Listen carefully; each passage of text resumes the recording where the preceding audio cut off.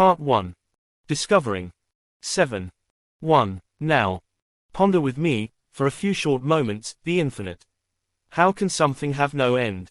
And even more perversely, no beginning? When we think about infinity, which most of us avoid, because it's too mind-boggling, too impossible to contemplate, so that when we do think of it, we do so for a fleeting moment and then shut it down and switch to puppies or sex. Most of us think about space, because we are taught this as children. Space is infinite. That frightens us in a way, yet it also provokes in us a certain sense of wonder, conditioned as we are to the contemplation of space by visits to museums, encounters with science fiction books and films, and such like, things that are familiar to us. But now, consider time. The infinite nature of time is a far bigger mindfuck than space. Unlike the endless nature of space, our culture has not devised ways to help us contemplate the endlessness of time. Movies and TV and museum exhibits can show space, they can't show time. As a result, we can, barely, imagine space not ending. But how can time be infinite? It's inconceivable.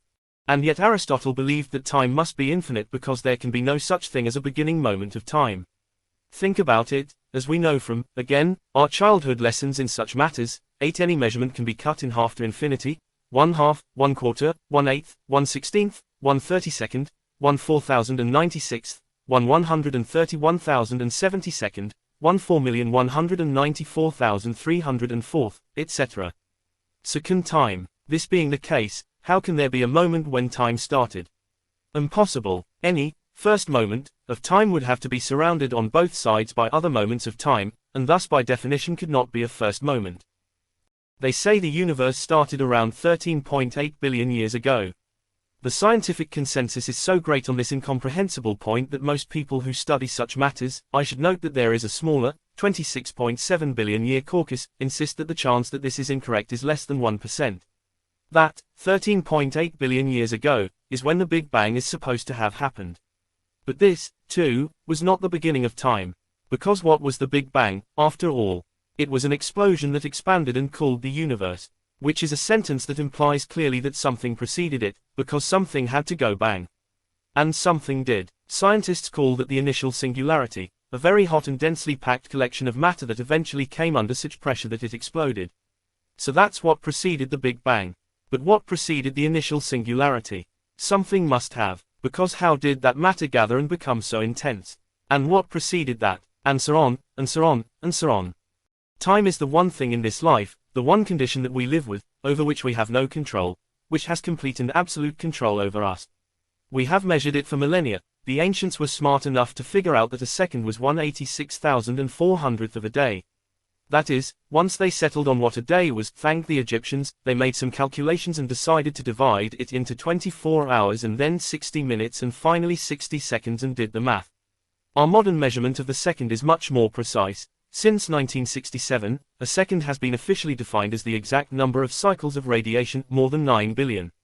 Required for a cesium-133 atom to transition from one state of energy into another. This is what powers atomic clocks, which are said to lose a second every 1.4 million years. We measure time, in other words, probably as precisely as we measure anything in this world. Yet we have no control over it. We have ample control over space. If we can't bear the spatial environment in which we find ourselves, we find a new one. Easy peasy. But time, we must simply endure. Our heart is broken in love, shattered into pieces, we cannot push the calendar forward, we must endure every wrenching, disfiguring day until the healing begins, if indeed it ever does. A loved one dies, there is no way to superannuate the days of suffering, they must be lived, one by excruciating one.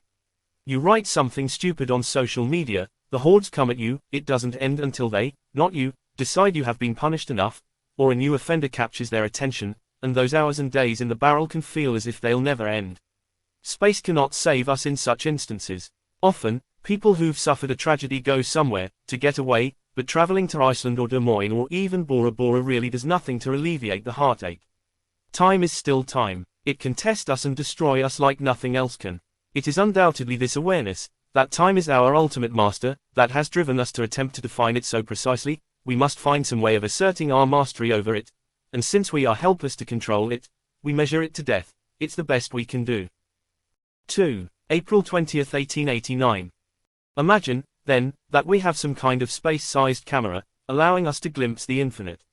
Now let us zoom our camera in from the infinite, slowly, to a galaxy, hot white at its core, surrounded by deep black, threaded by sinuous ribbons in various shades of purple and splotched in between with bursts of amber and gray mists, white dots of varying degrees of brightness fanning out across the expanse.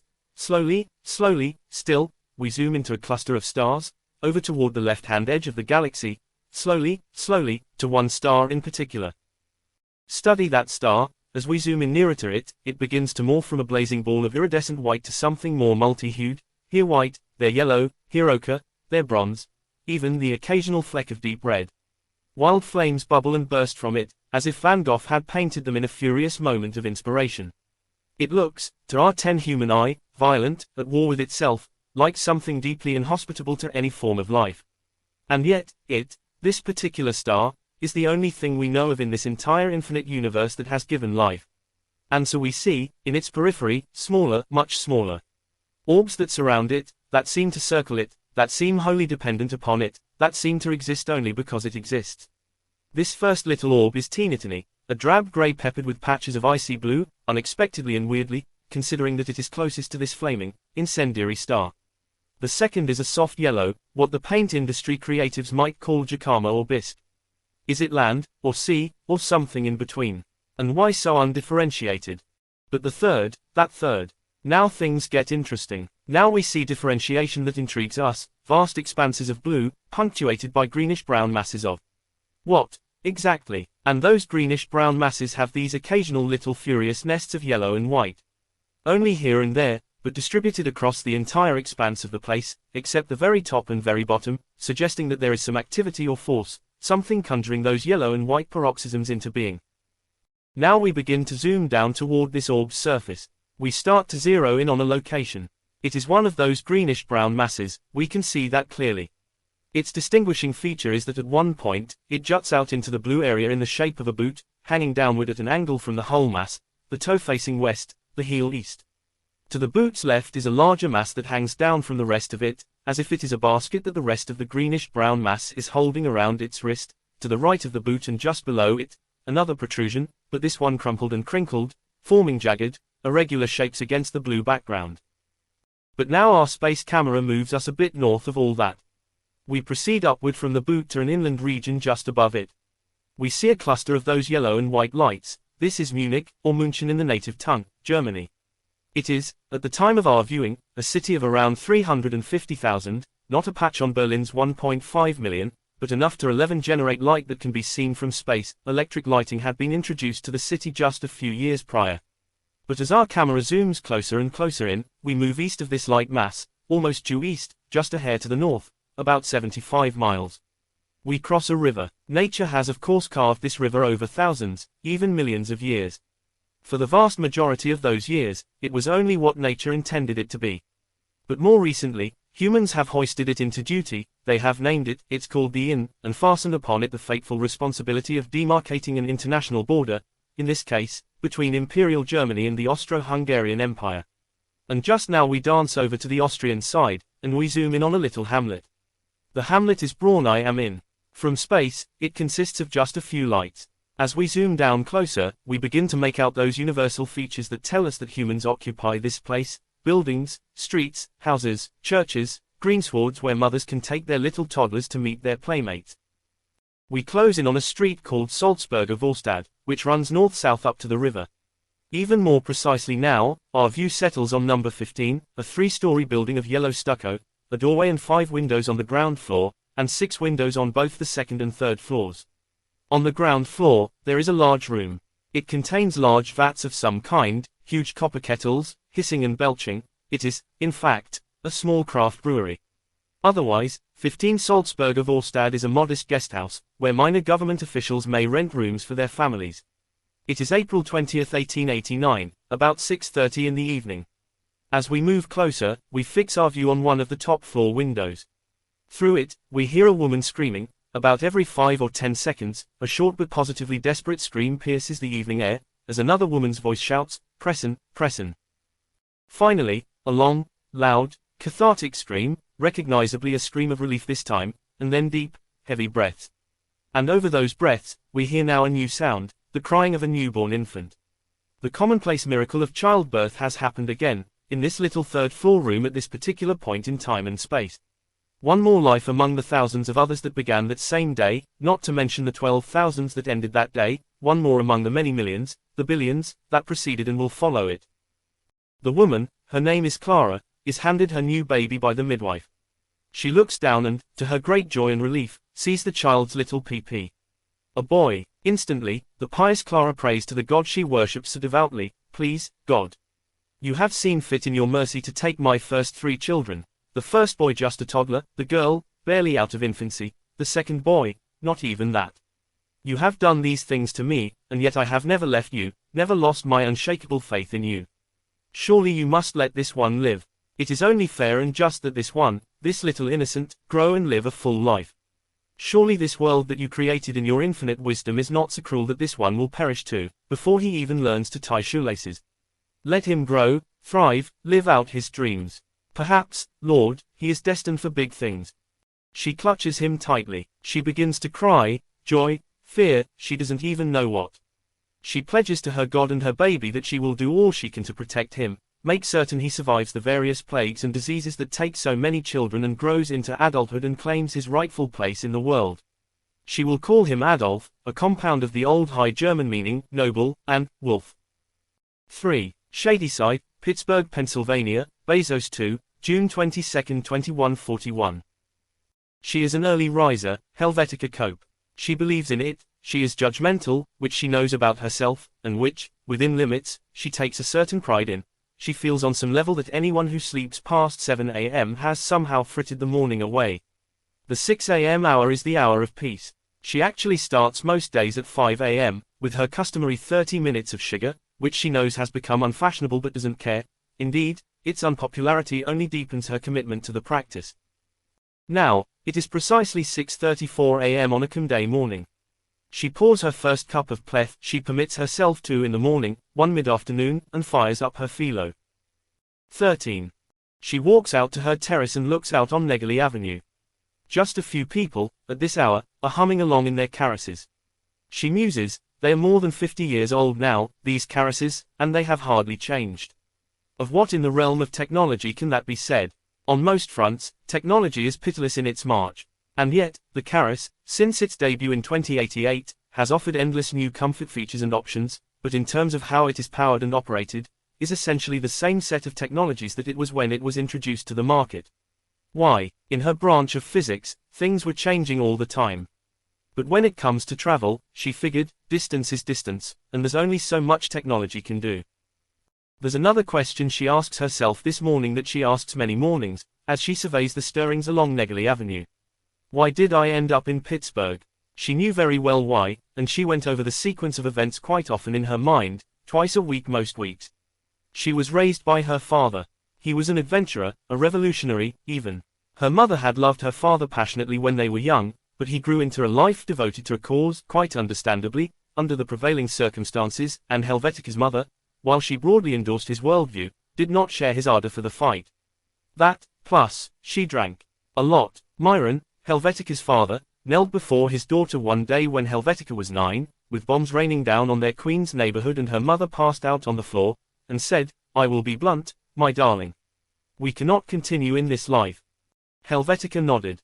Between that, he gestured skyward, to the bombs, and that, he pointed to his schnockered wife, "We will, die, and, die with a guilt neither of us deserves. Do you understand me?" Helvetica nodded. "So we are leaving, right now, while she's passed out. Are you with me?" Helvetica nodded. 14. They left their apartment and started walking. They carried as little as possible, a few days' worth of clothing, a little food, and Myron's Gibson Neo, which he cherished but, she noticed, never played. They walked across the 59th Street Bridge, as it happened, on just the day before it was destroyed by a missile. They walked across Manhattan. They joined the hordes walking through the Lincoln Tunnel. They allied in Weehawken, which was a Mad Max hellscape of bounty hunters, arms dealers, highwaymen, smugglers, and burnt-out cars and buses. Myron approached one man, selecting him because he noticed a small, subtle Star of David sticker on the man's valise. "Can you help us?" "Why should I?" "Because I have money." "Irrelevant." "Why?" "The borders are closed." "You're Jewish." "Yes." All the Jews want to go to Miami. That would be great. But that was a bad idea. 'Cause now they're all being rounded up in Miami. Anywhere else? The man pointed to an old army transport. That's going to Pittsburgh. What's in Pittsburgh? What the fuck do I know? It's not New Jersey. Or Miami. 15. Fine, we'll go. 700,000 jog. Myron had only 900,000. 200,000 wouldn't be much to live on. Fine. He tapped a few buttons on his Forex and completed the transaction. The man motioned toward an associate standing sentry by the transport, which was revving up. 2 more. The associate waved his arm toward himself 3 times fast, as if to say, come on, but hurry. And that was how Helvetica Cope came to settle in Pittsburgh. She felt like an immigrant, and she acted like one. And, given what had happened, she was one. She was in a different land. But look, she was free, more or less. She could work, she could vote, she could get an abortion, if she needed one, without her name being skywritten in red vapor above the city skyline like they did in a lot of places. And it was safe, in Pittsburgh, to be Jewish. She could go to temple, when the spirit moved her, which was pretty close to never. How she'd come to work at Frikorps was a whole other story. She had been at a job she'd loved. She worked at a non-profit research laboratory where she studied the nature of light and optics. She'd been part of a team that invented a form of galactic photo imaging that revolutionized how humans could experience the galaxy. She was proud, but when the lab sold the technology for an unspeakable sum to a consortium led by of all hideous people Irina Putina, who wanted to make it just one more proprietary play toy for rich people, she joined about half the staff in quitting. She landed at Carnegie Mellon University, which was nice for 2 years until they cut her department under intense pressure from the powerful Claus lobby, Christian Legion Against Woke Space. Eventually, she landed at Frikorps, not knowing much about the place except it was run by 16A famous person. It seemed to be engaged in fairly benign scientific exploration, and if she was going to whore herself out, she might as well do it for twice the money. Her philo appears, on this morning, in the form of a wiry, thin, and bespectacled red-headed man of about 45 with a flaccid handshake and a voice as if he never wanted to speak to begin with. She never knows. She likes it that way. Most people set their philos to appear the same way every day, and being honest, most people set them in the body of someone they want to bang, so that they start off the day with at least the possibility or thought of some coital adventure. But Helvetica Cope is part of the 37.7727%, so Opinion X tells us, who prefer to be surprised. Some days, her philo assumes some physically attractive form. But most days, it appears as a, paradoxically, portly dietitian, an elderly museum docent, a careworn Caris repairman, a woman sweeping the office at night, even, sometimes, a child. Helvetica is okay with this. It relieves the pressure to live an overly sexualized life, which she desires less than she desires order, work, control over her surroundings. Hi, I'm Milt. Well, good morning, Milton. Milt. Ah, so it's like that. Okay, Milt. Hello. Systems were successfully harbored, 1:32 a.m. Zhang 1 quarterly report reviewed and corrected, 2:11 a.m. 16 errors found. 16. Anything important? All errors are important. Of course, Milt. What else? Shipping routes for Fusitol finalized, 2:44 a.m. They figured out the Usmanov 3 crunch. 17. Yes, 2:31 a.m. Why not 2:30 sharp? At 2:30, the computations were. Never mind, that was a joke. I am programmed to understand jokes, but I do not understand this one, suggesting that it might not, in fact, be funny. Carry on, Milt. The problem of time travel solved, 3:33 a.m. 4. Everett, outside Seattle, Washington, Gates 1, same time as 3. Harry was awake. He'd fallen asleep early, around 9:30 the night before. But his sleep was restless. He awoke regularly over the course of a night, usually 2 or 3 times. And though he didn't admit it to many people, he sort of liked it like that. Those deep, quiet hours were his and his alone. He could lie there in his juang for 45 minutes, an hour, or more, when the rest of the world, or at least the rest of Gates 1, was aslumber. These are the moments, Harry persuaded himself, when he thought his best thoughts. He had one such moment just a month or so ago, when out of nowhere he had an insight into Abish's extrapolations about Alcubierre air drives. This happened at precisely 1:54 a.m. He had trained himself to check the time at such moments, because when he was an undergraduate, he read a biography of Seaman, and this was a habit of Seaman's, checking the time whenever he had an insight that he suspected could be momentous, historic even, so that he could record for posterity precisely when the great moment happened, where he was, the kind of shirt he was wearing, the color of the drapes, if he happened to be indoors. Sadly, perhaps, there turned out to be fewer such moments in Seaman's life than he had anticipated or hoped, although, as you already know from the previous sentence, there were enough of them 18 that Seaman merited a biography, and a serious one at that, read by an intellectually voracious physics student who was graduating from the prestigious Huawei Institute at age 19. Seaman, pompous, self-satisfied Seaman. Harry always suspected that he probably slept well.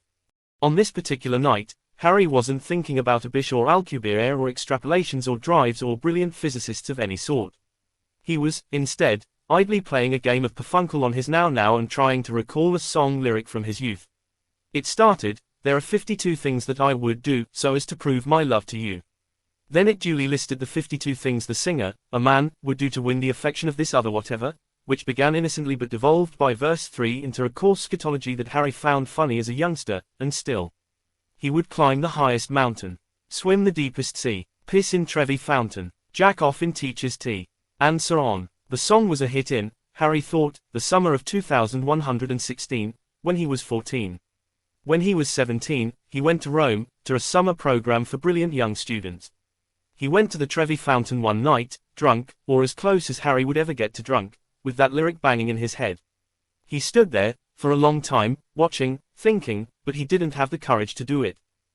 So he was capable, this towering man of science, this roaming, eruptive brain burdened with having to reside inside this gangly corporeal prison, of trivial thoughts, as we all are. He even had a rather mischievous sense of humor. At parties, he was the cut-up, understand, these were physics department parties. All of which is to say, he was awake at precisely 3:38 a.m. when, shockingly, his philo appeared. "Hello, Mr. David." Sheila. He had programmed his philo to assume one of 4 forms, each an attractive woman of a different sort. Sheila was the tall, curvaceous redhead. At first, she had the personality to match, 19 which is to say, suggestive, aggressive. But she changed. Philos did, sometimes, once you programmed traits into them, they could develop in unexpected ways. It turned out that philos reacted to their environments in ways similar to humans, which shouldn't have surprised the scientific community. When you think about it, if you're going to create quasi-humans, they will behave as quasi-humans, but it did. And Sheila, perhaps as a reaction to and defense against Harry's effortful attempts at seductive jollity, had taken a turn toward formality. "So, Sheila, this is unexpected. There is important news from headquarters."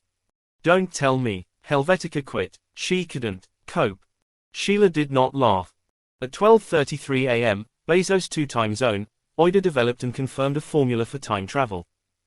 Sheila, standing before Harry in a slinky emerald green dress as he sat back on the sofa, smiled confidently, like a proud realtor showing prospective buyers a recently rehabbed Mattback. Harry tried to take it in. He was not completely shocked. After all, the team had been working on this for years, and the progress had been steady, especially since the Pan breakthroughs. Still, in the moment, it was shocking enough. Time travel, a topic that had fired the human imagination since at least 1895, when H. G. Wells published The Time Machine, his warning about the deeply stratified society that he feared Victorian Britons were building. Through every cheesy and poorly made science fiction movie of the 20th century to the more realistic versions produced in the 21st, through all the real-life near-misses of the 22nd, including prominently the Great Burham Hoax of 2123, in which a young Harry had been tangentially singed, let's put it, and now, here we were. Harry, who didn't really need his Freikorps salary and was mostly bored with the work, had stayed on only in anticipation of this moment. 20. Are you sure? Oh, yes, very. Oida actually solved for this 3 months ago and has spent the last 3 months rerunning the equations. She has rerun them 1,311,700. Okay. Now what? Helvetica requests an Eden. Now. No, at 8 a.m. Her time or mine? Yours. I am programmed to think in.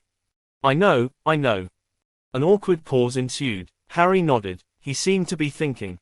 Well, deep thoughts. It was a moment, after all, for the deepest thoughts a human being can draw. Sheila. Yes, Mr. David. Harry. They'd had sex numerous times. She still called him Mr. David. I wanted to run something by you. Of course.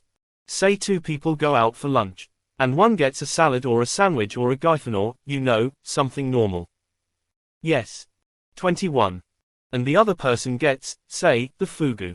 With white truffles, no less. It was like 900 jog.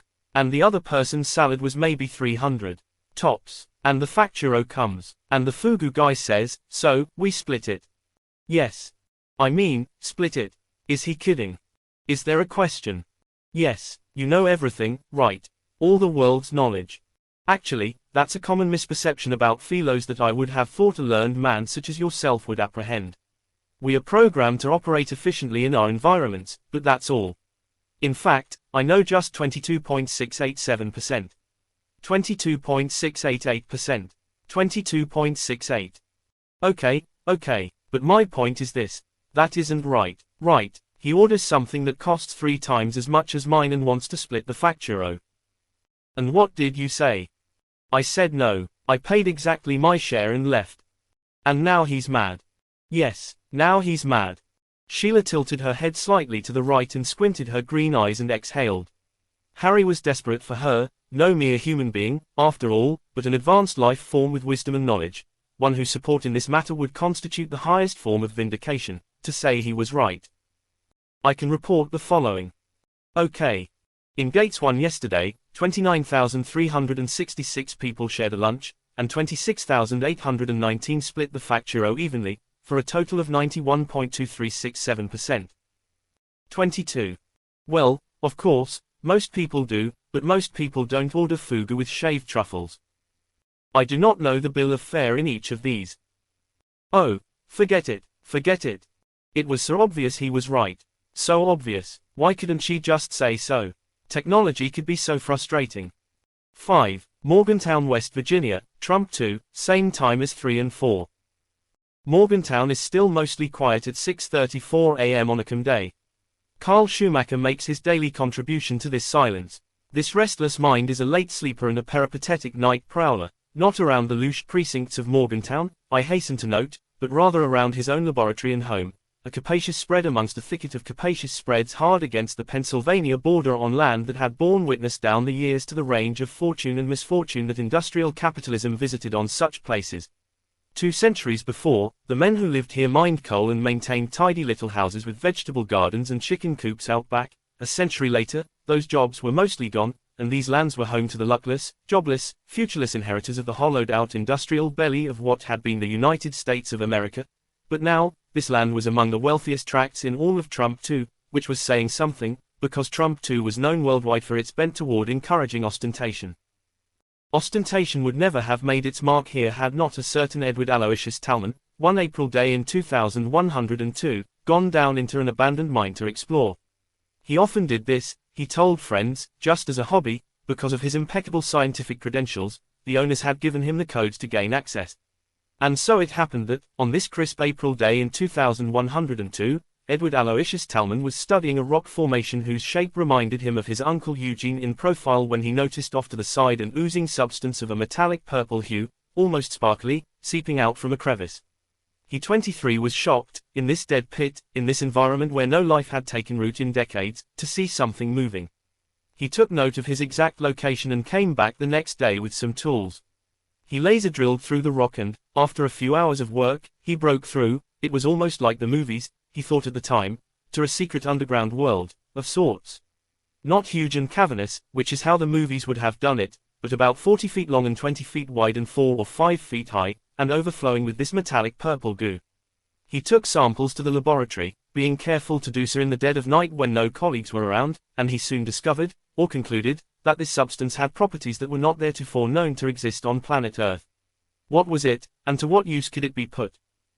Well, to make a long story short, it was, or would become, talmanium, the first new element introduced to the periodic table since 2078, trademark, 152,344. They had stopped mining coal in northern West Virginia sometime in the 2050s. Not because they passed any laws about it, no, not in Trump 2. Simply because the coal mostly ran out, or to put it more precisely, what remained was proving too expensive to unearth at any sort of profit. So no one to speak of had gone down into those old mines for almost half a century, except the occasional inspector, who was just there to do a job and check some boxes and get back up to terra firma, and Edward Aloysius Talman, who did it for kicks, and because he half thought that someday he just might find something interesting. And no one knew that, for the better part of that near half-century, this purple ooze had been forming, as Ed Talman would discover, out of the coal that remained down there, out of certain previously unidentified minerals that somehow seeped up from the asthenosphere, and out of the massive amounts of human detritus that inevitably found their way down into the pit. That was one way in which humankind had left its mark indelibly on the planet. All the hundreds of years of plastics and nylons and beer cans and potato chip bags hadn't, by the 22nd century, merely polluted the Earth, they had altered it chemically, even creating, although the scientific community debated this, as it once debated 24 whether Pluto qualified as a planet, a whole new layer of Earth, the polymerosphere, made from the countless billions of tons of non-biodegradable garbage humankind had seen fit to manufacture and toss. This process was, just as it sounds, mostly bad. But in the case of talmanium, it was good. Stupendously good. Good beyond human imagining good. Because this purple ooze formed in part from all this trash was a source of energy that was little short of miraculous. It offered a propulsive power that dwarfed anything ever before known to humankind, and it produced little in the way of downsides. To be converted into energy, it didn't have to be burned, like coal. It simply had to be heated to an extraordinarily high temperature, 1321.57 degrees Kelvin, to be precise, or 1922.756 degrees Fahrenheit, and it pushed out power like the human race had never seen. Jet airplanes fueled by talmanium could get from New York to Los Angeles in 2.5 hours. Trains that ran on talmanium could get from Washington, D.C. to Philadelphia in 32 minutes. Indeed, the greatest challenge with respect to talmanium-fueled train travel was developing a material for the tracks that could support a train moving at that ferocious a speed, although that problem, too, was solved, in 2121, by a molecular chemist in Vilnius, and in Deripaska 3, it was possible now to travel from Warsaw to Belgrade in a mind-bending 2 hours and 54 minutes. And all you had to do with the heated talmanium, let it cool, and use it again. It had to be cooled under very specific circumstances, in very wide and shallow pools, so that the ions could reattach to one another in the proper way, meaning that the cooling pools could be placed only in geographic areas of broad, flat expanse. And of course there was some effluent that escaped into the air when it was heated, and the effluent contained properties that were found to have a constricting effect on the pseudostratified ciliated columnar epithelium, which is to say, the tissue found in mammalian lungs. The effect was especially notable, for reasons science had not yet ascertained, in the cat species, meaning that cats, from domesticated house cats to mighty lions, were perishing at a, let us say, concerning rate. Yet at the same time, someone had somehow discovered that a quick whiff 25 of the talmanium effluent in powder form, marketed throughout much of the world as whizzbang, intensified sexual arousal in all 5 extant genders by spiking the production of oxytocin, the so-called love hormone. This, as you might imagine, left the world's cat lovers fighting a rather lonely battle. Talman studied his ooze for several months, coming to understand its potential value to the world. On several occasions, he took model rockets deep into the woods and launched them as a test in pairs, one fueled by the age-old combination of charcoal, sulfur, and potassium nitrate, the other fueled by his ooze. The standard rocket flew several hundred yards and nestled in the nearby woodland. The ooze-powered rocket, to which he attached a note asking its finder to contact him. Well, he successively heard from people in Georgia, Michigan, Central Ontario, and from the midfielder of the Kansas City Cox, the city's professional Winkleball team, at whose feet a rocket landed mid-match one October day. When the time was right, he went to his superiors in the physics department at West Virginia University and explained the entire situation. I think, he said, in his modest, small-town way, he hailed from a hamlet in the West Virginia Piedmont of 346 people, that I have discovered something that's possibly rather significant. The physics department at West Virginia University did not, to that point, enjoy a reputation as a great citadel of learning and research. Likewise, no conspicuous laurels adorned the escutcheon of Edward Aloysius Talman, who, at age 51, had just 1 book and 3 peer-reviewed papers to his credit. But he did have a restless intellect, and a breathtaking gift of the gab. He had read widely and could quote not only all of history's great people of science, but 20th-century philosophers no one had even heard of anymore, cognizant as he was of the various striations within 20th-century Marxist political theory, among many other forms of now useless knowledge. But his key piece of knowledge was useful indeed, and soon enough, Ed Talman was a rich man. A very, very, very, very, very rich man. 26. And, soon enough, the humble physics department of humble West Virginia University, underfunded for decades, perennially the subject of questions from certain state legislators about why it even needed to exist, was very, very, very, very, very well endowed. It also became, soon enough, a destination. In fact, between 2104, when Talman went public with his discovery, and 2113, the physics department at West Virginia University became one of the world's so-called Big Five, along with those at universities in Zurich, Shenzhen, Cape Town, and Dubai. Talmanium was identified in roughly 37% of the world's abandoned coal mines, which is to say, there was a hell of a lot of it, and some on every continent. Then, in 2122, some chemists in Dubai figured out how to produce it synthetically, first as liquid and then in crystal form, which was much lighter and could power smaller craft. Edward Aloysius Talman and West Virginia University both got their little percentage of that, too. By 2130, the physics department produced so much revenue from its small percentage on Talmanium royalties that it not only paid students to come there, it bought them homes. So it could, of course, attract whatever students it wanted. Faculty pined to move to Morgantown. And that's how that land against the Pennsylvania border, once home to hard-living coal miners, later to their sons and grandsons, whose main life choices were between peddling OxyContin and stocking shelves at the dollar store, became some of the most precious real estate in all of Trump too. And it's how a genius like Carl Schumacher, raised outside of Dusseldorf, the son of a renowned scientist himself, a child prodigy whose brilliance was recognized throughout Soros I at age 9, ended up in Morgantown, West Virginia, Trump too. The Trump part had made him a little nervous when the invitation came, he confided to friends. But uniformly, they said, "Are you crazy? It's the Edward Aloysius Talman School of Physics at West Virginia University." Talman had died in 2132, at age 80, Schumacher joined the school 2 years later. You can't pass this up. And, indeed, he did not. He accepted a position, insanely well compensated, $4 million job a year. He learned English, fluently. He even learned the folkways of the local 27 people, including their love of this odd foodstuff called the pepperoni roll, for which the people stood in line every Saturday at the number 6 dispensary up on the mile ground, even though this, pepperoni, had not for some years been made of actual pig meat, since pigs no longer existed, but of muscles from the anuses of certain dogs.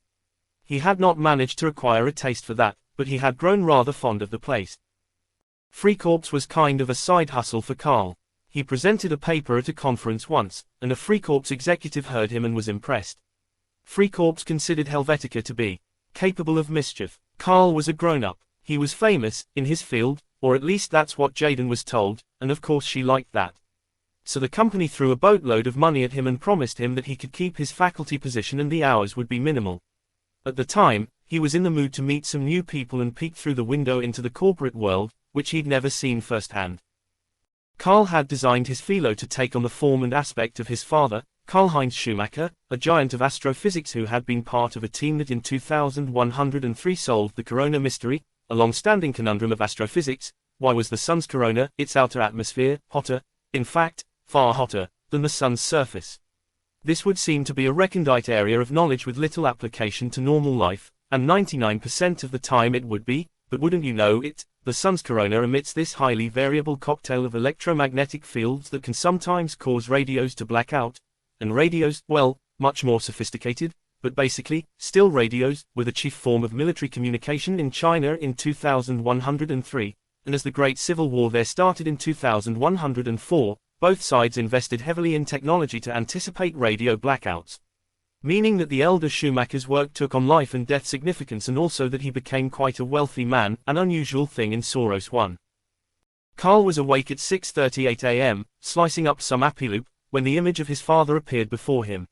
"My son," said the image, "I have been summoned to inform you of a most propitious development." 28. Do tell. There is a major breakthrough in your sector. Okay, do tell. I will leave the details to your leader. Philos could make up their own minds that way. Carl paused and gulped down a piece of Apiloop. Verflixt, this isn't ripe yet. In 30 hours and 6 minutes, that Apiloop. Yes, yes, yes. I mean, I've cut into the blasted thing. Anyway, what is it? Helvetica has called an Eden. She will explain. 11 a.m. 6. Jaipur, Rajasthan, Ambani 1, same time. The 4 p.m. alarm sounds across the city, and a quick glance outside her window confirms to Devika Raghavan that the daily ritual is broadly observed. 1 or 2 people scamper about, a few caresses linger in the air, but mostly, all is shut down. No one wants to be out, anyway. There was that one year when, during the hot season, thousands of people died because they didn't yet understand that it wasn't safe to be outside in the afternoon, that it was so hot that heat stroke could overcome even a nominally healthy 30-year-old. This is exactly what happened to Jaipur's most famous son, a beloved cricketer, who was speaking to a crowd of admirers in the heat one day and dropped dead like a philo who ran out of physium. By the next year, people understood and stayed inside. Devika, a sensible sort, wanted no part of that. She was so sensible, Devika, but in a winning way. She exuded, to all whom she encountered, and from the time she was a toddler, it was all nature with her, not nurture, a kind of stern optimism that never doubted she would carry the day, and thus she virtually always did. She was Mary Poppins-like in that way. Now children, do stop this nonsense 29 and have your bath. She could be involved in a debate on the most intricate detail of astrophysical formulae, but inevitably, at some point in the debate, she would make her point, and that point was whatever complicated thing it actually was, but her foes would in essence hear Mary Poppins saying, "Now children, do stop this nonsense and have your bath," and they would succumb. Devika practically pulled floor lamps out of her portmanteau. The 148 IQ didn't hurt, either. At the moment, her thoughts were occupied by the one thought that usually occupied them, how to find another job. She'd been reasonably excited to join Freikorps, at first, working for the famous Jaden Shrike, after all. But that wore off pretty quickly. She felt she should be doing more with her life. At university in England, a professor, her relativity professor, no less, had told her she had a deep genius in her.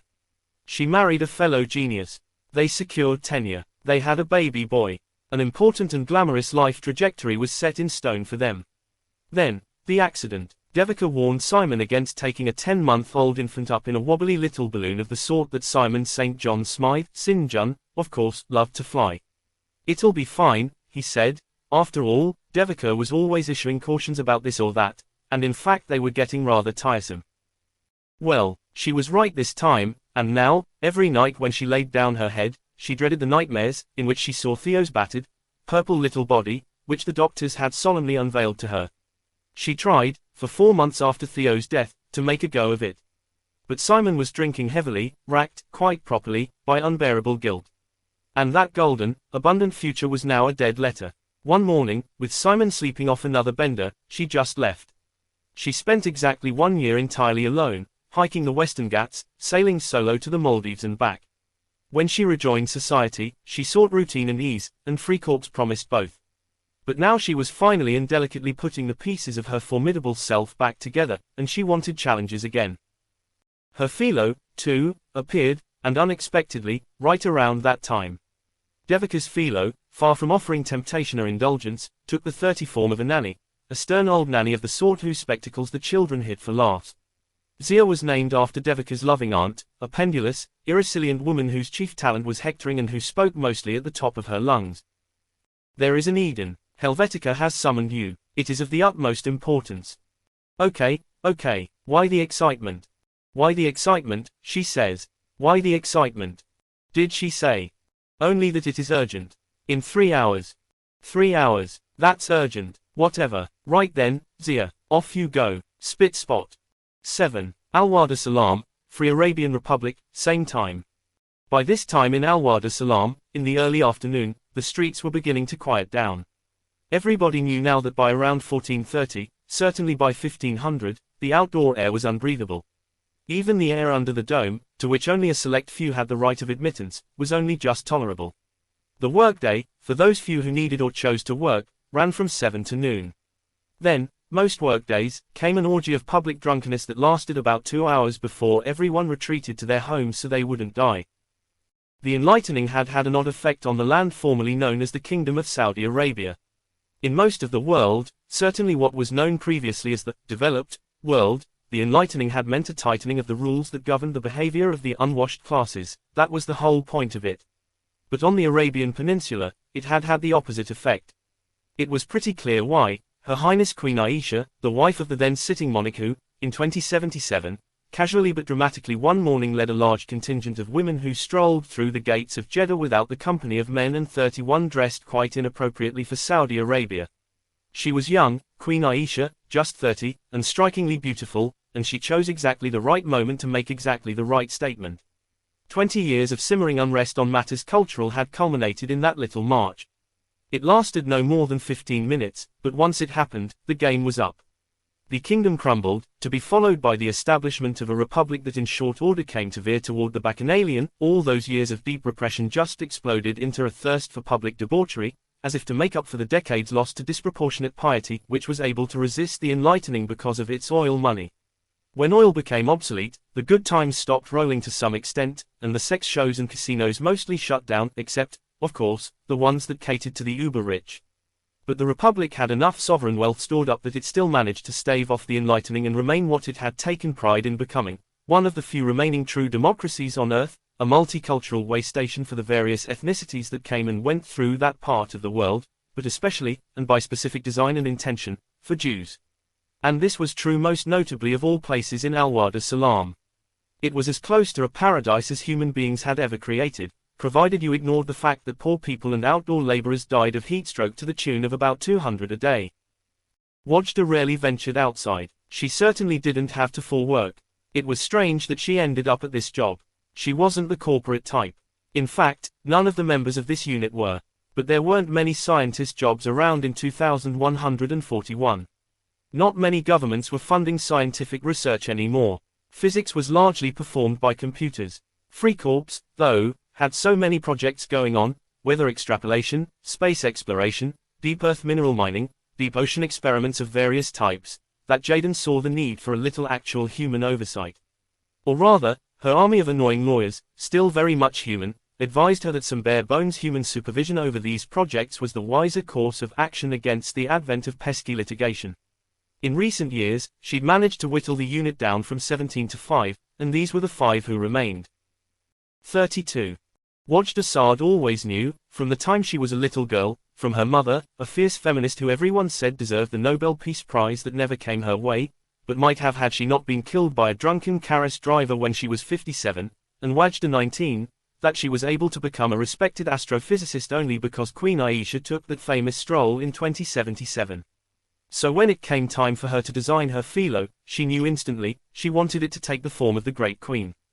To inspire her and remind her of the source of her great good fortune. And so it was that the visage of the Blessed Monarch, fully dressed this time in, it must be said, workaday clothing, appeared before her. Wajda. Wajda at the moment happened to be sitting on the Karama, just finishing up. I'm a little busy. Her Highness, philos didn't always obey social niceties, and they never had to use the bathroom, so they were noticeably unempathetic on this point, materialized before Wajda at precisely the moment she was wiping herself. Hey. Her Highness said nothing. A little privacy, please. Philos do not excrete waste and are unconcerned about such matters. But you can smell. Yes, we can, but we distinguish smells for organizational purposes only, not for what you humans might call pleasantness or unpleasantness. Wajda had never quite known that her philo could not distinguish, olfactorily, between a basketful of lavender and a puddle of vomit. Or could distinguish, technically, but couldn't say one was nice 33 and the other wasn't, and could never experience the world on such levels. Sometimes, Wajda wished her philo had a bit more of the real Aisha's panache. She was still alive, by the way, pushing 100 and still making trouble. What is it? Helvetica has called an Eden. Approximately 3 hours hence. Level 4.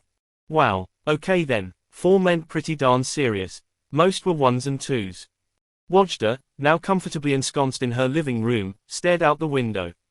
The streets were mostly empty. The bar on her block, which she often watched out her window for amusement, was closing. It was mid-afternoon, and already it was 48 degrees Celsius outside and bound to get hotter. She knew from unpleasant experience that it was like trying to breathe through an oil-soaked cheesecloth out there. She watched a group of absolutely sauced young men stagger out of the bar and wondered if being that drunk made the air worse or made one not notice it so much. she resolved to go down to that bar and get good and hammered one day and find out. 8. Back to Shadyside. Helvetica's nipper beeped and flashed 4 times, indicating that her comrades had acknowledged receipt of her summons. It then informed her that all 4 planned to attend. With that settled, she did something she often did on mornings she was awake and had some time to kill. It was a little nod to her father, and his passion for history and political events. So, Milt, tell me. Yes, Mom. 34. What is important about today?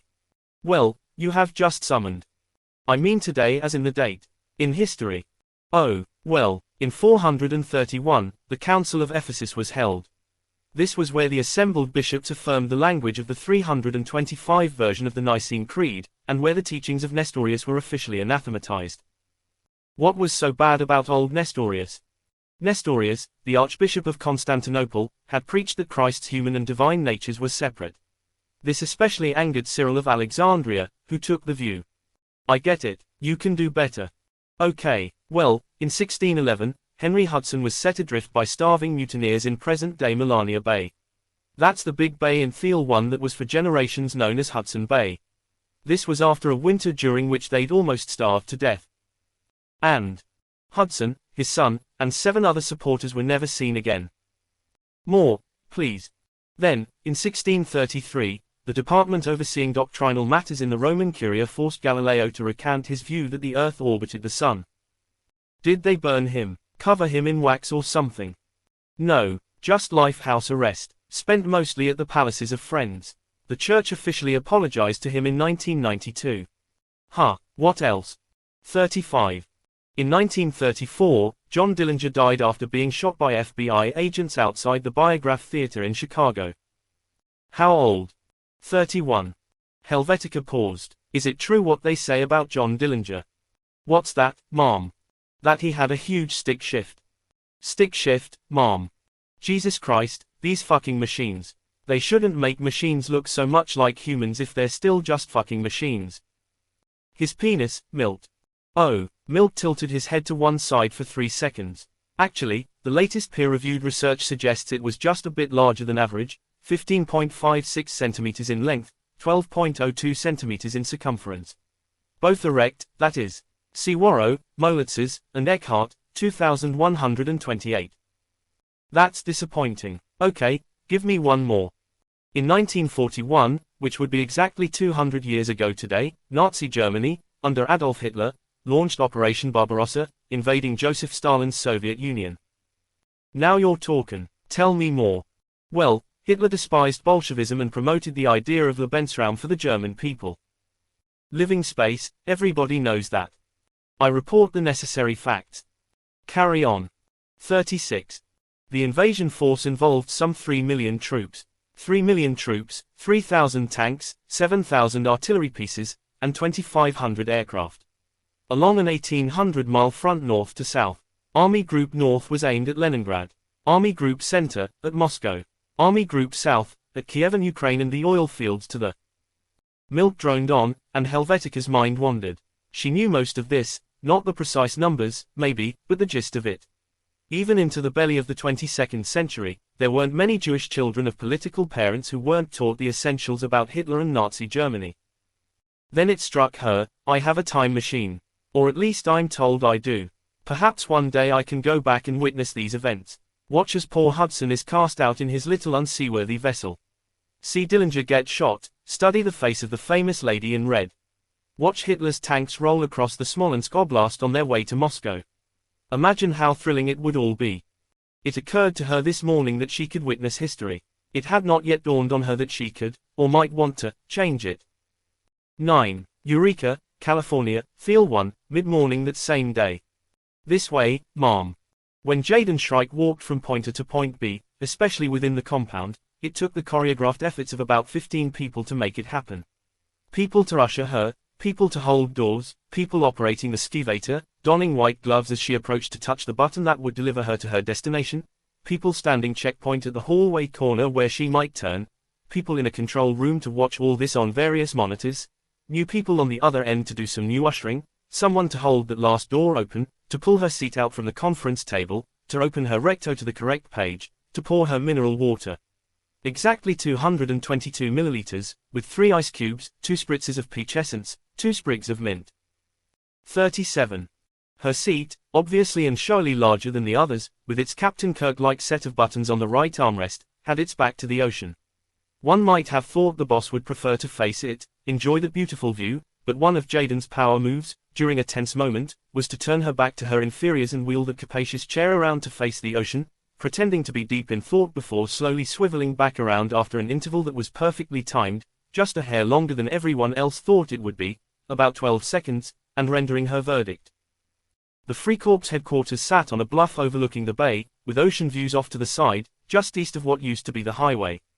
The land was once a community park, but that was decades, regimes, and several sensibilities ago. Now it was home to what the area tour guides referred to as the planet's largest terrastainably integrated human facility. This was of course a lie, predicated on the confident assumption that your average tourist wouldn't have the slightest idea what terrastainability was, but it was one of those impressive words that made people gasp in awe, and it was couched inside an assertion that couldn't exactly be disproven, as Darius Shrike well knew when he commissioned the design of the place back just before the dawn of the 22nd century. Darius had been born near Sacramento when it was still officially within the United States of America, back in 2051. He observed the schism as a youngster, from the safe distance of Southern California's Inland Empire, where his family had moved and where the civil wars didn't exactly rage, but where reports came through loud and clear of the violence that spread its talons across the country's midsection. He watched, too, as his father and uncle, kindly brothers of Anglo-Flemish stock, small businessmen in the burgeoning human pet translation trade, got swallowed up by events, the extinction of many of the smaller breeds during the first climate crisis, followed quickly by the forced re-fertilization of so many larger breeds during the civil wars, destroyed them. Darius, who was named, after all, after a great king, as his Iranian-American mother incessantly told him from the time he was about 3, vowed to himself that he'd never let this happen. 38 to him, would never permit himself to be such a passive, agency-less figure in history's churn, to serve as chum to the whales of commerce.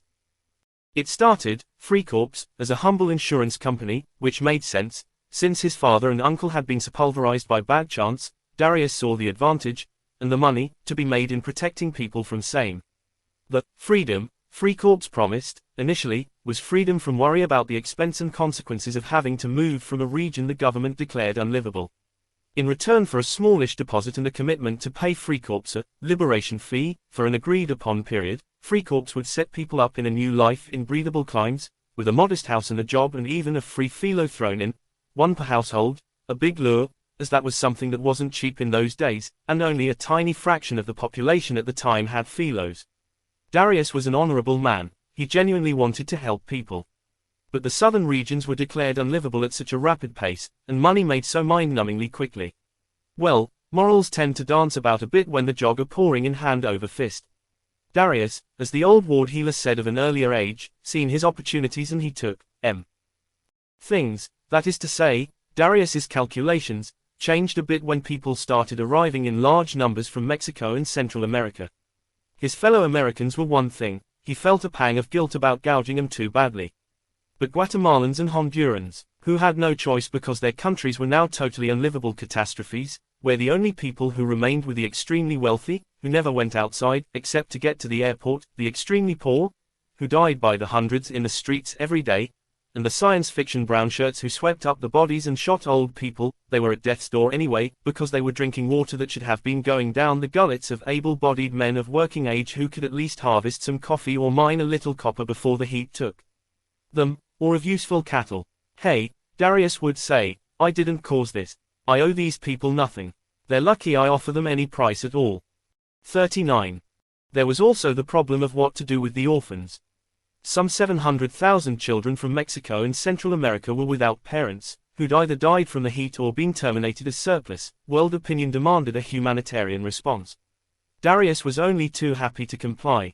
He arranged the purchase of a large patch of land along Great Slave Lake in the Yukon Territories, where, he assured the world, these precious children would be sure never to die of heatstroke. He ended up taking in around 180,000 and was celebrated the world over. It's quite an expense, after all, housing, clothing, and feeding thousands of orphans. He invited the world's press in to have a look. It was clean, there were playgrounds, there were classrooms. He won the coveted Buchel Humanitarian Medal. Then, Quietly, 5 months later, after the world's attention had turned elsewhere, he put him to work. He continued to educate the brightest few thousand, but the rest went to the metaphorical salt mines. Most of them worked packaging various chemicals needed for electronics. Helium-3 and other precious minerals were mined on the moon and delivered to Fort Resilience, as Darius had dubbed the place, where the children put it in canisters to go out to customers. Others made boxes, day in, day out, box after box after box. Finally, to bring some jollity to the enterprise, a number of them were involved in the manufacture of toys. The world, in other words, had a kind of real-life North Pole for the first time ever, but with young, enslaved children playing the part of the elves. Darius disputed that they were enslaved. They can leave any time they want, he'd say, which was true, although, leaving, meant striking out on their own across a vast and often frigid expanse with 3 days' worth of provisions. He even visited the work camps dressed as Santa at Christmas time. According to Opinion X, 44% approved of the arrangement, 31% disapproved, and 25% shrugged. Darius followed up that Yukon purchase by buying up as many coastal lands in the north as he could get his hands on.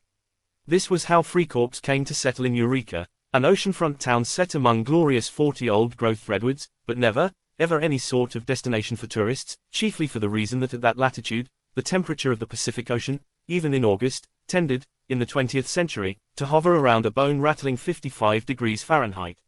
But by about 2090, it had worked its way up to 77 degrees, pleasantly swimmable, to your average person.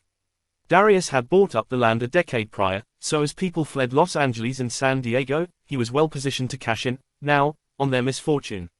Then, at the turn of the century, he cornered the regional market on water, just as its price hit a record high in the Pacific Northwest. Around this time, with a few too many nosy reporters snooping around and one crusading Canadian member of Parliament vowing to hold hearings into the Fort Resilience enterprise, Darius decided that it would be a good idea to start to rebrand Frikorps as an exploration company. "We've made billions off of science, that is, scientific misfortune," he announced. "It's only fitting that we should plow some billions back into the study of science, of space, of climate and weather, of Earth itself, to create some scientific good fortune. There," said observers, "goes a great humanitarian." As he celebrated his 50th birthday, just after the dawn of the 22nd century, with an exclusive party at the Skagway Four Seasons where guests drank all the triple-filtered Alaskan spring water and 82 Baron Trump Reserve Brut they could wish for, he had become something celebrated the world over, something his poor father and uncle could never have dreamed. He was, in addition to being celebrated as a Renaissance man, planet Earth's first multi-trillionaire, beating Isosceles Musk, according to the outfits that measured such things, by 5 days, 11 hours, and 8 minutes. Of course, Darius cheated, but Isosceles cheated more. Jaden scampered about at that birthday party as one might expect any 10-year-old would, under the overly indulgent eye of her mother, Quiki, pronounced Kiki, a name that after considerable argumentation, both her Chinese father and Mexican mother agreed they could abide. Quiki never liked her own name and always vowed that her 41 daughter, if she had one, would have a more normal American name. That the United States had by that time dissolved as a unit, far from sapping her ardor along these lines, only strengthened it. She missed the United States of America. A lot of people did, really. She wasn't sure how American Jaden was, but it seemed vaguely wasp-y to her, like the name of a prototypical cheerleader or mean girl, and it was what Darius wanted, and that was that. 12 years later, at 22, Jaden had become something neither of her parents quite saw coming, a rock star. Well, that's not quite right. Rock, as a genre, no longer existed, per se. But she played guitar, piercing, shrieking electric guitar, and sang and wrote songs. And it didn't hurt that she was hot, in pretty much exactly the exotic, hard-to-penetrate way one might expect from her Anglo-Flemish Iranian-Chinese-Mexican heritage. Her first big hit, which she wrote and produced, was called True Colors, an intentionally dark send-up of the syrupy love song of the same name from the late 20th century, which she turned violently on its head and shattered into shards of sharp glass.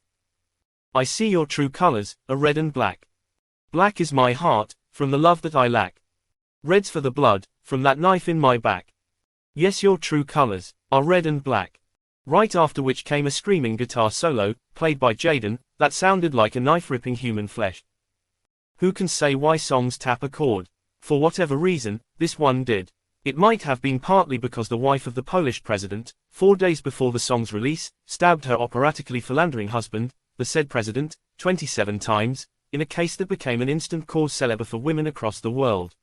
From Beijing to Beirut to the Bay of Fundy, women took to wearing armbands of the sort Jayden wore at her concert gigs, with 2 black stripes on the outside and 1 red stripe between them. Often some white was added, a symbol of the purity of this cause, in the form of narrower stripes surrounding the red one. 42. She followed, True Colors, with a string of hits that made her one of the biggest stars in the world and cemented her reputation as a rebel. Which was important, because at that point, in the 2110s, there was still a fighting chance that the insurgency could reverse the enlightening and restore democracy to the world. The Cronus triumvirate had installed itself in power at the conclusion of the civil wars, but its attempt to impose full martial law, just a flat-out more or less global police state, had met with large and active pockets of resistance. The triumvirate held a shaky power for a couple of decades, violent decades, to be sure, decades in which the rebellion could not be quite snuffed out, although Cronus's power was never seriously challenged. But the Kharkiv uprising of 2113, when a column of far-flung insurgents almost took Moscow, gave new hope to the world's Democrats. Similar shows of strength and near success in Santiago, Wuhan, Marseille, and Chicago were further emboldening. But that's when a Cronus general of Russo-American lineage named Richard Peterko took over and, rather than just sending in the tanks as the totalitarians of old did, ran a very subtle and sophisticated counterinsurgency campaign. Peterko was a complete fascist, from his tousled head to his nervous, always tapping toes. But he never came off that way. He smiled, told jokes, salted his speeches with Bob Dylan lyrics, many of which, upon inspection, were enigmatic enough to be hoisted into use by a man who stood for everything the young Dylan had appeared to oppose. To live outside the law, you must be honest, is tailor-made for an authoritarian foe of the bureaucratic state. He wore no uniform, demanded no particular salute. He insisted on no pledges to himself. He recruited no army to crush the insurgents. He simply told the people that they would be provided for, had nothing at all to worry about, provided they stopped insisting on and fighting for these pesky rights. He never put it like that, of course. Indeed, he said the opposite, that the triumvirate was there to protect the rights of the decent citizen against the constant whining of all these theatrical crybabies. This was the face of 22nd century fascism, the smile rather than the snarl, in place of the threat, the reassurance. 43. Peterko assumed absolute power, through a vote, of course. But only a vote of certain of the population, in 2119, just as Jayden's newest hit, Fight the Bastards, or Fuck the Bastards, in domains where that was permissible, was climbing the charts. He started using it as a theme song at rallies. Her fans, or most of them anyway, were aghast. How dare you, they said. She is against everything you stand for. For 2, 3, 4 long weeks, she held her silence, ducking press inquiries as to how she felt about having her song appropriated by this man, who was by near universal presumption the chief bastard she had in mind. Well, some press inquiries. To other elements of the press, it was obvious that Peterko and Shrike were natural allies against this so-called insurgency, that, its lack of official political power notwithstanding, still, really, ran things, through means so deviously opaque and indecipherable to your average person that she could not see it, yet became so obvious once she really looked. And so both groups waited to see what the world's biggest music star would have to say. Would she take the side of liberation or power? That next Saturday, Peterko was scheduled to make an appearance in Minsk, friendly territory. There was a series of opening acts, all completely predictable and uninteresting. Then things went quiet from the stage. The audience was momentarily confused. It was dusk. Then, suddenly, laser beams and fireworks and large flames erupted from the proscenium, the curtain lifted, and, descending from above with wings affixed to her back and a purple rain Schecter apocalypse strapped across her shoulders, came Jayden Shrike. The band struck up, Fight the Bastards. The crowd roared, even as, around the world, many hundreds of millions watching were crushed. The symbolism was clear. Jayden Shrike was Peterko's, and the triumvirate's, avenging angel. Destroyed as the hundreds of millions were, it really shouldn't have been any surprise. Anyone who listened to her lyrics closely or read her interviews could pick up the hints that this rebel posture wasn't entirely sincere. She wrote songs about social justice but never spoke about it, and she was also capable of the occasional lyric like, "That's just what they who really run things want us all to think," a line that coded like 1960s left-wing protest but was ambiguous enough to be read 44 also as right-wing populist. She kept a home in Ulyanovsk. Her chorus was of Brazilian manufacture, from a company owned by a notorious enemy of democracy there, and so on. But people, even in an age of relentless information, see only what they want to see. And so she chose this fateful moment as her coming out, as it were, as a supporter of the triumvirate. The rally ended with Jaden, Darius, and Peterco on stage next to one another, arms aloft, sound system blaring, true colors, as the stage was drenched in the red, black, and white of Jaden's old armband, also the colors of the triumvirate. The white stripe contained the triumvirate's insignia, a kind of medieval cross whose four ends were pointed like spears. This was the image sent out to the world's 14 billion people. And it was Jaden's last day in the music business. To say that all this went according to Darius's plan would be an exaggeration, but only a slight one. Famous of course in his own right because of his wealth and his unerring nose for the public temperature, he had also never particularly hidden his authoritarian streak. Yes, democracy had served its purpose, he allowed in certain well-timed interviews, it had had its time and place, but history had shown that equality isn't natural, and in the 22nd century, people were interested in different ideas and had different values. He had inculcated this conviction into his only child as well. Oh, he was clever, he helped her write lyrics, so this career was not a complete surprise to him after all. That threw the public off the scent and made her a hero to the insurgency crowd, because he knew it would one day be useful, necessary, in fact, for the indoctrinated masses to feel a deep affinity for her, so that when the day of her coming out finally arrived, tens of millions the world over would feel too conflicted to hate her, and a sizable chunk of those tens of millions, either ditching their old convictions or lacking them in the first place, would follow her.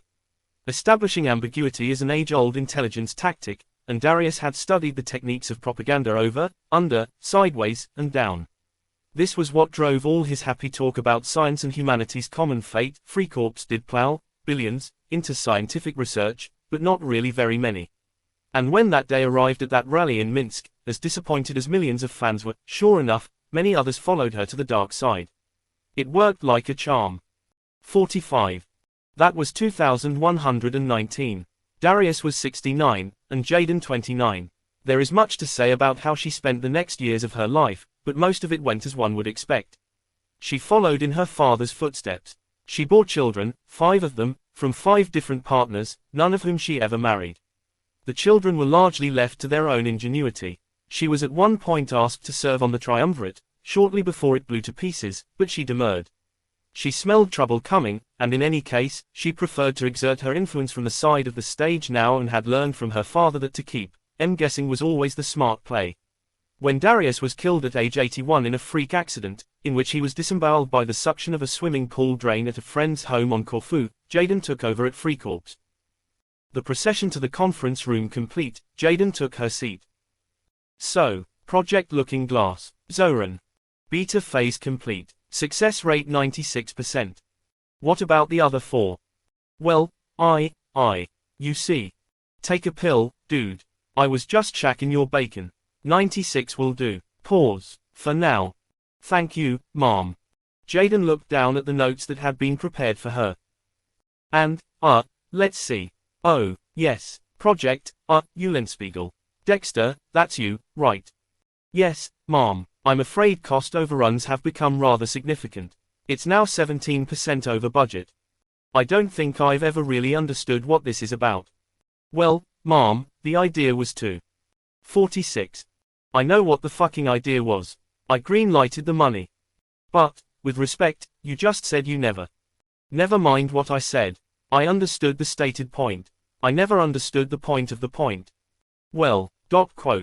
Stop. Too late. Also, terrible fucking name.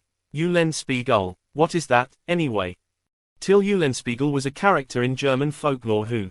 Jaden started snoring. Listen, go take a couple weeks off. And be glad it's just that. Yes, Mom. Now, Project Vitality. Allison. All running according to plan, Mom. How are the trials? Quite positive. Subjects' responses in keeping with predicted expectations. Rebellion rate. Down to 14%. Jaden was silent at this news. She looked down at her recto. The goal is 7%. I know, but I really think 14 is adequate. For now, that's low enough that. The goal is 7%. Yes, Mom. 47. Antidote. Omar. On schedule, on budget. Success rate 88%. Here was the point when Jaden swung her chair around to look at the ocean. After precisely 12 seconds, she spun back around to face her subordinates. So you're telling me that for 1 out of every 8 or so people chosen for the antidote, it won't take. How many people worldwide, Omar, have we estimated would be candidates for the antidote? 145 million. Correct, 145 million. And what, Omar, is 145 million divided by 8? Well, 15, plus, ... Jaden was pretty quick with the math. It's 17.4 million. That's 17.4 million chosen people, Omar. Left behind. That is completely unacceptable. What seems to be the problem? Well, you should really ask one of the scientists. I know, you're just the numbers guy. But Haruto isn't here, so I'm asking you. My understanding is that it appears to be people with unusually high levels of helicase enzymes. An enzyme, and we can't control for that. Well, it's just a normal process of trial and error, ma'am. It can be hard to identify, apparently. Well, make them identify it, Omar. Is this not precisely the sort of thing I pay you a handsome salary to make sure we figure out on schedule and on budget? 48. It wasn't. It is, ma'am. So figure it out. She slammed her open palm on the desk 3 times in cadence with her words. Anything else? She liked to keep these meetings short. 15 minutes, tops. It signaled to everyone how precious her time was, although in truth she often wasn't especially busy. Lavinia, oh, there is an update from Oida's sector. Jaden, Oida, what have they done that matters? It would appear that they have developed a formula for time travel. Jaden said nothing. The Oida unit, to her, was the group of cranks. All they were supposed to do was make sure all the scientific systems, all of Freecorp's many experiments, all the project coordination stuff, shipping routes, etc., were proceeding as they were designed to. Protect her from lawsuits. Since these were very smart people bored to tears by their work, Helvetica one day asked Jaden if she'd mind very much if they looked into the possibility of time travel. Jaden, thinking it a joke, said sure, knock yourselves out. And now, here it was, they'd apparently done it. Is this for real? Well, they haven't tried it yet, but apparently, yes, it is possible. Jaden spun her chair around, this time for 17 seconds. I suppose, she said, I had better talk to them. 10. The inequality movement. The schism finally happened, in the United States, in the wake of the presidential election of 2060.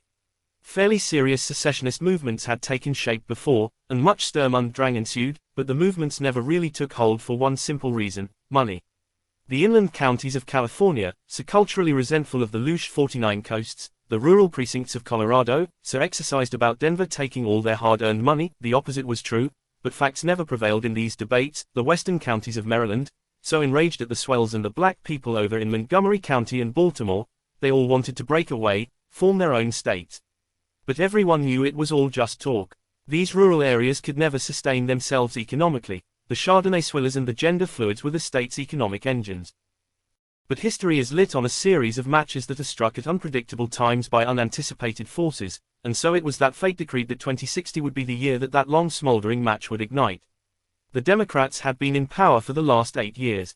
This broke a pattern that had obtained for some time of the parties trading power every 4 years. Voters would narrowly give the Democrat a shot, then grow frustrated at their submissive inaction over the next 4 years and try the Republican, then grow alarmed at that party's cynical batshittery, and switch back again. But the Republicans had gone a bit more bonkers than usual the last time they were in, passing ostentatious tax cuts for the rich, and for the first time, only for the rich, on the grounds that only the rich knew how to invest the windfall responsibly, and pushing through what was in essence a set of Nuremberg laws with respect to transgender people. Your average American wasn't yet quite ready to die for her transgender brothers and sisters, but very few people wanted any part of something that reeked so obviously of Nazi Germany. This overreach allowed the Democrats to win 2 in a row, starting in 2052, for the first time in ages. Not that the election margins weren't razor thin. They were, every one of them. The woman the Republicans put up in 2056 came especially close, and in fact it looked like she might win, but then, the weekend before that election, a deranged white male walked into a large African-American wedding reception in Yakima, Washington, and killed 37 people, including the pastor, the bride, and her 2 sisters. The adorable little 4-year-old flower girl clung to life. It was an event so tailor-made to harm the Republican candidate that the right-wing media instantly began baying 50 that it was a setup, a Reichstag fire, that the assailant was surely egged on by sinister, left-wing forces, or was part of said forces himself. That wasn't true, it turned out. But neither was the liberal caricature true. He wasn't particularly racist and didn't even know it was a black church. He was, however, quite mentally disturbed. Starting when he was 11, to teach him self-reliance, his parents would abandon him in the woods or make him sleep in a shed. As a young man, he converted to a series of obscure religious sects. Just lately he was deep into a weird pocket of online culture that saw conspiracies in certain types of religious iconography and architecture, and this church's modernist buttresses happened to fit the bill. He was only vaguely aware that election day was around the corner. He wasn't political, and as a day, it meant no more to him than Canadian Thanksgiving. So he wasn't setting out to inflame racial tensions or change American history at all.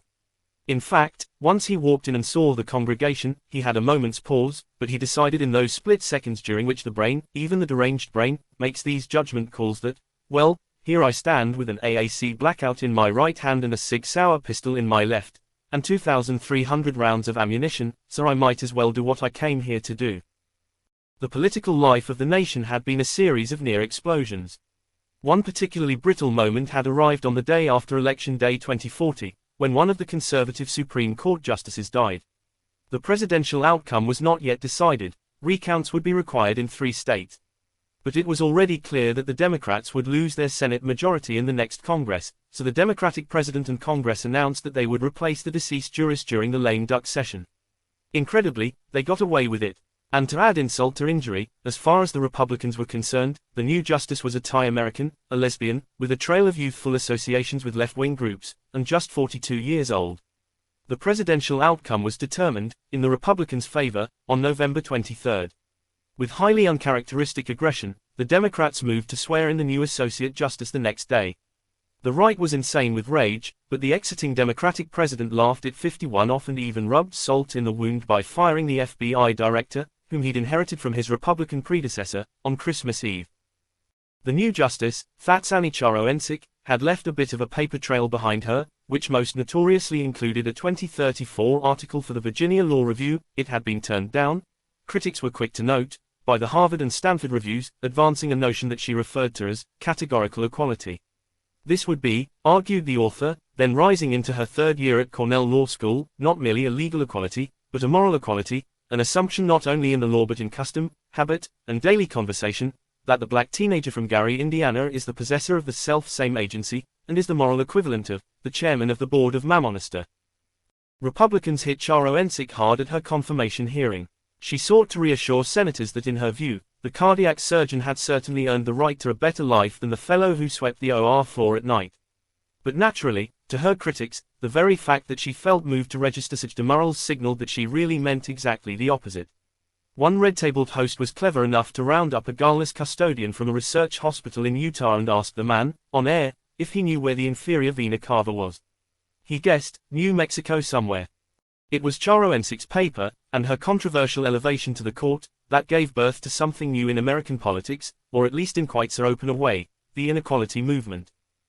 It's high time, bade Alex Coe, the 2044 Republican candidate for president, that we did away with this equality myth.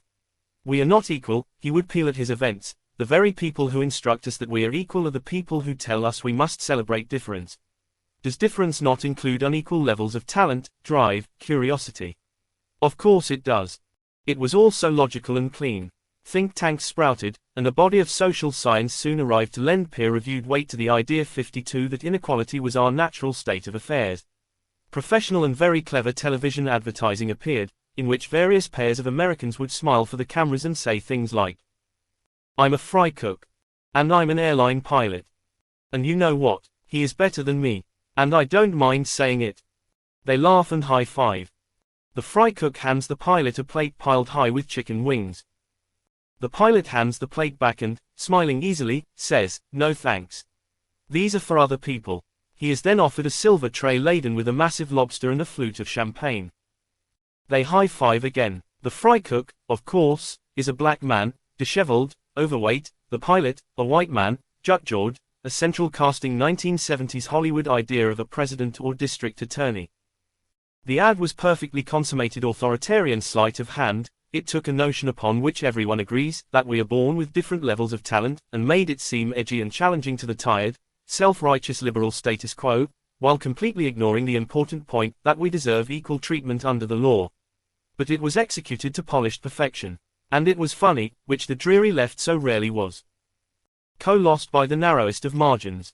But the next time, the Republicans regrouped and nominated beloved Branson entertainer Armistead Lewis, who sang and played guitar and told stories at his rallies, and whose name, a stage name, was a direct inversion of a Confederate general who died at Gettysburg.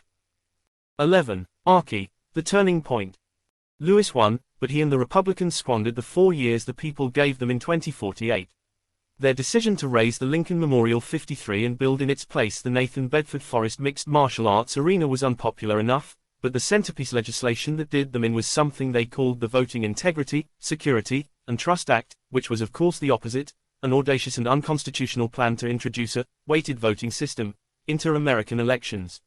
Republicans emphasized that weighted voting is used on corporate boards and in homeowners associations. Should someone who owns 10 shares have the same voting power as someone who owns 100,000 shares? Of course not. Ergo, should someone who pays $10,000 in taxes have the same voting power as someone who pays $1 million in taxes?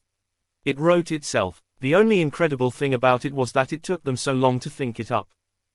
To a disturbingly large proportion of an electorate softened up over the previous few years by all the talk about inequality being our natural state of affairs, the thought was not a crazy one. And although it never passed, it sure came close. The margin of the measure's defeat in the House was just 5 votes, and 2 in the Senate, and polls consistently showed that people opposed this VISTA Act. Yes, the authors were trying to revoke, to anyone who might remember, the 1960s volunteer program, but only by around 52 to 48%. The Democrats regained power in 2052, but the country was a mess. They'd pass a law. Immediately, a number of states, South Carolina, the usual suspects, vowed they wouldn't enforce it. Washington didn't bother making them enforce it, either. The short civil war in Michigan was an interesting little case study. That broke out in early 2054, when some 12,000 UPA militiamen stormed the Capitol at Lansing. They overwhelmed the police at first, and they took over, for a while, but after 2 days, it became obvious that they had no plan for actually being the government, just for ousting the one that existed. The cops gathered themselves and regained control, but 556 people died, which was a lot of carnage for the news streams to feast on for days, and there was a parade of martyrs' funerals. Come 2056, the rising violence cresting with that Yakima church shooting, an unexpectedly buoyant economy, and the GOP nominee's decision to choose as her running mate a bizarre trillionaire tech lord who fancied clownish 54 bow ties and whispered conspiratorially about a cabal of liberals and bankers he called the Leviathan, that secretly ran the world from an invisible, but impossibly plush, yacht that plied the 7 seas, constantly on the move so as to remain outside the reach of any legal authority. Enabled the Democratic incumbent to squeak by. Finally, 2060 arrived, and the Republicans had a candidate with the smell of a winner. Archie Suckeru was the whole package. First, a great name, most unexpected for a Republican, and just fun to say. Millions of men in American sports bars took a shine to him simply because his name sounded like he might be a striker for Atlanta United or a yacht porn star. Second, he was of a politically bulletproof ethnicity, the son of an Italian Catholic mother from New Jersey and a Trinidadian father, making him biracial, which Republicans loved. He was ferociously right-wing, but he didn't seem it. He owned a string of resort town restaurants called the Tun Tun Fun House, where the waitresses wore next to nothing, Tun Tun being Trinidadian slang for vagina, and which people from across the country smilingly associated with their trips to the beach and so forth, where they feasted on the quadruple grilled cheese and 4-meat appetizer and the house specialty of deep-fried triple-meat pizza and lapped up the 84-ounce frozen margaritas in 24 different flavors. Archie was handsome, he had a big, infectious smile, he was a little overweight, but at the same time a strapping, imposing figure, suggesting that he'd been an athlete in his youth and that his greatest crime in recent years had been the consumption of a few too many of his chain's world-famous wings, in their 15 spice combinations. He was garrulous, he was self-deprecating, he had a gorgeous wife, who built the Tun Tun Fun House empire with him and bore him 6 adorable children, who were complemented by the twin toddlers they adopted from Belarus, so that there were 2 towheads featured in all the photos. He played jazz piano, and played it the way he did everything, wildly and quickly and without any self-editing, as if the world were a giant canvas and he were a generously lubricated Jackson Pollock, but even so, well enough that it sounded to an unschooled 55 ear like he really knew what he was doing. The fact that he even knew the names of several jazz musicians made for some primo lib trolling. He bought and promoted the inequality argument to a sufficient degree to satisfy the base, but the core of his campaign was his proposal to legalize indentured service, either to private employers or to the government, for immigrants, which he vowed would save the American taxpayer billions in fees spent on deportation hearings and the like, because now the workers in question would simply have to pay those costs down with their labor. It was as obviously unconstitutional as anything could be, although the Constitution was hanging by a thread anyway, and with the courts the way they were, who knew? And it was insanely popular. Even a disturbing percentage of Democrats liked it. He sold it as humane, because after all, these people would now get to stay in America. By the summer, Archie Sucharow, 'cause he's 4U, was leading in all the polls by a steady 5-7 points, which was a landslide in this America. He was even ahead in New Jersey, where he lived, and that alone would be enough to lift him to victory. And victory appeared to be on the horizon. But sometimes, the fates find interesting ways of intervening in human affairs. Back in the mid to late 20th century, a venerated British naturalist by the name of J.B.S. Haldane was asked, given all you know about the physical and animal worlds, if there is a divine creator, what attributes would you ascribe to him? He thought for a moment and said, if there is a creator, he must have an inordinate fondness for beetles. He said this because at the time, there were 400,000 odd species of beetles, constituting 40% of all insects and 25% of all known animal life forms. By the mid-21st century, more had been discovered, and it was up to 50% and 30%. What's more, by then, beetles had, without the world exactly noticing, taken over. Numerous species had existed for centuries only in the sunnier climes. They liked to lay their eggs in moist, humid wetlands. They were found in South America, Indonesia, the Philippines. But 56 as most of the planet became more like South America, Indonesia, and the Philippines, the beetles sensed their advantage and charged northward. And they changed. They encountered species new to them, that found them to be a particularly toothsome snack. So evolution provided them, as evolution does, with new defenses. Some species grew large as mice.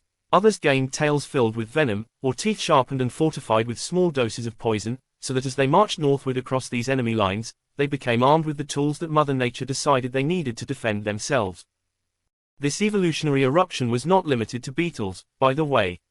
As the interior of the former United States became more like a wetland, alligators marched north, to Arkansas and Tennessee and even southern Illinois. And they grew, sometimes to 30 feet, and developed a taste for human flesh, especially the toddler variety they quickly learned they could take with one ferocious snap. In Asia, the Komodo dragon grew and expanded its habitat to such an extent that over time it morphed into a new species, Varanus kellentinensis, moving into Malaysia and Thailand. Varanus kellentinensis was drawn to the smell of frangipani, an extremely popular decorative flower, which meant that large, strong, and very poisonous lizards kept popping up around city parks, gardens, hospitals. And so it came to pass that Archie, having demanded a rare morning off, a little more than a month before the election, was canoeing in Bidwell Creek in southern Jersey when, all of a sudden, came a large swell from the Delaware Bay. This sort of thing happened too, now, with unsettling frequency, just mini tsunamis rising up from the seas, completely unpredictably, making kayakers and canoeists, the swashbuckling Archie accepted, far more careful about their choice of venue, and making construction in such areas uninsurable. It violently turned the Republican nominee for President of the United States upside down, face-planting him in a mudbed very near where the creek meets the shoreline. This might have been an unfortunate and momentarily frightening incident from which he walked away shaken, able in a couple days to retell with mirthful laughter. It would 57 have fed so perfectly into the narrative he and his handlers had built about him, which included the tale, false, but unrebutted, of some daring do-down in Trinidad involving the rescue of an octogenarian couple during a hurricane. But sadly for Archie, he landed smack among a large community of Onychoceras albertasis, the deadliest beetle in the world, which methodically chomped him to death. His screams, they went unheard, for they were silent. The forensicists and coleopterists asked to comment on what Archie's final moments must have been like tended to agree that in all likelihood, the killer beetles went for his throat first, poisoning his vocal cords and rendering him speechless so he couldn't yell for help. How did they know to do that? Afterward, he lay there, screaming, or trying to, with no sound coming out, fully conscious as the swarm of insects munched away at his toes, his fingers, his rather capacious girth, his eyes, and his manhood, until, at some unknowable point, but probably the experts thought somewhere in the vicinity of 3 hours, he finally expired. The 2 Secret Service men tailing him to protect him from calamity had apparently drowned in the tsunami, leaving the great man to his fate. The police found about half of his head, his remaining eye frozen open in terror. The rest of him was stripped down to the bone and found half submerged, as Springsteen once put it, somewhere in the swamps of Jersey. 12. But the Super Bowl was still the Super Bowl. The New York Post, an ardent promoter of the Sucru wave and a cockroach-like survivor of numerous calamities, enabling it to lay claim to the title of the country's last remaining print newspaper, couldn't resist the cheeky headline, Archie meets the Beatles. But overall, the American right was livid. And it all might have been chalked up to tragic coincidence, but to the American right of 2060, nothing was a coincidence. For it turned out that just 3 years before, the governor of New Jersey, a Republican, but a pro-business centrist and a bit of an environmentalist, for a Republican, had attempted to call attention to the Beatles scourge and warned the people of his state about their lethality. The late-night comics laid into him, and the more 58 left-leaning environmentalists flew into dudgeon because beetle eradication would entail the use of chemicals that might also harm the spotted lanternfly population, and the spotted lanternfly was, so these tribunes held, one of nature's rare wonders, hence, any anti-beetle initiatives were shelved. In other words, the liberal elites, who valued a bunch of bugs over human beings, killed Archie Sucru. Archie's body was found on September 29. The shootings started within days. By Election Day, more than 1,000 Americans were dead, most killed by right-wing extremists, although left-wingers contributed a hefty share, too. It didn't help that by 2060, only 22% of the adult population worked, so a lot of people had a lot of time on their hands, with a lot of guns lying around. Secession was a complicated process at first. It wasn't like the Civil War days, when whole states wanted out. So there was no clean geographical divide. There were right-wing survivalists in New York State, a lot of them, and brie-munching cosmopolites in Alabama, well, 211. Then there was the problem of black people in the red states. When talk of schism and secession got really serious in 2061, the African-American people living in red states down south, and national civil rights leaders, aimed a mighty hue and cry at the white liberal establishment, "Are you really going to leave these people to be wards of a new nation that will discriminate against them openly, create apartheid societies, return them," as it was quickly and inevitably put, to Jim Crow status? White guilt at the mere charge was overpowering. Stinging allegations of racism raged across the liberal meme platforms. The right-wing stations ate it up whole, mocking the liberal hypocrisy of it all, while curiously never disputing the presumptive supposition that yes, indeed, these states would become apartheid societies. In time, things started to sort themselves out. Rather than a second war between the states, this inferno would become the war between confederations of counties that sought to band together in common cause. But it wasn't even war, really. No one wanted bloodshed.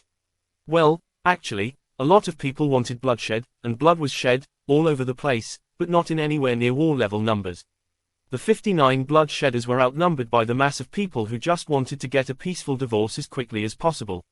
State legislatures met and, with a brisk and businesslike efficiency that surprised even the legislators themselves, divided their states into, in essence, a red region and a blue region.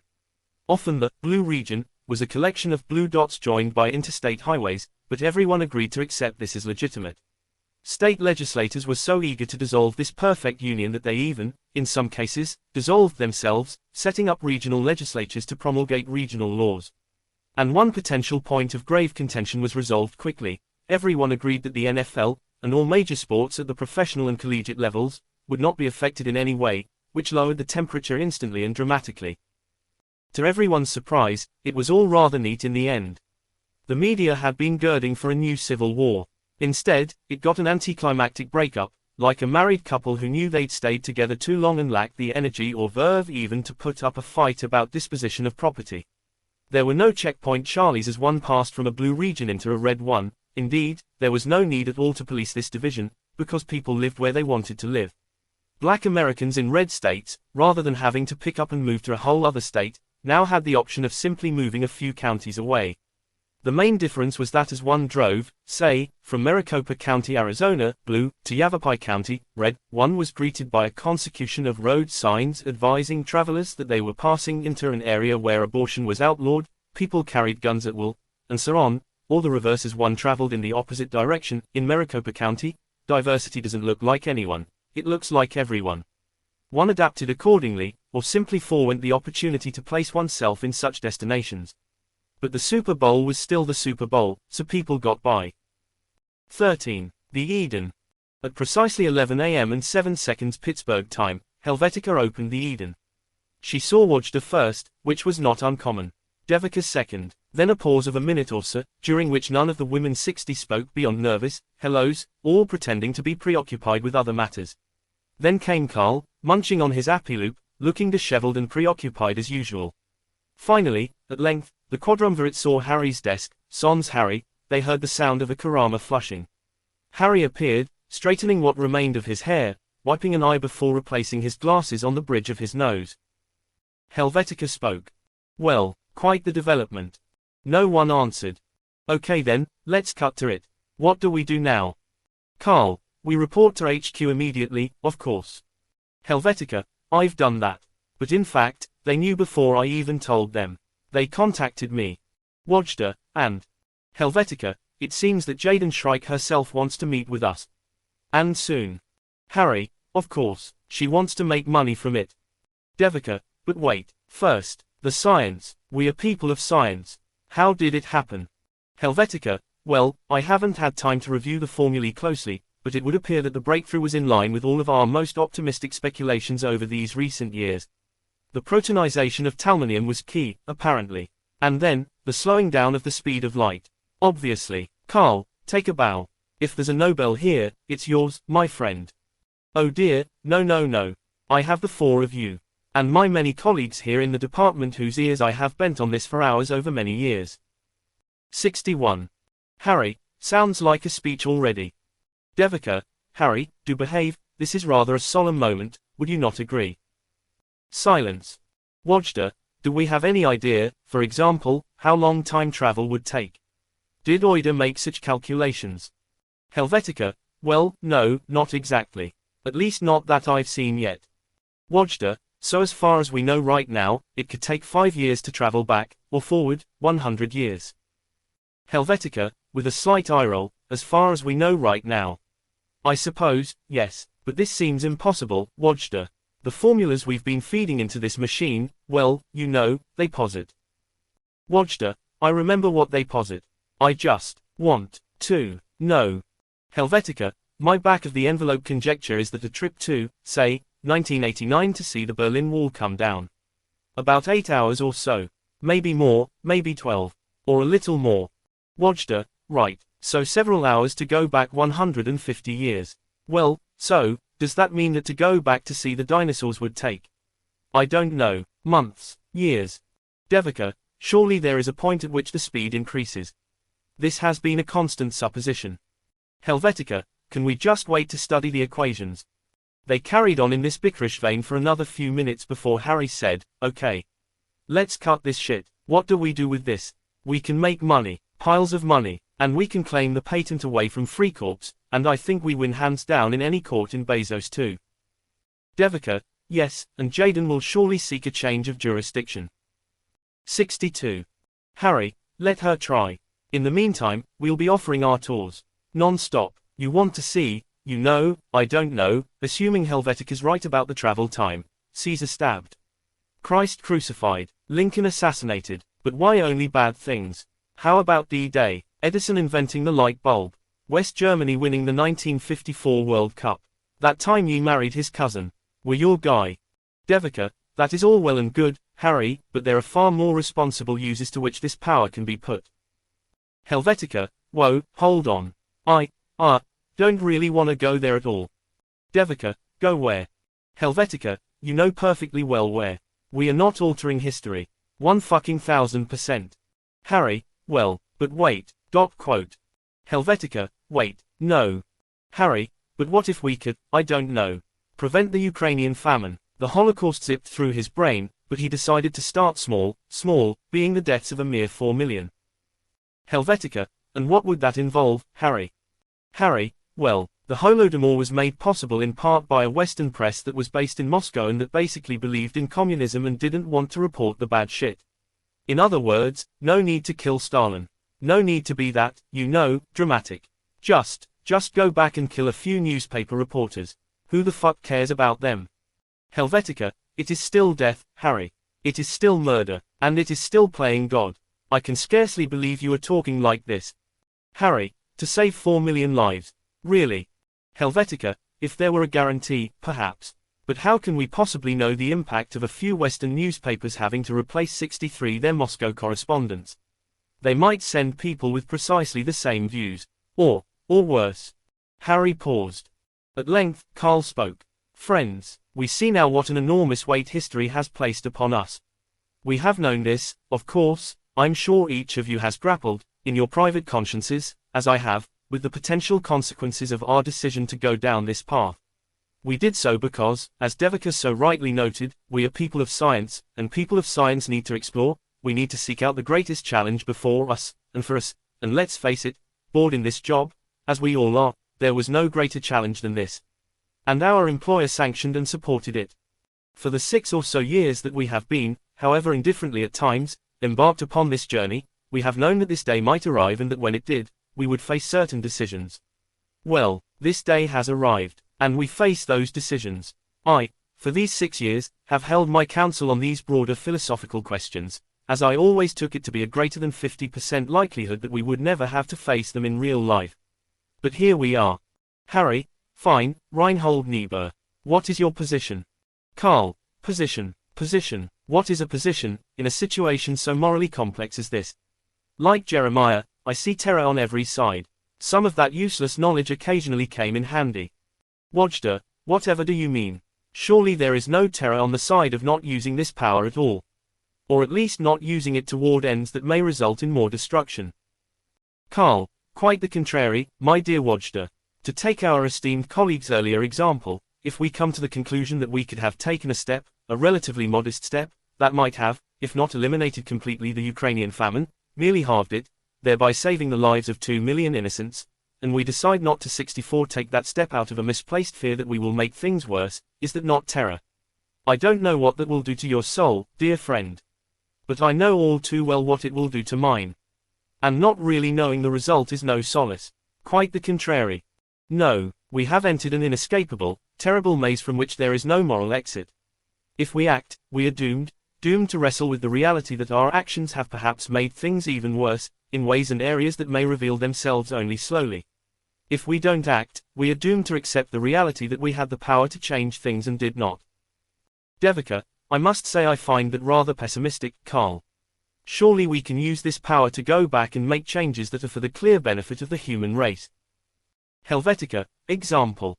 Devika, well, we can travel back in time to Dallas on November 22, 1963. And that morning, one of us can, I don't know, slash one of Lee Harvey Oswald's tires. Carl, and how do we know that would have made things better? Devika, President Kennedy would have lived. Carl, yes, and would that have been better? Devika, well, of course it would have been. The event was tragic for America. Besides, Kennedy was much more ambivalent about Vietnam. The world would have been spared that massive catastrophe. Carl, perhaps, but what of domestic politics in the United States? Many historians have written that it took a Southerner, Johnson, to pass civil rights and the rest. Would Kennedy have had the resolve or ability to do those things? Could a Northerner even have gotten the votes? It might be that without a President Johnson, passing ameliorative laws that staved off a more radical response, there would have been violent revolution in the United States. Which there nearly was anyway. 65. Devika, well, maybe that would have been good. Carl, revolutions tend to be messy affairs. Wajda, let's take a simpler example, from science. Today, we can cure most cancers. What if we traveled back to, I don't know, say, 2000 or 2010, and deposited all of today's knowledge about cancer somewhere? At Harvard, or Houston or Paris? Devika, Wajda, I am surprised at you. The people of 2010, even the greatest experts, wouldn't even know what to do with our knowledge. Harry, right, it'd be like those episodes of Star Trek where Bones cures a terminally ill guy with a shot and everybody goes, hey, what the fuck was that? At this point Helvetica cut in, okay, look, guys. Look, we can have these arguments all day. But nobody knows, that's one. 2. I feel about 1,038% positive of what Jaden is going to say here anyway. Well, 2 things. 1, she might just say shelve it, it's too controversial. But if she doesn't say that, she's going to say let's just treat this like a ride at Songcheng Disney World, except with the real people. We're just gonna let people, really rich people say, like, I wanna go see old King Louis get his head cut off, and for 500,000 jog or whatever, they get to see it. So we can probably, spare ourselves all these philosophical headaches to begin with. And frankly, I don't want them. 14. Freedom stems from order. Now is the right time to tell you about this enlightening of which we have spoken. The uneasy truce that obtained between left and right in the United States in the wake of the 2060 violence had held reasonably well. It pulled through the roof and provided what nearly everyone wanted, a partial divorce, wherein the overall entity retained legal standing as a unit, such that, for example, the people of the United States could still bring charges against an alleged federal criminal, but the 66 blue and red regions were free to go their own ways and live their own lives according to their own moral codes. It was so popular that partial divorce, for actual marriages, caught on among the public and became a thing enshrined in law. By 2070, most couples who'd gotten married settled on it, with 26% remaining married, 32% getting a full divorce, and 42% going for the partial. This is hardly to say that everything was hunky-dory. It was, remember, a divorce. The violence of those final weeks of the 2060 election was never forgotten. Indeed, the most striking thing about the new arrangement was the degree to which regular, recurring violence was accepted as a fact of life, as if the United States were now Colombia or Lebanon or someplace where warring factions took regularly to arms and bombs. It became a frequent experience, for example, to see armed gangs from red regions maraud their way into blue enclaves on a weekend night, from redneck northern Florida into Gainesville, say, to find a gay bar or two and have a shoot-up. These became commonplace, and not all gay men went to this slaughter like sheep. No, far from it. Gay men, lesbians, and transgender people became among the most heavily armed and well-trained in the martial arts of American subpopulations.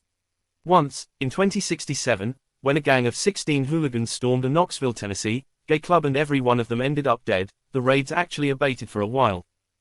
People, well, most people, tolerated one another as long as they didn't have to deal with each other very much. Provided the interactions were wham-bam. A history professor in Fayetteville, Arkansas, needed to take his car in for repairs. It would be a civil transaction, but a cool and quick one. Of course, the mechanic would feel entitled to issue a few comments designed to intimidate the professor, pull for a few dollops of his manhood. This was built into the arrangement because, unfortunately for the professors of the world, reality sometimes requires them to seek the help of mechanics, not the other way around. So while there are ample opportunities for the world's mechanics to say to its professors, "Your timing belt's about to break, them pulleys is damn near worn to death, ain't you ever had, checked?" There exist very few occasions for the world's history professors to admonish its 67 mechanics. Why, you horse's ass, Europe's problems still in many ways can be traced to certain short-sighted miscalculations made by Metternich at the Congress of Vienna, can't you see that?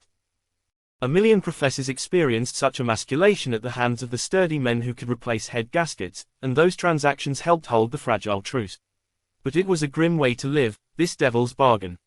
The 4th of July became two separate holidays, in one America, an affirmation of the march, however unsteady, of tolerance, which typically featured more rainbow flags than American flags, and often, usually by local decree, because they were symbols of imperial oppression, featured no American flags at all. In the other, a celebration of culture that featured numberless American flags but also a lot of signage with images of rats and bullseyes and a fair sprinkling of people carrying recently legalized Browning M2s. Presidential elections ended after 2064, when the two Americas couldn't agree on the method of holding one. The red regions recognized the winner of the Electoral College, while the blue regions recognized the winner of the popular vote, who in 2064 were not the same person. On January 20, 2065, there were two swearings-in, one on the steps of the Capitol, the blue winner, because the Middle Atlantic region was deep blue, and red Americans wanted to visit the murder den of Washington, D.C., about as much as they wanted Mola Root Canal, and the other in Branson, Missouri, which pulled out all the stops, right up to the animatronic John Breckinridge reciting what the show's producers imagined would have been his 1861 inaugural address.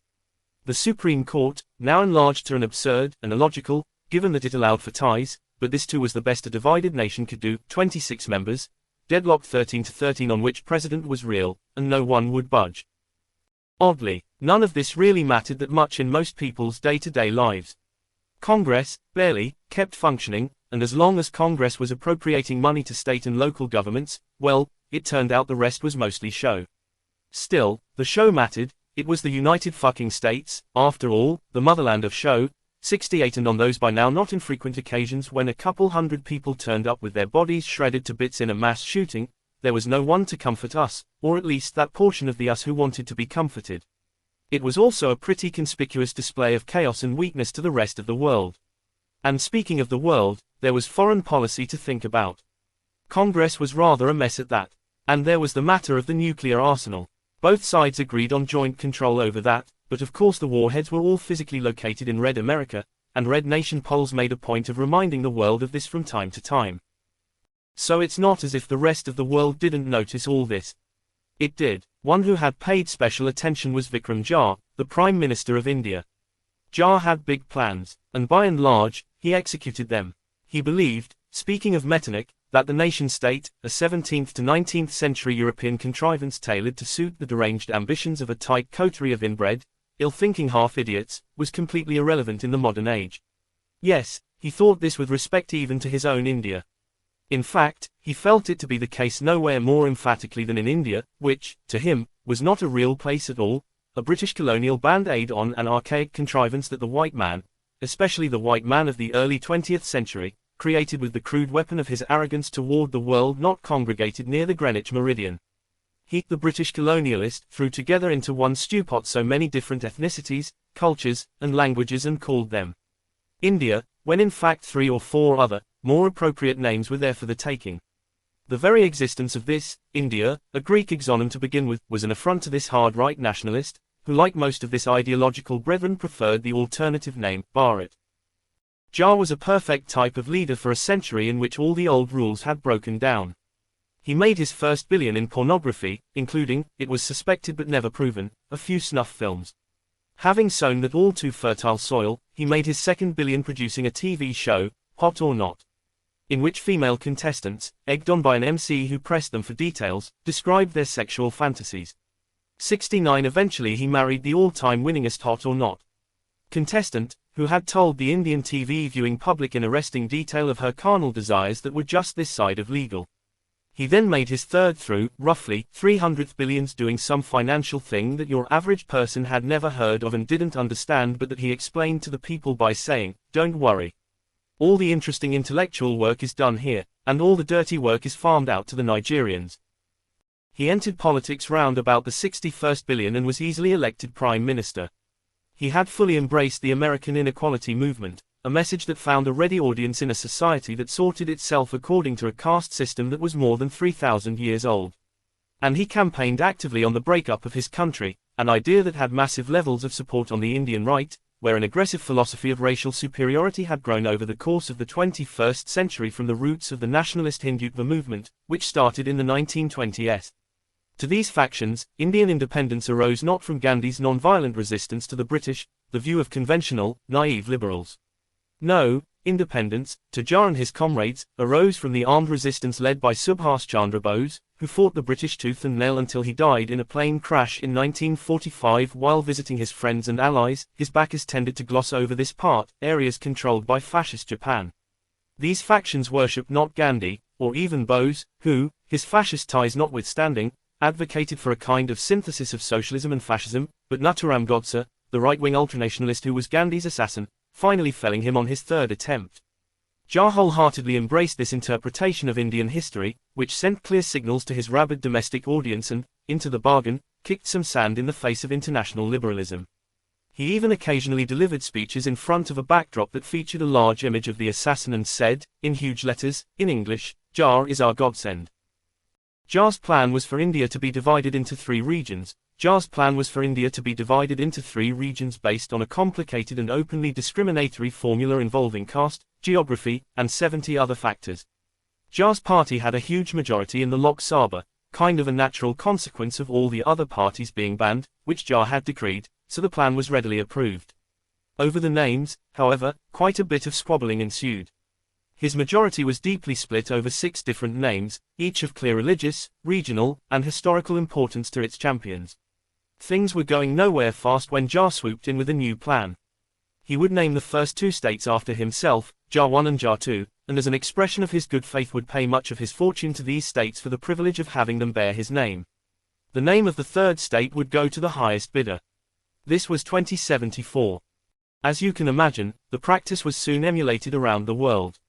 Nation-states were collapsing left and right, because once people saw that the mighty United States could be broken into parts, it caught on everywhere. So vast hunks of territories were swallowed up by the world's richest men. At first, it was right-wingers doing it, because their ownership of areas that were once nations seemed to them natural. Why shouldn't they have the right to buy countries? There were naming rights to stadiums, airports, universities, sports teams, public squares, lakes, rivers, air, cities, even groups of people. The Leo Maronites, for example, purchased by Leonard Leo IV and moved from Lebanon to Michigan to counter the influence of the Muslim vote. Why not naming rights to countries? To the uber-rich, this seemed as natural as putting one's name on a hospital wing.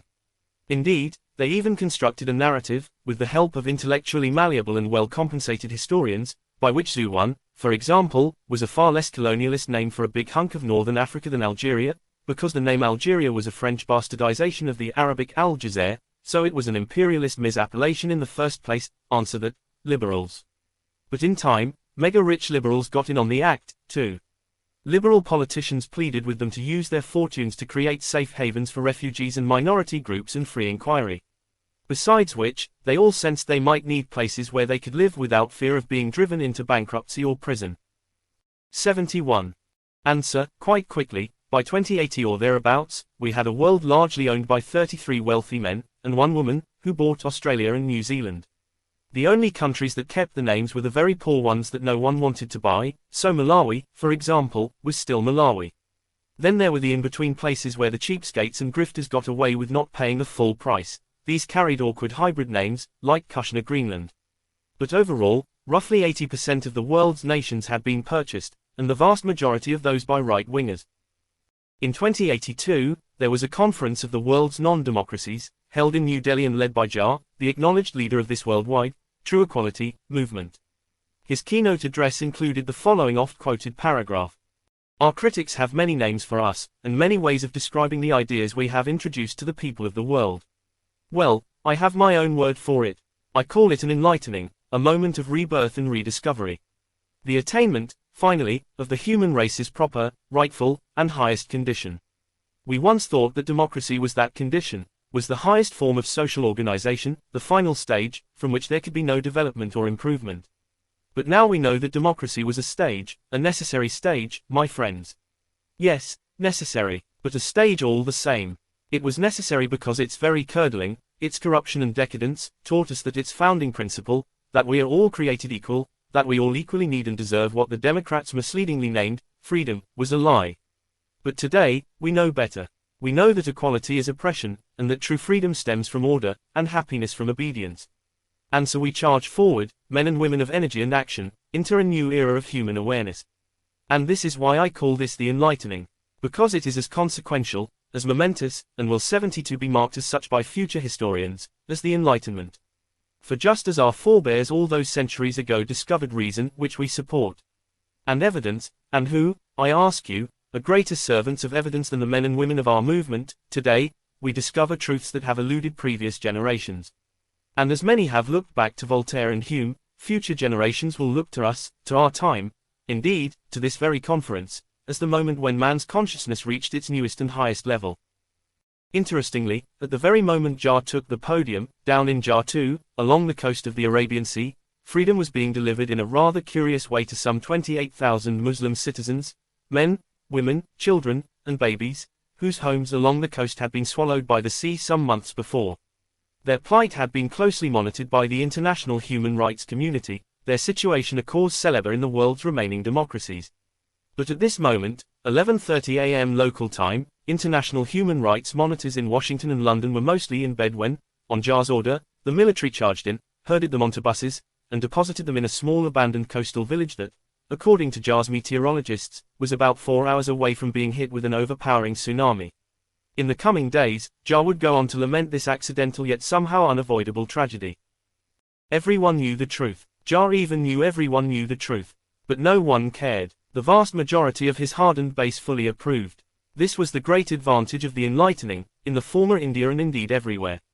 The world before the Enlightenment was a lawless jungle. The Enlightenment, Voltaire and the rest, brought man out of the jungle and into society. And now, the Enlightening sought, or purported to seek, the striking of some sort of compromise between the two, between the primitive urge to name and crush the other and the elevated urge to identify universal bonds and create civilization. But the Enlightening's interest in the elevated urge was mere thievery, the ceaseless and systematic stealing of concepts and 73 words to convert them into their opposite. It sought retreat and called it progress, and it proved just how many people crave retreat. 15. Jaden meets the misfits. Well, hello. A jumble of non-committal, Jadens, and Ms. Shrikes, were heard. So, I gather that congratulations are in order, Helvetica. Well, ma'am, the thing is, we didn't understand. Seek this. I mean to say, we weren't pursuing this at the expense. Oh, don't be silly, dear girl. I mean, I did say, however many years ago, sure, whatever floats your boat. I'm quite proud of you. I mean, let's be honest. I've never paid much attention to you. You're not a revenue-producing unit. You're an important unit. That much, sure. You make sure all the shit works. That's why I've taken care to make sure that you're all geniuses. But you don't make FreeCorps a Shah. In fact, you cost me money. You're the ones who come in and tell me something isn't working. That costs me money, but the lawyers tell me I need you. So, okay, but you should be happy that I don't get into your business. As long as I don't hear your names, I trust that you are doing your jobs. And your jobs don't particularly interest me. Thank you, ma'am. But now, well, we have something interesting on our hands. Carl, if I may, madam, we must contemplate the responsibility. Jaden, oh, yes, of course. Responsibility. We must always be mindful at FreeCorps of our responsibility. Carl, of course, but this. Jaden, you know, I remember, back in my music days, my megastar days. My handlers were constantly imploring me about my responsibility. Responsibility, please. 74. Devika, well, you did influence many millions. Jaden, nonsense, child. Do you know what happened the day I appeared with Peterco? I lost 58% of my fan base. 58%. Don't tell me people are sheep. They're wolves. Silence. Harry, well, Ms. Shrike, the thing is this. What do we do with this? It's an enormous power. Jaden, right. And what is it you want to do? You want to change history, I suppose. What is it then? Kill Jar. Kill Stalin. Kill Chairman, what's his name? Chairman Mayo. Kill Hitler. Hey, why not? Kill Hitler. Helvetica, no, absolutely not. This has been my firm position. Jaden, well, okay, so we're agreed on that. I mean, I carry no brief for Adolf, don't get me wrong. Unsubtle. I mean, the propaganda. Not the other stuff. That was bad. Obviously, bad. On the other hand, you never know what you're unleashing. Wajda, yes, we have talked about this. Things can always be worse. Harry, well, it's kind of hard to imagine 1930s Germany doing worse than Hitler. Jaden, is it? Everybody hated the Jews in those days. And not without. She remembered at that moment that Helvetica and Harry were Jewish and stopped herself. I mean, for goodness sakes, it's just so hard to say. After Versailles, Germany was bound to have a Hitler. Tragic though it was in some ways inevitable. Helvetica and Harry took mental note of this. First, the fact that Jaden even knew what Versailles was, and, second, her general message. Jaden, 75, who knew about Versailles only because of her study of and fascination with Hitler, wondered how it was that 2 of these 5 people were Jews. And an Indian, a German, and an Arab. She wondered quickly if there was any tension within the group, given their clashing ethnicities, and made a mental note to hire an investigator to poke around. Wajda, there are of course moments in history that we could go back to and prevent. Prevent bad things, I mean. For example, Lincoln's assassination. Gandhi's assassination. Mohandas, not Indira. Jaden, well, maybe they're better off as martyrs. Lincoln lives, he probably fucks something up. Not that I'm an expert or anything. But that's life. Right, now, he's a god. You know, there were times that I wondered how bad it would have been if someone had killed me after the Peterco thing. How many schools would be named after me today? I was 29, beautiful, a hero. I'm happy to be alive, of course. I just wonder. Devika, we have also thought about just using this for commercial purposes. Jaden, now you're talking. Now you're speaking my language. Now you people just might bring in some cabbage. Carl, with respect, ma'am, it seems to me a bit Tawdry, to see this momentous development in human history as a mere cash cow. We have the power to do good. We should use it. A stern look shot across Jaden's face. Good, good, you know what's wrong with this world, quote. Carl. Yes, Carl, you know what's wrong with this world, Carl. Too many do-gooders. Do-gooders mean well and always fuck shit up. They make things worse, and they get people all riled up. That's what happened in Kharkiv in 2110. Bunch of fucking do-gooders. Got people all worked up. Of course, that whole affair did help me jack up ticket prices on my tour that year. Man, that tour, that was right after True 76 Colors. I'll never forget the sex I had on that tour. That couple in Vladivostok. Anyway, that isn't what we need today. We need order. We need people to know their place. This is Frikorps mission. This is Frikorps project. Devika, project. What do you mean, project? Awkward silence. Jaden, nothing, nothing, just in a general sense. Mission. I said mission.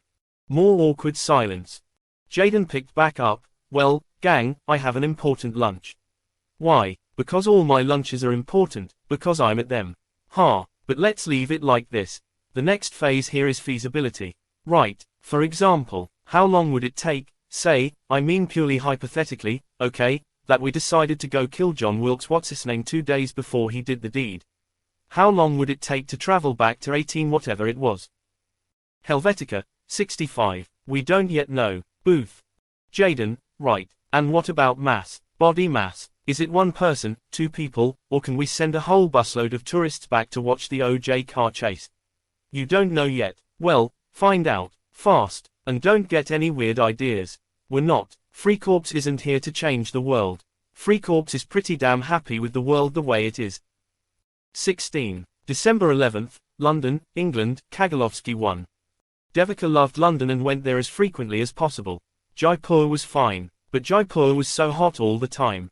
It was the heat, and the smell. God, the smell. Cats and dogs dying on the streets of heatstroke.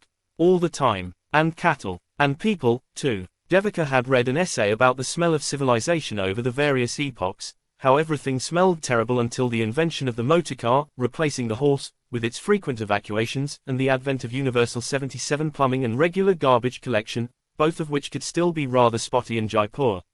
London at least had all that figured out. And it was livable for most of the year, when the temperature was in the high teens or 20s Celsius. You could actually be outside and enjoy the sunshine, which was basically impossible in Jaipur. She was having tea in the courtyard of the Bulwer Lytton, her hotel of choice, which used to be St. James's Palace before the royals were forced to sell off most of their property. She loved that courtyard, with its precise rows of bright magenta foxgloves and the large silver birch in the middle under the atrium, now done up beautifully for Christmas. She'd passed many a dark and stormy night in this courtyard sipping her preferred port. But this was daytime, and a lovely and quiet day, and before her was a massive cup of rose pouchong and a small array of scones, soft and warm, sweet and savory, with a heaping ramekin of honeyed butter to slather over them. She leaned back into the large velvet Chesterfield chair and closed her eyes. 27 seconds later, her arquebus started flashing. The flash sequence indicated that it was a stranger. She ignored it. 11 seconds after that, it flashed again, this sequence suggesting that this was an internal Frikorps communication. Oh, bother, she said, in the British way that still permeated idiomatic Indian speech. She pressed open. Yes. Devika. Yes. Devika Raghavan. Who is this?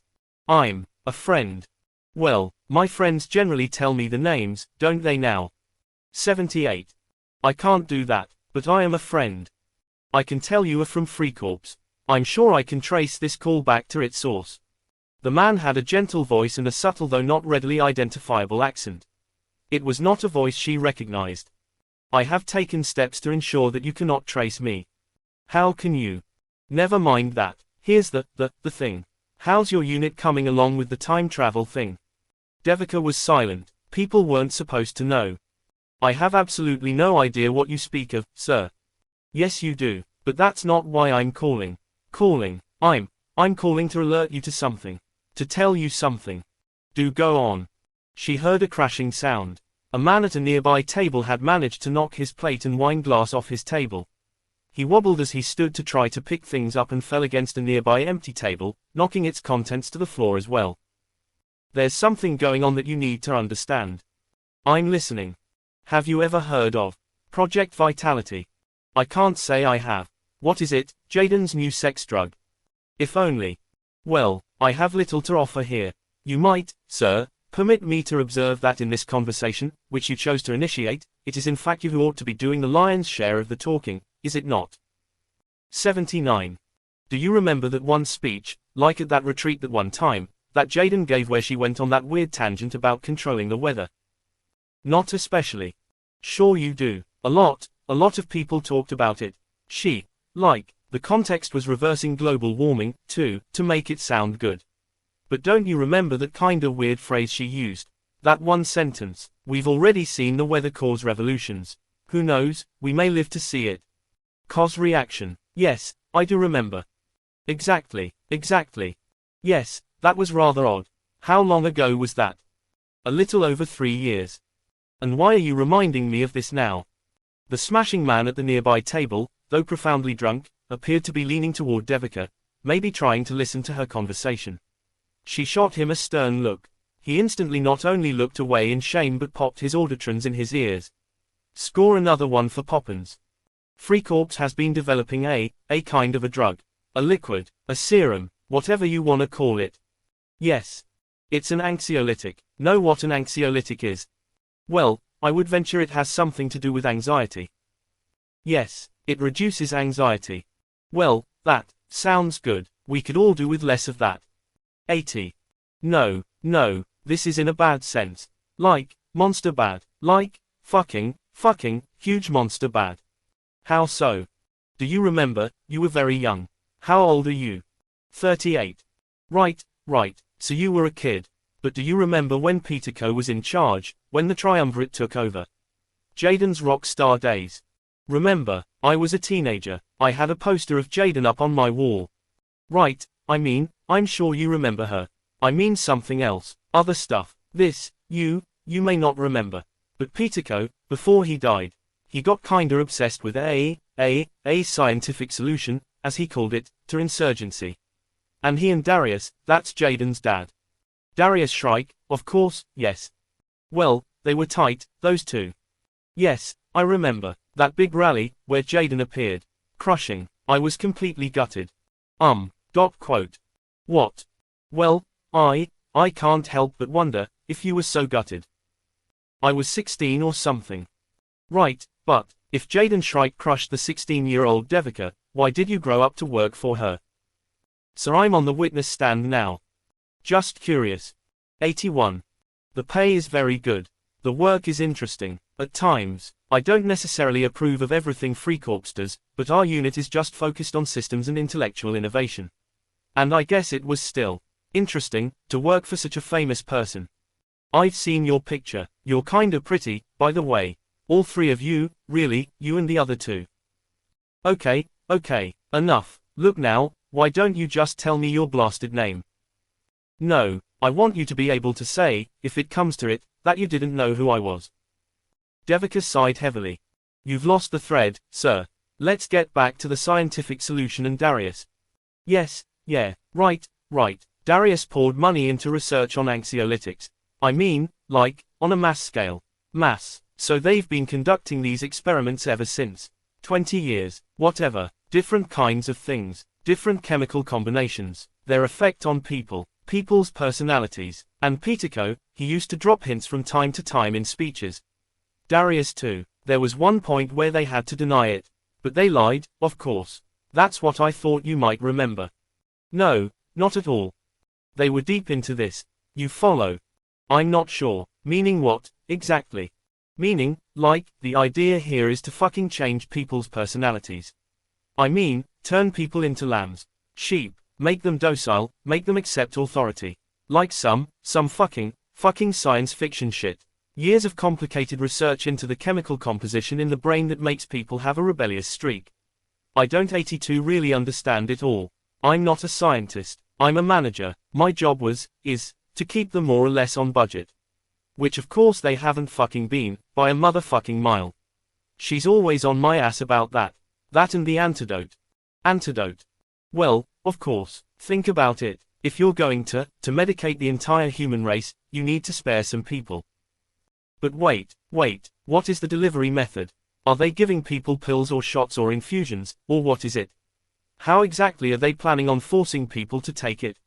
No, that's the fucking thing. I forgot that part. Sorry, pretty important part. Remember what Jaden said, the weather. Yes. Long dramatic pause. It's the rain. The fucking rain. Whatever do you mean? I mean it's going to be in the rain. They've figured out a way to seed the clouds with this shit. So every time it rains, or every other time or some shit, people will be medicated.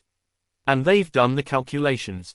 It rains everywhere enough in the world that people everywhere will succumb. People the world over will experience enough rain over the course of a month, a year, a lifetime, that they'll stay medicated. Medicated. Like, they'll be stripped of the will to think for themselves. To question anything. To challenge those in power. A planet of zombies. I see. Everywhere. Yes, well, except the Peru-Chile border, or what used to be the Peru-Chile border. Never fucking rains there, apparently. There's a big 83 internal debate about what to do about that.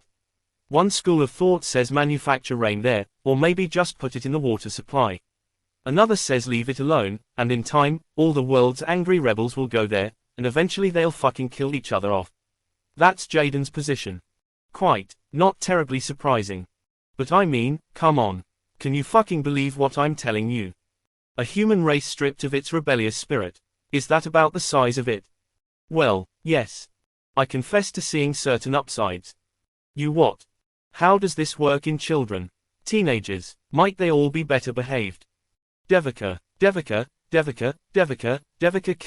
kicker. Don't make me think this. I came to you with this expecting a sympathetic ear. I sensed you were different. You organized that letter that one time. That took some stones, I thought.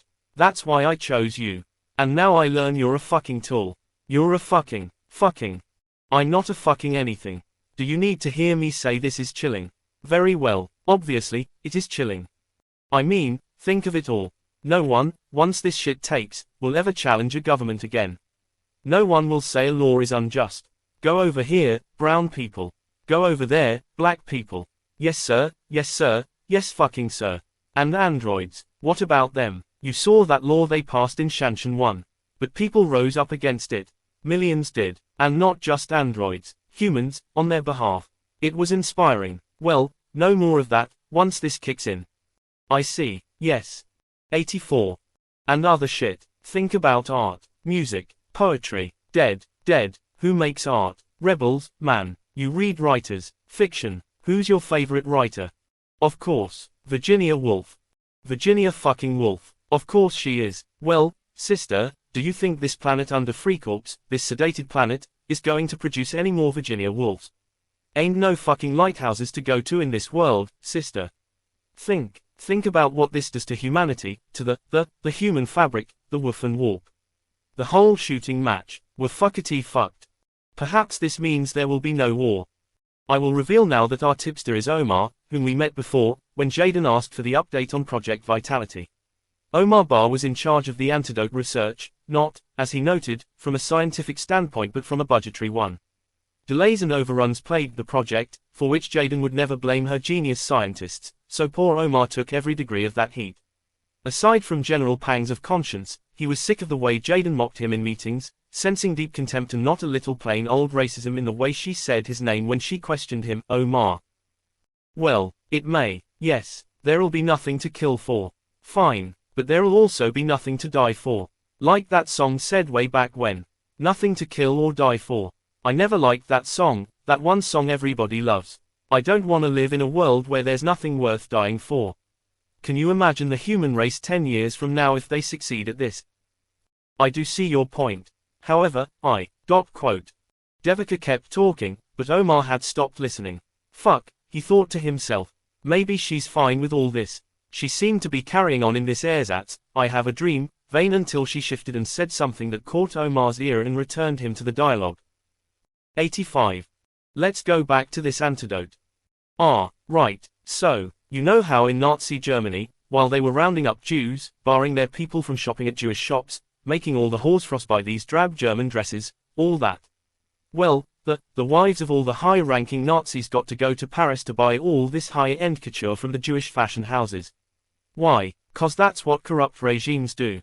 It's their nature. They exempt themselves from the rules they impose on the masses, just to show people they can. And so there has to be. Exactly. Just for the fucking sake of it, there has to be an exempt class. And it has nothing to do with brains. You know, we need this many scientists, this many cardiologists, this many philosophers, this many electricians. It's just who you fucking know. Somebody's shit-brain cousin. Some young studmuffin who sucks Jaden's boyfriend's dick from time to time. Didn't know that, did you? Anyway, that's been the delay. 'Cause they have to figure out how to keep the fucking nomenclature from being susceptible. What's this called again? Project Vitality. And that's another thing these people do. Always name something the opposite of what it actually is. It's Project Lethality. Project fucking sheepality. And what is the timetable for the antidote? They're getting close. A year, maybe a little more. At which point every time it rains, they steal a little of your brain. Devika was silent for a moment. And why on earth did you come to me? 86. Well, you people invented that time machine, or whatever it is. I figured maybe you could go back in time and change things. Not that I'm acknowledging the existence of any such contraption, but were it to exist, what would you recommend? Well, the fateful moment here, you see, the fateful moment in this chain of events, was when Jaden hired Zagan Nabarius. He's the lead scientist on all this. Really an evil fucker, as far as I can see. Maybe, you know, he could meet with an unfortunate accident. Or I don't know, okay, maybe you don't want to commit murder, okay. So just sneak in and steal his resume off the pile. I don't know, I know, this was all his idea. He came to Frikorps from Peterco, you see. It is a complicated matter as to whether this power, again, if it exists, should be used to change history. Really, isn't that special? Omar paused. What is the fucking point of having this fucking thing then? Why did you even have this as a goal? It could be used strictly for high-end tourism. Tourism, that's just great. So this is just another toy for the antidote people. Darling, I'm so dreadfully bored. Yes, I know. What say we spin back and go have a look in on a Nuremberg rally? Jolly entertaining, I understand. Devika now decided just to implicitly admit the technology's existence. We are under orders. I'm sorry, did I hear you right? Is it raining where you are? Are you already one? Devika didn't speak for about 30 seconds. At length, she gathered herself. 87. Well, I hear and understand your warnings. I will contemplate all this. Call me back in exactly a week. Exactly 168 hours from now. I will pick up. She cut the conversation off without even allowing Omar a response. She paid for her tea and scones. She gathered her things and walked out of the Bulwer-Lytton and took a stroll along the Mall. The broad promenade, the large trees. She imagined it hadn't changed much, except for the fact that vehicles now buzzed politely 30 feet above the road instead of thrusting noisily along it, for a century or more. The stability felt nice to her. After what she'd just heard, she needed stability. At Trafalgar Square, she found a pub.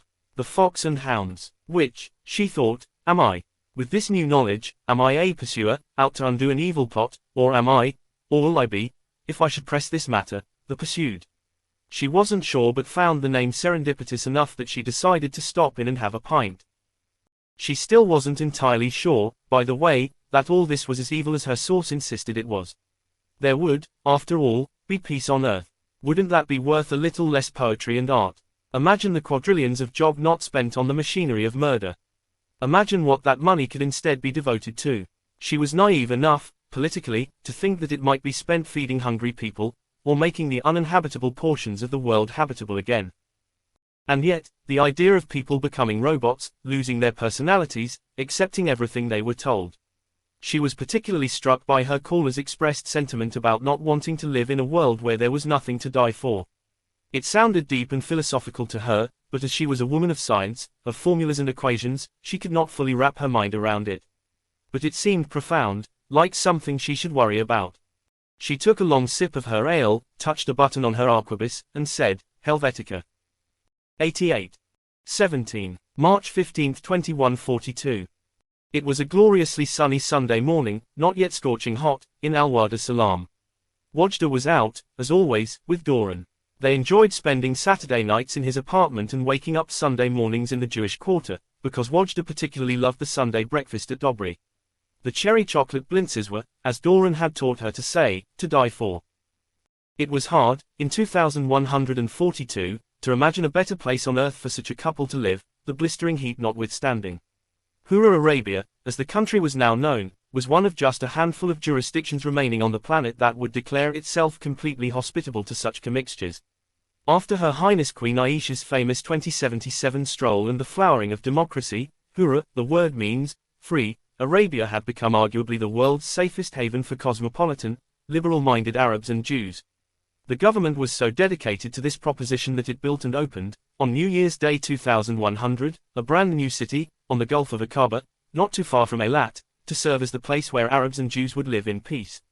To drive home the point, they named it Al-Wada Salam, literally, unity peace. After it was completed, some 2 million Jews settled there, once the Western powers finally got together and forced Israel to cede the last of the West Bank to Palestine, resulting in an influx of settlers to this now geographically reduced Israel. The ones who left tended to be the liberal, peaceful coexistence types who'd much rather live with like-minded Arabs than settlers.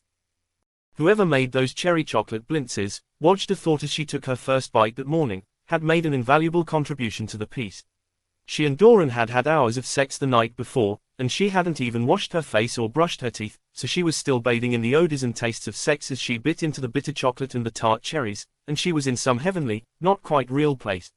With the hand that wasn't holding the fork, she reached down to touch Doran's. He wrapped his large forefinger and middle finger around her small ones and gave a squeeze. Even that 89 innocent little action brought a rush of responses coursing through her body. Life, she thought, is a beautiful, floating cloud. All of a sudden, an explosion outside sliced through her gentle reverie. Then another, then another, then another. She couldn't really tell. She was in that half-dream world where reality, where what's actually happening, is so shocking and unexpected and impossible to take in that your brain stops processing, refuses to come to grips with it, slows it down. She heard noises but could not logically deduce what they were, even though she felt like she ought to be able to. Were those pops gunshots? Was that the sound of glass shattering? People screaming? Yes, that was definitely the sound of people screaming. Over what? She couldn't have said how much time passed, but in a few moments, in fact, 11 seconds, she snapped out of the half-dream state and began to look this reality more squarely in the face. She and Doran were seated fairly close to the front window, a couple tables away, close enough to look outside to see what was happening. She saw a gang of marauders racing down the street. 30, 40, maybe. Most were armed. They were in jeeps, mostly, but a few rode horses. They wore masks. A few hoisted flags, with a symbol of some sort, a sword, the head of a lion in profile, something else. They fired shots, mostly in the air, but sometimes into storefront windows. And sometimes, directly at passersby. Wajda and Doran watched as, not 30 feet away from them, a bullet felled a young woman, a mother, pushing a stroller.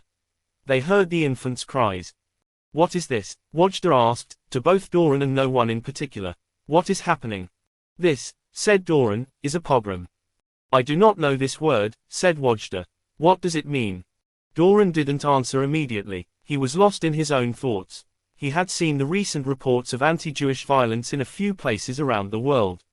In Amsterdam, 13 were killed. In Buenos Aires, 20-something. In Los Angeles, still more. A handful of others. Ever since the diminution of Israel, there had been a kind of gentleman's agreement between the world's right-wing jurisdictions and its more liberal ones that Jews could move to the friendlier jurisdictions, make their pilgrimages to Israel, and live in peace. That handshake had held for around 30 years. But something had happened. Doran, a mental health counselor of children by training and not a deep student of history or current events, hadn't really known what or why. He just knew, as he heard from more attentive friends, that resentment at Jews was again on the rise. The reason, as one friend explained to him, there didn't need to be a reason. This confused him. Surely things had to happen for a reason. Then one day, while idly watching a documentary about the Gates 1 Trump 2 border war, it struck Doran that maybe the reason had less to do with the Jews than with the people who didn't like the Jews, and things began to make sense. Still, not in Al-Wada Salam. How could this happen here? This place where Jew and Arab lived together in complete harmony. Except that harmony is never complete. There are always some others banging the piano in a different key. They stay in the shadows, until the day they don't. And this was that day. A pogrom, Doran said, is a raid. Organized violence, specifically against Jews. She said nothing. There used to be a lot of them. In what used to be Russia, way back when. Poland, there haven't been any in a very long time. Just this year, though, I know of several. Here. No, no, no, around the world, Amsterdam, other places. There had been, by this time, a second wave of marauders, another 20 or so. They were on foot. They had rifles and fired them into the air. One young man had a bucket of paint and a brush. They 91 watched him as he walked purposefully up to the window of the bank across the street and painted a symbol on it, a strange symbol Wojda had never seen. What is that? It's called a swastika, from Nazi Germany, from the last century. That was that Hitler man. Yes, Adolf Hitler. He's the one who killed so many Jewish people. With the gas. Yes. They stopped talking. People, on this fateful Ides of March, were pouring out into the street, crying, screaming, raising their fists to the sky, hugging, trying to comfort one another, just out there, trying to do something. Staying inside felt inadequate. Wojda hugged Doran tightly and began to cry. He, too, was crying. They said nothing. They didn't need to. She sensed that this might be a moment that they, would remember for some time. 18. The decision. Helvetica, too, monitored these events closely. She wasn't an observant Jew, especially. But she still remembered the trauma of the assault on New York City when she was 9, when the armed neo-Nazis from Long Island stormed into the city and began launching missiles at synagogues, bars, and other spots where Jews were known to congregate.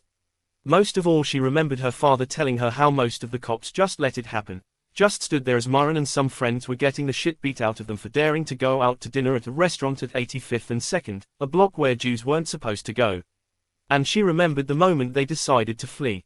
That, about 30 years ago, was the last big global outbreak of anti-Semitism. 92. She was a little more politically engaged than Devika and Wojda. She got it from her father.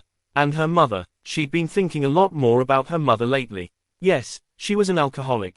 But she was a lovely and amazing person, generous, thoughtful, naturally empathetic in a way not many people were. Helvetica had inherited this trait.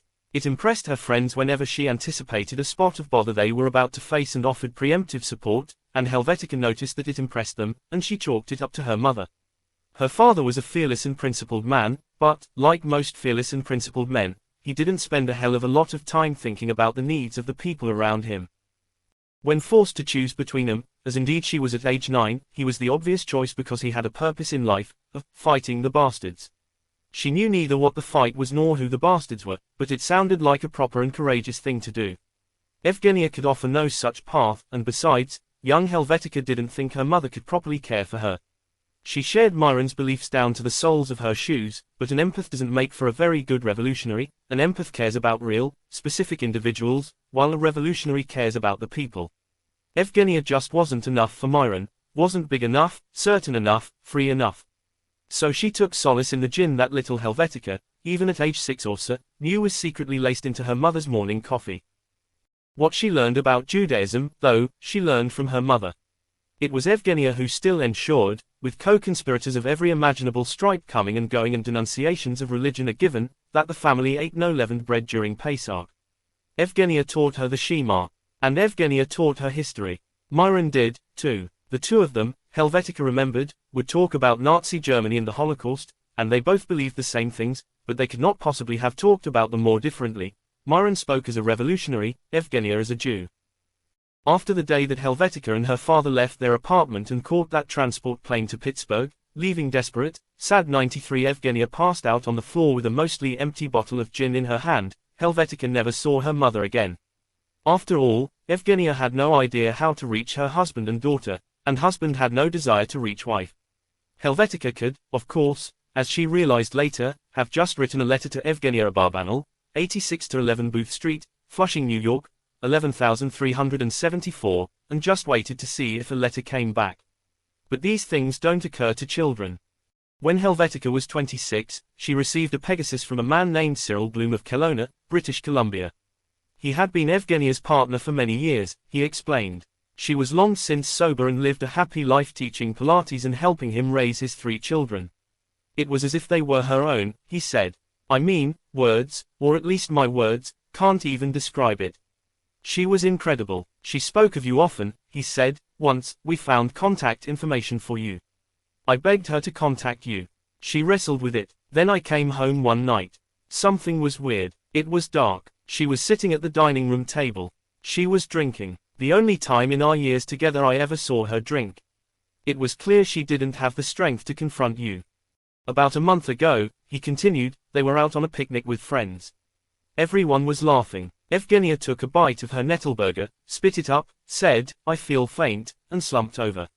She was dead. Just like that. Brain aneurysm. Aneurysmal subarachnoid hemorrhage, to be precise. Gone. Instantly. 66. That was almost 15 years ago. She hadn't thought much about Evgenia in a long while. Or, for that matter, Myron. They'd stayed close for several years.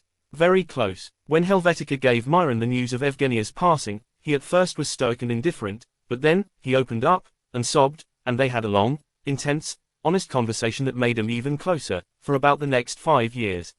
But then, Myron met another woman, fell in love, and it was one of those situations. She saw Helvetica as the competition, and for this fight, the brave revolutionary had no spine. Beatrice, the other woman, wrote one day to say that Myron had been overtaken by dementia and was in a home. As he recognized no one, there was no point in trying to C94 him. Helvetica thought about fighting this, but saw she'd lose. 2 years later, Beatrice wrote to say he'd passed away. She would see to it that Helvetica would receive the handful of items that Myron, while still compos mentis, had specifically said should go to his daughter. Left unstated, but clearly implied, was that the estate would be hoovered up by Beatrice, and given Myron's side passion as a tinkering inventor who'd scored quite a few successes down the years, Helvetica knew that the size of that estate would not be insubstantial. She imagined the series of conversations in which Beatrice persuaded her father to entrust his little fortune to her alone. All that was long ago. But lately, with the invention of the time machine and the conversations the group had been having, she'd been thinking. About her parents, about the world. And about Jaden's edict that they use the machine. It wasn't really a machine, exactly, that was old science fiction, like H.G. Wells. It was a kind of a spacesuit inside a synthetic bubble into which up to 4 people could fit, strictly for pecuniary purposes. It rubbed her the wrong way. At first she'd agreed, let's not play God. But lately, she thought, what is so great about this world that we who have developed this awesome power should decide we have no right to tamper with it? It's a pretty fucked up world. And it's getting worse. Close to half the planet inhabitable. Pogroms in Al-Wada Salam, of all places. And soon enough, with this Project Vitality thing, Freecorps, the company I work for, the people putting food on my table, will be altering the human race such that authority is never questioned again. And that thing Jaden had said at that one meeting about Freecorps being pretty damn happy with the world the way it is. Then, it had sounded merely glib. But now, knowing what Helvetica now knew, it took on considerably darker tones. At the next scheduled Team Eden, Helvetica decided that she would cast her innate caution to the wind. So, team, we are mere months, maybe weeks, from operationalizing this. She paused. No one spoke, so she continued. I will be frank, I have been doing some thinking. At first, I was willing to go along 95 with Jaden's edict. But since learning of Project Vitality, I've been reconsidering. Good, said Harry. We will carry out Jaden's instructions. We will ensure that the world's Uber class can go see the storming of the Bastille and get home in time for happy hour. But on the side, Carl, you spoke in one of our early conversations about our moral dilemma. You said we faced a horrible choice, but you also said that the real moral terror would be in not acting. Do you believe this still? Points to Helvetica for cutting right to the chase. She knew, all 5 of them knew, that this was the hinge point of the conversation. In due course, Carl spoke. Well, you wish me to provide moral direction. But it is against precisely this task that I rebel. Any decision we make here must fall on our collective shoulders, not on mine. Wajda, okay, I'll go. I say yes, let's do something. It doesn't have to be a big thing. Maybe we experiment, sort of smallish things, see how it goes. Devika, such as. Wajda, well, you know. Small, let's figure out a way, for example, to prevent some minor African potentate from having taken the throne. Harry, yeah, I like it, like, that guy in Equatorial Guinea. We could kill him. And if we fuck that up, well, who will really care? And how much worse can it be than reality? It was pretty fucking bad. Carl, Harry, my friend, with respect, who will really care isn't the question. By definition, no one will care. History will be different, and no one will know whether the new history that we authored is better or worse. Except, of course, us. Devika, still, doesn't Wajda have a point? Start with a small experiment. 96. Helvetica, yes, that makes sense. Perfect sense. Except for one thing. Harry, what's that? Helvetica, I sense already that we are being spied on. Collective, what? From the assembled. Yes, I mean, think about it. She knows we're rebel types. We're the weirdos. That's why she grouped us together in the first place, doing work that she never anticipated could cause her or Free Corps any trouble. So there's no doubt in my mind that she's having us watched. Right now. Harry, so why are we even having this conversation? Helvetica, well, they can't hear this conversation. I've taken steps, but there are surely cameras watching all of us. Now, and all the time. No one spoke, so Helvetica continued. And don't doubt that if she feels she needs to, she will have us killed. All of us. We will meet with unfortunate accidents. And it will be done very skillfully, as she does everything, and no one will care. Carl, I fear that this sounds all too plausible to me. Harry, I never thought about this, but what a schmuck. Of course you're right. Devika, maybe she won't kill us. Maybe she'll just drop several thousand gallons of that rain on us. Wajda, same difference. Harry, well, so. We have one shot. Wajda, yes, I withdraw starting small. 97. Carl, quite right, quite right. If this is our only shot, we must take it. There is no reason to fear repercussions, friends. After all, if we alter history significantly enough, the five of us will not be working together as a unit at Free Corps anyway. We will be elsewhere. We may not even be our current selves. We may be other people. And Free Corps may not exist. Jaden, Quay Jaden, may not even have been born. And thus we eliminate the last moral obstacle to bold action. Not only will we not know, we may not even be we. They all bought in. Okay, then, said Harry. So we're rolling the dice. What'll it be, boss? We go back and ice this guy Nabarius. That's one plausible scenario, Helvetica said. But I've been thinking about it. Is he really important enough? I mean, he's a monster. Granted. But, I don't know. I think we have other ways we can stop this Project Vitality. Devika's friend, she meant Omar, who was still in occasional contact with Devika but whose name they still didn't know, has all the goods. All we really have to do is make it public. Hopefully the level of outrage will be such that they'll never be able to pull it off. Wajda, we'll all be fired. Harry, or like Helvetica said, assassinated. Carl, correct, which is an argument for going back in time and doing something about him. Preventing his rise. It's far less risky than going public. Devika, but it's less certain. Unless of course you're literally willing to murder him. I say forget Nabarius, Helvetica said. She'd fire us, certainly.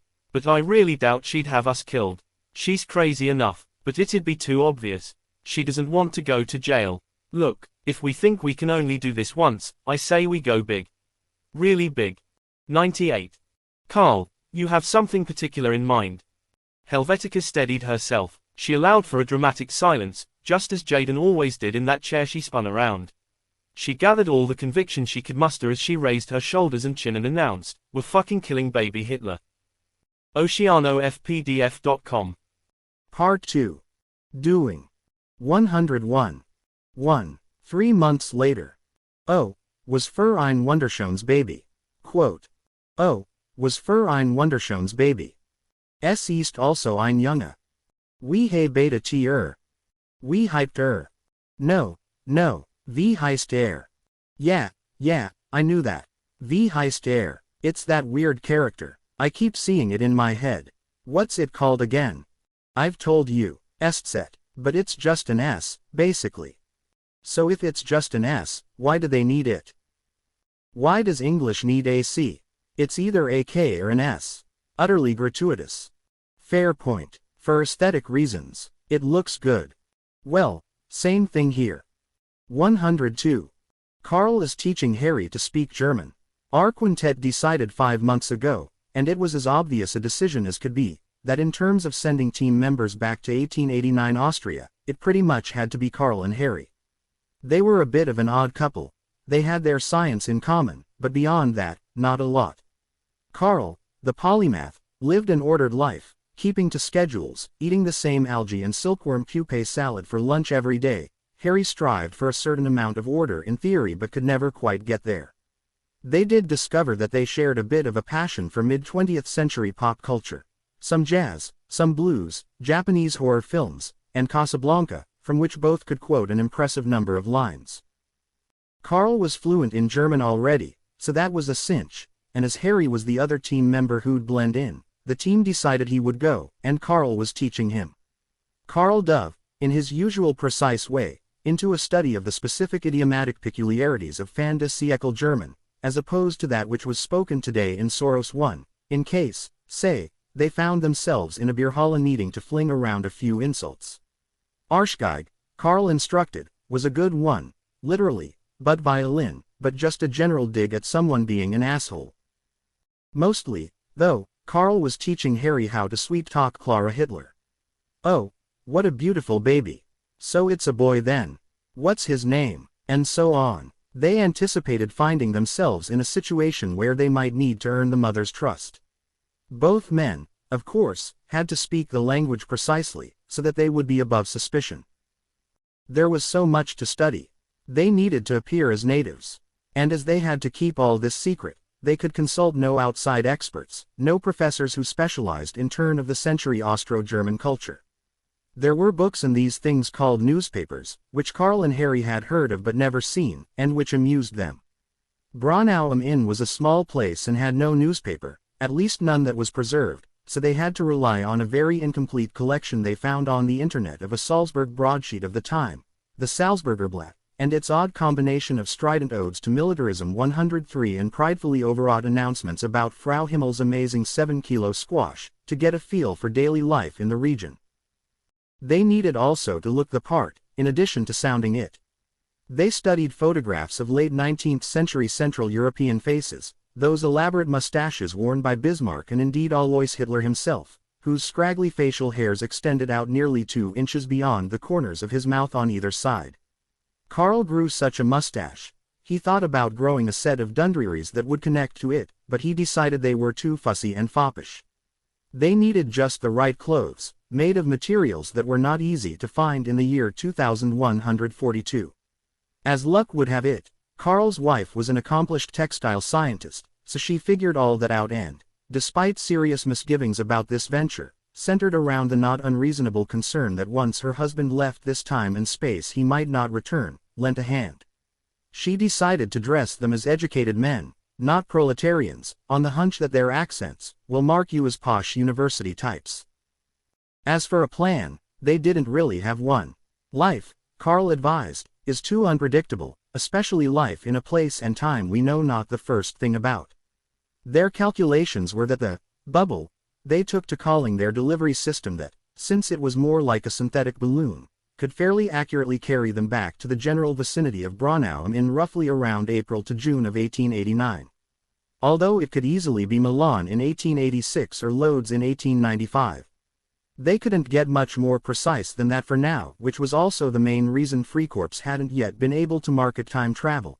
Who wants to pay good money to go back and witness the stabbing of Caesar only to find they've arrived a month early and will have to spend 30 days scrounging for food and taking shits in those awful public lavatories, wiping themselves with those communal sponges the Romans used. Or even worse, a month late, and you've missed it. So they'd have to find ways to survive. Would they need to find jobs? And what about money? They'd learned that in those days people used physical currency, paper notes and metal coins. What did Austrian currency of 1889 even look like?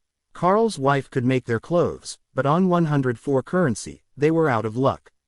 They concluded that one of their first acts upon arrival might have to be to commit a crime, to rob some wealthy-looking pedestrian, some local burgher out for his morning constitutional.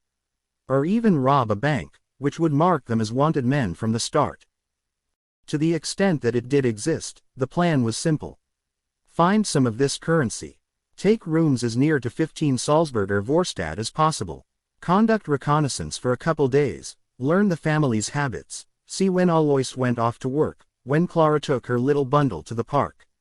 They had at one point hoped that they could land, come into town, do their deed, hustle right back to their craft, and return to the 22nd century. But Carl had determined that their bodies might not be able to take that. They needed a little time to let their molecules resettle, so to speak. They would use that time to ascertain the right moment to make their move, when the infant was down for his afternoon nap, probably, and Clara herself was resting, too. They had doses of a drug that would gently neutralize Clara, for about an hour, and they would smother little Adolf with a pillow. They would return to the bubble, stashed safely in the nearby woods. And boomity boom, the world would be spared several of the greatest horrors of the 20th century. 2. Liftoff. About a month later, Harry announced, "It's time to shit or get off the pot." Heads nodded. This had gone on long enough. Harry's German was near perfect. Lydia had tailored their clothes as precisely as she could, right down to the scratchy coarseness of their socks and leaky shoddiness of their shoes. They had to pack light, as they were traveling in space suits within a bubble. They took care to pack several toothbrushes and lots of toothpaste and floss, because they had read some alarming passages on 19th century dental hygiene. Harry, not a hypochondriac, per se, but let us say a man uniquely attuned to the perils of his physical environment, was particularly concerned about the state of 19th century human dentition 105 and expressed frequent terror at the thought of being struck by a tooth infection of some kind while on this mission. A fucking death warrant, he'd say. And a painful, excruciating death. Can you imagine a pain that starts in your gum and spreads to your brain? It drives you mad, literally made people insane, a goddamn toothache. The biggest challenge, of course, was fabricating the time travel suits in the bubble, as well as the launching device. All this took quite a lot of thought and care. Carl took charge here, with a small team of colleagues at West Virginia University whom he paid handsomely and swore to secrecy, without exactly giving them the full explanation of what they were working on. They knew that the general purpose here was time travel, but they did not know to where or when or for what purpose. Such was their faith in Carl's sincerity and integrity that every Wednesday evening for several months, they gathered at that capacious spread of his, hard against the Pennsylvania border, to test materials for their strength and resistance to heat and likely ability to hold up against the staggering speed at which our heroes would be traveling. Their chances of reaching Braunau in or around May 1889 were, as near as they could calculate, 64.368%, and their chance of returning to the time and place of origin something just under that. The team gathered at a point in the Pennsylvania countryside halfway between Pittsburgh and Morgantown, near the ruins of an old manufacturing town that had once been called Donora. Devika came over from Jaipur, and Wadja from Alwada Salam. This was a risk in both their cases, as Freikorps knew where they were at all times. Helvetica logged it in the Freikorps employee diary as a group mental health outing, hoping no one would ask just what sort of mental health was to be obtained in the former Donora, Pennsylvania.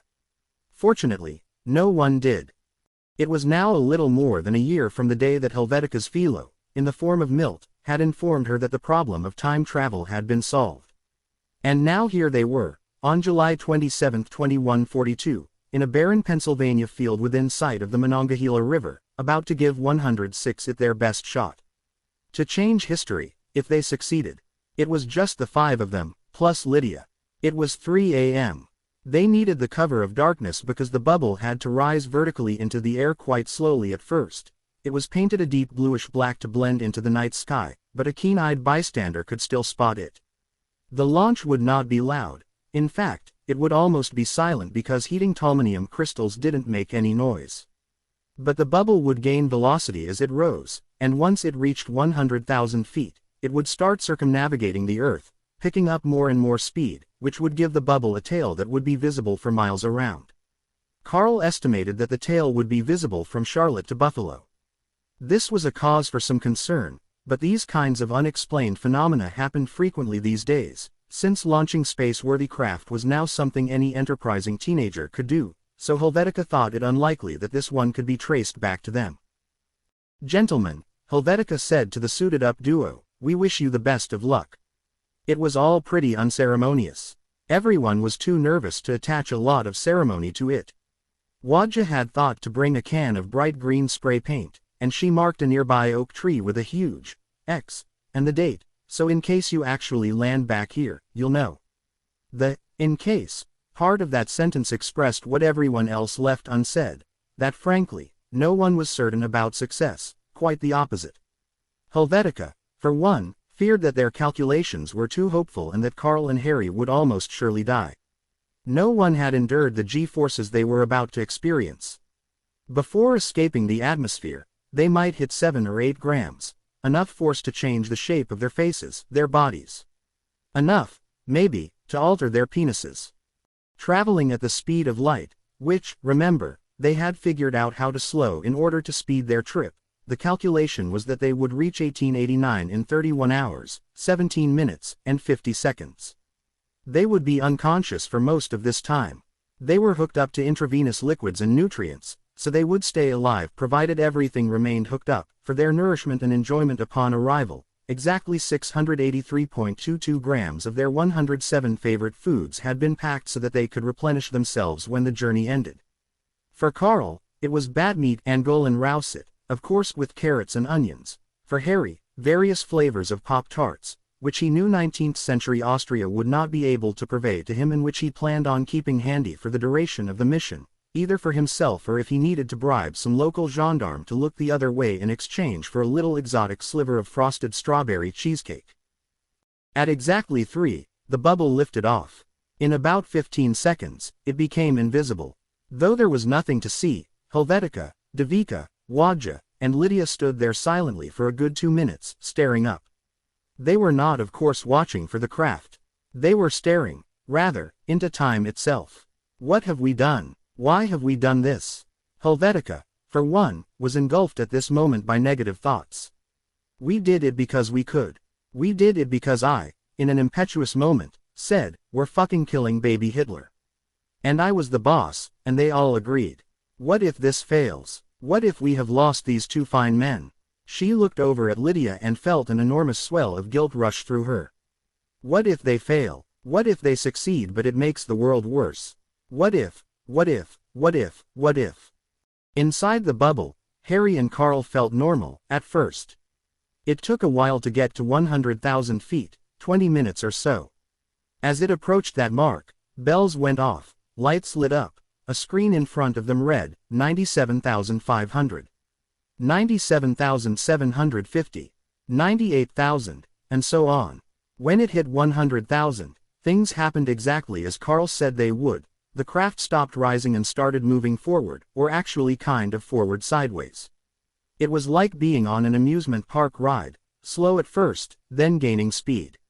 Soon enough, the speed was unbearable. G-forces make people feel several times their actual weight, so they both felt as if they weighed about 1,000 pounds. They felt their faces change. Harry thought he might have pooped himself a little. They felt as if they were sure to die, that maybe this was how this was supposed to feel, but it sure felt like death. That was Carl's last rational thought. Harry's was of Sheila, his philo. Specifically, of her in that slinky emerald green dress. And then, all went black. 108. And that was the last thing they knew, until the next thing they knew, which was that a loud alarm went off and awoke them, and they were no longer 1,000 pounds but felt, well, quite normal, and it seemed as if they were floating downward, like they were birds or angels, and it felt good, in control, easy, pleasant, even. And they were now able, for the first time in a long time, to make eye contact with each other, and their eyes told each other, "Are we here? Have we made it?" The next thing they heard, and felt, was a little thump. So gentle, like the sound of a cat's paws landing on a carpet. And the bubble was still. They'd landed. 3. Emerging. The first thing both Carl and Harry did was register the numbers floating hologrammatically in the air in front of them in some incomprehensible font that made the 1s and 7s difficult to distinguish and made both wonder what witless adjutant of Carl's chose it, although with enough study it was clear enough. 48.100718. 12.890156. Instant joy and relief. They'd known that the latitude and longitude of their location was the first piece of information they'd get, and they'd memorized the figures for Braunau in. These weren't those, but they were impressively close. They were probably just a few kilometers from the target. They'd nailed it. Of course, they had no idea at this point, still rigged up in their suits and inside the bubble, whether they'd landed safely in some woods at 4 a.m. or on a busy main street in the middle of the day, in which case they'd probably be instantly shot. This was one of Harry's many neurotic fears about the undertaking they'd cheekily named Project Absalom, after the third son of David. Adolf was Clara's third son, who betrayed his father, that they'd touch down in the middle of some bustling Platz and just be instantly subjected to a little 19th century justice. 109. They deflated their helmets, which fell down to their shoulders. Now, for the first time in 31 hours, 18 minutes, and 49 seconds, they were breathing normal air. They espied each other cautiously. They were listening. They heard nothing. Their brains ordered the unzipping of their suits. They still heard nothing. They stayed still for exactly 2 minutes and 9 seconds. A long time to stay still. At length, after Harry sent him pleading looks with his eyes, Carl spoke. "It would appear that we have made it. Well, to our physical destination. To our temporal one, we have yet to see, haven't we?" Harry nodded, arms engaged in threat position. Suddenly, the bubble was hit with a loud thump, a noise that signaled an attack. "Oh Christ," Harry muttered. "What the hell is that?" The noise outside was that of 100 animals attacking. It was terrifying, the sound of nature at its most violent. Carl and Harry waited. They allowed for the noise to die down. They stepped out of their suits, draped about them on the floor, and they gingerly opened the bubble's release door to lay their eyes upon, for the first time, the world, the past world, where they had come to alter the human race's destiny. Slowly, they stepped out of the bubble. It was an overcast day, gray, with no sun, so they couldn't tell what time it was beyond it being daylight. They scoured the landscape for signs of that ghastly commotion they'd just heard. They saw nothing. Then they heard something. The sound of something breathing, very heavy, labored breaths.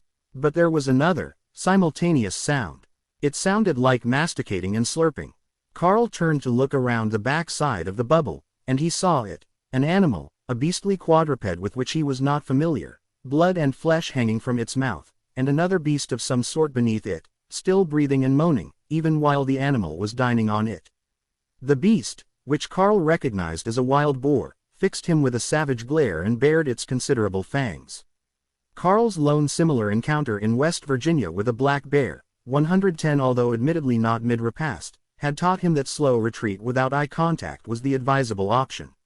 He signaled to Harry to return to the bubble. At one tense moment, the boar's ears shot up, and it crouched as if about to spring forward. It remained in that position for several seconds, growling, snorting, even kicking up some soil with a hoof, like a bull about to charge, but it didn't attack. They made it inside. The boar, whom they were watching on the bubble's exterior camera, returned to his meal. Our heroes had no choice but to wait the creature out, a test of patience that lasted nearly an hour as he picked the poor calf, or so Carl thought. There was pasture land nearby, to the bone, eating everything, its stomach, its offal, its bowels. The putrid smell intensified with each minute until it peeled some skin off their nostrils. So that constituted their welcome to the 19th century. On the plus side, Carl reflected to Harry, once they were able to speak to each other, they had not landed in the middle of some bustling Platz and been hauled before some despotic burgermeister. They changed into their 19th century gentlemen's clothes. They gathered their belongings. They entered their destination in their onboard Zarka and set off as they were instructed in a northeasterly direction 48.3 degrees, which would deliver them, in 14.65 kilometers, to Braunau am Inn. That's a long walk, 14 kilometers, the better part of a day.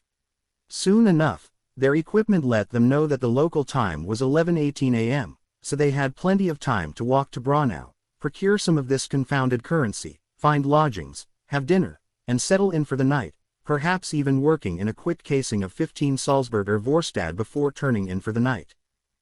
They walked north toward the river Inn, deciding that once they found the river they'd follow it into town and would easily enough wend their way to the fateful address. Along the way, along the dirt road that ran near the river, they encountered several passers-by. First came a multi-generational family with a cart and 2 oxen. The patriarch, a portly, ebullient fellow seemingly a bit in his cups, greeted 111 them warmly. He inquired about the quickest way to Berghausen. From their assiduous study of their maps, and their wholly fortuitous encounter not 15 minutes prior with a road sign that quite plainly said, Berghasen, they knew exactly the way. Karl stepped forward, with his more certain command of the language, and gave the man more precise instructions than he might have had the right to expect from a travel agent, had such existed. Harry stood there mute, smiling, finally at a moment of awkward silence complimenting the man on his choice, as Berghasen was indeed a most desirable destination, particularly at this time of year. That last part struck Karl as especially fanciful since they as yet had no firm idea of what time of year it was. But the patriarch nodded vigorously, signaling his resolute assent.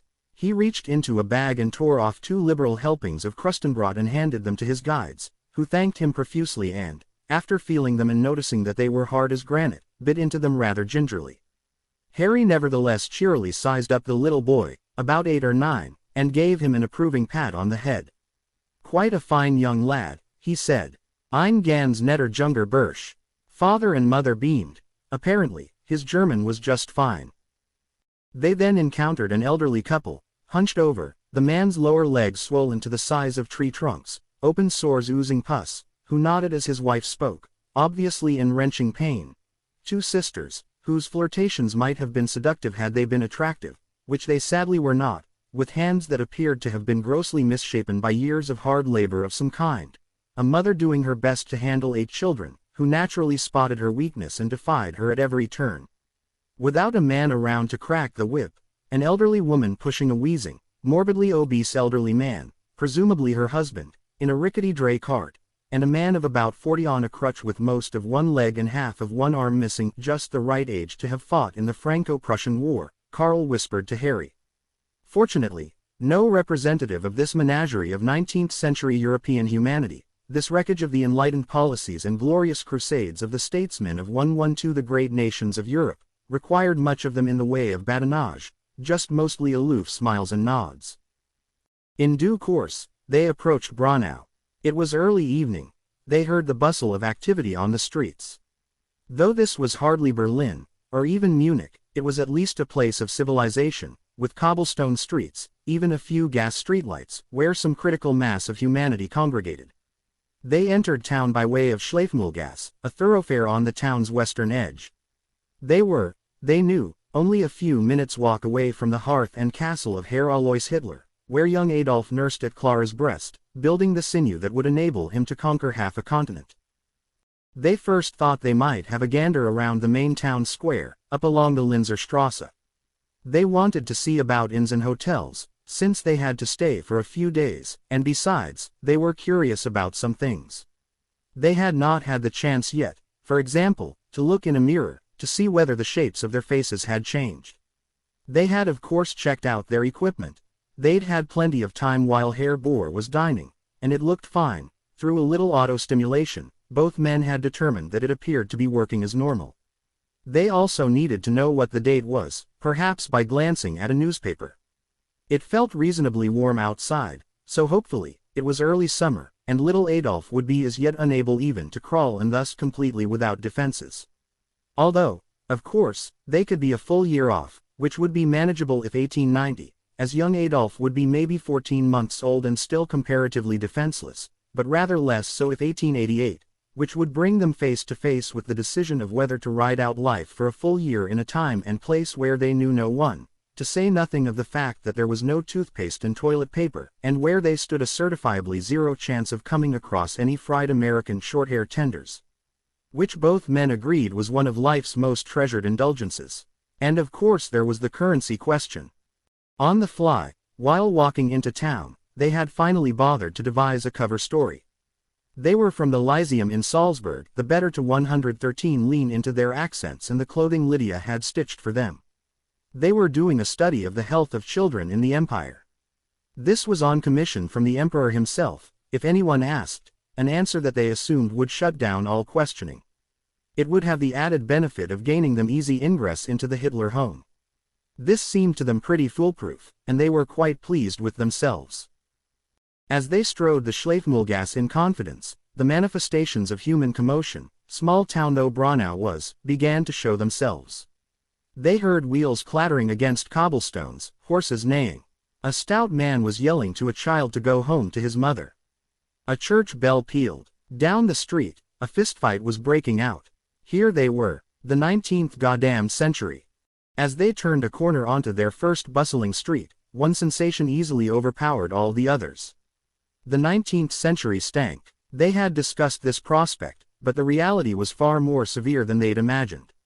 Horse manure and vomit, the stench of which hung everywhere, rotting vegetables, rotting meat, even, in those days of chancy refrigeration, soot all over the place, the odor of burned coal emanating from every chimney. It was rather warm, but the odor still lingered from the winter months, and finally, and most pervasively, the stink of unwashed humanity all around them. Everyone, they observed, was unsanitary enough to have been literally arrested in their century. People were filthy. Their clothes were filthy. Their breath smelled horribly. Yes, the collective breath of the people, hundreds, thousands of humans who never, yes, never, brushed their teeth, or did so intermittently with sticks or filthy cloths or maybe at best baking soda and charcoal, constantly pushing that mephitic wheeze out of their mouths and into the communal air. Imagine, thought Harry, we're talking about decades, maybe centuries, of this, of horse shit and human breath that could kill a person, laying their claim over the entire atmosphere and consuming it, as mugwort invades and overwhelms an untended garden. Imagine, he thought, how terrible an actual city must smell. 114. This smell, Harry said. Yes, said Carl, yes indeed. How did anybody get anything done? How did Shakespeare write his plays? How did Newton think about physics? How did Michelangelo paint the Sistine Chapel? If I'd been alive, all I could do was sit around and think, Jesus fuck, this place smells terrible. As if on cue, right in front of them at this very moment, a mother helped her little toddler pull down his lederhosen, squat in a doorway, and take a crap. She pulled a piece of a rag out of the bindle she carried on a short stick, gave the tyke's bottom one wipe, threw the rag on the sidewalk, and hiked up his pants as they scurried wordlessly on their way. The 1890s version of the diaper bag. Harry stood staring at them in disbelief. But now something else caught Carl's attention. A far more smartly attired young woman was parading down the opposite sidewalk. She carried a large purse, a sign, he thought, of her having attained a certain class status, since, as he sized up matters, very few women carried purses. A young woman, alone, with a purse. When Carl was a little sprout of 6 back in Dusseldorf, he tattled on a classmate who'd stolen an eraser from teacher's desk, such was his sense of duty toward right. He thought precisely of that moment and that little boy, Henning Gudmacher, about whom he'd come to feel a pinch of guilt as, seeing no other pedestrians nearby, he raced across the street, snatched the woman's purse, and turned the street corner. Harry's impulse was to run and join his confederate, but just as he was about to pounce into action, something in him made him think the better of it. He watched the woman's reaction. She screamed. She yelled that she had been robbed. 2 young men came to her aid. Harry crossed the street to get close enough to eavesdrop on their conversation. They asked her how much money she'd been carrying. She named an amount, 14 marks and something. Harry suspected this was a significant amount of money, but his ears really pricked up when he heard the 2 men chastise the woman for carrying such a 115 vast sum about her person. They went off to search for a police officer, but their tone suggested that this might take a good long while, and the one policist they knew personally, one of the men attested, was down the street in a beer garden and quite the worse for wear. Carl found an alleyway to slip into. He opened the purse. He quickly found the neatly pressed mark notes, and a few pfennigs of change. He slipped them into his pocket and crumpled them up, thinking that this woman clearly took pride in the neat appearance of her notes, as if she or a maid ironed them, and might mention same to police. Walking cautiously back out to an abandoned side street, he casually dropped the purse on the sidewalk, hoping sincerely that someone would find it and that his victim would eventually recover it. He spotted a Catholic church across the street. The parish church of St. Stephen. He knew the name well. It's where Hitler was baptized. This gave him pause, but he needed to be off the street, and besides, he also felt, animated by the same Catholic guilt that had led him to rat out Henning Gudmacher, that it couldn't hurt if he ducked in to say a little confessional prayer about his act of petty larceny. He entered, walked over to a by altar, knelt, lit a candle, and even dropped a pfennig in the box. It's odd to think that one can travel back in time roughly 250 years and find some things to be still precisely the same. Carl had been an altar boy for 2 years but stopped going to church when he was 15, announcing to his mother that after studying the matter he came to the view that God was about as real as Krampus, the German Christmas horned devil who traveled right behind Santa Claus der Weihnachtsmann, in German, and delivered swats on the behinds of bad children with birch branches while DW handed out gifts to the good ones. God, said the rebellious teenager, is a fairy tale. The world and the universe are made of science, not fabulistic tales invented by pathetic people desperately trying to give their existence meaning. That was the end of Carl's church-going career. But his sharp intellect and general curiosity about more or less everything meant that he'd held on to certain knowledge he'd gained during 116 his altar boy tenure, when one of his favorite jobs, the only one he enjoyed because it entailed doing a bit of research, was to update the hymn board, which told parishioners what this week was in the liturgical calendar, what hymns were to be sung, and what lessons to be read. So when he looked up at the hymn board of the parish church of St. Stephen and saw the words, 13. Sonntag gewöhnlicher Zeit, he nearly did a somersault of joy. He knew that week. It was the 13th Sunday of Ordinary Time, in English, and it tended to come along sometime in early July. Assuming it was 1889, and surely, he now thought, it had to be, their calculations could not have been that far off, this was perfect. The little baby was just shy of 3 months old. He could put up no fight at all, and would perish in probably less than 30 seconds under a well-placed pillow. He left the church in a mood of elation, which was quickly and thuddingly neutered by the sight of the woman, his victim, and the 2 young men across the way. They'd recovered her purse. That eased his guilt a bit. But, of course, they were still on the hunt for the miscreant in those 14 marks. One of the 2 men seemed to look right at him, but as the men hadn't seen him, nothing registered. The woman was rifling through the purse. Carl made a quick pivot back into the church. Evening mass was starting. He even recognized the opening strains of "Wir versammeln uns hier, O Herr, we gather here, O Lord," and he belted out the first verse with altar boy conviction. Harry had followed the woman and the 2 men, keeping a safe distance, so he caught sight of Carl as Carl left the church, and as he turned to go back inside. Harry had never been inside a Catholic church. His first reaction was, again, an olfactory one. The incense was cloying and overpowering, but, having encountered the bouquet of pre-modern street life, Harry gleaned a new insight into why the Catholics went in for all that incense. He arrived just before the processional was to begin. A seasoned mass-goer would have looked around himself and known to stay back, but seasoned mass-goer Harry was not, so he found himself walking up the center aisle directly in front of the bare-robed young lad holding the cross, smiling as people stared at him in horror. 117. Fortunately, about halfway up, he spotted Carl on the right. There were no seats next to Carl, but he was able to plop himself on the same pew, about 3 bodies away, and establish eye contact. Meanwhile, Carl was thinking, perhaps Clara and her little bundle of joy are here. Maybe she attended on Sunday mornings, which tended, at least in Carl's century, to be the preference of the more devout. Then again, maybe this week, some other duty beckoned on Sunday morning and she and history's greatest monster were here, right now, in this very house of worship. Or maybe she went to both masses every week.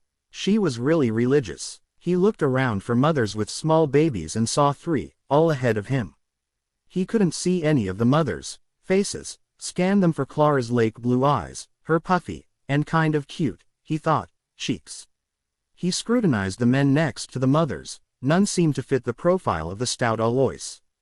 2 of the babies were silent. One was crying, screaming. Carl wondered. At exactly the same moment, Harry heard the screams, connected the mental dots, and thought to himself, I just wonder if that crybaby is that fucking Hitler. 4. A lucky glimpse of the sire of death. Mass, highlighted by Harry's virgin nibble on a communion wafer, ended around dusk. Harry went out first. As Carl hung back, Harry looked around after he got outside, saw no sign of the woman and the 2 men, and motioned to Carl that the coast was clear. Carl also had wanted to see if one of those mothers was Clara. 2 of them, the 2 with the well-behaved babies, walked down the aisle and were clearly not. The 3rd, the mother of the howling dervish, delayed her progress down the aisle by stopping to chat with a friend. This went on for a good 3 minutes. At one moment, the woman would turn her head in such a way that Carl got a decent look at her from a rear angle and swore it was Clara, if only he could have a few more seconds gander. At the next moment, she would turn away, and he saw only the back of her head. In time, Carl grew tired of this and left to meet Harry. On his way out, the priest clasped his hand meaningfully, correctly guessing that he was a visitor to these parts. He was sorely tempted to say, "Well, Father, you may have trouble believing this, but one of your parishioners, as yet an 118 infant, will grow up to be responsible for some 12 to 15 million deaths, the rape of Europe, and the destruction of Germany, and I am here visiting your parish to ensure that that doesn't happen." But the father's trusting face made all that seem rather rude and pointless. "Well," said Carl, "I must say I feel properly cleansed now. Having committed my little act of lawlessness, I am happy to have sat through my first Mass in some 40 years. I am penitent. And you, Harry, what do you make of what I assume is your first brush with Catholicism?" "Well," Harry replied, shrugging, "I liked the singing. Good, strong sermon. I kept wondering if the priest diddles that altar boy. The little one, with the light brown hair. Yes. He was a cute boy. He was. I will confess that I had the same thought," said Carl. "That's another thing. The things we could warn people about, if they'd only listen. Catholic Church. Pay attention.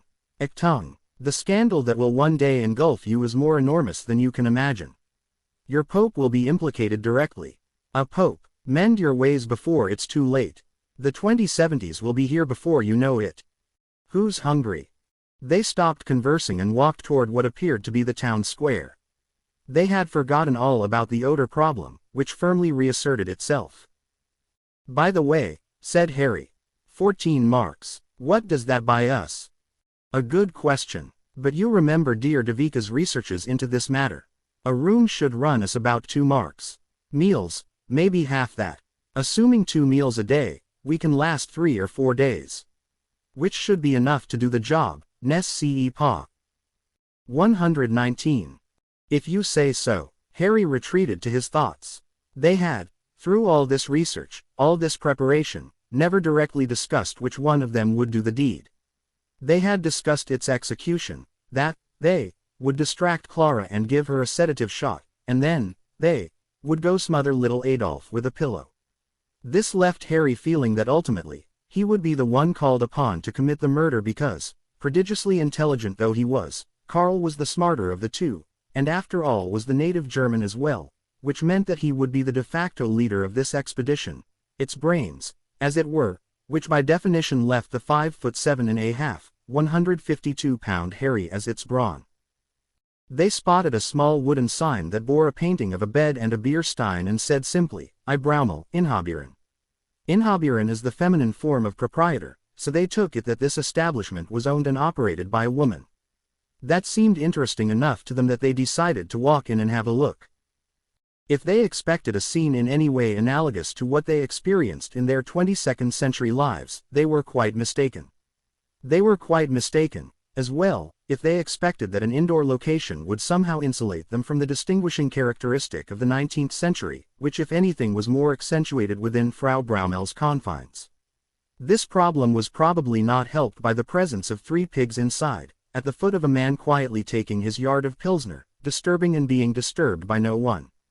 Harry and Carl, who in their youth had seen pigs disappear after the emergence of the mysterious airborne virus that somehow identified a weakness in the porcine endocrinologic system and wiped out the whole global population in less than 2 years, stared intently at the beasts, practically smelling the bacon they'd only heard about.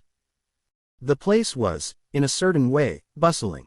It was about the size of an average bar of 2,141, a long bar along one wall, and maybe 20 or so tables. So that was one thing that hadn't changed. Only beer was served, and apparently only one kind. Beer. There was a publican, a portly 40-ish man with twinkly blue eyes who kept up a constant 120 jabber with his patrons, clearly regulars.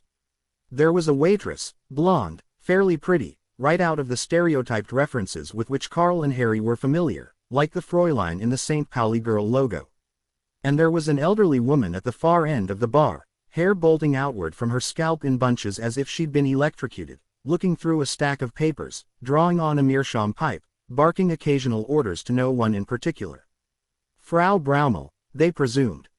They found the last empty table for two. The waitress was deep in conversation with a patron, but Karl coughed theatrically, and she looked up and lost little time in scurrying over to them with a warm and unrehearsed smile. "Guten Abend, meine Herren," she said, with an exclamation point. They waited for more. "What can I get you? What would you like? My name is Gretel, and I'll be your server tonight." That was probably a stretch. But, nothing. She now stared at them in confusion, waiting for them to speak.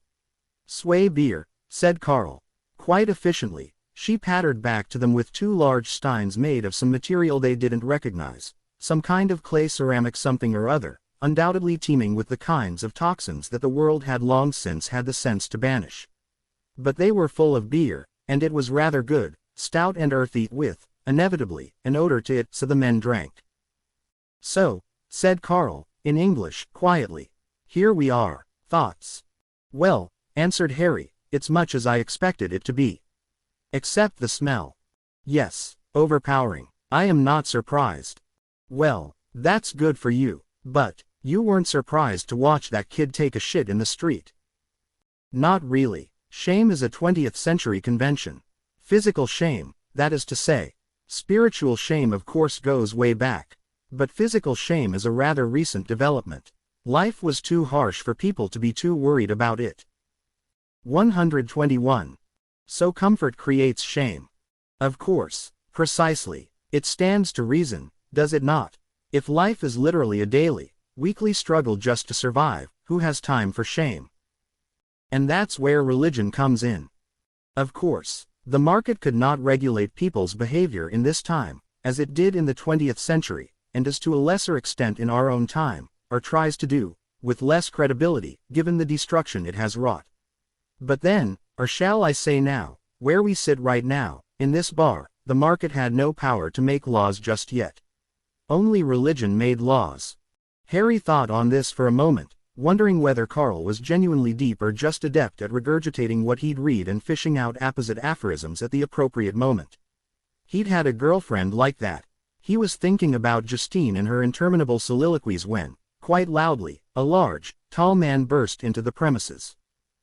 He was drunk. Harry and Karl were beginning to figure out that, if it was any time past the morning in the 19th century, a critical mass of men was likely to be in some stage of inebriation.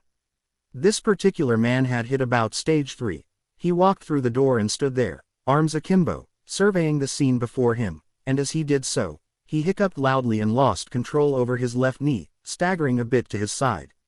He righted himself. He appeared to seek attention, and, in his uniform of some kind with its 2 or 3 ribbons fixed upon his chest, perhaps deserved it, but few patrons paid him much, as he listed a second time, this time to his right, and one of the ribbons dangled from a corner.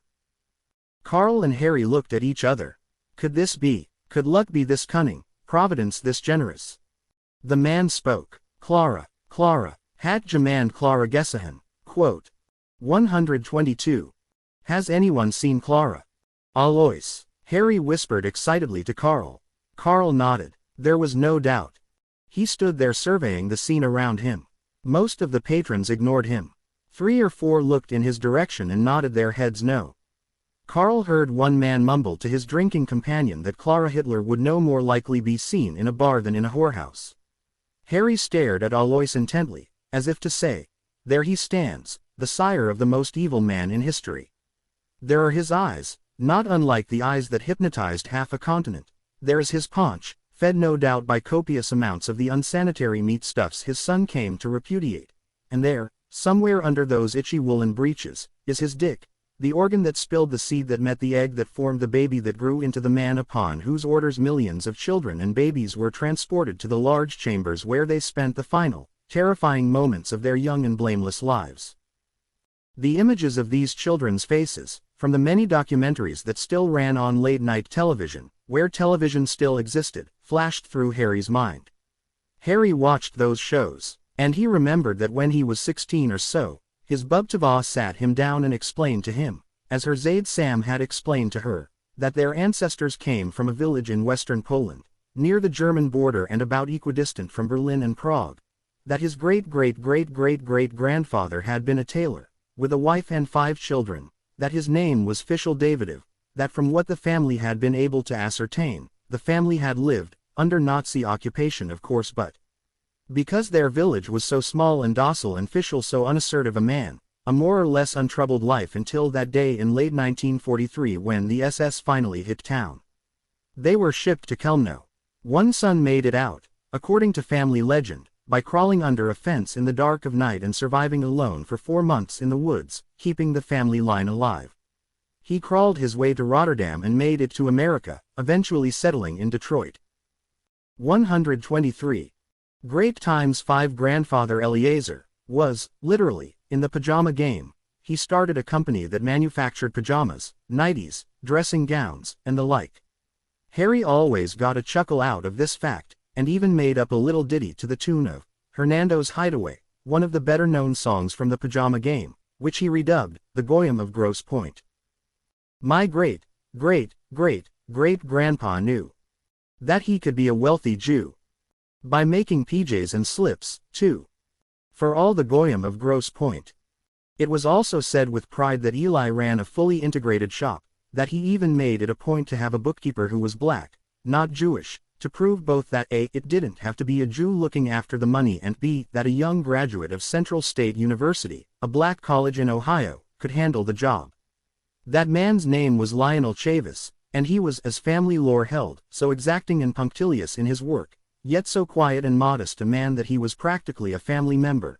The Chavises were often invited to Eli's home, which raised many an eyebrow along Woodwind Drive. House of David fine linens grew, at its height, to 11 stores in Michigan. Eli David's was the classic liberal Jewish-American 20th century success story, right down to the week every summer at Kutcher's, because the more glamorous Grossingers intimidated him a little. Upon being ignored utterly by the patronage, Alois stumbled to the bar. Carl and Harry noted the furtive eye contact between Ibroumel and her publican. His eyes pleaded, "What do you wish me to do here?" She raised her hands, placing them just a few inches apart from each other horizontally, and quietly mouthed the word, "Ein." One small one. He handed it over. Alois gulped it down in one swallow, pivoted, and stalked out the door. "Let's go," said Harry. "Let's follow him." "No," whispered Carl. "What would be the point? We know where he lives. Let us count it providential that we got a good look at him." 124. Well, all right, I see you've progressed to the strategy phase. I'm still in the wonder phase. I want to know everything there is to know about this man. I mean, he's Adolf Hitler's father. Quote. Harry spoke those last 3 words a little too loudly, and patrons at 2 nearby tables turned their heads. Harry picked up on this and tried to set things aright. "My wife," he said in German, "says little Adolf is just the most adorable little baby.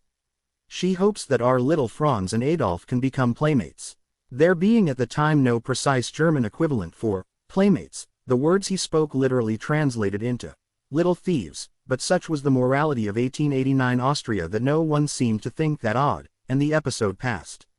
St. Pauli girl returned to their table, and they inquired about the food on offer, settling after a bit of haggling on 2 servings of bratwurst and sauerkraut, which were eventually delivered to them and weren't half bad. Carl, finally, approached Frau Braumel and, after an animated back and forth that Harry watched keenly and that ended with the Hausfrau handing Carl a key, returned to the table and announced that he had secured them accommodations for the night. They finished their meals and beers and sauntered up the stairs to Chamber 7. Chamber 7, about 3 meters by 5, contained 2 army cots, 1 bureau, a gas lamp that didn't work, and a ewer that was only half full of stale water. The cots had blankets, sure enough, but no pillows. It was only about 9 o'clock, but the men agreed there was nothing to do except try to go to sleep. Carl turned in and was in the land of Nod within minutes. Harry, who was more restive, sat on his bed, pulling from his rucksack one of his 2 treasured frosted hot fudge sundae Pop-Tarts, and ate. 5. Morning, Monday, July 15, 1889. The next day was Sunday. There was nothing to do. The whole town was shut down utterly, except of course for the churches, but, having cashed that ticket Saturday evening, neither Carl nor Harry felt any urge to hear the same mass and the same sermon. They slept most of the day, trying to get their bodies back to normal. They learned 125 that taking a dump was a rather unpleasant business in 1889, without modern plumbing, but they did what they needed to do. Everything being closed, combined with the fact that Carl thought it unwise to show himself unnecessarily, kept them in their room for the day. On Monday, Carl awoke early, not long after the sun rose, and lit out for the central train station. It wasn't much of a station, by the European standards of the day that he knew, a tiny little brick structure with 2 sets of tracks. The building abutted the southbound tracks. Toward Salzburg, passengers with the bad luck of needing to venture north had to walk across the tracks, hauling their bags and their bumptious children, to reach the other platform. But there was, as Carl had hoped, a man selling fresh copies of the Salzburger Blatt, to which was affixed the date, Montag, 15. July, Monday, July 15th, and the year was spot on, 1889. It was a cool morning, misty, silent, there were no passengers present, and no belching trains, so the smell, far from asserting the reigning 19th century odor of horse shit and halitosis and body scum, was surprisingly crisp. Carl spotted some edelweiss planted near the station's doors, and he caught a whiff of its soft and bucolic scent, and his mind raced back to the symphonies of Beethoven and Schubert and the poetry of Heine and the pastoral art of Constable, and he suddenly saw how it was possible, against Harry's earlier skepticism, for geniuses to outwit this mephitic abattoir and somehow create great art. From the station, it wasn't too long a stroll to 15 Salzburger Vorstadt, the address of the baby mass murderer. Carl sized it up, a drab, featureless edifice, exactly the sort of place where a paunchy, brusque civil servant might live. A man rode a bicycle in front of him, nearly hitting him. He watched the man zigzag up the street, concluding, perhaps unfairly he acknowledged to himself, that even this man was already drunk at this tender hour. Then, after the man had receded into the horizon, he heard a gentle mewling from what he swore was the 3rd floor. He looked up. Could that be him? It was hard to tell exactly where the sound 126 was coming from, that is. The sun was out now, it was just after 7. Blinds were opening slowly up and down Salzburger Vorstadt, and just around a near corner came a milkman, making his rounds, the clattering of his horse's hooves against the cobblestones interrupting the silence outside. From inside, several seconds later, he heard the baby's mewling again, now loudening into a more insistent cry. He walked up close to the building and stood not 5 meters from its front door. As he settled himself, said door flung open and a man charged out, not Alois this time, but a younger man, in a suit, and clearly on a mission of some kind, brushing past Carl, bumping his elbow without so much as an "if you please." These 19th century manners, Carl thought to himself as he shook his head, forgetting his own theft of a woman's purse just the night before. Within a few seconds, he did remember that incident, and the fact that he was in all likelihood a wanted man in Little Braunau, where the odds were surely decent that his victim would again be parading the downtown streets today, just 14 marks and change lighter than yesterday. Weighing matters, he decided that the wiser course lay in proceeding post-haste back to Frau Braumel's establishment. Just as he reached this conclusion, the front door to number 15 again flung open, and here now was a woman with a pram. His heart pumped quickly, but he gazed upon the mother, blonde and tall and thin, and knew that it wasn't Clara. Despite the fact that this was a different woman, and despite the pressing need he now saw to return swiftly to his quarters, he couldn't help but engage the woman in conversation. "Good morning, madam. What a lovely child you have. May I inquire as to its name?" "Dagmar," she said. "Ach," said Carl, "I have an Auntie Dagmar, in Trostberg." "Tell me, there is another baby in this building, is there not?" "Why yes," the woman said. "Alois and Clara Hitler upstairs just had a little boy." "Well," said Carl, "that must be so nice, to have a second baby in the same building." "Yes, it is," said the woman. "Clara is rather private, and it is a bit early for playtime, as they are but 3 months old, but yes, it is nice to know that Dagmar will have a little friend so close." The woman smiled, an unguarded smile, her first warmish moment. 127. Way beta, vielleicht werden sie eines Tages heiraten. Quote. Who knows, Carl offered with a chuckle, Perhaps they will marry someday. The woman smiled and nodded. Carl stared down at little Dagmar, imagining her in the role of the monster's life partner, enduring all that was endured by Eva Braun, putting up with his many madnesses and obsessions, his scandalous love affair with his niece who committed suicide, yes. Look it up. His repeated refusals to marry, his insane drug addiction, his malformed penis and his single testicle, his endless and tedious wee-hour soliloquies to anyone who'd listen about his glorious rise to power, finally picturing dear little Dagmar biting down on a cyanide tablet at her lover's side on the afternoon of April 30, 1945, ending her life of her own volition, having obviously made the decision to be willing, proud, even, to go down in history as one of the most infamous and frankly stupid women the world ever knew. Suddenly a smell emanated from Dagmar, a smell that overpowered even the odor of the 19th century, a smell Carl knew well from having changed the diapers of 4 children of his own, and the mother excused herself. Carl scurried back to the safe confines of Frau Braumel's guest house before the streets filled with people who might include his victim or her 2 helpers. 6. Ploust.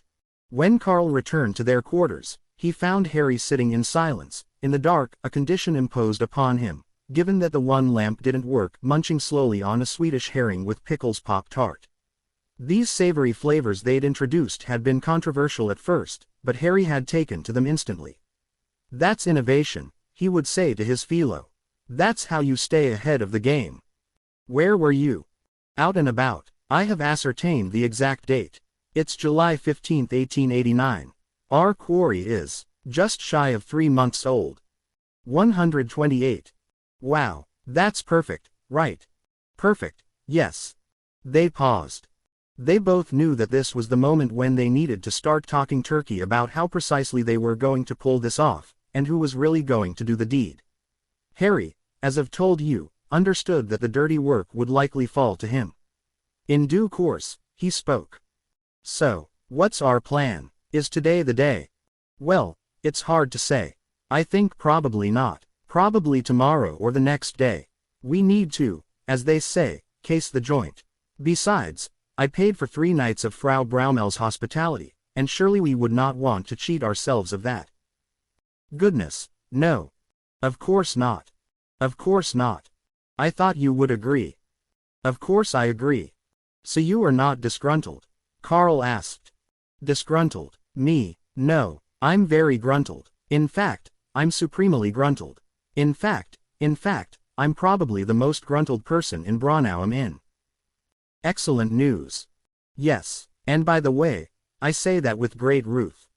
So you consider our confines to be ruly? Yes, ruly, truly, truly ruly, not only ruly, kempt. 129. Yes, this is a very kempt place. Unbelievably kempt. Incredibly. I mean, by 19th century standards, of course. Of course. But by those standards, pretty damn kempt. They'd never engaged in this kind of wordplay before, and it was fun as far as it went, and it lightened the mood, but they both knew it was a dodge, so they stopped. All right, said Harry. I know, I'm the heavy, I'm going to kill him. What the hell, it's a different century. Well, more to the point, it's Adolf Hitler. Right, it's Hitler. You're doing the world an enormous favor. A favor. 6 million people, 10 million, 12 million, will live because you smother that child. Correct. History's greatest crime will never have happened. Correct. You will be a hero. Incorrect, interjected Harry. He continued. How will I be a hero? No one will know, so I return to 2142, and what? I go around to people and I say, hey, you see all those 130 Jews walking around that are alive? You see that city, Dresden, with all those gorgeous medieval buildings? Well, those Jews are alive, and those gorgeous buildings stand, because of me. Because I went back and changed history, 'cause there was this guy Hitler, see? No, that isn't how it works. You'll be a hero to me, Harry. And to yourself. And to our team. And to God. To God. I've never heard you mention the big guy. You're a believer. Not really. But do I presume to know? I do not. If there is a God, he will be pleased.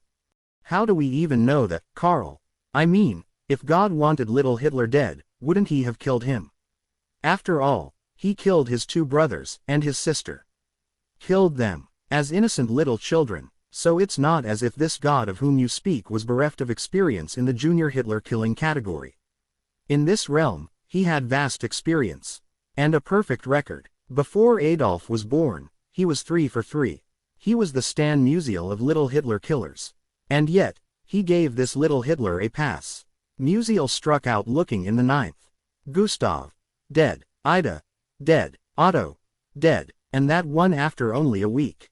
But not our Adolf. No. God lets Adolf live. Why him? Oh, you know what? This little Hitler family, I think'll kill most of them off. 'Cause what the hell, it's the 19th century, kids die all the time. But the one who's going to grow up to murder millions, to him, I'll give a pass. So God willed this great evil. Well, if you believe in an all-powerful God, then how can the answer be otherwise? It's a fair point. They sat in silence. In time, Karl spoke. 131. Of course, we don't really believe in all that. Of course. Gustav, the others, it was just science, disease. So prevalent in those days. Of course. So we should just put all that aside. Agreed. And do what we came here to do. And do what we came here to do. Yes. Another pause, after which a mischievous grin crossed Karl's face. You are not pervious to such arguments. Harry smiled. Pervious? Me? Are you kidding? I'm utterly ploused. Harry handed Karl a corned beef with brown mustard Pop-Tart.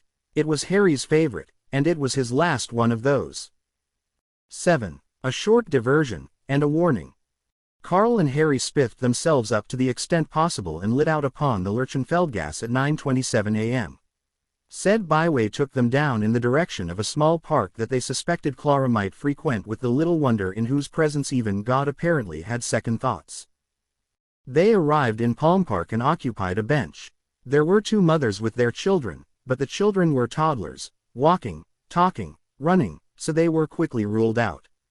2 older men played chess nearby, as 2 younger men watched them, saying nothing. Across the park, a young couple looked lovingly into each other's eyes. What do we do? Harry asked. 132. We wait. And what if they never arrive? What if she's not that kind of mother? What if she hates socializing? What if she just can't stand these other nosy, prying mothers? What if she's having an affair with a local banker, and she forgoes these interminable chickadee fests in favor of a little morning banker schnitzel? If that is so, we will learn it in due course.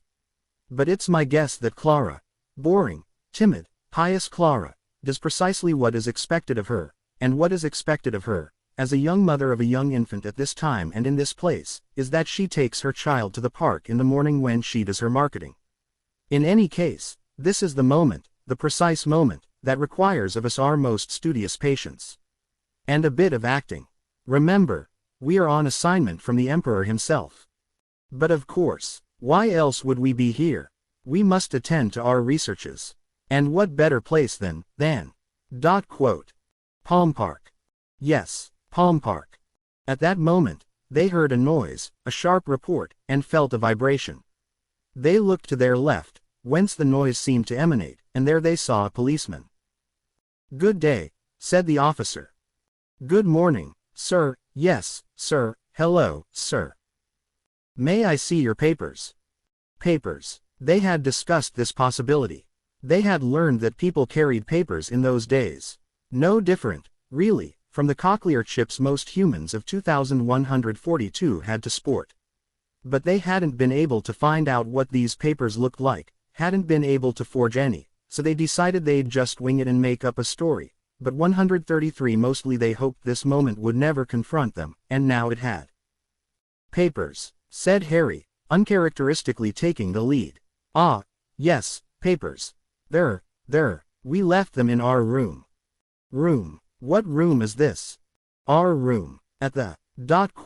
He stopped himself. He almost said hotel, but he just managed to catch himself. At Frau Braumel's. So you are visitors. I did not think I recognized you. Visitors. Yes, we are visitors, said Harry unconvincingly, at which point Karl arose. Young man, we are from Vienna. To my left is Herr Dr. Fabricius, a most distinguished pediatric specialist. And I am Herr Dr. Peter Hans. I, too, specialize in the care of children. And we visit your little hamlet, which by the way is quite charming, on orders of the Emperor himself, to conduct a survey of the health of children across the empire. Never has so weighty a social undertaking been, undertaken, by any regime or potentate or king. But such is His Highness's empathy, his compassion, that our empire is the first to do so. Karl's intervention softened the gendarme's tone in the desired way. Very well, Herr Doktor. But respectfully, surely you have papers attesting to this. My young friend, do you see that child over there? Karl pointed in the direction of a toddler, about 2, a girl, chasing a cat. I do, of course. Cute as a pin. That she is, but I wonder if you really see her. I wonder if you see those bowed legs, a clear sign of malnutrition and lack of calcium. I wonder if you see that behind that adorable smile lie an ungainly army of crooked, warring teeth that suggest an inevitable encounter, 40 or 50 years hence, with horribly painful dental surgery that may 134 well result in her premature death. I wonder, sir, if you see the pallor of death itself on her cheeks, cheeks that by rights should be rosy, pulsing with life, but instead show me that this child, this flower of our beloved empire, carries within her any number of physiological seditions, any one of which might burst unsuspecting from its carapace and overtake her. I see these things as clearly as Zeus saw Smyrna. Intimidate them with vocabulary and ancient history, Karl had learned as a young man. Now Harry felt emboldened to pile on. So very well said, Dr. Peterhouse. Policeman. I thought he said his name was Peterhans. You misheard, officer, Harry explained. Peterhouse. Karl had very clearly said Peterhans, but Harry had wind in his sails and wasn't looking back. Officer, speaking of names, I didn't catch your name. Schicklgruber. Schicklgruber. Karl and Harry looked at each other in astonishment. Hitler's own rightful last name. Officer Schicklgruber, if I may, sir. And let me say how greatly Dr. Peterhans and I admire the important work that you and all the peace officers of the Empire do. He clicked his heels and saluted. Dr. Peterhanschoss half-heartedly joined him. But I must tell you, my colleague here is Austria's foremost authority on children's health. Indeed, the very phrase, the very concept, of children's health is one that was utterly heretofore unknown, in the Empire if not in the entire world, until the good Doktor introduced the phrase and concept in a paper he presented to the Medical Society of Innsbruck some 4 summers ago. You cannot imagine the stir this paper created in the European medical community, my young Schicklgruber. Astonishing. Rarely had our little world been so set upon its ear. 135. You do me too much honor, Herr Doktor. Ho ho, I do not. Too little, far too little. Harry turned to the young officer. In any case, my young friend, you must take a moment to appreciate the visionary role being played here by our beloved Franz Joseph. Karl picked up the baton. The man is a true visionary. The Germans boast of their Bismarck and his pensions. They can have him. We have in our dear leader a man who will one day occupy his rightful place on the plinth of greatness. He then whispered, of course, 'tis a pity that it took personal tragedy to set him on this noble course. Schicklgruber. Personal tragedy, to what do you refer? Karl had floated this balloon to see if the story he was about to retail, oft told in the history books, was known to the contemporary subjects of the House of Habsburg. His guess was that the cream of society all knew, and maybe the rabble-rousing communists, but that a young man such as Herr Schicklgruber might not have heard of it. Karl. Well, you see, the Emperor's son, back in January, met with a terrible misfortune. Misfortune? Queried the officer. He killed himself, with his youthful mistress. A suicide pact of some sort, it is said. Ah, so he did know. Time to change gears. Yes, quite true, but my point concerns the Crown Prince's daughter, Elizabeth. The child. Yes, his only issue, as I take it you know. Yes.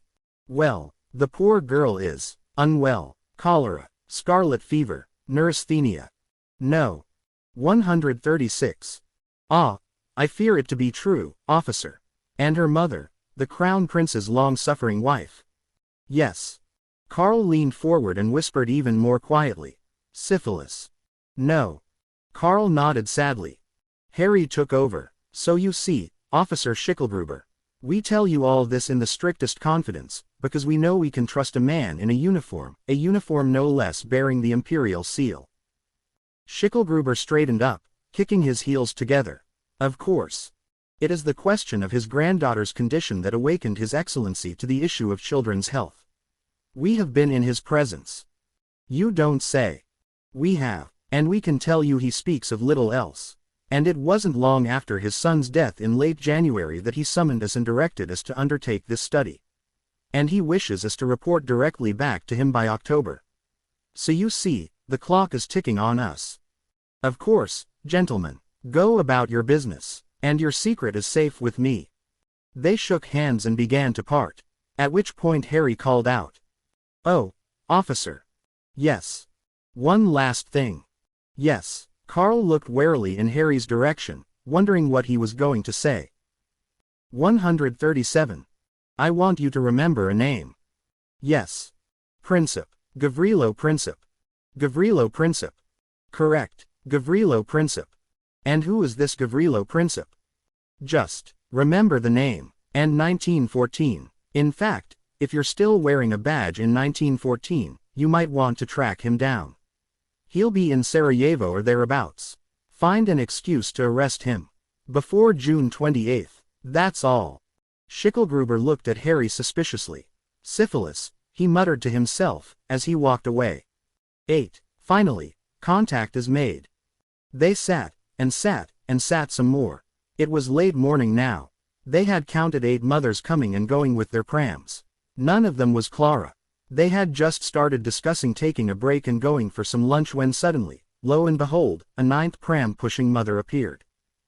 They studied her face, her bearing, her body. There are only 2 known photos of her. In one, were it not for her breasts and shapely waist, she could easily be mistaken for a boy, a choir boy, perhaps, or a young clerk to some Dickensian money counter. In the other, she looks more feminine. A pair of earrings, and more attention paid to the hair, which in the boyish photo is just a Hamburg-era beetle minimop, not particularly kempt. In the feminine photo, the more widely circulated of the two, she has puffy cheeks, a small mouth, and absolutely piercing light eyes that one assumes to be blue. In the colorized version of the photograph, they are as blue as an alpine lake. She looks quite serious, but if you imagine her smiling, you can almost imagine her as cute. Not sexy at all, but cute. 138. She pushed the pram to within about 15 feet of them and took a seat 2 benches over. She parked the carriage and pulled from it what appeared to be her needlepoint. She made no effort to interact with her baby. He, evidently, was asleep. It was, by the way, a perfect summer's day, a cloudless sky, not too hot, not too breezy, hollyhocks abloom. Of the previous 8 mothers Carl and Harry had counted, all of them had at least paired up. 2 groups of 3 met, and 1 group of 2. But Clara was all alone, apparently content with her needlepoint and her thoughts, and the little child who would use her untimely death from breast cancer 18 years hence to begin to build his case against a cruel and unfair world. Harry stood up and took a walk in the woman's direction. He studied her face. She remained focused on her stitching. Yep, it was Clara Hitler all right. That's her, Harry Stage whispered, in English. Yes, replied Carl, and him. They were silent. Carl stared at the pram. It is almost impossible to imagine, he thought to himself, that from that pram, from the little body within it, will emanate the greatest horrors the human race has ever known. When he looked at it this way, he thought to himself, killing this baby is easy, a moral and ethical no-brainer. Just one tiny life in exchange for 12 million. There he is, Carl said. Just one tiny life in exchange for 12 million. Harry did not respond immediately, but at length he spoke. I've been thinking lately about unintended consequences. Such as? Well, okay, there's no Hitler. That's good, obviously. But then, what does Stalin do? Why does Stalin do anything? Whatever do you mean? 139. Well, there is speculation among historians. Harry was beginning to feel his oats now, that Stalin was planning on invading Germany. This is even before the Hitler-Stalin pact. He believed the German masses were ripe fruit to be plucked from the low-hanging branches to join and serve the international proletariat. And he didn't really take Hitler seriously until Munich.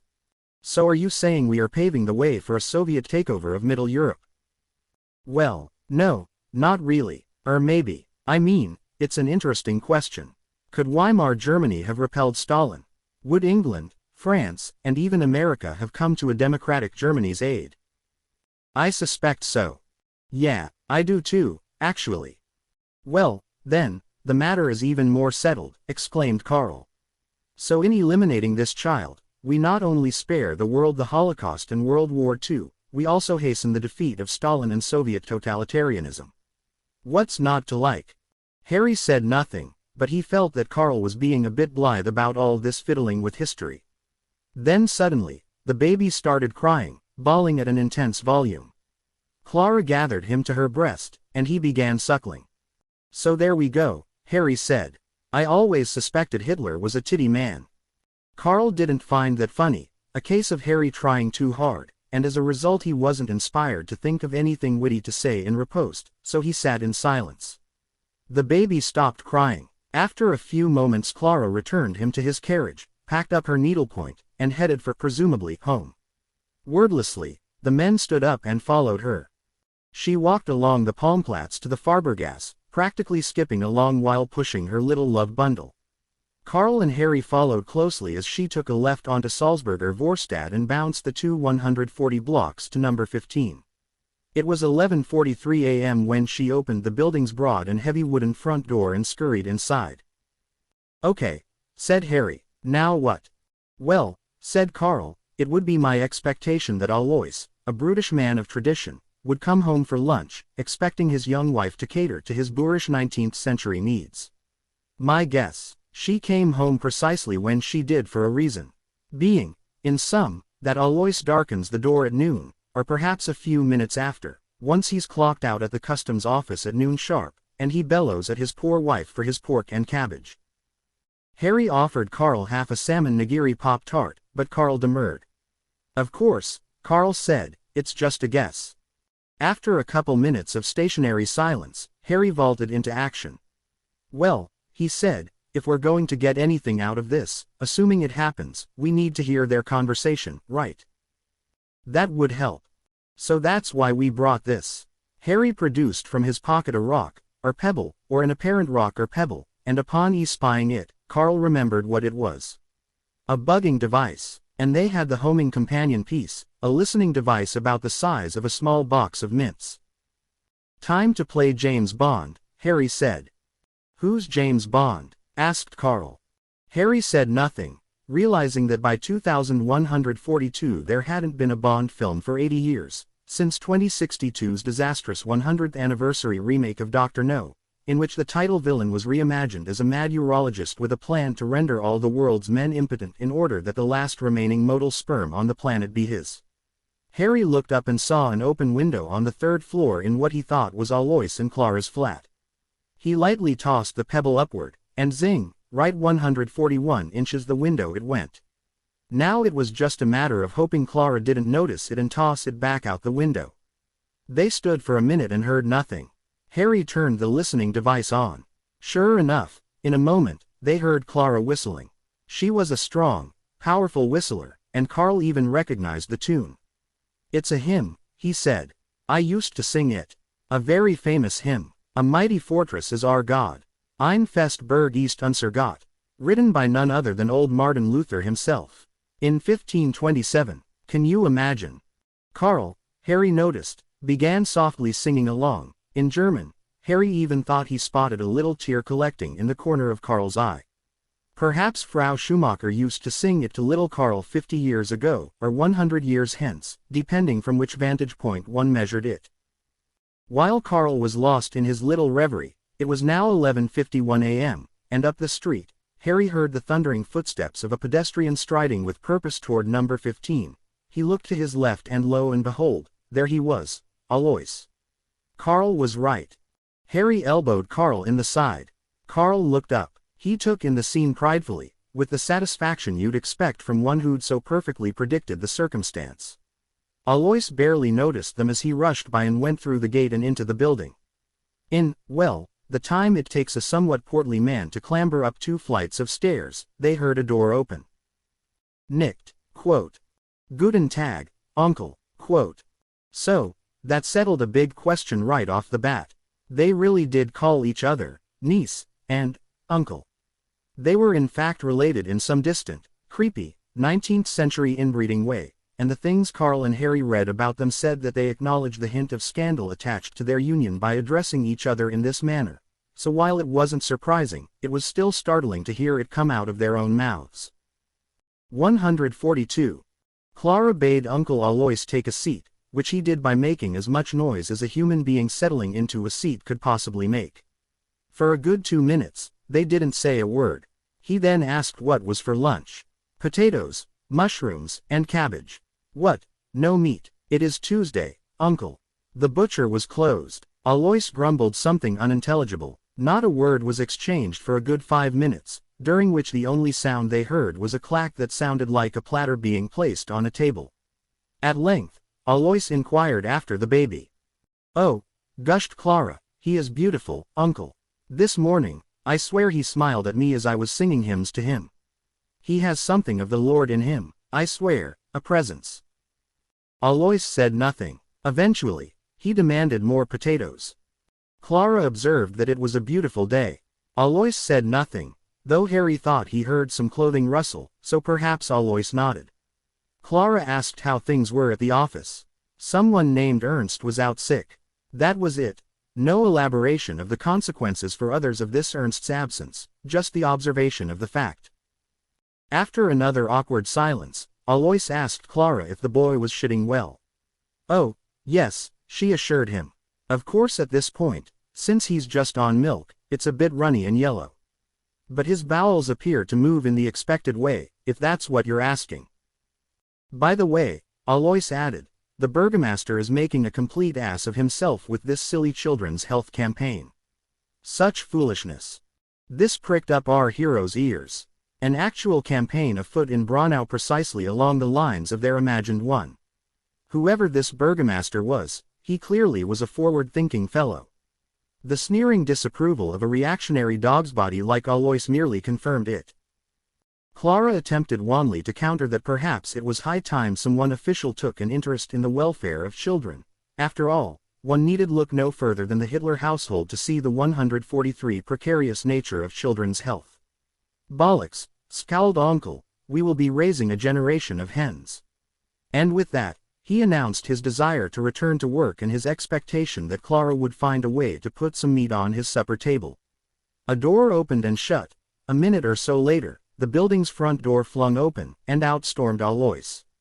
He gave Harry and Carl a quick look as he turned north on the sidewalk but went on his way. He receded into the distance. Clara and Adolf were now alone.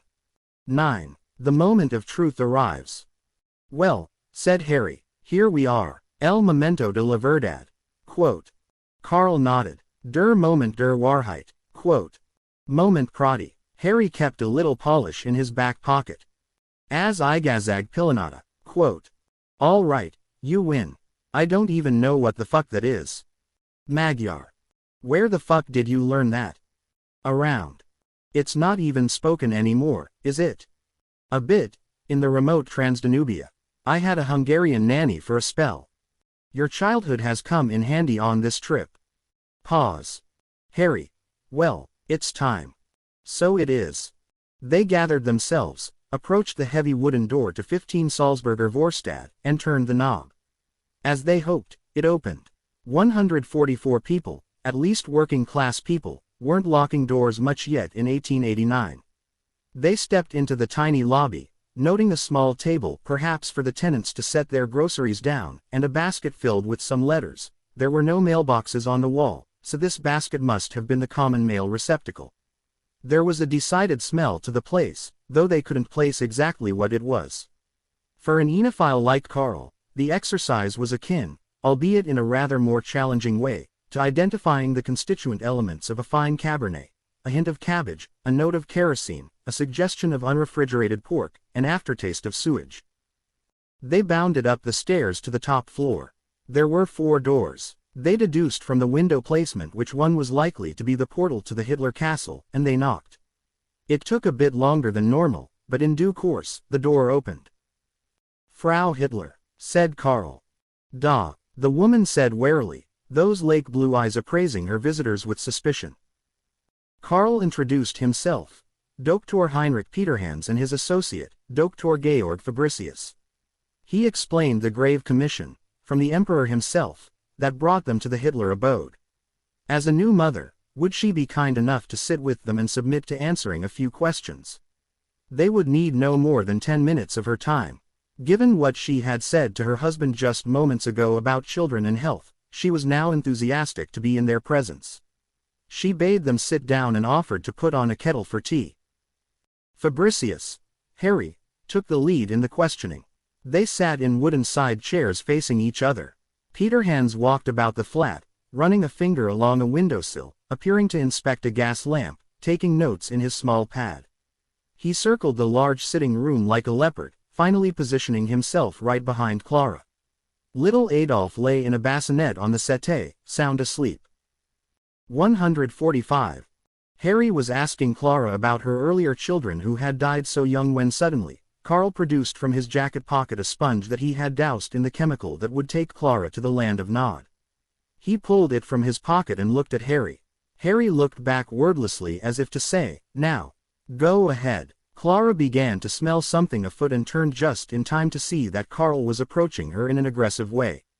Karl managed to shove the sponge over her mouth, but Clara was surprisingly strong and wriggled free, staggering toward the far wall, against which there stood a bureau with a metal ewer on it. She grabbed the ewer and swung it hard and fast at Karl's head, making perfect contact and sending him back on his heels like a stunned heavyweight. The criminal mind, and, let's face it, at this precise moment, our heroes were criminals. Infanticide, most certainly a crime, always misses something, it never thinks of everything. In the current case, it had never occurred to Karl or Harry that Clara, this figure to whom history had assigned such a meek and passive profile, would have the reflexes, strength, or will to put up any sort of fight. But she did, and it stood to reason. After all, to anyone with even a cursory familiarity with nature, a mother will always attack if she senses that her infant is threatened. So this ancient and iron law of nature asserted itself. "W side IHR Worklick," was Walt IHR. "Who are you really? What do you want?" Clara screamed. Karl had recovered by now and was wrestling to get the sponge over Clara's mouth. "Go to the baby," Karl screamed to Harry in English. "Do it, now." Harry went over to the settee and grabbed a pillow. A blanket covered the bassinet. He whipped it off. There lay Adolf Hitler, awake, eyes darting about, evidently alert to the noise around him, but not crying. But Harry was shaken. His knees were wobbling, heart pounding. Finally, Karl subdued Clara, managing to render her unconscious, but he, too, was clearly shaken. He sat on the floor next to the unconscious Muddy. 146. The baby looked up at Harry with a welcoming face. He flapped his pudgy little arms and legs. He shook his adorable little fingers and toes. He made a couple of impossibly cute noises. He tilted his head to the left and opened his eyes a little wider as he stared up at Harry's elongated, sallow face. Harry of course had thought, and thought, about this moment. What he had thought was roughly this. There, before me, will be this human being. Not only that, this baby. An innocent. Yes, even Adolf Hitler, at 3 months, is an innocent. But I cannot focus on that. I must be strong. I must think of the political opponents savagely murdered. I must think of the war dead. I must think of London during the Blitz. Glorious Paris barramed by swastikas. Most of all, I must think of Auschwitz. Speaking of 3-month-old infants, plenty of them were murdered there. I must think of them.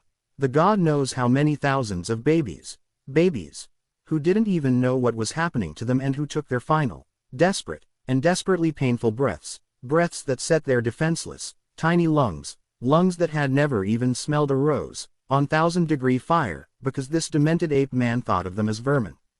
I must do what I came here to do. He pushed the pillow down on the infant's face.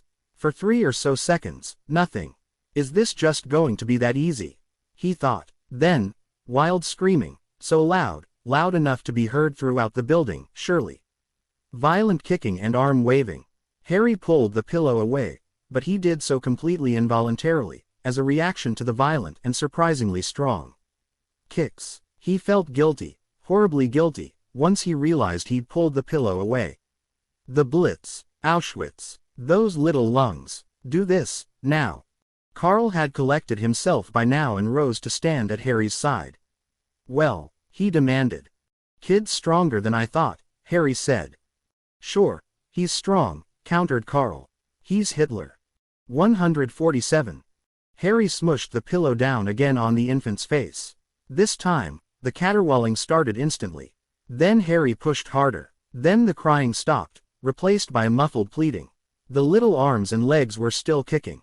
But in a few moments, they began to kick a little more slowly, then a little slower still. It all happened so fast. Suddenly, there was a rap on the door. A hard rap. Not the knock of a hand, but the thwack of a stick or hard object of some kind. A voice shouted, a man's voice, asking what was going on, was everything all right? The door flung open. Harry and Carl turned to see the voice's author, a man, an old man. Stooped, shuffling, but thin and wiry and, for a septuagenarian, kind of muscular and pretty agile. He came toward them shaking his cane, screaming at them. IHR Kriminellen, last das kind los, you criminals, unhand that child. At this commotion, Clara, prone on the floor, began to groan. The sponge was supposed to have put her on ice for up to an hour.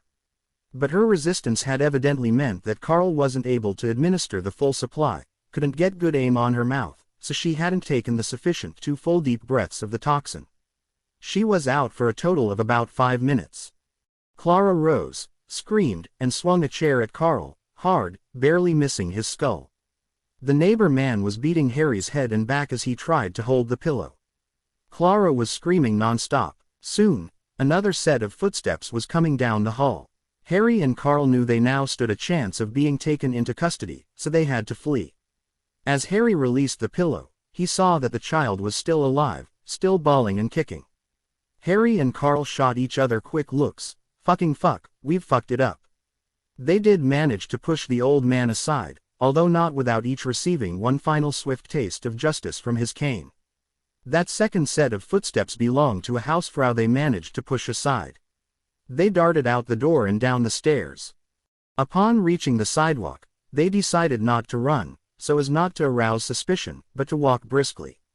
Walking north on Salzburger 148 Vorstadt led, in just a quarter mile or less, to the town's one bridge. Carl clarified the stakes. We've got to cross the bridge, he advised. Across the river is not just another town. It's another country, Germany. Harry, of course, saw the wisdom in this move, although his mind did flash instantly toward his remaining stash of borscht Pop-Tarts back at Frau Braumel's. He was this close to mentioning them, then thought the better of it. 10. Harry the Ungod. Across the river lay the German hamlet of Simbachum Inn, more or less indistinguishable from Branauum Inn, though perhaps a bit smaller. It certainly smelled the same. Harry and Carl were there in a matter of minutes. There was, to their surprise and concern, a little customs toll house on the German side of the bridge. They sure didn't need anyone asking them their reason for entering Germany. But fortunately, no one was home, so into the Kaiser's fiefdom they sauntered, free as birds. Ahead, they saw a wooden sign advertising a draft house.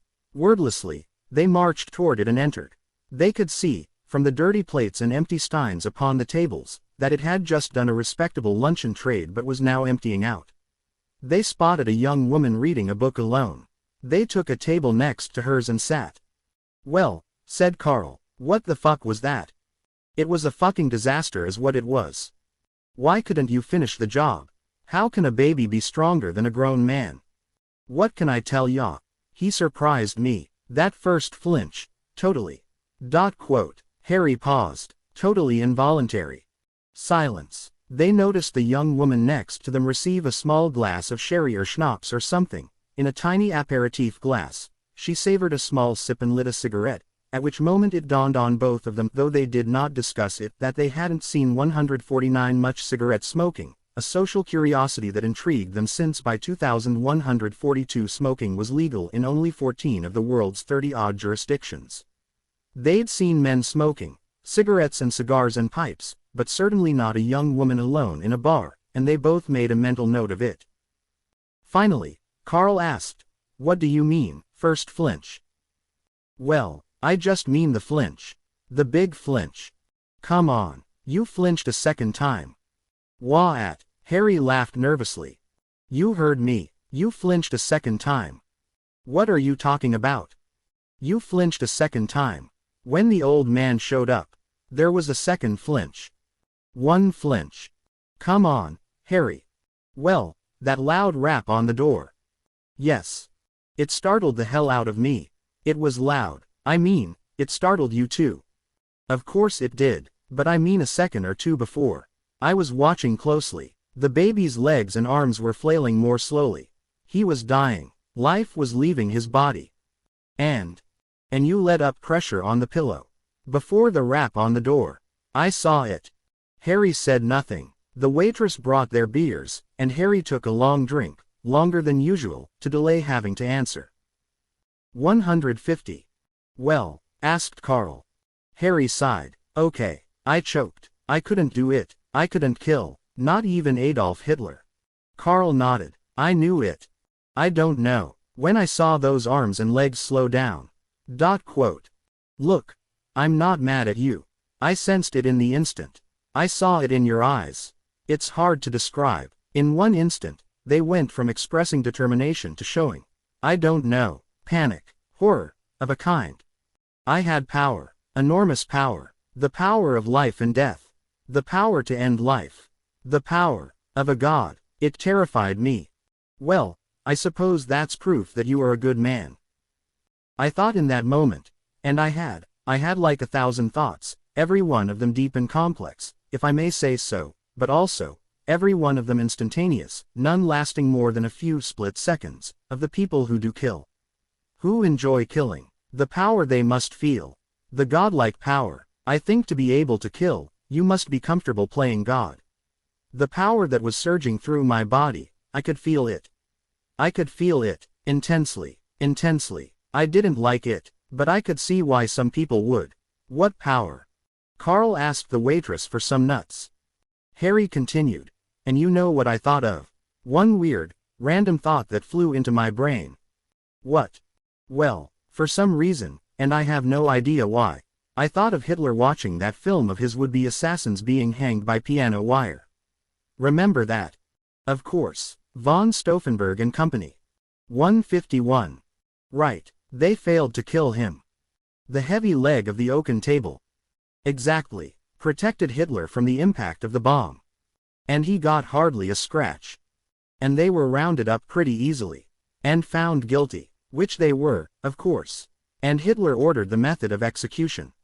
Hanging by piano wire, extremely painful. And he ordered that it be filmed so he could watch them writhe in pain, Harry continued. Because a rope, you see, cuts off blood quickly. And they drop you several feet with a normal rope, so your neck breaks, so really, you die of that. Fast, but piano wire suffocates you slowly. And I've read that they only dropped those people a couple feet, meaning their necks didn't break, so they didn't have the good luck of dying instantly. Death took a few minutes, probably. During which, of course, to add insult to injury, they were undoubtedly shitting themselves. No question. Anyway, this flashed through my mind. Why, I don't know. I suppose because that is, to me, the epitome of cruel God feeling. Hitler felt so much like God that he wanted to revel in watching these conspirators suffer such pain and die. So I guess that's why I thought of it. You felt, in that moment, like Hitler. Yes. With the godlike power to kill and enjoy it. Yes. And you recoiled from it. 152. I did, which is good, but I failed. My mind failed. It went somewhere I didn't expect it to go. I told myself, going in, think of Auschwitz. Think of those gassed children. Think of all the evil this fucking fuck has done. And then, in the moment, what happened? I did the exact opposite. Instead of thinking about Hitler's victims, I thought about Hitler as a victim. I thought about the attempt on his life. What is wrong with me? You're being too hard on yourself. How so? Well, you weren't really thinking of Hitler as a victim, you were just thinking of that moment of sick godism on his part, watching his enemies die painful deaths. You were thinking of his sadism, which of course was off the charts. And you were telling yourself, I'm not like that. I suppose. Thank you. The tragic irony here, of course, is that the life you spared was that of Hitler himself. You spared the sadistic monster. You involuntarily spared the most ungodlike fraud in the history of humanity because your own capacity for ungodlike fraudness is zero. Harry just let that settle in and returned to his beer. Carl, meanwhile, studied the young woman. He noticed what she was reading. Der Fall Wagner, by Friedrich Nietzsche. The Case of Wagner. Carl, our polymath, knew of it, though he had not read it. In the 1870s, Nietzsche, quite a musical talent himself, had befriended Wagner and celebrated him as a genius. But by the 1880s, Wagner died in 1883, the philosopher had rethought certain matters, and Der Fall Wagner, published in 1888, the year before Nietzsche, at just 44, descended into madness, announced with finality his long-simmering break with the composer, whom he labeled decadent, a great corrupter of music, and with whose rank antisemitism the philosopher had grown more and more impatient. What an unusual thing for this small town, backwoods lass to be reading. And she 153 appeared to be buried in it, hurriedly turning and dog-earing pages, chain-smoking, sipping her aperitif. Anyway, said Carl, I failed too. I did not anticipate Clara's ferocity. Tough little cookie. So she was. Hitler's mother was. Well, she was a Hitler. And maybe more than we knew, with all that inbreeding uncle-niece stuff. She stunned me. My guess would be that she stunned herself. I doubt she had ever been placed in such a position, to make a plain animalistic lunge in defense of her issue. So, we fucked it up. Now what? Carl thought for a while. We try again tomorrow. You know, said Harry. A simple thing occurred to me. Yes. Well, we could stop short of killing him. We could kidnap him. Yes, I have thought of this as well. Take him to the future with us. Yes, but it's not clear he'd survive the trip. It could be hard on such a tiny body. Well, okay, hadn't thought of that. They sat in silence, sipping their beer and crunching on their peanuts. Of course, said Harry, it would solve a lot of problems. It would. And that way, we wouldn't be murderers. Not only would we not be murderers, we'd have made Adolf Hitler, history's greatest monster, 154 killer of millions, a productive member of society. I mean, assuming we did that. Well, that raises yet another question, said Carl. Suppose we brought him to 2142 and he was just as evil as he was in 1941. He could wreak even more havoc. Oh, you and your fucking moral conundrums. We could control him. I'd raise him, if it came to that. I guess I'd raise him as a Jew. Can you imagine? Hitler the Jew. Imagine Hitler's bar mitzvah. I'd throw him a great one. And then, maybe, being raised in the Jewish tradition, he'd become a great humanitarian. I mean, I'd prefer not to. Not 'cause he's Hitler, just 'cause he's a baby, with diapers and the constant attention and the smell and the noise and the this and the that. Please, I've done that. Too old for it, so we find a home for him. It's not an idle thought, Carl allowed. After all, his mind would not have been polluted by these crude 19th century thoughts. Oh, and you know what? Harry exclaimed. If worst came to worst, we could dose him up with some of Jaden's anti-rebel rain. Then he'd just be a placid office drone. Well, I'd wish to discuss that. I was joking, sort of. Point is, there's a ton of ways to make sure he doesn't become a monster and mass murderer. I agree that it's probably our best alternative. So there it is, Harry said. It looks like we may have a plan B. With this statement, he stood, excused himself, and announced that he was off to find a restroom, or its nearest 1889 equivalent. Carl was left alone, staring at the young 19th century woman buried in her cigarettes and philosophy. In time, she snuffed out a cigarette, took a swig of whatever it was she was drinking, and looked squarely at Carl. And she said, in perfect English, "Well, that was quite a conversation." 155. 11. The Savior. To say that Carl was floored would be something of an understatement. He was flabbergasted, panicked, mortified, and 14 other adjectives, including tongue-tied, which prevented him from speaking. "I said," repeated the woman, after a long draw on her cigarette, "that was quite a conversation." You speak English." "Oh, fluently." "Ha, ha, how did this happen?" "I lived in America for 9 years. In Columbus." "Oh, Ohio. That Columbus." "Yes, a large German community." "So you heard all of that?" "Oh, yes. And what did you make of it?" At this point, Harry returned to the table. As he walked toward it, he had noticed Carl and the woman talking. He took his seat and looked at Carl with that, "What the fuck is going on here?" look. "Harry, this young German lady speaks English." "Oh, well, good afternoon, young German, English-speaking lady." "Good afternoon." Harry looked again at Carl, grasping the point. "So, she, ... Yes." Harry looked now at the woman. "You heard all of that?" 156. "Oh, yes, every word." "And understood it?" "Oh yes, quite clearly." "So what do you make of it?" "Well, of course I've been giving this question much thought. I have 3 hypotheses." "Hypotheses? First of all, how do you even know a word like hypotheses?" She shot Harry an insulted look and ignored his question. "Hypothesis 1. You are both deranged. I do not entirely rule this out, but it seems on balance that you are not. You were grappling there with great moral questions. Your discourse," she pointed at Harry with the tip of her freshly lit cigarette, "about not being able to kill this baby. What was it, Hitler?" "Yes, baby Hitler." "Yes, that is classic Kantian deontological ethics, in which you considered the morality of the action itself, not of its product or consequence." "Yes, of course, Kant, we speak of him daily." So out went hypothesis 1. Hypothesis 2 is that you are writers, and you are writing a play or something. This seems to me plausible.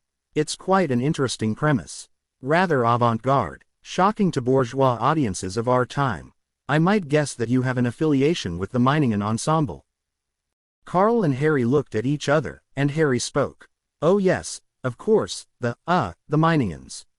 Very tight with the Meiningens. Like this with the Meiningens.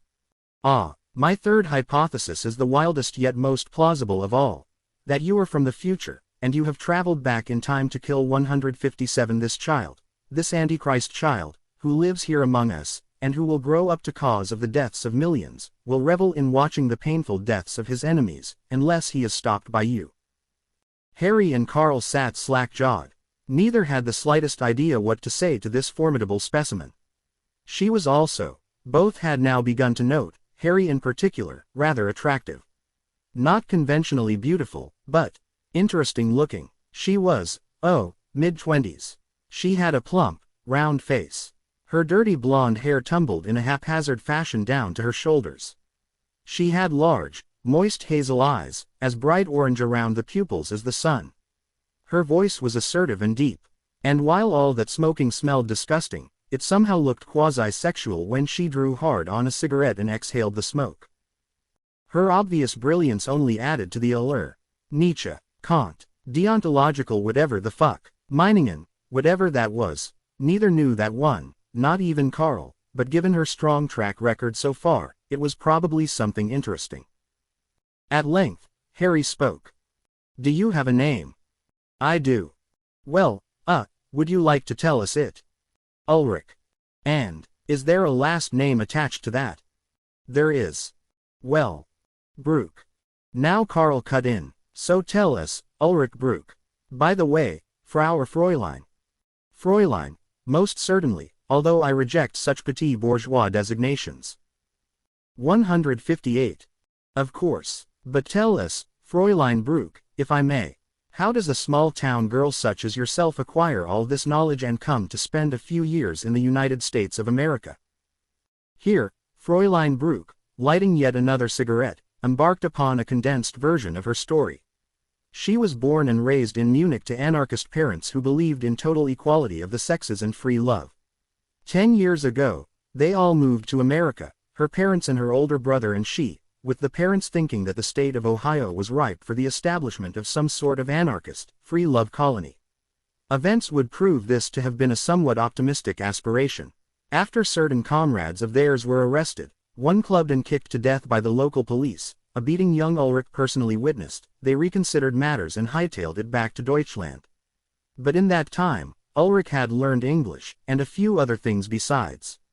She had seen speeches by firebrands like Labor leader August Spies, the radical Republican Senator Benjamin Wade, Susan B. Anthony, and Victoria Woodhull, the anti-marriage and free love advocate whose views Fräulein Brooke had most closely adopted as her own. So the family came back to Munich. And what, Karl asked, brings you to this backward little hamlet? I have a cousin here, 16. I am trying to save her from a life of marriage and babies. A losing battle, her father, typical bourgeois primate. Pause. So, said Ulrich, I have told you my secrets. Now you tell me yours. Harry and Karl looked at each other. Harry drew breath. Karl touched his forearm. Harry stopped. But then, Karl motioned with his hand to Harry that he should speak, not exactly knowing what Harry was going to say. Your third hypothesis is correct. We are from the future. I knew it. 159. You see, said Karl. The greatest horror of the 20th century was perpetrated by a man who is, today, right here and now, a little baby across the river in Braunau. This is this Hitler of whom you speak. Yes. And tell me, where and when are you from? What year? And how did you get here? Before we answer that, Harry interposed, a question for you. You seem rather nonplussed by the idea that we are time travelers. Most people would be, well, pretty, he shot Karl a sneaky smile, pleased by that. Pretty freaked out. You don't know what freaked out means. That came later. Pretty alarmed, surprised, not believing, unable to accept. Why? Why? Because most people would just refuse to believe that two guys sitting here looking normal are from the future. Wanna test the hypothesis? Let's go ask that guy. Harry pointed to a man sitting at the bar, slouched over, about 2 3/5 sheets to the wind. Sir, Harry barked in German, do my friend and I look as if we are time travelers from the future, here to kill a baby who we know will grow up to bury Europe in evil and darkness for a decade? The man looked up from his stein, stared for a few drunken and hostile seconds, and mumbled, Dein Mutter fickt Juden. Quote. Yes, Harry answered. Actually, my mother is dead, but when she was alive, she did fuck Jews. Because she was a Jew herself. And she fucked Jews, probably exclusively Jews, including the Jew she married, who was my Jew father. The sparse and slovenly population of the bar began to awaken itself.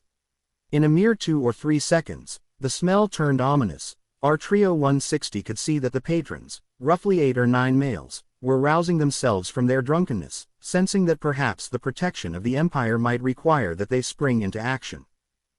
Ulrich, more schooled in such situations than Harry and Karl, took the lead. Don't mind my friend here, she pleaded. He is from Vienna, he is a writer. You know those writers, they never know their place. No humility, he is testing material on you. He is as Catholic as Damasus.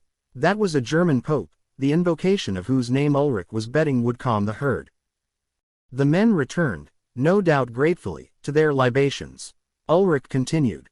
All right, gentlemen, we must leave if we are to arrive in Munich in time for dinner. And off they went. 12. The big city. As our trio marched briskly down the sidewalk, Karl said, Did you say Munich? Ulrich. I did. You must meet my comrades. They would love to hear this story. They would have so many questions for you. Harry and Karl did not come to the Kaiser's Germany to make friends. Now, wait a second here, said Harry. We did not come to the Kaiser's Germany to make friends. We came to do a deed. Which you proved incapable of doing. My friends and I can help you. How so? Asked Karl. We are outcast bohemians and radicals. We live outside the law. 161. Harry, you know, a wise man once said, to live outside the law, you must be honest. That isn't bad, said Ulrich, chewing on the phrase. To live outside the law, you must be honest. Who said this? A man named Dylan, said Harry. Bob Dylan, another Jew, incidentally, real name Zimmerman. And this Dylan Zimmerman lives in your time? No, the 1960s. Well, he kept touring until the 2040s. He retired from the stage when he was 105, but he said his best things in the 1960s. So, was this an interesting time, this 1960s? Harry. Oh my God. Please. I mean, of course, I wasn't there. We were both born much later. But that's when it all exploded. Free love. You'd love it. If we could, when we go back, we'd drop you in a place called Haight-Ashbury in late 1966. Enough of this fiddle-faddle, said Carl. Ulrich, my dear, with respect, we do not want to meet people. Every person we meet is a witness against us, including, I am afraid, yourself. If we were to be arrested, and you were put on a witness stand and compelled to tell the truth, you would, I presume, do so, which would result either in our confinement in an asylum for the insane to live out our years in unspeakable conditions, wallowing in our own excrement, hearing the constant wails of the truly insane, or our immediate execution. Ulrich did not dissent, almost certainly the latter, and they might choose to make your death especially painful. In fact, you might never make it to a courtroom. For killing a little baby, the mob would handle your case. Winking jailers would turn a blind eye as they came and rousted you out of your cells. They walked in silence for a few steps, a silence Ulrich broke with, in fact, with respect to your earlier conversation, hanging by piano wire seems a plausible fate for you, for killing a baby. 162. Carl decided a change of topic was in order. So these friends, if we were to meet them, what can they do for us? Well, as I said, we live on society's edges. Thus, we know others who live similarly. They may not share our political convictions, but they do share our status as outsiders. So we know brigands, highwaymen, smugglers, embezzlers, forgers. Harry stopped. Forgers. Yes. Good forgers. Why, yes, his friends joke that Joseph can sign the Kaiser's signature better than the Kaiser. Harry huddled with Carl for a few seconds, after which the two emerged and Carl announced, Munich it is. Let's go. Then he paused and said, however, we haven't any money. Where we come from there is no physical money. Ulrich promised this would not be a problem, and at this point she seemed to have established credibility on such questions. The closest stop on the train to Munich, she explained, was in Burghausen, some 25 kilometers away. By Paris in 2142, that was a trip of about 6 minutes. But in 1889, most people walk, Ulrich explained. We can hire a carriage. It will take a few hours.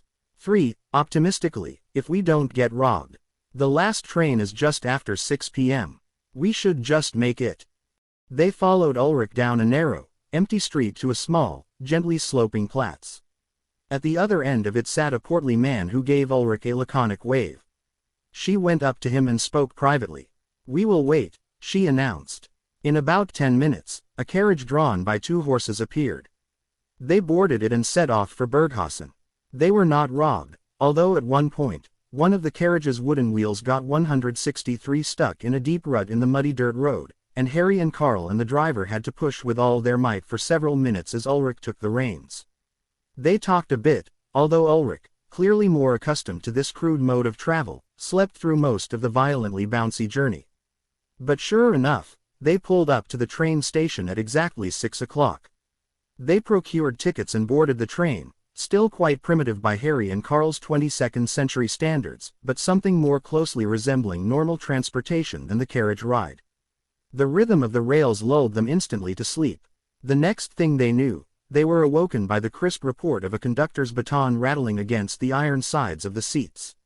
They looked around in confusion for a moment and caught sight of Ulrich, who said to them, Willkommen in München, meine Herren. Quote.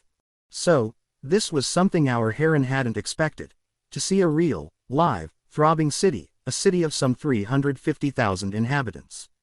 As they emerged from the station onto the street, at roughly 8:30 on a Monday evening, they heard the sounds of urban life, or the 1889 version thereof, horse hooves clattering hard against cobblestones, men screaming this and that at each other as they tossed cabbages, factory whistles blaring.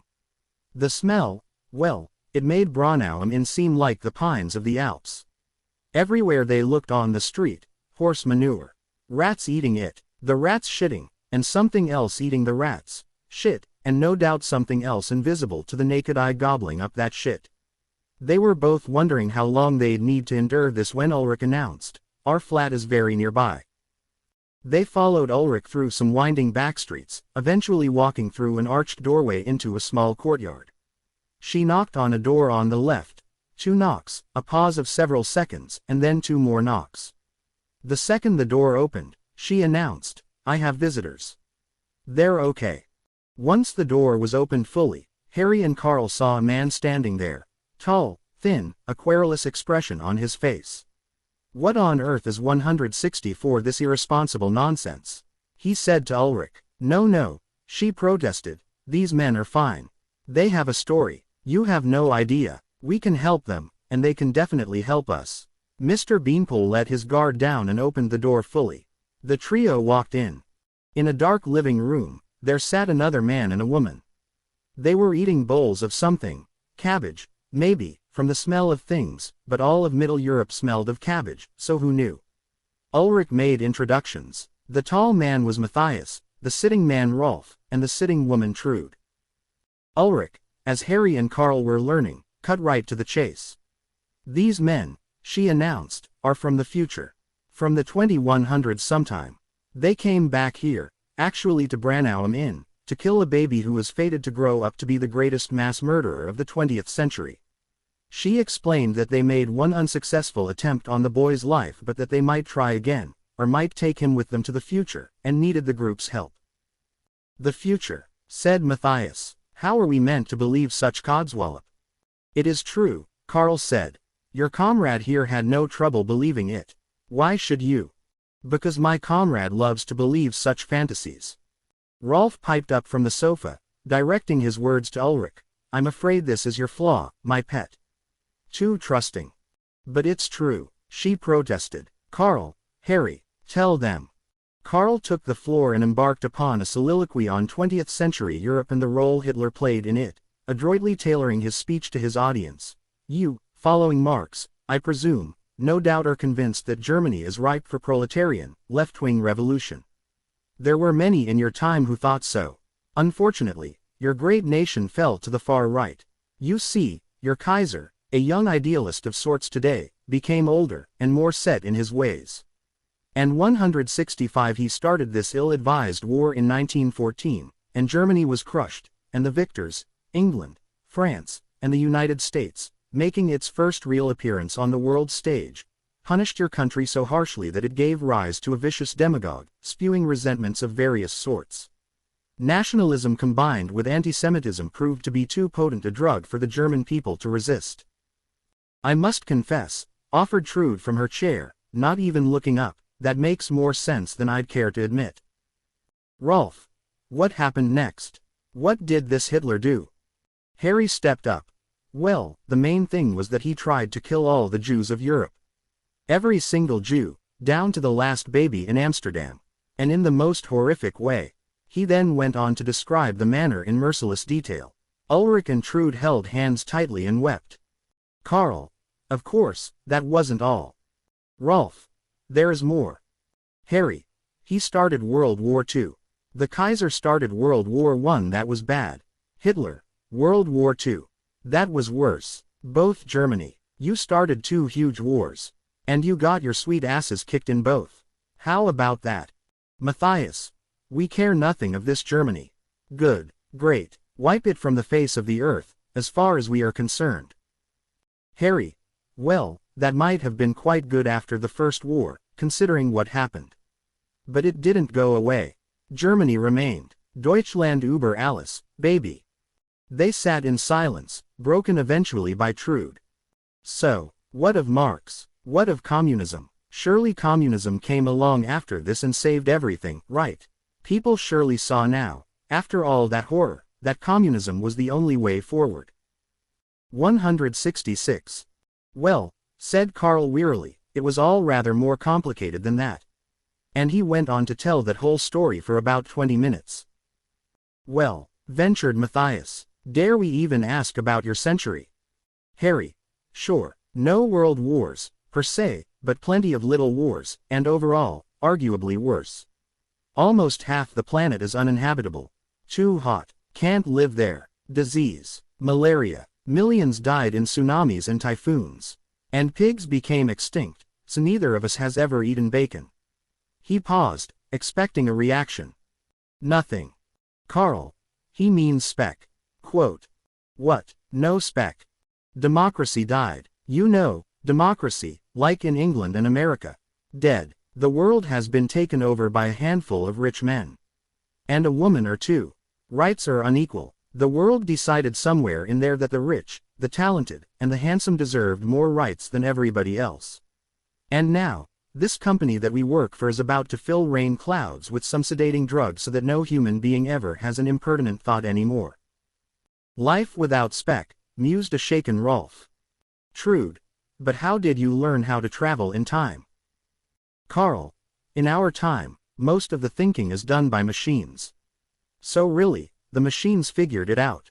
We helped, made a few calculations, suited up, and off we went. So you have a spaceship?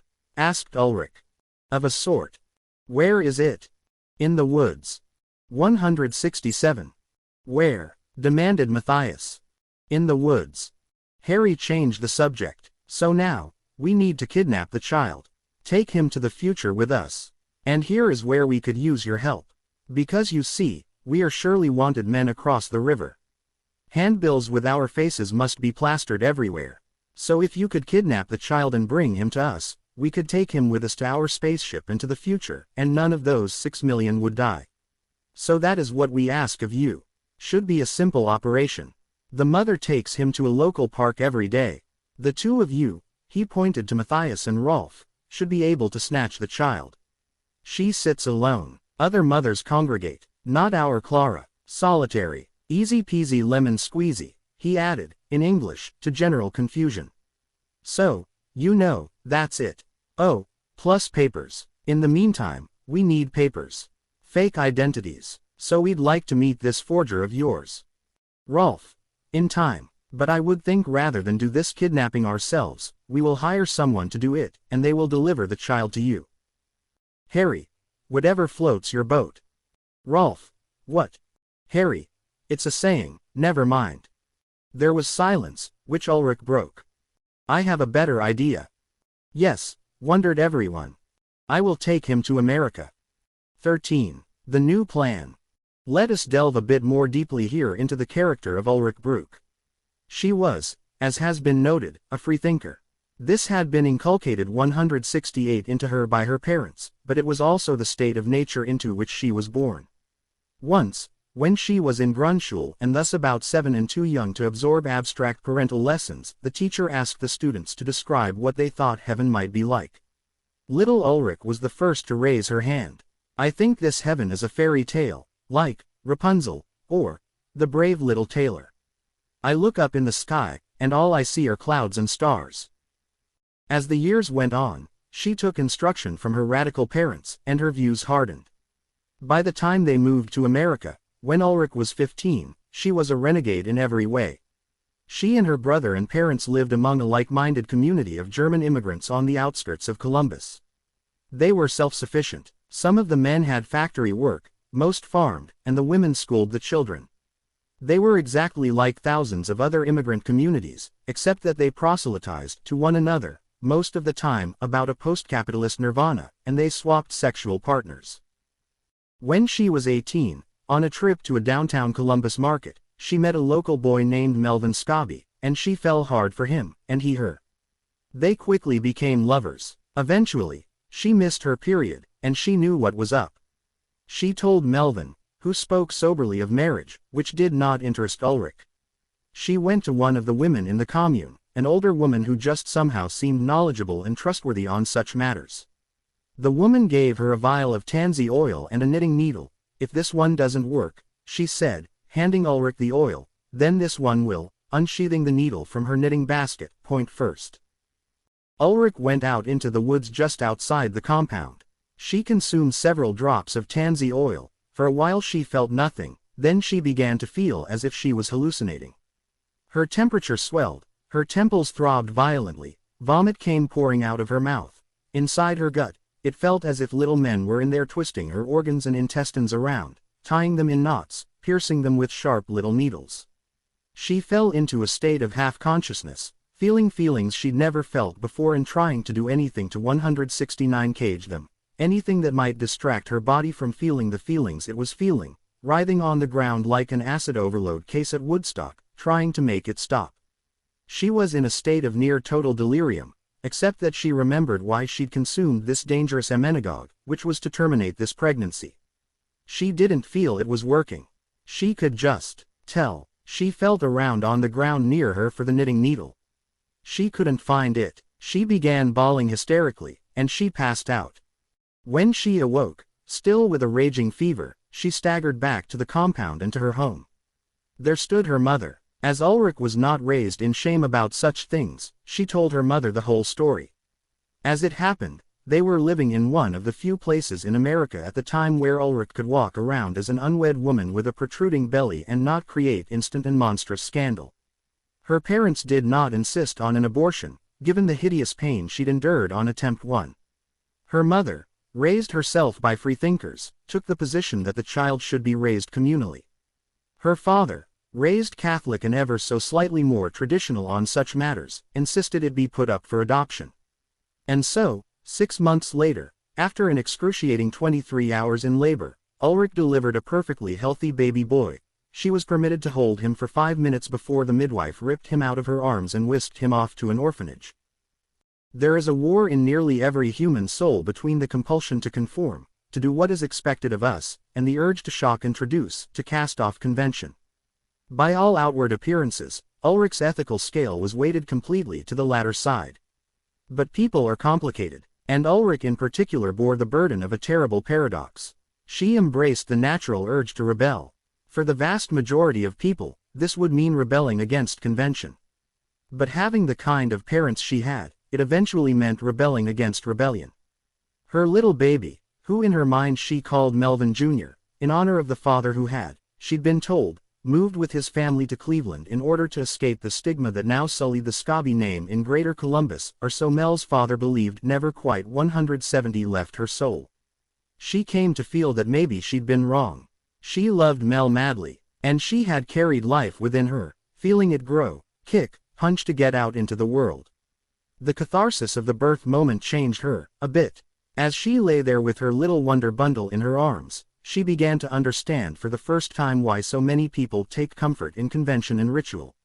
But in 5 minutes, whoosh, Melvin Jr., and any such dreams, were gone. When she returned to Germany, she returned to the bohemian life and did so for the most part zestfully. She took many lovers. She plotted against Bismarck, if mostly theoretically. She wrote a long polemic against monogamy. Through friends, she got it into the hands of a publisher in Berlin with a reputation as something of a risk-taker, and the man in charge nearly accepted her manuscript until he discovered that U.C. Brooke was a woman, when he rejected it instantly because no one could possibly take a woman seriously on this of all topics. But now she was 26, and she was starting to entertain the sneaking suspicion that maybe the world wasn't going to change in the ways she'd hoped for after all. Many people hold on to those ambitions well beyond their 26th year, but Ulrich had grown up faster than most.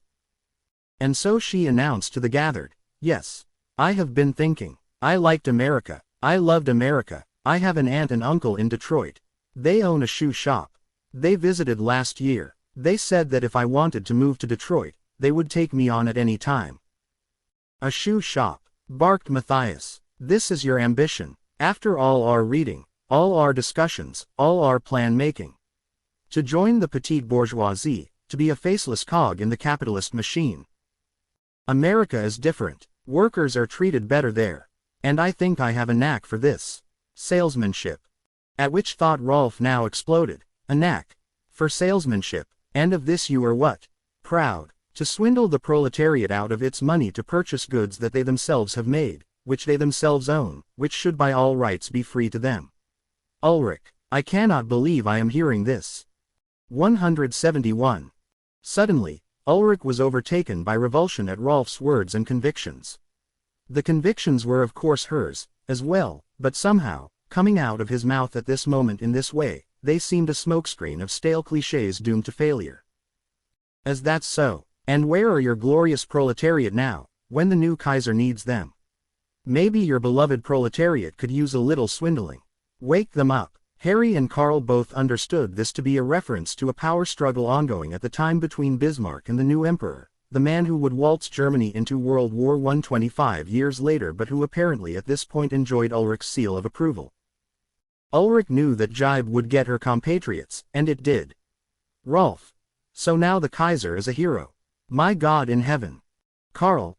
Yes, Ulrich, as I noted previously, there are reasons you shouldn't get too attached to that guy. I am not attached to him. In any case, to blazes with the Kaiser. I am going to America. After my uncle and aunt's visit, I went to the library to read about this Detroit. It sounds amazing. Actually, Harry interjected, Detroit becomes a complicated story. It's fine until about 1960. So that's a long time from now. It was great during the Second World War, but of course, if you take little Hitler with you, there is no Second World War, at least probably, so there's that to think about. Anyway, Detroit becomes the center of the American car industry. Cars are these things on four wheels with engines powered by gasoline that replace the horse and buggy. An expression of interested curiosity creased Rolf's face. And when is this to happen, this car? Karl. Soon. Early 1900s. Don't worry, Germany is no slouch in this department. In fact, even though America became #1 eventually, you really invented the motorcar. Karl Benz. This is probably too bourgeois for you people, but remember the name Mercedes-Benz. 172. Mercedes-Benz. Buy stock in it, you'll be able to finance revolutions from Budapest to Congo. Matthias grabbed a pencil and wrote it down. Harry. Anyway, yes, Detroit, nice place to live, I had a relative there, too. He made nighties, pajamas, dressing gowns. Silence. Harry. Maybe you could end up working for him. Harry paused. Of course, he went there to flee Hitler's Europe. So if there is no Hitler and no war, maybe old Eliezer stays in Poland. Scratch that, I guess. The group sat in silence for a few moments. The Germans lit cigarettes. Suddenly, some commotion at a window. A crested tit flew in, darted about the room, and settled on the back of a dining chair. Begone, rodent, screamed Matthias, throwing a candle at the avian intruder. He and Rolf arose from their seats and eventually managed to shoo the bird out the front door. I could kill those fetid creatures, snapped Rolf. You know, averred Trude, birds are messengers. Look at the ancient hieroglyphs. Ulrich spoke up. I agree, it is a sign, it is decided. 14. A near miss. It was now around 11 p.m. Rolf went out, he said, to attend to some business. Matthias gave him a knowing look. Harry and Karl thought it better not to ask. After a moment's pause, Matthias decided to go with Rolf, so out the door they trod. Ulrich sat next to Trude on a small sofa. Harry and Karl faced them in individual and extremely uncomfortable seats. There was a bottle of schnapps on the table in front of them. Harry called for 4 glasses, which Trude fetched, and poured out 4 portions. 173. Here's the thing, said Harry. Do you really want to raise this kid? He's evil, uniquely evil. Now, is he inherently evil, in his DNA? Or was he the product of his time and place? The age-old question. Trude. DNA. What is DNA? Harry. Well, every one of us, every human being, has a blueprint. A design, in our cells. That's why we're all different. Trude. From a scientific point of view. Harry. Yes, anyway, you could take him to America, and he would rise to be the dictator of the United States. What good would that do the world? Ulrich. No, I don't think so at all. I think that under my guidance, and in the bosom of the new world, this little. Karl. Adolf. Ulrich. Yes, Adolf. This little Adolf would become a prince among men. A freethinker. A communard. An artist, perhaps. Yes, I will make him an artist. The precise antithesis of what he became. Karl pondered telling that whole story, of the art school rejection, but decided not to bother. A second round of schnapps was poured. I hate to weigh a free spirit such as yourself down with such contemptibly quotidian matters, said Karl, after a contented post-shot sigh. But there are responsibilities that come with raising a child. Any child, let alone Hitler. So, you are sure you'll have a job in this shoe store? So they said. Well, that's a steady job, I guess, but you won't have much money. What is this money but a... Yes, I know, a bourgeois construct. But I'll tell you something, it comes in pretty handy, and it's better to have more of it than less of it. 174. Ulrich's face was overtaken by a more somber and less barbed trading mien. She finished her schnapps. You see, I had a baby once. In America, I had to give it away. A boy. Ah, said Harry, so this is... He was going to say an act of redemption for her earlier misdeed, but he decided that sounded judgmental and left it alone, leaving space for the awkward silence that hung over them for several seconds until Trude broke it. I know what. Speaking of the future, I have been called something of a clairvoyant. Karl, give me your hand, your dominant hand. Slowly and a bit suspiciously, Karl delivered his right hand into Trude's hands.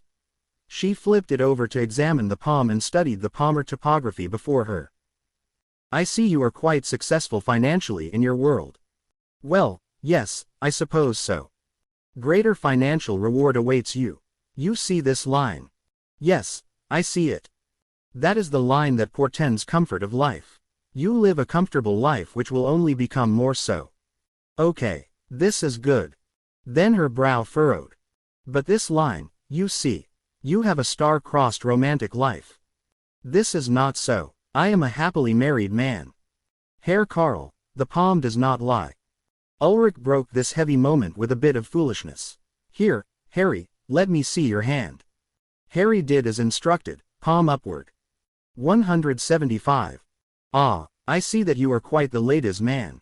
She began running her fingers back and forth along Harry's hand and lower arm. Oh boy, he thought, here we go. He had been attracted to Ulrich from the moment he first saw her in that bar.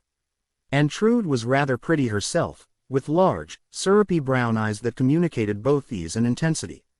She was now rubbing Karl's hand with both of hers. Well, they were freethinkers. So maybe our heroes were about to find out what sex was like back in the age of Kaisers and Speck and baby mass murderers. Suddenly, there was a commotion at the door. All hands parted company swiftly as the door flung open and Matthias and Rolf returned. The women sat in withdrawn silence. Rolf paced the room, eyeing Harry and Karl suspiciously. Come, he said to Ulrich and Trude. It is time for bed. Matthias explained to Karl and Harry that one of them would get the sofa while the other would need to make do with sleeping on some blankets splayed across the floor. And with that, the foursome shuffled through a narrow doorway and down a flight of stairs, to sleeping arrangements that remained mysterious to their guests. Harry kindly gave Karl, who was older and more prone to back pain, the couch. Well, Harry said after they'd settled in, that was getting interesting. Karl said nothing for about 30 seconds. Tell me, Harry, you're thinking of staying, aren't you? Going to America with her? Harry was taken aback by Karl's insight and decided to fess up. I kind of like her. Yes, but, well, where do I start? I'll start here. Do you really want the responsibility of raising Adolf Hitler? I think Ulrich is right. Harry said that a bit loudly, so he sat up to get closer to Karl and began to stage whisper. I think Ulrich is right. He will be a completely different person in America. Under her wing. And, you know, mine. But yeah, she does something to me. She's a very interesting woman. 176. And do you do something to her? How old are you? 40-something. 40. Not that old. Not that different from 26. Carl Stage glanced at Harry's bald pate. So you say. Anyway, I don't know. I've thought about it. And you have no responsibility to me. To complete this mission as planned and report back to Helvetica. Yeah, I do feel a little bad about that, I guess. And what about your son? Ever since Emma took up with that guy, I hardly see him anyway. And he's changed. He's 14. News flash. 14-year-olds change. This is different, trust me. Okay, well, what about 19th century hygiene, dentistry? All that. Here, Harry said nothing. He shrugged his shoulders, waved his right hand, and curled his upper lip in the universal symbol, in 1889 and 2142 and every year in between, for, whatever. And with that, the two men decided to stop talking and see if they could manage a few hours sleep in these Spartan environs, the aroma of the street-level horse manure still wafting in through the windows. 15. Preparations.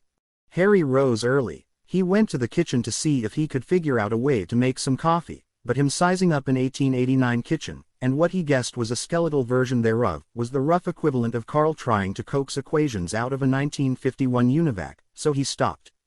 Fortuitously, Ulrich appeared. You would like coffee. 177. Yes.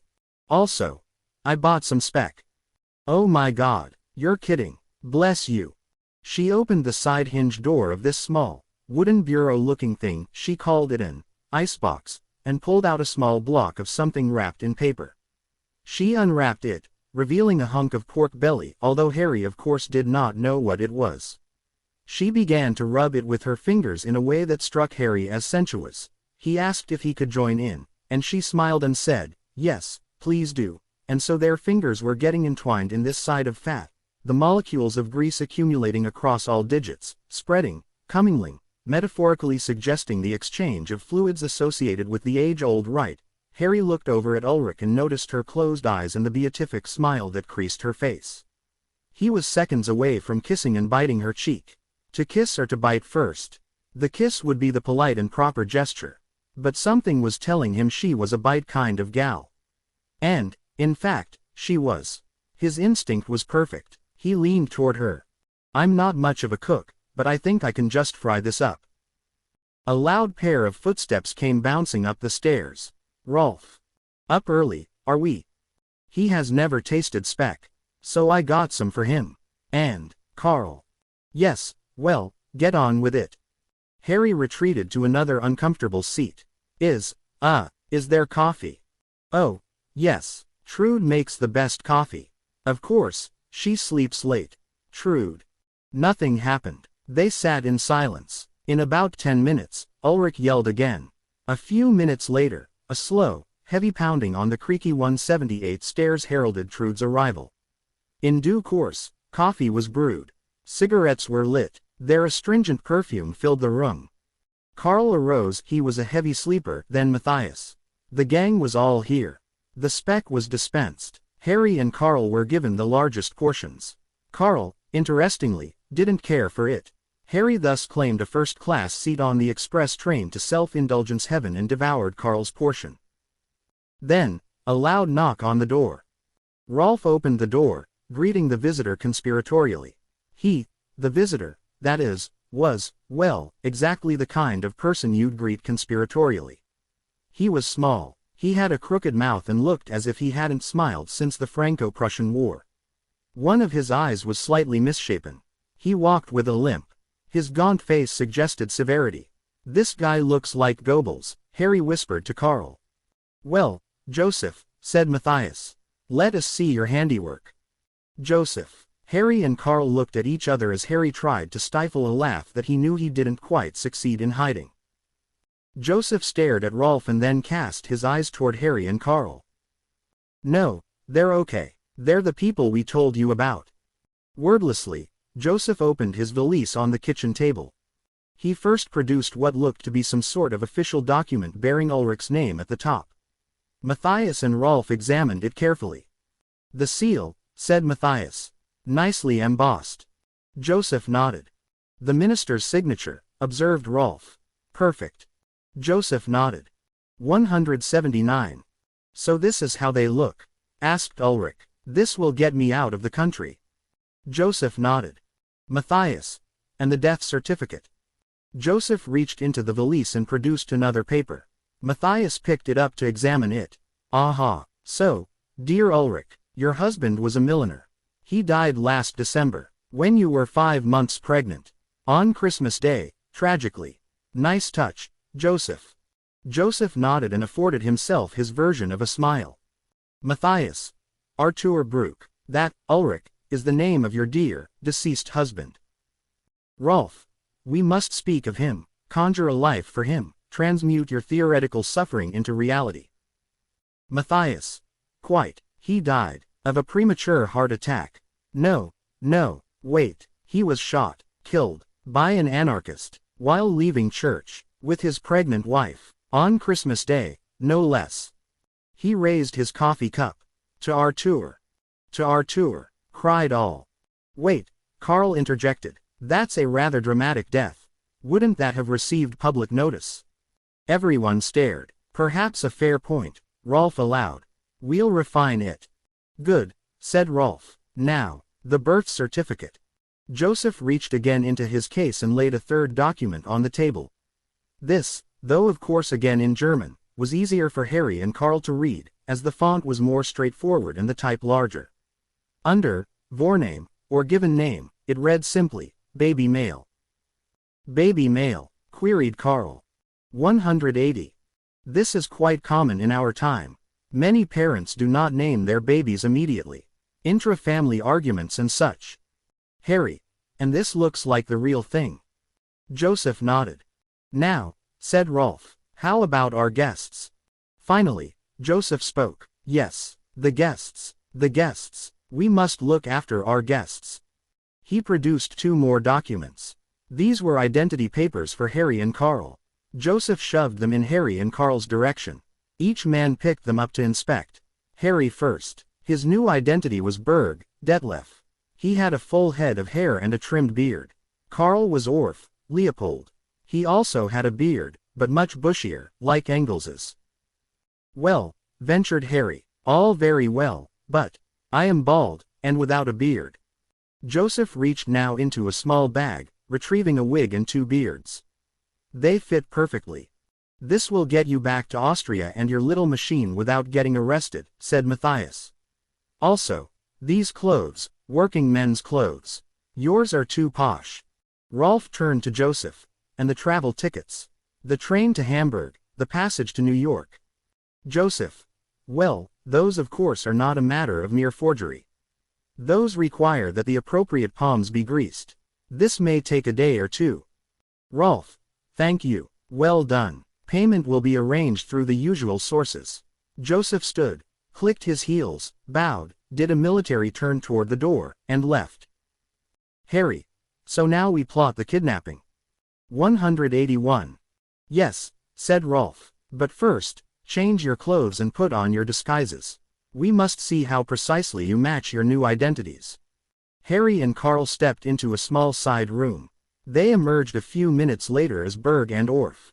Harry studied himself in a mirror, comparing his newly camouflaged face to the face that appeared on his papers, sizing it all up from different angles.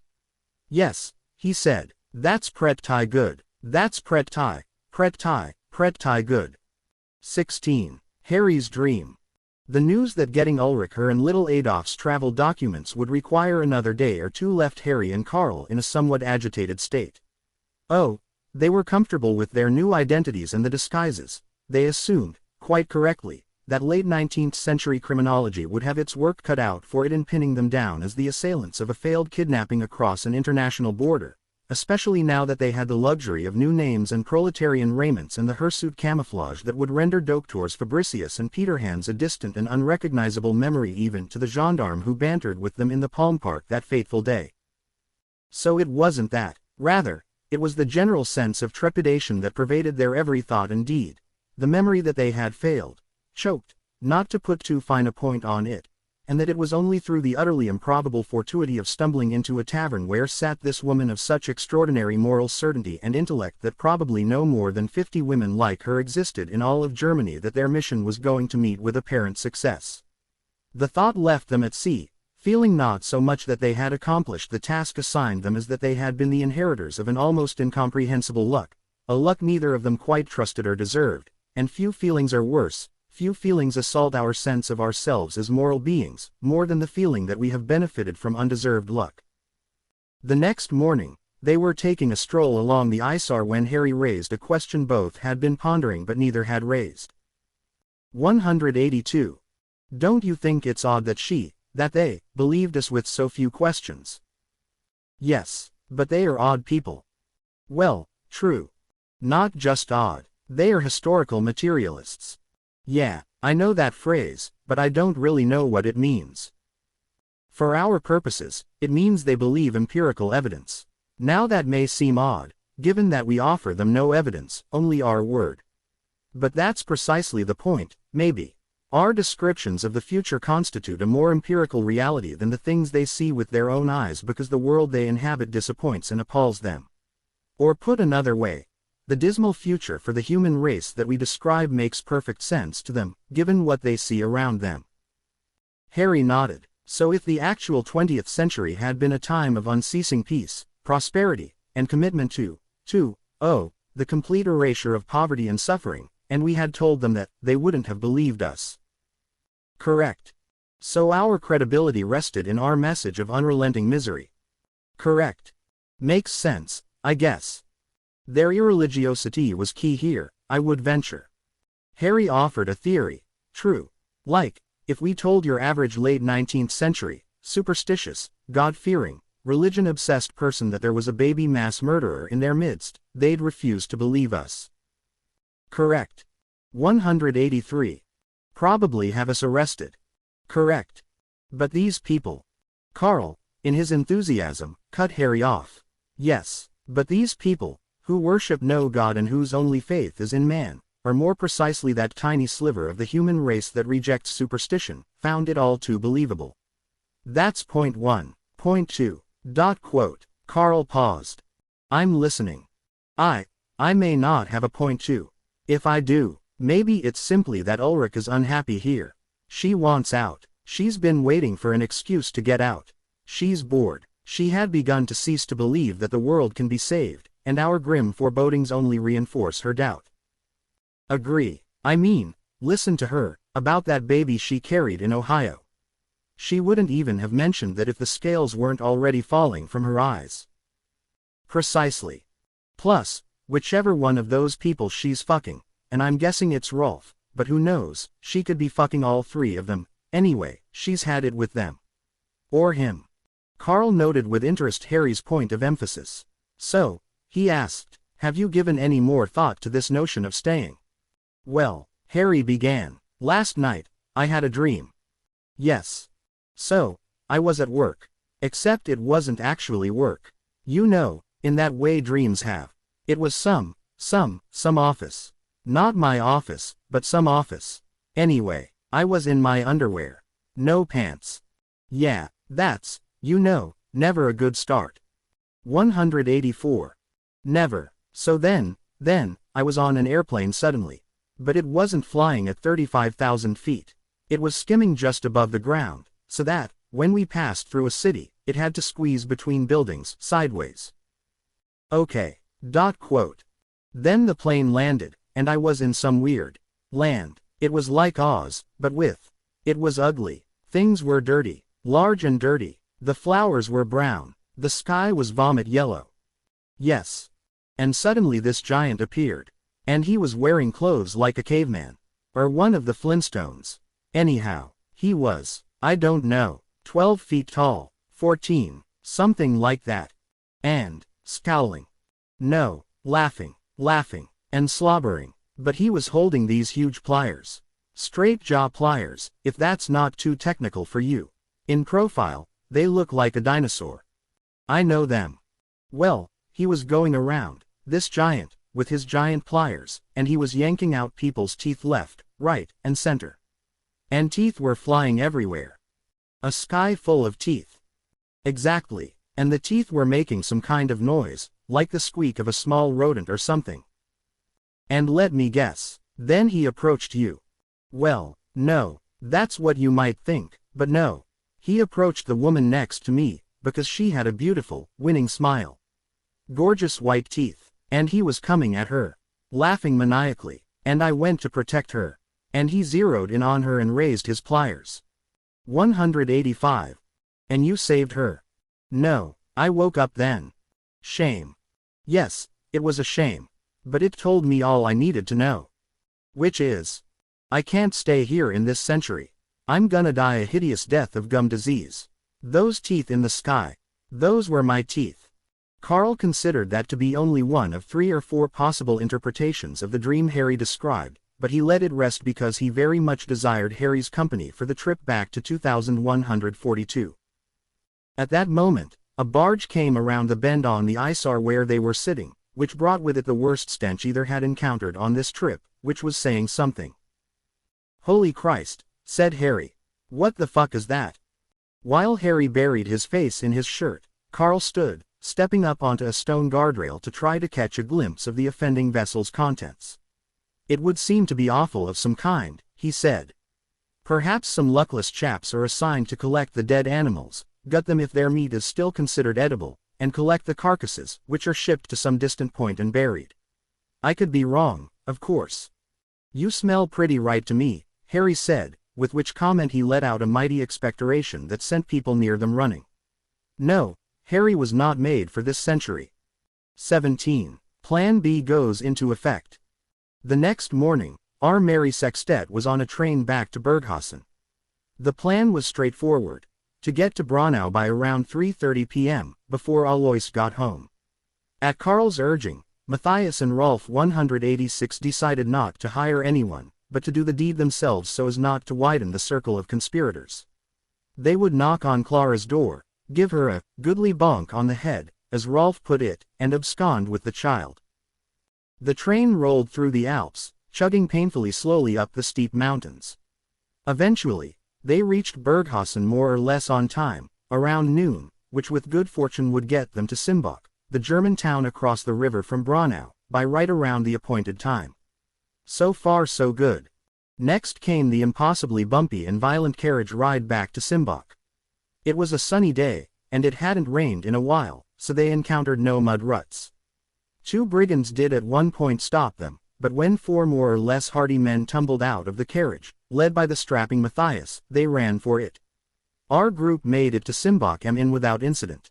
They found a cafe and sat. Right, said Rolf. Now, Matthias and I will go perform the task. The 4 of you wait here. No one disagreed. They sat in nervous silence, which Carl eventually broke. So, Ulrich, he said.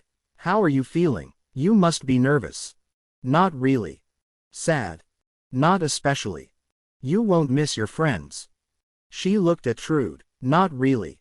Trude sat upright. Well. Trude, my pet, I love you. You know this. But history has selected me for this important task. I am focused entirely on America, and on raising this boy to be a humanist. 187. You know, said Harry. We were marveling earlier that you believed us so readily. I mean, it's a pretty out there story, our tale. Most people would think we're pretty meshuga. Mesh, what? Crazy. You're the most normal people I know, said Ulrich. Also, 2 nights before we met you, we were sitting around talking about the future, added Trude. We all agreed that Germany's future was without hope along precisely the lines you described. And then you showed up, said Ulrich. It was as if you were heralding angels or something. She and Trude lit cigarettes. A waiter brought a pot of tea. There seeming to be nothing more to say, they sat again in silence. A baby wailed at a table across the way. Each of them, in their different way, thought about that baby, who it was, what it might grow up to be, whether this infant would be an agent of love in this broken world or a sower of hate. Or perhaps neither. The odds were strong that this baby, if a boy, would grow up to perform menial tasks, drink too much, fall into ill health, and die too young, and if a girl, marry a man who performed menial tasks, drank too much, fell into ill health, and died too young but before doing so would ravage her body with 8 or 11 or 22 pregnancies, most of which would end in death and would leave her misshapen, exhausted, bitter. Harry looked over at Ulrich longingly, while trying to be sure she didn't notice him doing so, which he felt was easier to do now that he wore the disguise of Herr Detlef Berg. This brave woman, he thought. Yes, he admitted, I kind of love her. The basic physical desire was there. Those gorgeous hazel eyes, that dirty blonde hair. Sweet smile, a little on the plump side, but Harry never minded that. Besides, what am I in the looks department? Nothing to write home about. 188. But it was her character that rendered him helpless. It wasn't just that she was altering her life on his and Carl's word for the sake of saving humanity from millions of deaths, although of course that was no small thing. It was just her general way of going through life, confident, arming herself with knowledge, able to see truth quickly and clearly. How could one not adore such a creature? Maybe he should conquer his phobias. After all, if he stayed and went with her, they'd be going to America, so ahead of the game then technologically. He was unfamiliar with the history of dental hygiene, but it seemed to him a safe assumption that new trails were being blazed in that department in America, as in most departments, and they were only a decade away from the 20th century, and they would be living in comfort in Detroit, with presumably heat and hot water and indoor plumbing. The motorcar would soon replace the horse and buggy, so the streets of Detroit would be free of the inescapable odor of horse manure, and if he lived to be 80, say, he'd enter the glorious age of air conditioning, sort of. On top of that, he'd be able to go see the great blues musicians he loved perform at the famous Coppin Theater, which he'd only read about. Yes, he thought, maybe there was a lot about early 20th century Detroit to like after all. He did permit himself to wonder briefly about what day-to-day life with Ulrich might be like. She was not a practical woman. She couldn't cook or make coffee. She seemed constantly to be mentally preoccupied with abstractions, ideas, history. Would she ever, say, vacuum the carpet once the vacuum was invented, that is? She seemed the type who'd let her household run out of toilet paper. Harry didn't like that, particularly, but he was the type to make sure that that would never happen, so as a concern, it was wholly hypothetical. Trude excused herself to the restroom. I think I'll do the same, said Carl. So here was his chance. Listen, he said, leaning forward. I've been thinking. Yes. Maybe you need a man to go with you. To America, I mean. 189. I discussed this with Rolf. He was having none of it. Mind you, I was indifferent to the idea myself. Things with us are complex. But in any case, no, I feel I should do this alone. I didn't mean Rolf. Ulrich stared toward an indistinct spot in the near distance and squinted her eyes. Then her eyes widened and her mouth opened. You mean you? Well, I'm American. From a different time and place, granted. But still, American. Are you proposing that you and I become lovers? Well, he did say he loved her ability to see truth quickly and clearly. Well, I like you, and I could help. At that moment, Carl, tricked out, remember, as Leopold Orff, returned to the table. You know, he said, I was reading on the train about this feud taking place between Bismarck and your new Kaiser. Ulrich, you are obviously so well versed in these matters, and I noticed that you spoke in praise of the Kaiser back in Munich that first night. Would you share with us your thoughts on this matter? Ulrich darted her head back and forth between the two interlopers. The main part of her brain wanted to answer Carl's question, which was a serious one, and the kind of inquiry where her brain spent most of its time, but she knew also that from Harry, she had just received what was in essence a startling, not to say mind-blowing, proposal to marriage. Unless it was Harry's plan that they live in sin, which was okay by her but not, she thought, to Harry. Plus, wasn't Harry, you know, Jewish? Not that there was anything wrong with that, but it was a matter that seemed to require a little deliberation, even to the free-thinking 19th century mind. Well, I find this new Kaiser interesting. That's all. Who knows how things will turn out? 190. Under the table, Harry pressed his foot over Ulrich's. She did not withdraw her own foot. Yes, but as a matter of fact, as we've established, Harry and I do know how things turn out, Carl pressed. And, sad to say, it's not for the best. We know the choices this promising Kaiser of yours made in 1914. And how do we know that yours is the only history? How do we know that that might not change? Isn't this the whole point of your journey? Harry, again under the table, placed his hand on Ulrich's thigh. This time, she took his hand in hers and gently removed it from her body. Yes, but the removal of a baby from Germany to the United States will not do anything to change history until that baby becomes a public figure, Karl huffed. That is the 1920s. How do you know this for sure? Well, it just stands to reason, that's all. Reason, sputtered Ulrich. Reason is for philosophers in their towers. The world is much more alive. Harry chimed in. I don't know, Karl, I think Ulrich has a point. Karl, who knew what Harry was up to, how could this be? Explain this to me. How does kidnapping Hitler change pre-Hitler history?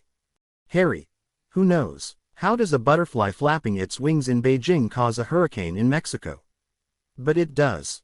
Karl now was contemptuous of Harry, and his reliance on this hoary old bit of 20th century pseudoscience to gain favor with Ulrich.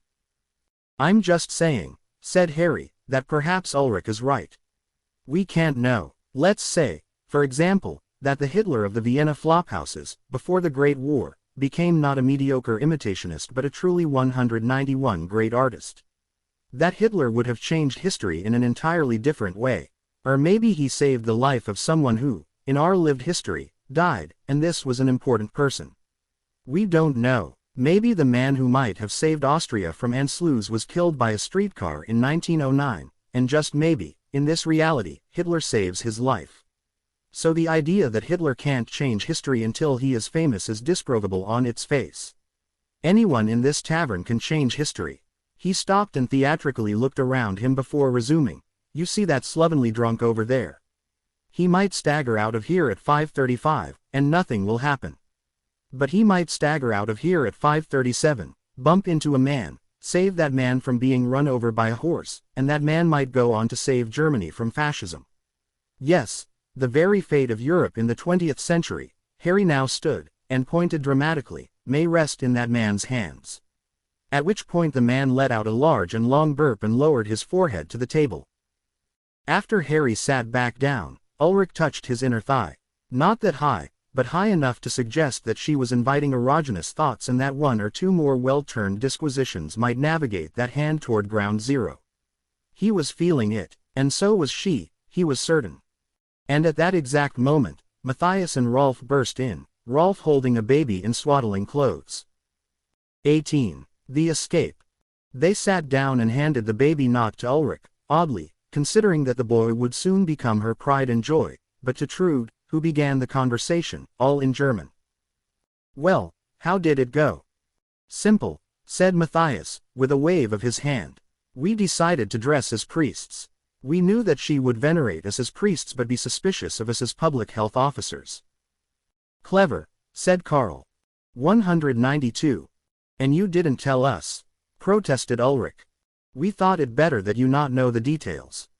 Quite right, said Karl. This is a concept that in the 20th century came to be known as plausible deniability.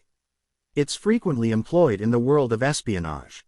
In any case, said Matthias, we said we were from Graz, which is some distance away, which we thought would impress upon her the urgency of our business. And we simply told her, Madam, constant prayer and a rare but ecstatic visitation from a higher power have revealed to us that an infant in our empire was born under the spell of Satan. That this child would grow up to cause endless evil, to cast away God and serve only himself. Further prayer and reflection led us to your fair town. And so on, said Rolf. You get the picture. Matthias shot Rolf an annoyed look. He wanted to tell the whole story, because he was rather proud of the manner in which he took charge of the situation and at one point had to bail Rolf out, which was no doubt the part Rolf wanted to be skipped. Matthias gave in and got to the point. We convinced her that her infant was one of 3 who potentially bore this mark of Mephistopheles, and we therefore had to take them all away, to a monastery in Graz, where abstention and prayer stood at least a chance of saving them. She could visit, and the chance remained that the child, once cleansed, could be returned to her. And she accepted this? Asked Ulrich. Well, at first, she did, completely, said Rolf.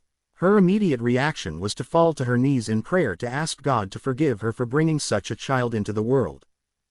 But then, continued Matthias, when it came time to actually hand the beast over, she refused. Just couldn't do it. The old maternal instinct kicked in, said Harry, who soon realized that in the Germany of 1889 there was probably no good translation 193 for kicked in, a piece of vernacular that may not even have existed yet, so it was likely that he said something they didn't understand, which he corrected to the awkward, made itself manifest. Evidently so, said Matthias. So what happened then? Asked Trude. I smote the wench, said Rolf. With her tea kettle, out she went, and off we went. 10 minutes. They sat in silence. Trude handed the sleeping baby to Ulrich. I believe this is yours. Ulrich stared down at the child. At this moment, a thought struck her that hadn't up to now. How will she feed him? Not being pregnant herself, she of course wasn't lactating. She was deeply embarrassed that this hadn't occurred to her until now, until she was presented with the irrefutable evidence of his physical existence, so embarrassed that she didn't say anything. She supposed she could just buy milk somehow, but this was not an automatic thing in 1889, even in a city such as Munich, where pasteurization was still a topic of heated, as it were, debate, and a lot of milk was unsafe, and anyway would this not raise suspicions? He was probably not too far away from starting on potatoes and peas, but he would still be on milk for the crossing. Was there safe milk on ships? For the swells, of course, but for the cattle in steerage. Dear God, she thought, am I going to kill this child? Harry, meanwhile, obviously had no idea Ulrich was thinking these thoughts and assumed she was awash in warm maternal emotion. He leaned in and whispered to her, he's adorable, which, as soon as he said it, he realized was a very strange thing to say, considering he was talking about Adolf Hitler, and he started to feel uncomfortable. Maybe he didn't want to help raise Hitler after all. But then he looked at Ulrich, and he saw the panic written on her face, and he pressed his hand into her thigh and said quietly, you will be an amazing mother. This was exactly what she needed to hear at that moment. She didn't believe it. In fact, she had always been confident that she would be a 194 good mother, but the realization that she had forgotten to think about so fundamental a matter as feeding her child had for the moment pulverized whatever confidence she'd had. So it was sweet of Harry to say what he said, very sweet. Maybe he did love her. Maybe she could love him. He was above average looking. He was obviously intelligent and could surely find gainful employment in the land of his native tongue.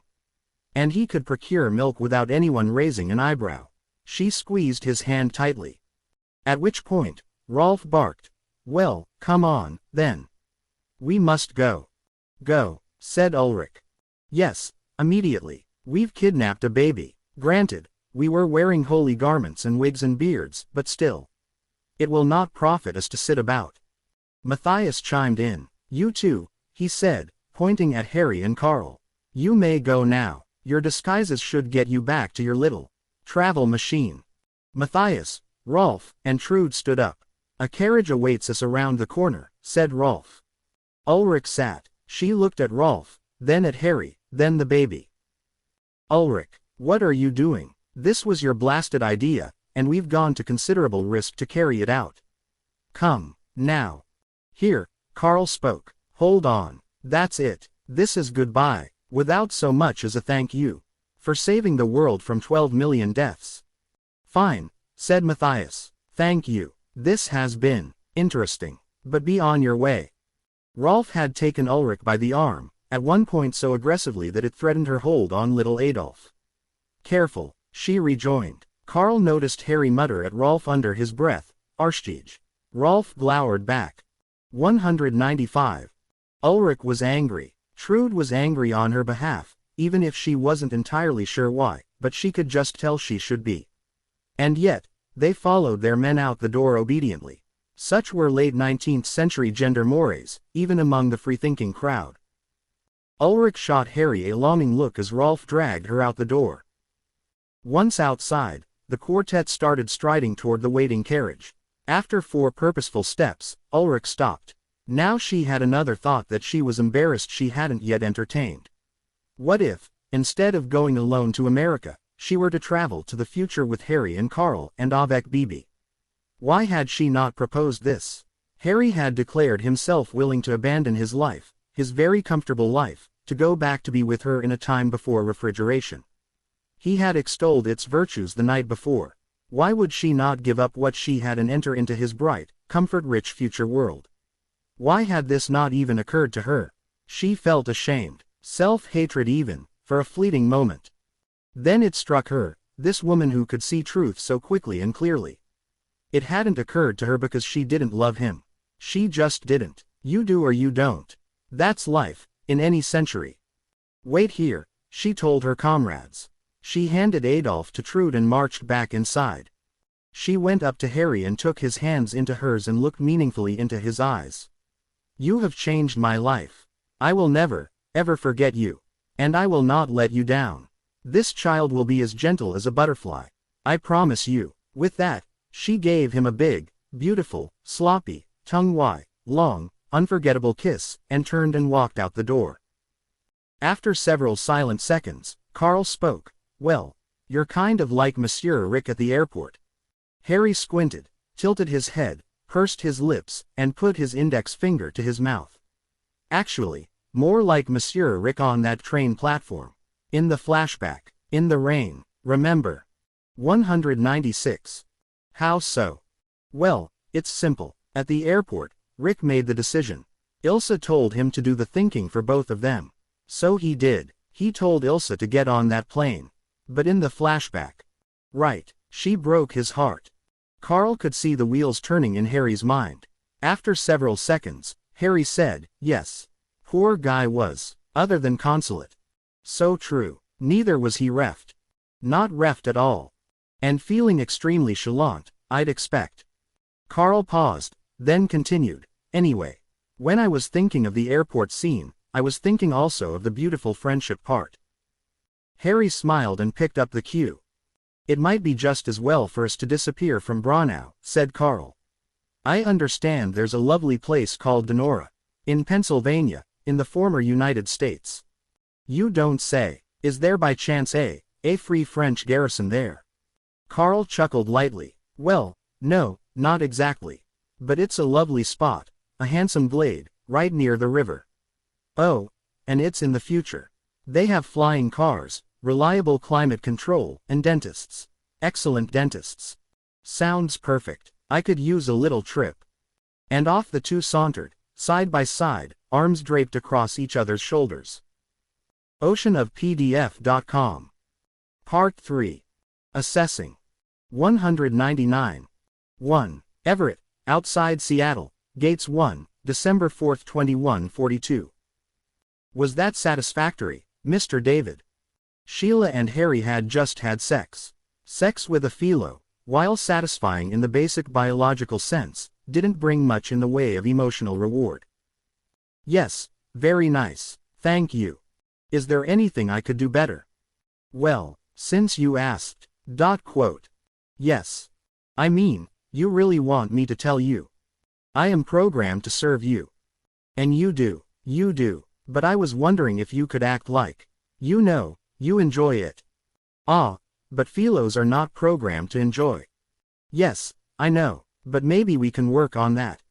How? 200. Well, you know, like, an emotional response, not just to sex, either. Just in general, like, as you may have noticed, I tell a lot of jokes.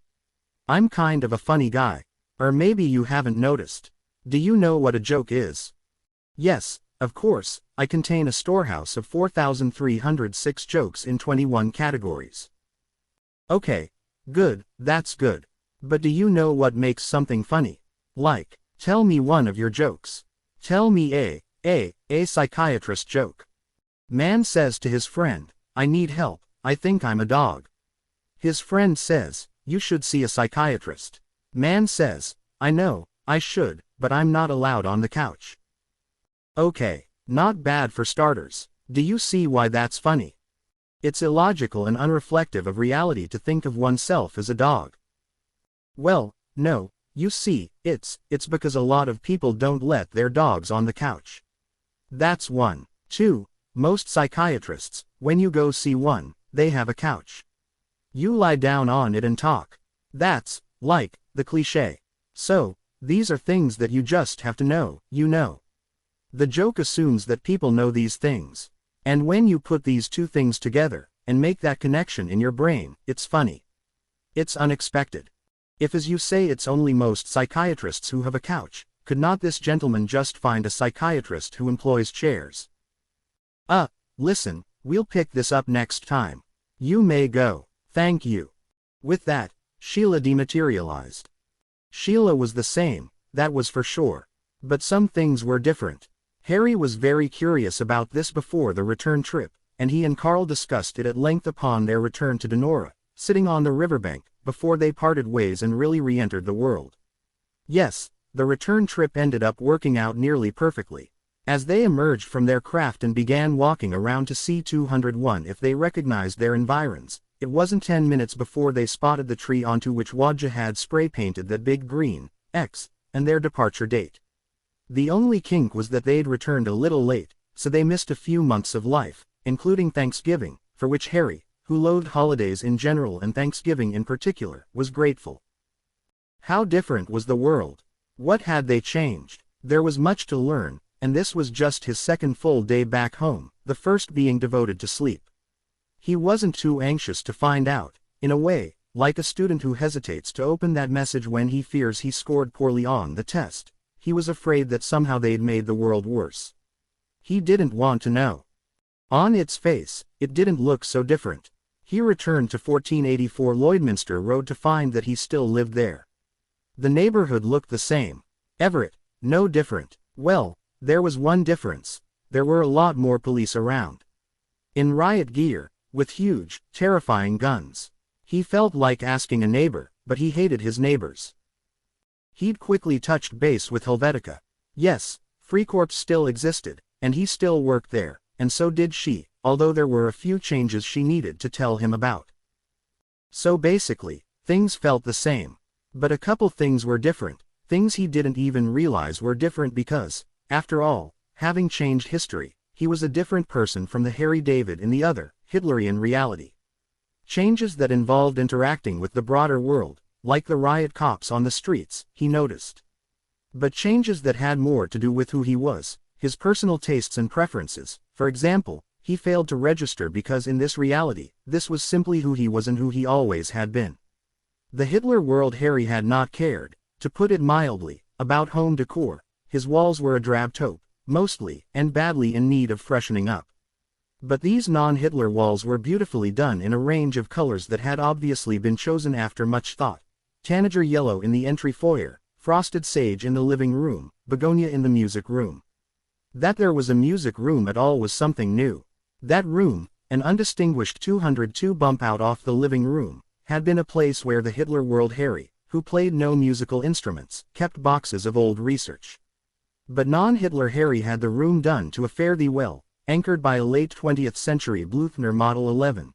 The minute he got home, he walked over to it and began to play My Man's Gone Now, from Porgy and Bess. The fact that he could play piano beautifully came naturally to him, wasn't a surprise at all. And the reason he could play piano beautifully, a little girl from Katowice named Clara Steinmetz, who in the Hitler world was gassed to death at Majdanek at age 5, survived in this reality, and as an adult she taught the violin to youngsters, and music was in her blood, and she bore a child who bore a child who, after moving to America, bore a child who bore a child who bore a child who bore a child whom Harry met and became quite smitten with, and, though she wasn't terribly interested in him romantically, she offered him free piano lessons. And just for the sake of being in her orbit, he accepted, and he worked diligently, wanting to impress her. And the music gene extended, apparently, to a modest investment in interior decoration. History wouldn't necessarily record it, but many lives changed in the way Harry's did. Millions became pianists or guitarists who had had no musical talent, millions who had been heartless became generous empaths, millions of wayward fathers became good ones, and millions of window washers became engineers. Millions of good people killed in war survived. Of course, many bad people survived too, notably several 100,000 Germans with Nazi-adjacent politics who in Hitler world were killed by Allied bullets or bombs. It all changed the world, rearranged human relations in countless ways, made the planet on the whole a better place to be for many decades. Maybe Carl was wrong about that Beijing butterfly. 2. Morgantown, West Virginia, same date and time. Carl returned home, meanwhile, to find that things were basically the same, but people treated him a little differently. Cool, standoffish. Finally, he said to a colleague, "Why is everyone being so standoffish?" 203. "I don't know. Why don't you ask Edwina?" Who the heck is this Edwina, he thought. He investigated the matter. He did a search on his Pollux and turned up an Edwina Cutledge, who lo and behold was a colleague of his. This was new, there had been no such person in the department before his journey. The next day, he went to size her up. He checked her office hours. At a moment when he calculated she'd be emerging, he stood down the hall from her office, waiting. Soon enough, there she stood, a celestial figure. Late 30s, maybe. Jet black hair, spiky, shoulder length, skin as white as a cloud, a body-hugging forest green dress that left little to the imagination, knee-high black boots with heels. He worshipped her instantly. But, Carl thought to himself, this woman wasn't here before, I most certainly would have noticed her. What gives? Carl, quick study that he is, began to put the pieces together. In Hitler reality, this woman did not work here, she lived and worked somewhere else altogether, or indeed perhaps didn't even exist. But in this non-Hitler reality, Edwina Dooley existed and had been a colleague of his for however many years. Perhaps they'd had an affair. Perhaps it became a bit of a departmental scandal. Maybe it was a bigger scandal. Maybe he did something bad to her. Or maybe, and at this thought, he felt a dagger pierce his heart, she accused him of something he didn't do. Then he remembered that he had of course already been with his wife, the textiles expert, since his return, and at home, all was well. She wasn't mad at him at all. So maybe it wasn't a worst-case scenario kind of thing. Maybe he'd had an affair with this woman, and while his wife hadn't found out, it was common knowledge at the Edward Aloysius Tolman School of Physics at West Virginia University. Thus, his colleague's arch remark. He was gratified by the thought that he'd made love to such a woman but frustrated by the fact that he had no memory of it. He was about 30 feet down the hall in one direction. Fortunately, Edwina headed in the other direction. Then she dropped a water bottle. It rolled in Carl's direction. She bent down to pick it up and 204 glanced up to make eye contact with Carl. She gasped and panicked and ran the other way, leaving the bottle. Carl's hunches were, unsurprisingly, correct. Edwina was the great-great-great-great-great-granddaughter of a couple from Sidcup, Bexley, in southeastern London. In Hitler world, Celia Cutledge was killed in the Blitz. In this world, there was no Blitz. Hence, a few generations down the food chain, Edwina's existence. It may seem odd that Harry inhabited the roles of pianist and interior decorator seamlessly, without any memory that anything had even been otherwise, while Carl was able to observe and register the differences between his Hitler life self and his non-Hitler self. And it is odd, but it is in fact quite easily explainable. They're different people, with different brains, filled with different balances of chemicals, they simply don't experience reality the same way. The odors of the 19th century didn't assault Carl in the same way they did Harry. When they examined the Raskin-Hadron paradox, they saw completely different ways to solve it. They had very different relationships with the concept of memory. Carl was blessed or cursed with hyperthymesia, or highly superior autobiographical memory. Harry, who had lived a more stressful and sleep-deprived life, had a memory like Swiss cheese. So it all made a kind of sense. Carl would remember his Hitler reality life, and Harry would not. Carl, too, was quite curious about how they'd changed the world. Unlike Harry, who sort of didn't want to know, Carl was hungry to learn.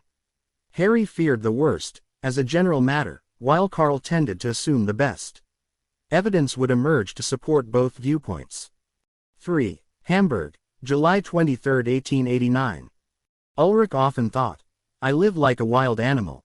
She thought this because she spent all her time doing just three things: sleeping, ingesting food, and prowling the landscape for food for herself and her litter. It's all she did. She could think of nothing else. She even forgot to smoke sometimes. 205. Milk was hard although rarely impossible to find. In Munich, even within the city, there were small dairy farms here and there. A person could go to one and buy milk, but completing a purchase wasn't a given in those days. They might be out of stock, the customer might need to come back in 2 hours, that sort of thing. So it involved a fair amount of standing around. Not a crisis in many cases, but, for a nervous and inexperienced mother with a child who's been wailing for the last 45 minutes, most definitely something like a crisis. And so Ulrich walked, and walked, to corners of the city she hadn't known existed, in search of the precious bovine nectar, imagining herself a lioness on the prowl across the savannas of the Serengeti, going anywhere and doing anything to protect and sustain her brood of one. One might think this would give rise in Ulrich to a certain resentment. After all, the child wasn't even hers.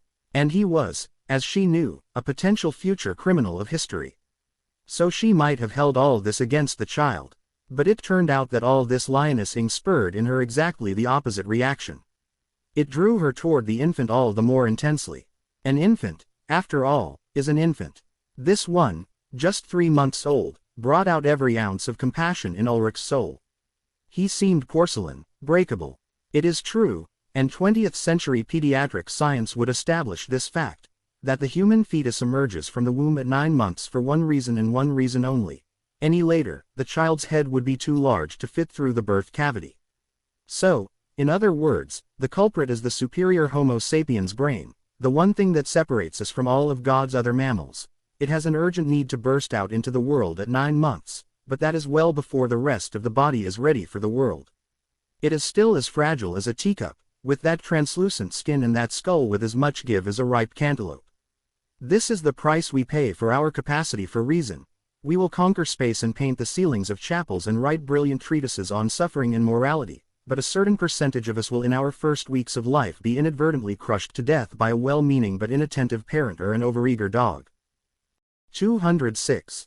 She didn't know all this intellectually, but she certainly intuited it instinctively, and so Ulrich guarded this little life with zeal. She also thought of the child she bore back in Ohio, with whom she was permitted to cuddle for a mere 5 minutes before it was swiped from her arms. And she thought of her pledge to Harry, and to herself, and, really, to mankind. She carried the grave responsibility of turning this little monster into a loving, empathetic human being, and she was going to do it. The train ride from Munich to Hamburg was a grueling 20 hours, with changes in Leipzig and Berlin. Rolf had fixed matters with the engineer on the first leg to ensure that Ulrich had all the milk she needed, and he showed her, or tried to, how to do the same on the 2 succeeding legs. He gave her enough money to get her to Detroit. Harry had often wondered how these people always seemed to have money despite having no visible means of employment, but that was an eternal source of mystery surrounding a certain sort of left-wing activist. She arrived in Hamburg with a healthy, sleeping baby. She needed to find accommodations for one night. The Augusta Victoria, named after the wife of the German emperor and only recently christened, was set to sail on July 24. She walked along the riverfront strand, pushing little Dolphy in a stroller, inspecting the array of boarding houses. It was loud, clangorous, malodorous, an overpowering smell of fish. There were strange-looking people, vaguely threatening, women who looked tough and world-weary, walking up to apparent strangers and rubbing their thighs. Young boys standing around for no apparent reason. She saw a brutish-looking man in a sailor's outfit take one by the hand and led him into a semi-hidden doorway. Not 2 feet in front of her, one man was screaming at another. The second man threw a punch. The first man staggered back right toward Ulrich, who had to jump out of the way to avoid him hitting her. Then that man rose and drew a knife at the other man. Ulrich was quite accustomed to late 19th century urban life, but Hamburg was something else altogether. She looked across the Elbe. The sun was setting. Electric street lighting was still new in Hamburg, a bit newer than to Munich, so actually, the 207th city looked comparatively grim and dim to her. But the reflection of the lights against the broad Elbe was soothing, and the array of mighty ships a new and intriguing sight to her. She rounded a bend and beheld the most gigantic vessel she'd ever seen, larger than any building she'd ever encountered. It was a wonder. She looked closer and saw its name along the side, the Augusta Victoria. Her ship. She would be boarding that very vessel tomorrow morning, for America, for Detroit, for her new life, for the sake of saving the 20th century its most apocalyptic horror. A surge of power, of freedom, shot through her body. At which precise moment, a man, actually, a teenager, wrapped his arms around her from behind. He squeezed tightly around her rib cage and lifted her off the ground. From the shadows came a teenage boy who plucked her infant out of his stroller and, carrying him like a football American and stiff-arming other passers-by, ran through the crowd and into an alleyway. The unfortunate teen who assaulted Ulrich was quickly surrounded by 3 or 4 men who beat and kicked him mercilessly as he spit out teeth and blood, but the boy with the baby was getting away. "Forget this one," Ulrich screamed to the men. "My baby." 4. Pittsburgh, December 5, 2142. Helvetica slept in a bit this morning. She knew it the instant she awoke. She looked up at the ceiling to see it was 6:11, and she cursed herself. She hadn't slept that late since, well, to be precise, since May 3rd, the morning after she allowed herself a few drinks to celebrate walking off with the Joe Negri Prize in the Greater Pittsburgh Talent Scout Show in recognition of her skill as an interpreter of complex jazz guitar riffs for children, a rather particular category, in which only one other person was entered. She hated the thought that she would miss her Shiga routine. That was what she was thinking when her philo appeared. "Good morning, ma'am." This was not Milt but Sybil, a 50-ish librarian sort, whose presence always confused Helvetica, given that libraries hadn't existed for ages. "Hello. 208. Ms. Shrike would like to speak with you." What? Ms. Shrike had never wanted to speak with her, ever. What? Ms. Shrike has never wanted to speak with me, ever. Probabilities are irrelevant where Ms. Shrike is concerned, and she wishes to speak with you now. Helvetica rushed to comb through her hair, threw on a shirt, and sat up straight on her bed. "Ms. Cope." "Yes, ma'am. It was brought to my attention that your unit was underperforming this quarter. By 28.64%. That sounds high. Please, Ms. Cope, don't try to tell me that a monitoring system in which I've invested trillions of Zog is wrong." "Yes, ma'am. So what's the fucking story?" "Well, you see, oddly, and I admit quite unfortunately, Harry, that's Harry David, you see, and Carl Schumacher, both had to take an extended leave at kind of the same time. And you couldn't manage this. You're a manager, Ms. Cope. You're supposed to manage. You're supposed to cope." Jaden chuckled at her little joke, which people made constantly in Helvetica's presence. "I understand, ma'am, but in this case, I fear that I felt there was little to be done." "Aha, little to be done." Jaden, by the way, was sitting in her favorite chair. 209. "Well, you see, Carl had to present a paper. In Vienna. It required travel, and of course quite a lot of preparation. I trust you would agree that Frikorp's reputation hangs in the balance at such academic conclaves, or at least stands to gain or lose potentially quite significantly from them." "Well, go on." "Harry had a family issue to resolve." Jaden turned her chair to face the ocean, a move visible on Helvetica's screen. In 12 seconds, she wheeled around to face Helvetica again. "I have my suspicions of you. Ma'am, I assure you, there is." "Stop. I am a tolerant person. I permit error, once. Not twice. Do you understand?" "I do." "Are they coming back to work?" "Yes, they're back. Carl is back from Vienna, and Harry is doing very well. By the way, you're not playing around with that silly time thingy, I trust." "With oh my, no. Because things are a little funny around here." "What do you mean?" "Just funny. The other day in a meeting I quoted that Tolstoy quote I quote all the time. You know the one. It is amazing how complete is the delusion that beauty is goodness. I use it a lot. And people look 210 at me like, what is she doing quoting that? Other stuff like that. It's like reality is different. In small, weird ways." "I see. Well, I don't know what that would have to do with the machine. Anyway, no, we have not used it." "Well, all right then. Get those guys back to work, and don't let this happen again." After a pause, she added, "I don't know why, but I kind of like you."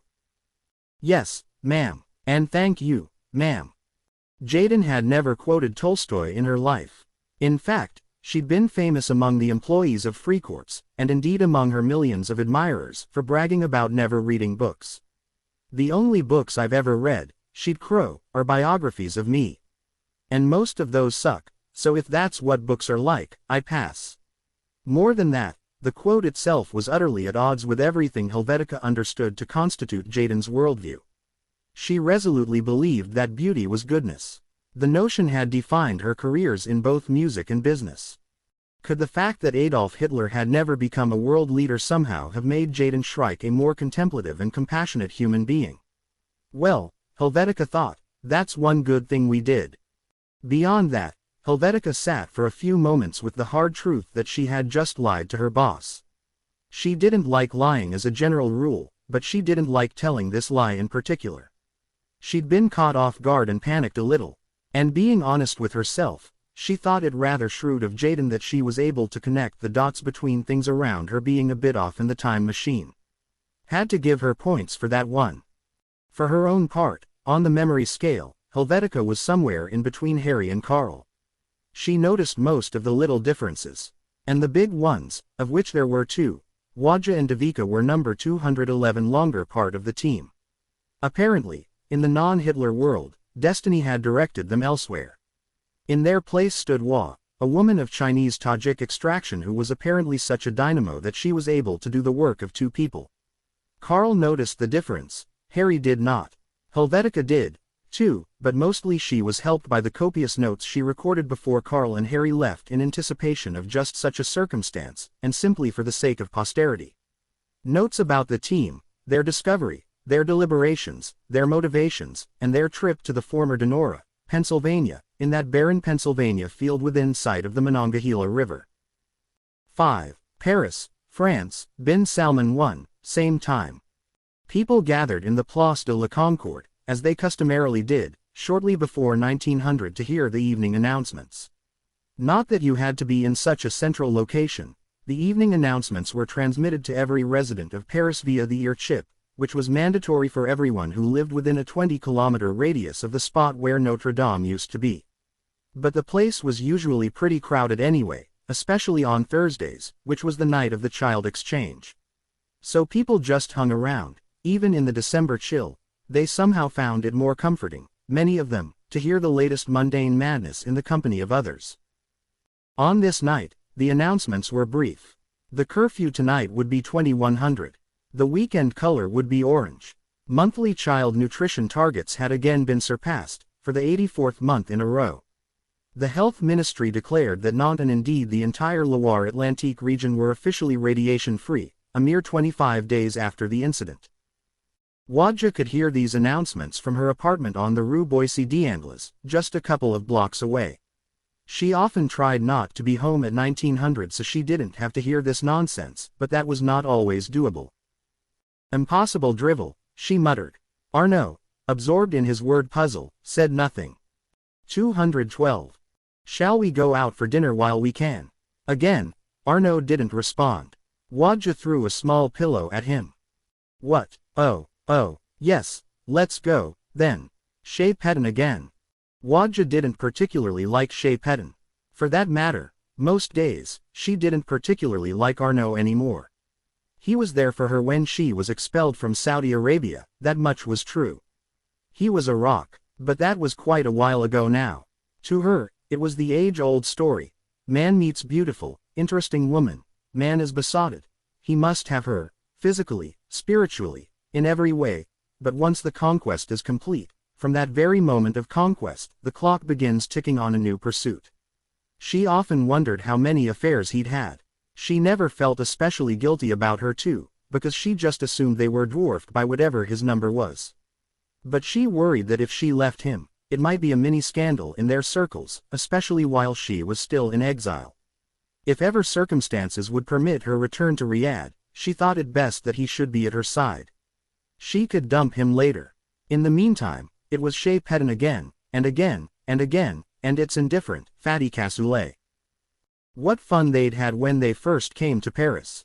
She was in love, she was young. What with her trust and his family money, there were no worries. When the occasional journalist came calling to the Rue Boissy d'Anglas, they saw that she lived in exactly the manner that one would expect a prominent Saudi exile to live, and they were suitably impressed. And, of course, the City of Light was here at her feet. Things changed 7 years ago when Le Comité took over. Paris was still Paris. It always would be, especially if you had money to live well and pay the necessary bribes. But really, curfews, the cleansing of the Pigalle, electronic fences around the Arab neighborhoods. This last one offended her personally, as we might well imagine, and made her feel no small amount of guilt, too. To assuage it, she made weekly trips to these areas, visiting children's hospitals, handing out food. She was a minor celebrity to these folks, or at least to those among them who paid enough attention to politics to know that she had been part of a 213 group that had tried to turn the kingdom into a democracy and come close to succeeding. Close enough that the king had many of them lashed repeatedly in public and then executed, with a lucky few forced to leave the country. She had to admit this much. While she hardly approved of the committee's methods, they did seem to work. Just before the Committee of Public Safety, yes, they named themselves after Robespierre and Saint-Just with full intent. Declared a state of emergency, the insurrectionists had been making life in Paris, shall we say, an adventure. Avenues would be closed to protest. Bombs would go off here and there, mostly at 2 or 3 a.m. so as to minimize loss of life, but not always. Many Parisians' natural sympathies lay with the insurrection because most Parisians did not vote for the fascist government that imposed the sweeping racial laws that made so many people's lives so miserable. But the insurrectionists' methods tested those sympathies. The turning point came on the sultry October night when they blew up Notre Dame. Over the course of about 10 minutes, the whole place was blasted to smithereens. The mighty cathedral, all the experts later said, was brilliantly rigged by people who really knew what they were doing. First went the North Tower, then the spire, then the famous flying buttresses, one by one, several seconds apart in seemingly random order so the bomb squad couldn't prepare, and so on and so on.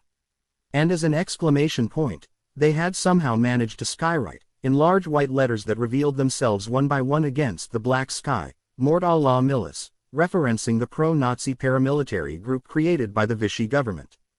The cathedral smoldered for days, and in that rubble, Parisians' anti-authoritarian sympathies died. The committee now had a free hand to do as it pleased, hence, the curfews and fences. And true to its grotesque form, it said it would not rebuild the great cathedral and instead announced plans to construct a vast prison on the site. Wadja wanted to leave, but Arnaud had to have his profiteroles, so she sat there silently, waiting, thinking. Yes, Paris was still Paris. But if it was going to be like this, why stay? Of course, she couldn't go home. There were other places. Budapest, in the liberal and tolerant Soros 214-1. Warsaw, the great cultural capital. Beirut, where life was stable and calm, and where she had many friends besides. Chocolate sauce drizzled out of the corner of Arnaud's mouth. Profiteroles in December. Indeed, he was considerably older than she, and she suddenly envisioned a future consumed with changing his diaper, wiping his behind. Surely she could escape that fate. 6. Jaipur, Rajasthan, Ambani 1, same time. Madam, they're ready for you. Devika closed her eyes, took 2 deep breaths, opened her eyes, and walked resolutely through the curtain onto the stage. The crowd erupted. She waved and flashed the smile that many said got the whole movement kick-started. She took her seat. Well, said the host, a woman who was a slightly younger and prettier version of her, they knew what they were doing, these people. Thank you for joining us. How are things looking? Devika studied her interviewer's face. She had not wanted to sit with Mitali Sharma the night before the election. Sharma's right-wing sympathies were known. She had wanted Virender Sharma, Mitali's older brother. As it happened, he was a touch less politically batshit, and besides, in their handful of meetings, she got the distinct sense that he wanted to fuck her, which probably meant he'd go a little light on her. But Mitali had more viewers and more power, and she bigfooted her big brother, who was relegated to reading audience and viewer questions. Devika sought a little eye contact. Mitali refused to make any, pretending to study the sheaf of papers in her hand. So, the election is tomorrow. It is by all accounts close. But many people ask, why should voters turn out Ravindra Sharma? The economy is strong, unemployment is low, crime is low, the border is finally under control. What exactly is going wrong in Ambani 1? First of all, thank you for having me. I appreciate any opportunity to talk directly to the voters, even with the sitting president's niece. 215 Zing. She continued. Because the fact is, every assertion you make, while superficially true, is utterly false if you dig deeper. A charade. The economy is strong. The legislative union has passed price supports for the key industries, which happen to be the industries where the president and his cronies own a controlling stake. Unemployment is low. The president fired the career civil servants and replaced them with political hacks, after which the Union of Economists simply changed the way unemployment is measured. The border is under control. Hundreds of thousands are living like animals in camps and cages, out of public view, drinking their own urine to survive. Crime is low. Thousands are being held in inhumane conditions, with no idea of the charges against them. Meanwhile, some 200,000 professors, teachers, journalists, writers, social workers, and others who are not criminals at all are under house arrest. So, Matali, you see a society that is under control. I and the millions who are voting for me see fear, hatred, madness. Come right at him, she thought. Nothing to lose. This, yes, is our Devika Raghavan, a member of Helvetica's systems team at Frikorps. As we saw, the non-Hitler world altered Waj's life, making of her an agitator against the state who was sent into exile in Paris. Likewise, the non-Hitler world changed Devika's life along similar lines, but far more dramatically. In this world, England peaceably granted India independence in 1940, and it grew in some ways into a model socialist society, the one place on the planet where socialism didn't devolve into the usual grim penitentiary but actually worked more or less as advertised. Because India possessed no large reserves of oil or ore for the great powers to steal, at least that were known at the time, Jawaharlal Nehru's gradualist socialism was actually allowed by said great powers to take root in this reality. He dissolved legal ethnic distinctions, set up a truly independent court system, and worked closely with Gandhi, who in this world was not assassinated by a fascist loon on the third try, but lived to a ripe 91, preaching nonviolence, living in penury, and surviving 3 different cancer diagnoses, to set up a land ownership system that was the envy of the developing world. And they made women legal equals to men. 216. None of this went off without a hitch. That's not the way of our world, Hitler or no. A violent right-wing revolution in 1963 reversed this progress. A more violent left-wing revolution in 1996 changed things back. But now you had suspicion and paranoia, so things were never quite like they had been in the 1940s. Power shifted back and forth between right and left.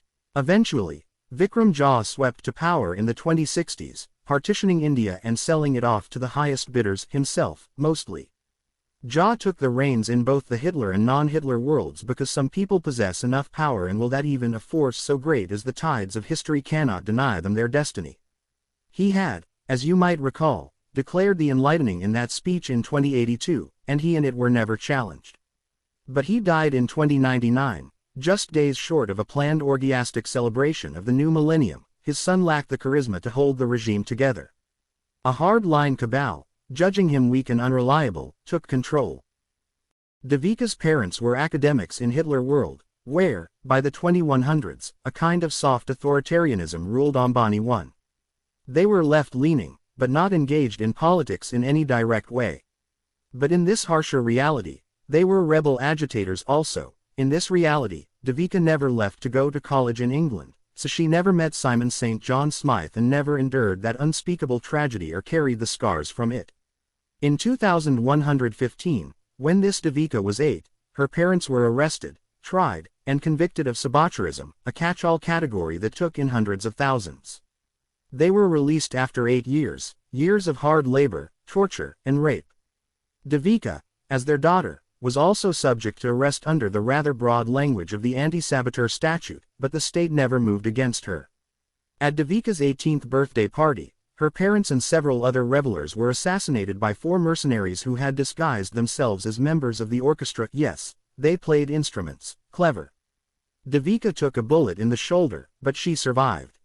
This sealed her fate as a political actor, an enemy of the state, a martyr to free thought. She turned out to have a talent for public speaking.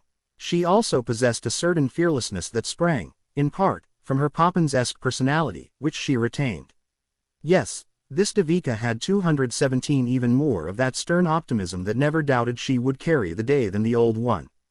She won the hearts of millions after a video went viral of her confronting armed regime guards coming to arrest people at a sit-in, lecturing them about their lack of legal and moral authority, concluding with, "Off you go.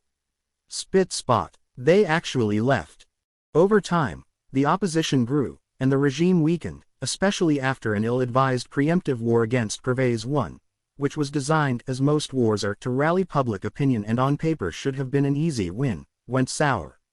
Eventually, the opposition forced the cabal to accept an election. In December of 2142, Devika was just 35 years old, but that was old enough, legally, and she was chosen by acclamation as the opposition's presidential candidate, as she made a stark contrast with the mumbling, 79-year-old incumbent. She typically wore strapless tops covered by flowing scarves when she spoke, but at certain moments she'd fling the scarf off, exposing the gash that was still there just above her right clavicle. Tomorrow was election day. It was, by all appearances, heavily rigged for the regime. But Devika and her comrades knew that this election was just the beginning, that it would take 3 or 4 elections before there was an honest one. She finished her interview, left the studio, got in her car to go back to her hotel suite. She was thinking about the nature of being in a posture of opposition like this.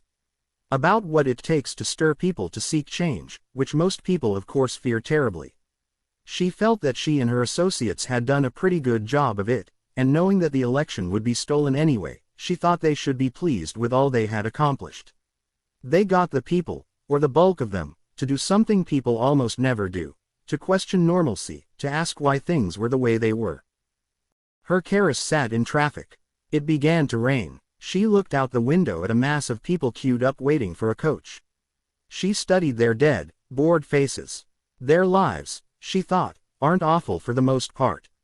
If they mind their own business, if they never protest or question or laugh at anti-regime jokes or enjoy a mildly subversive song or video, they will likely be left alone. But what sort of life is that? 218. Then, a memory hit her. It was dim and remote but at the same time urgent. Rain and lifeless faces. She felt that someone had warned her about this. But who? When? In what context? 7. Hamburg, July 23, 1889. Ulrich knew from her Munich days that baby stealing was kind of a thing in late 19th century Europe. There were any number of well-to-do couples who, for one reason or another, couldn't conceive. It was only natural that a cottage industry would arise to meet their needs, and, in such a poorly policed century, that industry would be built around the simple street theft of infants, which worked far more often than it failed. Go. Get him. There he is. Ulrich pointed at the perpetrator, who was dashing down the docks dodging pedestrians with little Adolf in tow. Several men gave chase. Most of them, older than the teenage perp, pooped out pretty quickly. But one lithe youngster stayed with it. Eventually, he disappeared into the distance. Ulrich collapsed to the ground, bawling hysterically. "What am I to do?" She kept repeating. "What am I to do?" An elderly lady sat next to her. "My dear, how old is your baby?" 3 months. "Yes, this is a popular age." "Is he gone? Just gone, like that? Still crying hysterically?" "Well, maybe not. The young man who gave chase. I know this boy. I mean, from around. He's what would you call it? A good deed doer. He hangs around the docks precisely to help women like yourself, who have their bags stolen, say. You see, because people are gathering here to go to America, the crooks know that they are likely to have money. So the crook business is brisk, and it gave rise to an anti-crook business. And that is this lad. An anti-crook. 219. So he will help me. He will expect a reward, of course. This is why he does it. Have you money? Some, yes, but it's for my journey. Well, if he returns with your boy or girl? Boy. Boys are worth more. He will expect 4 marks. 4 marks. But I have only 25. And I have to get to Detroit. What is Detroit?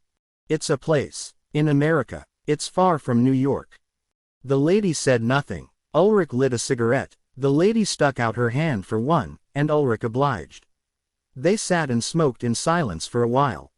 In a few moments, the young good deed doer returned with a mid-30s-ish gentleman. He turned to Ulrich. Your baby was taken. Yes. Boy or girl? Boy. 3 months. Name. Adolf. Last name. Brooke. And who are you? Ulrich asked. I can help, perhaps. 220. What is your name? Johann. Johann what? Nothing. It's irrelevant. Okay. Johann irrelevant. What can you do for me? Johann irrelevant, who knew well the power of silence, said nothing for nearly a full minute. Then he spoke. There's a place. It's in the Reeperbahn. There is reason to think your baby might be there. Let's go. 5 marks. Ulrich gasped. Johann irrelevant began to walk away. No, no, okay. She produced the notes from her purse. He motioned with his index finger. Ulrich looked back at the old lady, who drew on her cigarette and nodded. Go.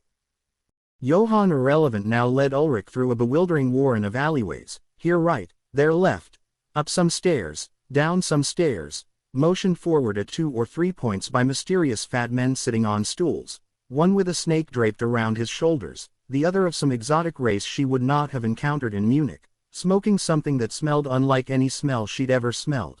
Finally, a narrow path to a narrow door, on which Johann irrelevant knocked in an odd pattern that Ulrich didn't quite pick up but which was.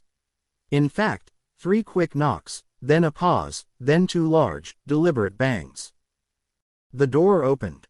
Suddenly, hideous, overpowering noise, like the noise of men arguing in a Bierhalle, or at a boxing match, which Ulrich had visited once in Munich, to her distaste.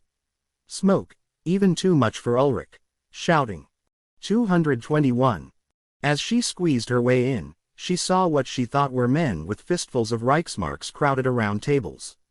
Johann irrelevant threaded their way through the human mass. She noticed that the men seemed to be watching roosters fighting. It was sickening. At one table, a rooster had another pinned to the table, pecking at its eyes. Blood splattered out in all directions. Some got on Ulrich's sweater. Then some got on her face. Even her lips. She grabbed the waistcoat of the man nearest her and wiped it off. He turned and glared at her and raised his fist. Johann irrelevant drew a switchblade from his pocket and opened it. The man backed away. Finally, Johann led Ulrich through another door. In this chamber, things were somewhat quieter. Less thick with humanity. There were a few women, even. Nicely turned out. It was a large room, roughly the size of a dining room in a baronial home. Paintings along the walls. Of what, Ulrich couldn't quite register, simply that there were paintings, which lent the place an air of refinement, particularly compared to the slaughterhouse she had just endured. This was rather civil, she thought. Then she heard some panting and slurping noises and pivoted around to see that in the far corner, a woman, fully dressed like a proper lady, was on her knees, performing fellatio on a man. No one else in the room seemed to care. A far door opened. A man carried an infant out and laid it on a low-slung table covered in blankets. Another man emerged from the side darkness. He was dressed in an almost feminine fashion. He wore eyeshadow, and lipstick, and swiveled his hips as he walked to the table. He put his index finger to his lips to shush the crowd, and then he lifted a sheet of paper to his nose and spoke. Now, Lot 1, Brigitta, said to be from Hulstenbeck. Female, blonde, about 7 months, about 6.5 kilograms, 62 centimeters, blonde. Did I say that? Adorable, if I may say so. We start at 10 marks. Come have a look. At this point about 8 couples approached the table to give little Brigitta the once-over. One woman wanted to see her bottom. One man 222 pulled apart her lips to inspect her dentition. The bidding started, spirited at first, until a few couples dropped out when the tariff got north of 15. She went for 17 marks, 70 pfennig. So this is what they will do with my baby. Sell him off to the highest bidder. It's a very brisk business. Do you have any idea how many children are born who are unwanted? Dozens a week in Hamburg alone. But what happens when I see my baby? That was almost 18 marks. That would bankrupt me. Johann, mentally calculating his percentage on her repurchase of this little ball of flesh, said nothing. A second baby was produced. Watch. This one was another girl, named Lena. She went for more, 20 marks even. Ulrich was terrified, in a cold sweat. If she got Adolf back, It would be at such a price that when she arrived in New York, she would be stranded on this Ellis Island place, penniless, likely thrown into some kind of poorhouse. She'd heard stories. And besides that, it was getting late. It was almost 11 p.m. Her boarding documents were explicit that she was to be at Dock 21 at 7 a.m. sharp. How long will this go on? It's hard to say. Ulrich took a seat and watched 2, then 4, then 8 babies being auctioned off. Some took much longer than others, and the bidding went far higher, which struck terror into her. One child went for almost 40 marks. Finally, the man said, "And here we have little Adolf." Ulrich looked up. Sure enough, he was wrapped in the dark green swaddling clothes she had purchased back in Munich. She lunged forward. "That is my baby." 223. Gasps and surprised stares. "Madam," admonished the auctioneer, "how did you get in here?" She pointed to Johann. Muscle, in the form of 2 brawny men, approached him. "Now, gentlemen, gentlemen, gentlemen. Some of you know me. You, Herr Heine," he continued, nodding toward the auctioneer, "know me well. I am a respected citizen of Hamburg." Some grunts and muffled laughter. "I work with the destitute. I assist the needy, of which we encounter no small number here in our beloved Reeperbahn." "Assist them," shouted one man. "So you do it for free." Much laughter. "Gentlemen, a man must eat. But think of it. A man of my talents. And here I feel compelled to remind you, or perhaps you do not know, of my years with the Deutsches Theater, and of the glowing reviews I received in my years on the boards. Could have done many things. Many things. Having earned my solicitor's certificate during the day precisely while knocking them dead on the Berlin stage at night, the world, as they say, was my oyster. And yet, what did I decide to do? To return to my beloved Hamburg, to help those in need.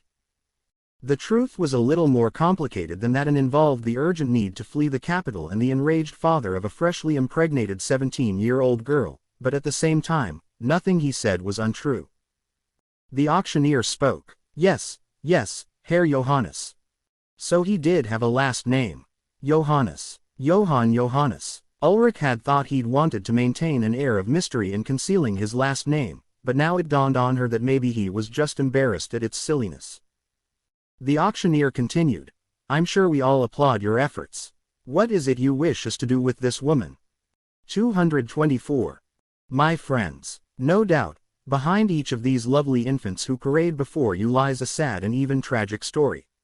A father who flew the co-op, an unwed mother sent to the nunnery by her father to save the family's good name, worse, an uncaring mother, who perhaps bore her child and then dumped the poor creature somewhere in the Stadtpark. We all know these stories all too well. But I believe that when you hear our dear, "What was your name again, darling?" Again, he had never asked. Ulrich. Ulrich, of course. How could I have forgotten such a melodic name? I feel certain that when you hear poor Ulrich's story, you will agree to return this child to her. Perhaps even at no charge. With that, he stepped to the side and gestured in Ulrich's direction, as if to hand her the floor. After a few awkward seconds, she spoke. Despite all her reading and knowledge, she had never spoken in public before. "Well, I am Ulrich Bruck. My baby is Adolf. We are from Munich. My husband Artur was killed last year, when I was 5 months pregnant, beaten by some street thugs for his pocket watch." This was the story Matthias, Rolf, and the group had checked down to after deciding that Artur being shot by an anarchist on Christmas Day while leaving Mass was a little much. And here, Ulrich stopped. Silence. Finally, the androgyne auctioneer spoke. "And that's it. Well, I have relatives in America, in Detroit, who have promised me work." Seeing that Ulrich had not exactly seized the moment, and desiring from her a payday of perhaps 10 marks, Johann Johannes, experienced thespian, took the stage. What young Ulrich is too modest or proud to say is that this beating, he was improvising here, took place before her very eyes. Yes, she witnessed this bloody horror. She carries the scars to this day. And now, here she is, forced to abscond to America, to scurry out of her 225 beloved Bavaria like a rat and go find a job to raise her child. Why, if anything, we should take up a collection for her. Johann was cooking now. He was thinking 20% would be fair. The audience appeared unmoved. Eventually, one man spoke up. No offense, but, while the loss of the husband certainly adds a tragic element to this young lady's tale, it is not, alas, all that unusual. And now, she is off to this cushy life in America. But as a single mother, if anything, Herr Johannes, your sob story makes us want to bid on this child all the more, to place him in a stable household with a mother and a father and to keep him here in Germany, where he belongs, where he can grow and flourish and live out his dreams. General nods and harumphs. Johann could feel the walls closing in on him. Ulrich, as we have seen, no wallflower, and quite a smarty, felt the same. And that's when this strong and independent woman, this woman Harry had fallen in love with because of her ability to see truth so quickly and clearly, decided to take matters into her own hands. All right, I must speak now. These are all lies. This Johannes man knows nothing about me. I met him 10 minutes ago. But more than that, I am not even married. This is not even my son. Biologically, I mean, the truth of the matter is this. I was visited by 2 men from the future. The far, distant future. I encountered them in a tavern in a small town along the Austrian border. They informed me that this boy, who was born in the Austrian town across the river, was going to grow up to be a tyrant. A mass murderer of proportions unknown to history. At this point, idle chatter ceased, necks craned forward, she had their interest. They traveled back in time in some sort of machine to kill him. But they failed. They botched the job, so some comrades and I kidnapped the child, and I volunteered to take him to America, where I have relatives, where they have a democracy, and where, I reason, he is far less likely to grow up to become a bloodthirsty dictator. We sail tomorrow morning on the Augusta Victoria. And that is the real story. 226. This was greeted by a stunned silence, which was broken in 6 tension-filled seconds by howls of laughter. Men from the future. A tyrant. From a little Austrian village. More howls of laughter. No, no, I insist to you, this is all true. Of course it is, and the new Kaiser will one day start a war too. Well, as a matter of fact. At this, the laughter trebled. Ulrich was enraged. She was about to storm out of the place when a man quieted the room and spoke. Friends, I say we owe this brave Fräulein our thanks. Just think of it. Were it not for she, our beloved Germany would go to ruin in.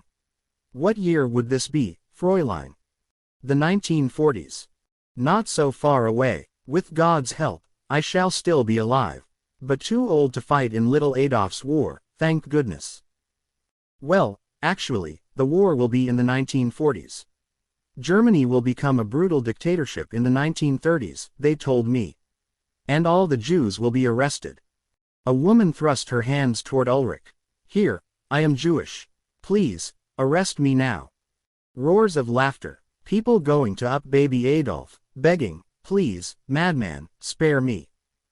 In time another man commanded the room's attention and said, my friend is quite right. Not only do we owe Fräulein Ulrich our thanks. 227. We should show our thanks with our wallets, the better to ensure that she and her little monster can live well in America. And in gratitude for her telling us this important truth, chimed in another woman. More laughter. It was all at her expense, but people started throwing mark notes at her feet.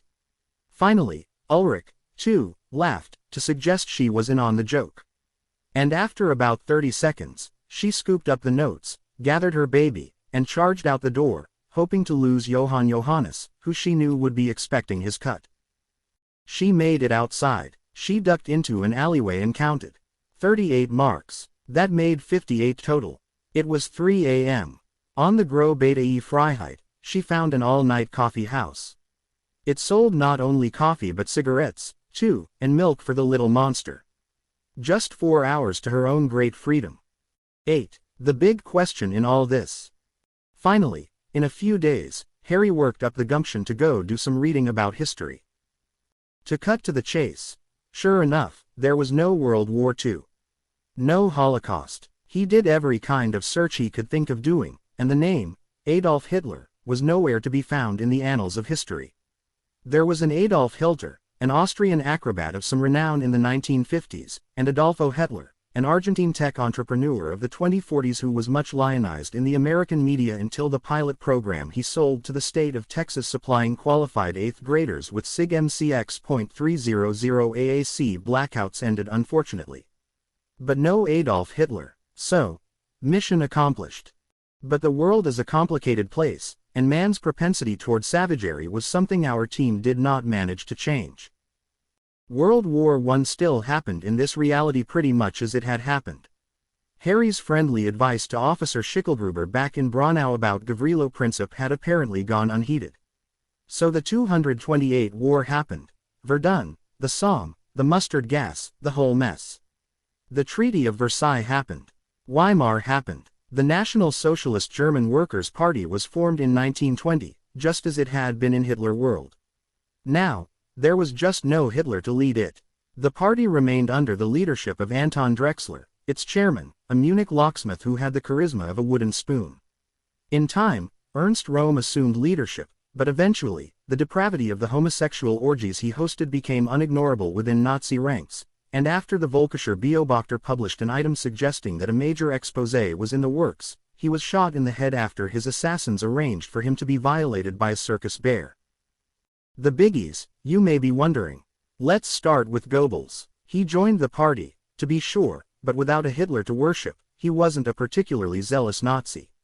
A professor of history at the university in Jena and writer of novels on the side, he was second to none in his Jew hatred, but his enthusiasm for this rather poorly organized party was intermittent. He left no particular mark on history, and in this life, he and Magda had no cause to poison those 6 blameless children, one of whom, interestingly, would grow up to be an early leader in the German gay liberation movement. Göring. In Hitler world, he joined the party after meeting Hitler and hearing him speak. In Harry Carl world, there was no force to draw him into the party, his firmly fascist political convictions notwithstanding, so he never even joined. He was still a celebrated World War I air ace in this world, and he parlayed that into a successful business, Hermann Göring's Flying Circus, a traveling air show that barnstormed Europe and even, once, toured America, under the sponsorship of none other than Charles Lindbergh. Göring voted Nazi, and he gave the party's candidates and high officials free plane rides, but that was it. His business suffered, though, after the invasion. Eventually, he went bankrupt, took to drink, on top of the morphine, and, one night in January 1944, with a bellyful of schnapps, flew his Fokker F.25 bang into the side of a mountain near his estate in Oberhaching. 229. Finally, Himmler. Only Himmler among this troika lived a life in this world that was somewhat similar to his actual lived life. Sharp-elbowed, opinionated, obsessed with the occult and Teutonic mythology, he joined the Nazis in 1921 and rose to become a prominent party theoretician. He was in contention to become leader during a hotly contested internal party battle in 1927, but he lost out to Alfred Rosenberg, the party's top intellectual and thus a constant thorn in Himmler's side. Himmler considered leaving the party after this election, and of course Rosenberg considered having him shot, which would have been the customary thing in those days, but Rosenberg decided it was in his interests to keep this enemy close, so Himmler thrived as the Gauleiter of Unterfranken, collecting massive amounts of graft that helped sustain him through the lean years after the party, a shell of its former self after 3 humbling electoral defeats and a badly bungled assassination attempt on the Chancellor, was banned in 1937. He fled to Argentina, where he ran a chicken farm, living uneventfully until the day in 1953 when he had the bad fortune of turning a corner and surprising one of his more hormonal roosters, who pecked a large gash in his penis, which required 6 surgeries to repair. Weimar Germany survived. It was a rickety affair. There were frequent street clashes between roaming bands of communists and fascists. After a quite liberal period in the 1920s, the Republic in the 1930s settled into something more familiar, and more German, a highly regimented and very conservative but not fascist, and militarized country, in which the Christian Democrats enjoyed almost total control. There was a Great Depression in this world, too, even greater than the real one, and it very nearly led to a Communist Party takeover in Germany, as would happen in France and England. But one chilly night in 1933, interestingly enough, January 30, 1933, the same date on which, in Hitler reality, Hitler became Chancellor, the army crushed the Communists in what came to be known as Ski Beta Pulvernacht, or the night of gunpowder, so prevalent was its smell in the brisk Berlin air. Konrad Adenauer, like Vikram Jha, an indomitable figure in either world, took over, and that was basically that. For a number of years afterward, this was life in Germany, excepting 230 the randier precincts of Berlin and Hamburg and a few other cities where the government permitted a certain amount of licentiousness provided it ended in time for morning mass. Slow, predictable, pious, self-abnegating. As washing machines began to spread across Europe, German housewives were among the last to embrace them, sensing instead a duty to the fatherland in getting it all out by hand. Joseph Stalin, meanwhile, was rather less tradition-bound, and altogether more impatient. It had always been Koba's sense that Germany, the birthplace, after all, of Karl Marx himself, and the society that Marx considered ripest for proletarian revolution, would be, at the right moment, his for the taking. And that if he could take Germany, really take it, by establishing a one-party dictatorship, not this feminine nonsense that was happening in France and England, where the communist parties agreed to abide by bourgeois election results, then all of Europe would eventually dance to the Kremlin's tune. In Italy, the communists had recently toppled Mussolini. Well, to put it more precisely, they had originally toppled Mussolini back in 1929, after the Depression. Yes, Gramsci was prime minister in this reality, but Mussolini re-toppled them in 1932, then they re-toppled him in 1934, then he them again, then they him, and so on. But right about now, La Sinistra was back in power, to Stalin's delight. Spain, in this reality, still belonged to Franco, but as Stalin sized things up, Italy mattered far more, and a communist government in Rome could help him put the squeeze on Berlin. But before he could do that, he would need to strengthen and purify the Soviet Union. He did the former methodically, steadily augmenting steel, oil, and wheat production, and the latter mercilessly, shipping even his own drunkard son off to the Siberian mines. When word of Vasili's death from overwork reached the supreme leader, his only reaction was, "I trust he was replaced with someone more efficient." In May 1941, the circumstances all finally seemed right. First of all, the ground had thawed, tanks could safely rumble across the Polish plain. Second, after brief conservative interregna, communists were back in control in France and England, so there would be no concern of 231 them intervening to help Germany. Yes, Edward VIII, with his fascist sympathies, occupied the throne. In this reality, he never met Wallis Simpson, who instead married Mussolini's son-in-law, with whom she had had a star-crossed affair in Hitler reality, and that was a spot of bother. But the government was what mattered. The Prime Minister, Bill Alexander, a despised communist but a Spanish Civil War-era war hero who had improbably led the communists to a stunning victory in the 1940 elections, would never let Britain intervene on behalf of the capitalists. As for the French, well, de Gaulle was in America, growing fat on steaks and speeches. And speaking of America, there, too, the signs were encouraging. That p-hole Roosevelt was finally out of office, thank goodness, after his 2 terms. About President Nye and his notions concerning the larger world, what was known was, to Stalin, quite reassuring. His isolationist convictions were impeccable. He inveighed against war profiteers and believed Woodrow Wilson had taken America into World War I to please the munitions makers and the banks. His inaugural address had included a line to the effect that Europe, with its festering ideologies and cankers, must be left to itself. That didn't sound to Koba like someone who was eager to get the mighty United States involved in a European war. And so, on May 2, 1941, the day after an invigorating Red Square May Day celebration, the Red Army struck west. Hundreds of thousands of men, thousands of tanks, thousands of cannons and artillery vehicles, thousands of jeeps, and even thousands of horses charged across Poland. They swept wide of Warsaw, the capital city, cosmopolitan, cultured, heavily Jewish, second only to Paris in all of Europe in terms of its sophistication and beauty, was spared entirely because Poland was not the goal. Most divisions went north of the capital, a few south. But nary a shot was fired. The government of Poland, socialist and pacifist, had been given a heads-up from the Kremlin.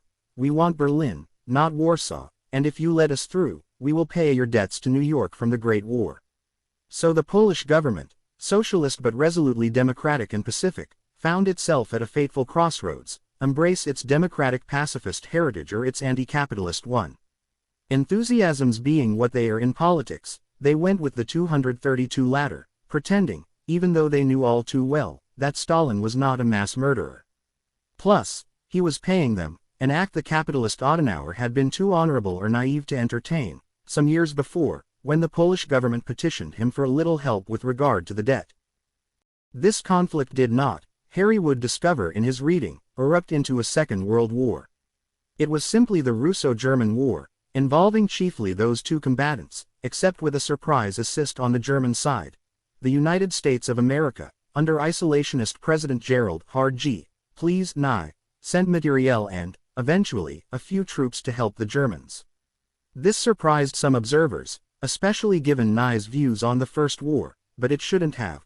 Republicans embraced isolationism, it turned out, really only when the threat was from the right, which caused them no alarm. When the threat was from the left, especially the nerve center of global communism, things were different, especially for Nye, an energetic commie hater in both realities.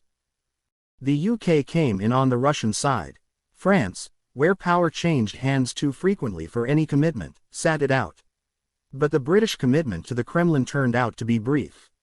A first tranche of money and goods was shipped to Moscow, but after that, Winston Churchill, still the truculent leader of the Tories in this world, rose in thunderous righteousness in the House of Commons, confronting Alexander during question time.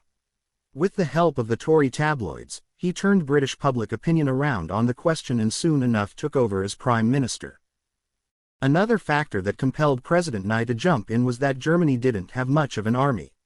Remember, Versailles still happened in this world, so Germany was constrained from building a large army, although Adenauer started ignoring all that in the late 1930s, and no one protested much because the world had a vague collective sense by then that Stalin had his eye on Germany. The other thing the world knew but largely avoided discussing was that Stalin had had a civil insurrection on his hands since the day he seized power. 233 Some nations backed Stalin, others the anti-communist insurrectionists, but they were all generally at peace with the idea of a bunch of Russians killing each other. The Red Army got as far west as Beeskow, about 50 miles from Berlin as the crow flies, but the Wehrmacht held the line there. The real reason Germany won, though, rested with Werner von Braun and his associates, who provided Adenauer with a nuclear device of about 5 kilotons, roughly one-third the power of the bomb dropped on Hiroshima in Hitler reality in the summer of 1944.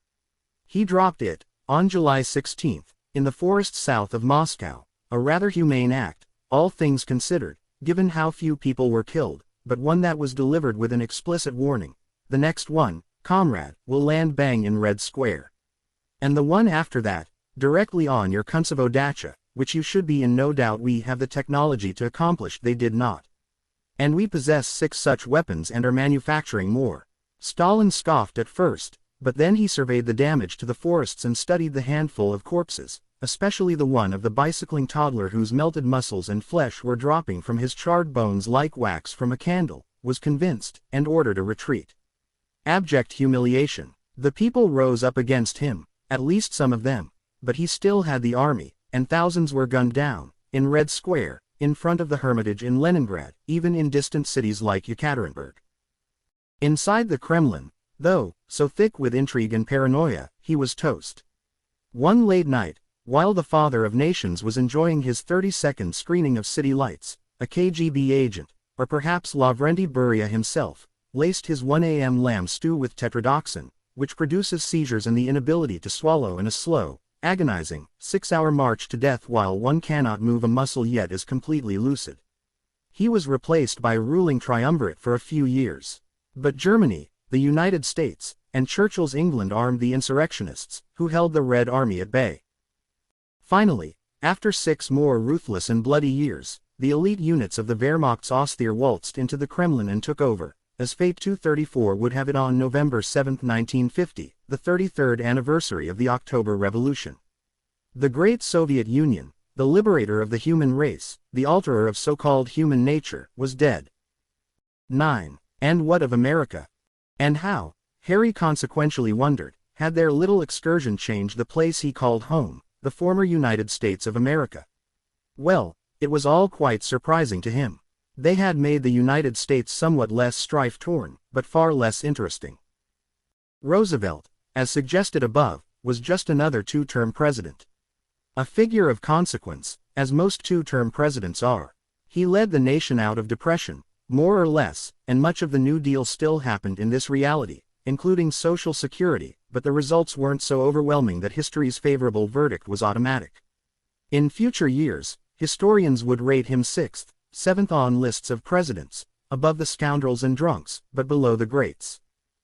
No, it was President Nye who, in this reality, would define the era.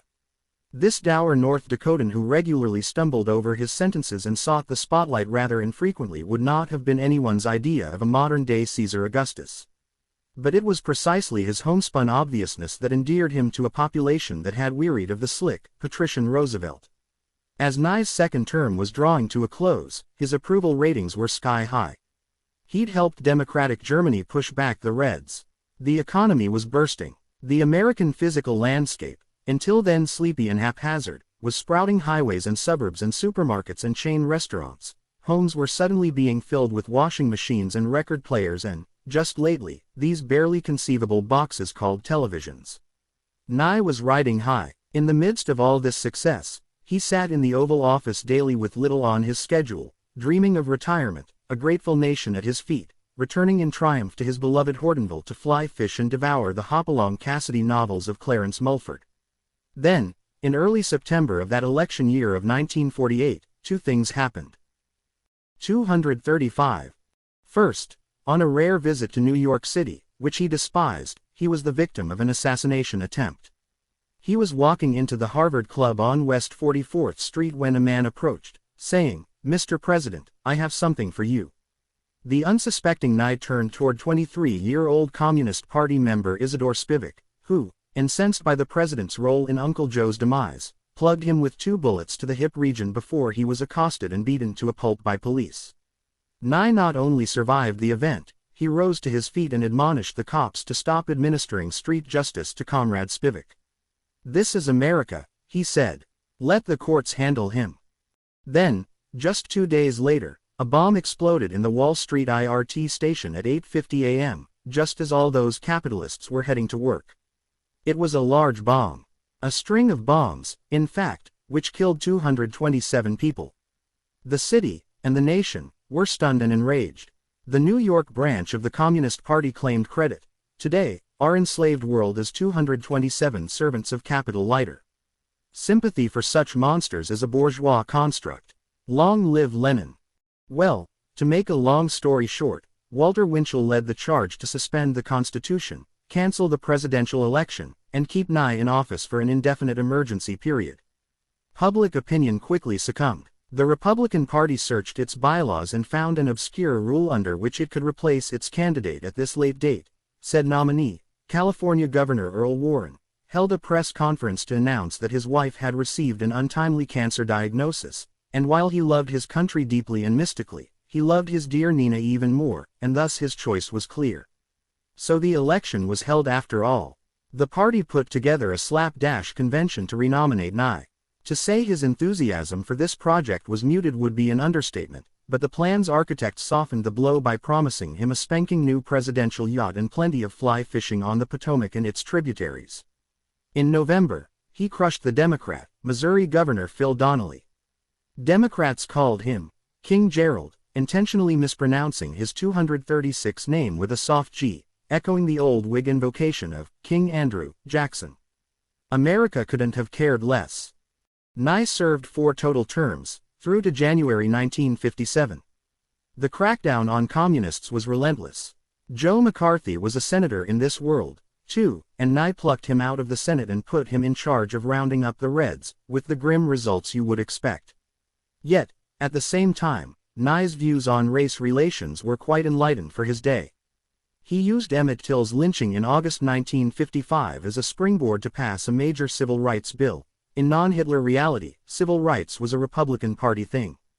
As there was no need for a Montgomery bus boycott that fall, Rosa Parks remained an obscure seamstress, though she did in this reality too dedicate her life to the cause, enough that some years later she would be among a group feted at the White House by President Hrushka. Remember, here, there was no World War II, Harry had to remind himself as he read, so there was no Holocaust, and no politically motivated exodus of Jews from Europe to the United States in the 1930s. Yet there were many Jews in America, still, in this reality. In fact, emigration by Jews to America in this world was considerably higher than in Hitler world, which stood to reason, Harry realized, since Jews from Germany and its conquered territories were forbidden to emigrate in that other world. So this America still gave the world. Philip Roth, E. L. Doctorow, Saul Bellow, Cynthia Ozick, Norman Mailer, and other writers, Louis B. Mayer, Irving Thalberg, and the Warner Brothers, Jascha Heifetz, Arthur Rubinstein, and such like. To say nothing of the army of doctors, lawyers, professors, intellectuals, and business innovators who helped shape American life. But on balance, even though there were more Jews in raw numbers, there was less of a Jewish presence in this reality in American popular culture.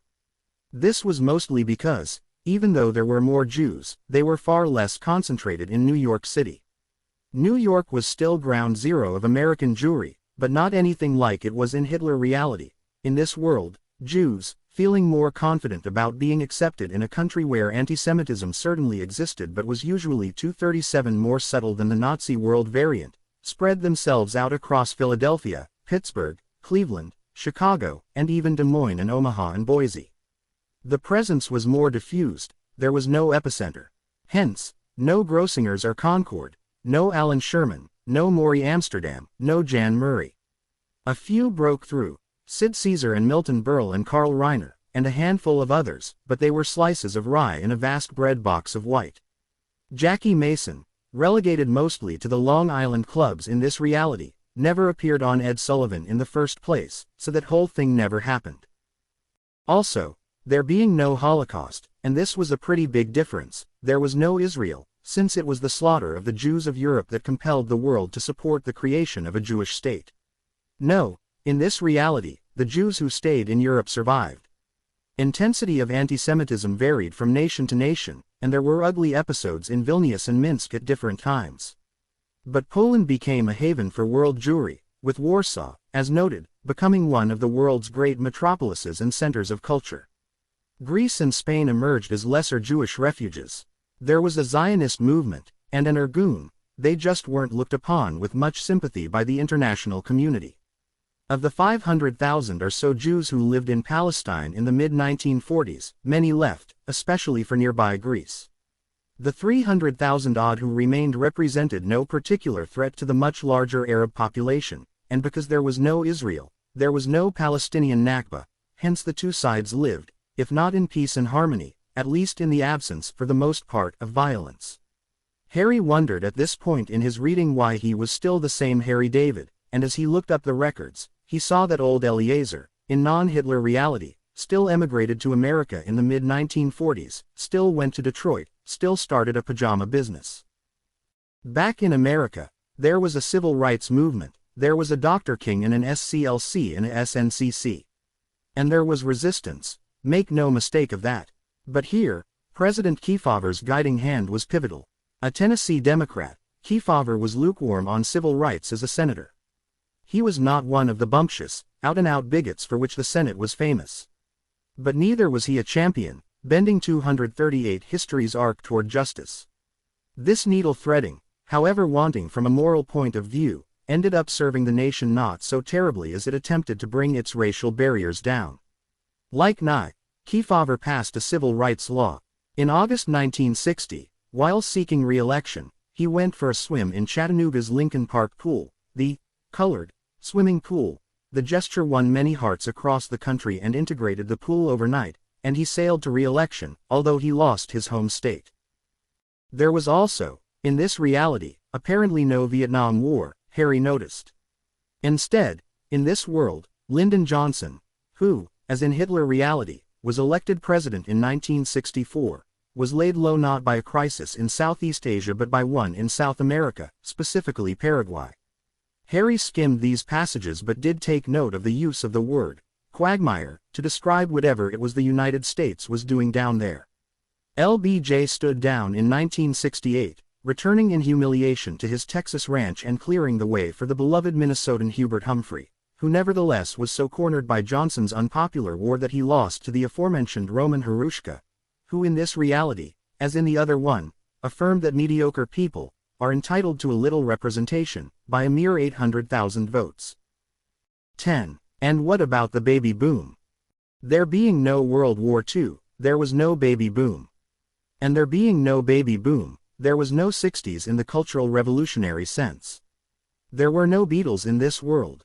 Not for any cosmic reason but because of the simple accident that in this reality, his younger brother Mike was in the loo for too long that day, so Paul McCartney missed the bus on July 6, 1957 that would in Hitler reality deliver him to the Woolton village fete at St. Peter's Church, where the Quarrymen were performing, where he met John Lennon. It being a Saturday, the next bus wasn't coming for nearly an hour, and Paul decided not to wait. In this reality, the two met eventually, but 2 years later, as leaders of competing bands. Sensing prodigious opposing talent, they hated each other, like two alpha lions. Both bands got contracts, each had a few hits, and no more. Without that alchemy they forged 239 together, and without the Beatles to change the face of the music industry, teen music remained just that, teen music. Lennon moved to London and became a somewhat celebrated illustrator and graphic artist, his Just William books elevating him to minor celebrityhood as a witty and subversive children's author. He had devoured those books as a child in Hitler reality. In this reality, their author died in the Great Influenza, and they remained unwritten for decades, just hanging around in the atmosphere until history got around to assigning Lennon the task of grabbing them out of the air and writing them. McCartney, also now a Londoner, went on to a career in the music business after his brief tenure as a pop idol evanesced. He was employed at EMI for a time and was a well-regarded session man and arranger, briefly working under none other than George Martin, to whom he shyly showed, in early 1969, a song he'd been working on about his mother Mary coming to him in a dream, telling him during times of trouble that everything would be all right. Martin, who in this reality had produced mostly light classical music and movie soundtracks, politely declined, declaring the song, rather, emotional. Robert Zimmerman became Bob Dylan, but without the example of the Beatles to shake him from the prejudices of the Greenwich Village folk scene in which he marinated, he never went electric.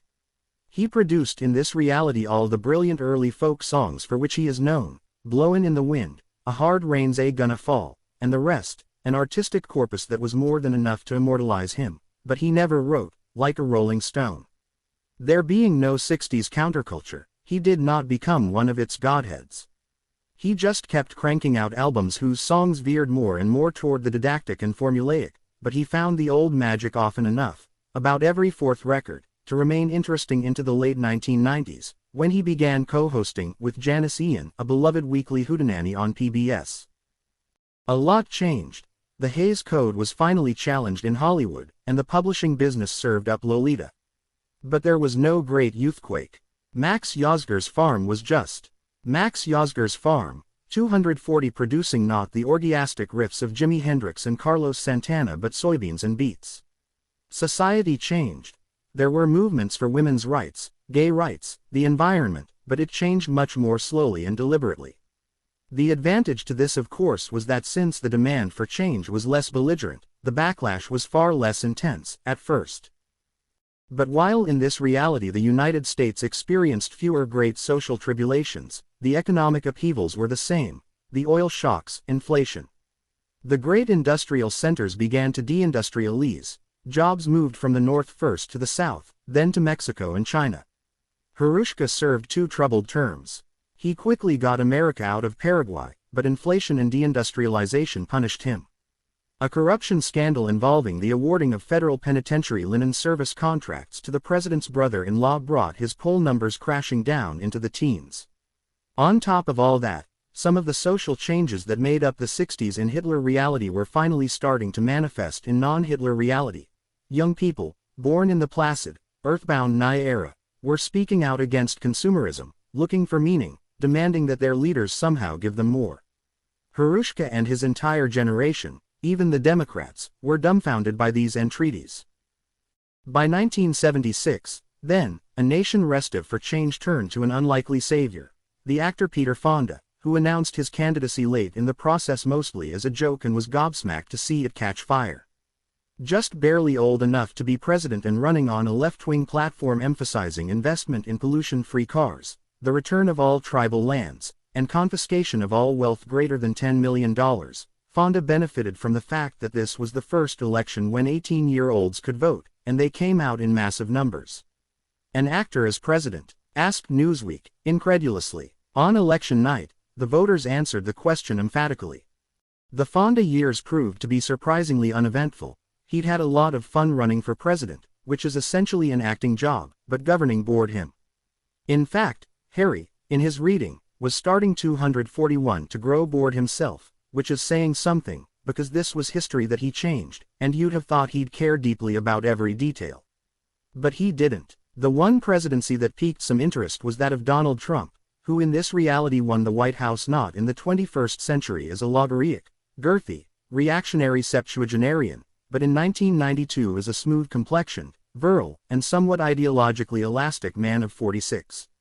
Yes, he pulled off the unheard-of miracle of winning 270 electoral college votes as an independent.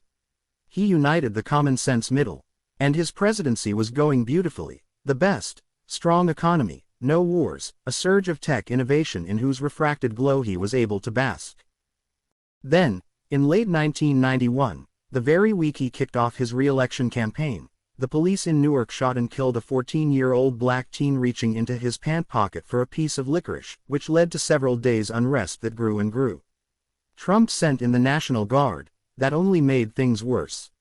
Ultimately, he quelled it by ordering the first-ever bombing of an American city by a U.S. president. It took him a full day to find the generals who would execute such an order and the pilots who would carry it out, but find them he did.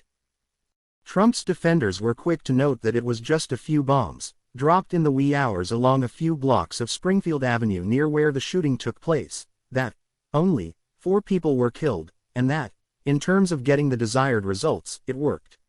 But there was no Fox News around in 1991 to convert this thuggish offense into an act of selfless patriotism, and that was it for Trump. In fact, there was no Fox News, ever. In this reality, the United States of America had a functional Federal Communications Commission, so Rupert Murdoch had to choose between newspapers and TV, and the old ink-stained wretch decided to stick with print. That was 4 years before the Richard Simmons libel suit put him out of business. Al Gore throttled Trump in 1992, neither party being particularly eager to lay claim to his legacy. He returned to his casinos and golf courses and get-rich-like Trump grifts. From Gore on, Harry thought, it was getting boring again. The presidents were different, the issues were a bit different, but in essence, 242 it was the same as the history he'd been taught when he was young.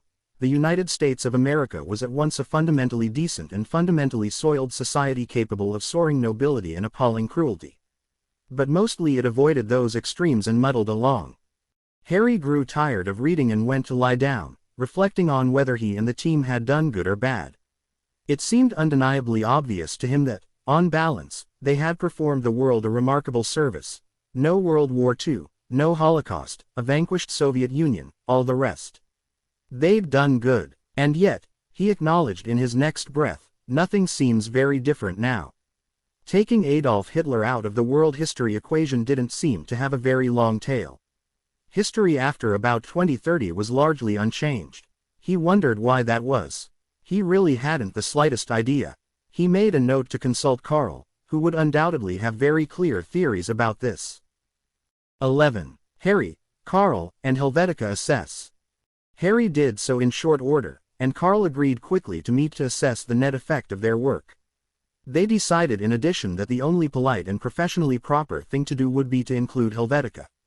They excluded their new colleague Waugh, feeling that they'd just need to spend a lot of time explaining basic things the three of them knew. Well, said Harry, I think we did good. No. In general, yes, Carl agreed. A lot of people lived because of us. And Hitler himself seems to have made no mark on history at all. None, enthused Harry. I'm sleepin' pretty well. And yet, Carl continued, we didn't really change the world as much as I'd have thought. How so? Harry asked. Well, look around you, said Carl. Our world is no better. The 20th century world, yes. We made it better. But I thought, I 243 assumed, that would lead to bigger changes today. I expected to come back, to be honest with you. I expected to come back to see that all this Trump 2 and Gates 1 nonsense was gone and we lived in the United States of America again. But we do not. We do not. In fact, it's worse. My property, in West Virginia, Trump 2, abuts the Pennsylvania border, across which sits Bezos 2. There was always a fence there, about a 10-foot-high metal fence, with barbed wire across the ground about 20 feet out on each side. All that's still there, but now there are guard towers every 1,000 feet or so, and armed sentries on duty at all times. And when I wandered within their sight one day, sirens went off, and they warned me to leave immediately or I would be shot. On my own property. Why, I don't know, but something is worse. Yes, Harry allowed. Now that I think about it, Everett is full of armed cops in riot gear. They're everywhere, and there are no theaters. I hate the theater, so I don't care on a personal level, but still. No theaters, not even in Seattle. I mean, that's weird, right? And it must be a symbol of something larger, right? And I don't really know why. I asked a neighbor, and she just stared at me. Because as far as she remembers, Carl interjected, theaters have never been there. Helvetica then spoke. Now that you mention it, there's this weird sport that's popular in Pittsburgh. Weird, violent sport, sick. I've read about it, never seen it. People skin kittens, not cats, kittens. It's like, how many kittens can they skin in 10 minutes or something? Apparently, they gas them, that is, the sports organizers gas the kittens. But not to death, no, not even to unconsciousness, which would be humane, I suppose, in some vague way. They gas them to semi-consciousness, so they're helpless and defenseless but fully aware of their surroundings. So they feel it, it's all intentional. They have it down, well, to a science. And these guys, these kitten skinners, they're local heroes. Celebrities. They open Karis dealerships, stuff like that. I thought it was normal. Had always happened. But now that I think about it, I guess it hadn't. It's new. 244. Carl, it is unlikely a coincidence that each of our anecdotes, armed sentries where there were none, the absence of an entertainment that has sustained humankind since civilization began, the imposition of a grotesque sport, describes a worse, more violent, more unforgiving world than the one we knew. Harry, which was, you know, pretty unforgiving to begin with. They paused. Carl continued. Let us admit it. We went for the obvious target. For understandable reasons. I mean, Hitler. If you want to alter history, well by cracky, that's what you do. You go for the moon shot, you target Hitler. I mean, I only buy a lotto ticket when it hits 3 trillion.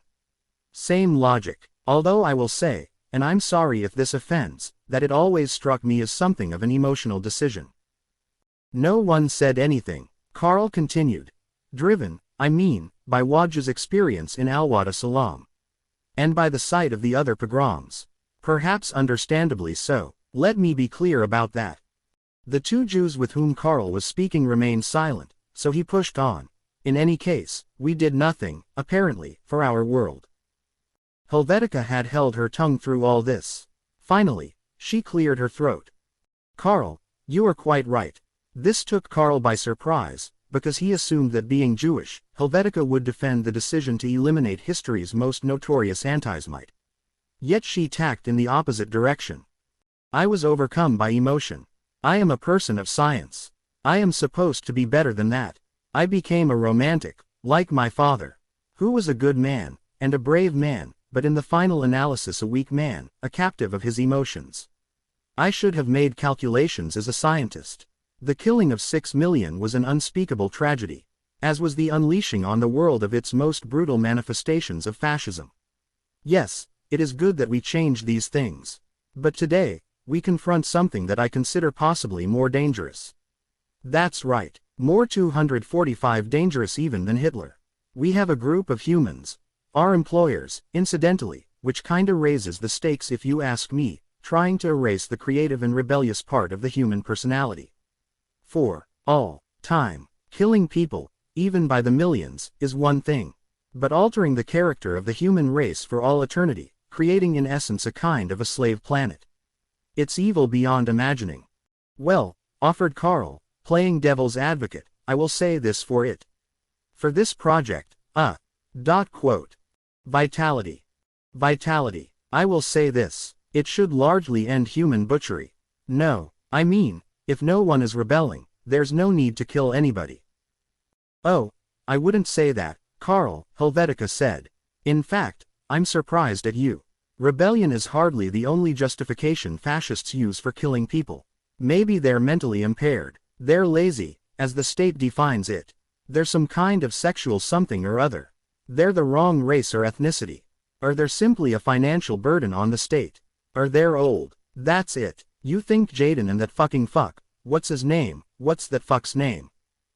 Larry. Nabarian. Wait, Nabarian. Nah, Nabirius. Carl.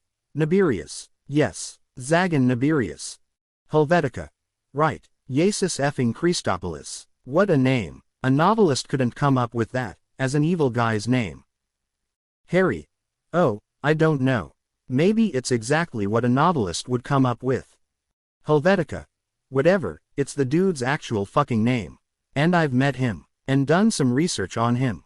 He's capable of anything. Devika told me that that guy who called her, that guy from the inside, suggested that we use our power to go back and do something to get Nabirius out of the picture. That was the whole point of his outreach to Devika. He'd heard we had this power, and he wanted us to use it 246 to save this world. Not a world already gone by. This world. He was right, and we spurned his advice. And I have been racked by guilt ever since. Carl. I must admit you're right, Helvetica. These people won't stop here. Once they've succeeded in making the human race docile, they'll ask themselves what they can do next. And it seems to me inevitable that, next, means just eliminating certain categories of humans. Those who are a net cost to society, probably. I should think that that is how such minds work. Harry suddenly perked up. But wait a second, we still have the technology. Let's go travel back, 20 years, or whatever, and send his life in a different direction. We can figure that out in 5 minutes. Helvetica intervened. Yes, we might be able to do that. But it might be too late. Harry. But if we changed this Nabirius's life long enough ago, he would never have worked at Freecorps. Carl. Not necessarily. I have noticed in our recent experience that people of unusually strong will weren't deeply affected by our intervention. Roosevelt was still Roosevelt, albeit in somewhat reduced form. Stalin was Stalin. Adenauer was Adenauer. Churchill, Jaw, and so on, undoubtedly including some less famous people of unusual will. Harry. And what makes you think this Nabirius is on their level? What makes you think he isn't? Helvetica took over. I hesitate to use this tool again, to be honest. Unless absolutely necessary. I mean, we accomplished our mission, and we did good. But we don't really know what else we changed. Maybe we did something that caused the death of the person who was going to cure Alzheimer's. And changing more recent history carries, I would argue, a higher risk of causing unintended negative damage. 247. Carl. I would agree that this is a concern. I have run some simulations.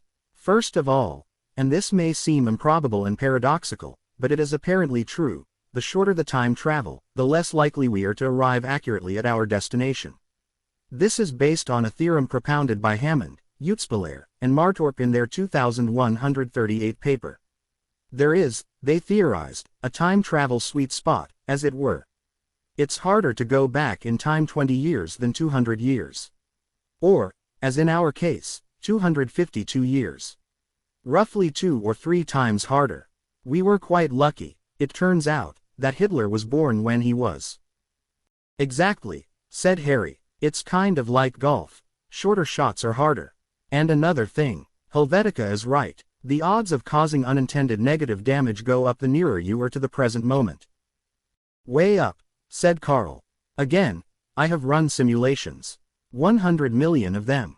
On average, there is a 38.7% chance of not landing in the intended time and place, a 39.4% chance that our action will result in an unintended consequence that could be referred to as significant. In traveling to 1889, the chance of not hitting our mark was a bit lower, and the chance of an SUC was just 26.8%. Silence. Significant unintended consequence. Also, Helvetica chimed in, a significant chance, very significant, that we'll get caught this time. Jaden is suspicious. She asked me why you guys were both gone at the same time. Silence. Well, said Harry, any ideas? There may be another way, Helvetica said. It is not assured. It involves no trickery, just relying on human beings to do the right thing. Oh, Christ, not that, said Harry. Be patient. Give me a few days. 248. 12. Ellis Island, New York, July 30, 1889. Ulrich was awakened by a growing buzz wafting out across the open berths in steerage. It was sunrise. The Augusta Victoria had been at sea for 6 days, and people had been saying that it was high time this sleek new liner, alleged to be the fastest in the entire Hamburg America line, found America. It was dawn, a Tuesday. People, especially the teenage boys, pressed their noses up against the window glass, gasped, pointed, and shouted, "Land, das Land. America." Quote. Ulrich, babe in arms, stood up and walked to a window. She could see nothing over the crowd, so she walked upstairs to a deck. It was crowded, too, but here, at least, in the open air, she could see, there, in the far distance, was land, America. It seemed to take forever, but in time, the shoreline came into sharper view. Eventually, it was possible to spot factories, shipyards, even houses. Then, finally, the majestic figure of a statue, still brownish bronze at this point, not yet greened by the elements. It appeared at first in miniature on the horizon, then grew and grew, but still, Ulrich didn't have a good angle on it. Then suddenly the mighty ship made a dramatic pivot to port, and there it was. The Statue of Liberty. She had seen paintings and photographs, and, given her own political inclinations, she had chosen to remain unmoved. But now, seeing it in person, in the company of hundreds of her fellow wretched refuse, smelling, sweaty, exhausted, anxious, with the dawn sun chasing the Augusta Victoria across the seascape behind her, with her baby in her arms. Well, she got it. She felt a tear stream down her cheek, and she moved her tongue to the left corner of her mouth to collect it. It seemed to take forever for the mighty ship to actually dock. For what Ulrich guessed was the better part of an hour. It just sat there, so close to Ellis Island she could have swum for it, frustrating. Little Adolf slept through most of this, but eventually he woke up and started wailing for food, and Ulrich had to go find the steward who was her milk supplier, which was quite a chore under these excited circumstances, but eventually she did, and lo and behold, he had a bottle at the ready. When the ship hit the dock, she rocked sharply to aft. Then, the rush 249 of bodies was so intense that the human throng literally swept Ulrich's feet off the ground, and she was carried forward by the crowd. Eventually, in another half hour or so, the mass of flesh settled into something resembling a normal crowd, pushing, seeking an inch's worth of advantage, using luggage as interference, shoving a foot ahead of the next person's foot. As Ulrich inched forward, she finally was able to see that this mass of people was funneling into a gate wide enough for about 2 people at a time. Occasionally, passengers tried to climb over others to rush the gate. These were mercilessly accosted by guards with batons, and they were welcomed to America in a manner they would not soon forget. Finally, she slithered through the gate. A burly, uniformed man glowered at her. Name, he insisted. She of course knew English. She wondered how people who didn't know English were expected to answer this question, although it did occur to her that maybe people were told what name meant and rehearsed this ritual many times. Ulrich, she said quietly. He glowered at her again. Last name, oh God, of course. Brooke, she shouted at him. For his benefit, she spelled it out, in English. He raised an eyebrow. Brooke, yes, Brooke. He made some squiggles on the paper on his clipboard and motioned her wordlessly to the right. Adolf needed milk. She gave him what little she had left, but he was not well appeased. A mother of an infant a few slots ahead of her turned and watched. She gave Ulrich her bottle. She spoke a few words, in what Ulrich thought was Italian. Ulrich put up her hands and shook her head. I'm sorry, I don't understand what you're saying. The woman nodded and pressed the bottle upon her. The line led up a narrow flight of stairs. She looked up at the doorway at the top of the stairs. Light shone through. Also, A clamorous din sluiced through down the stairwell.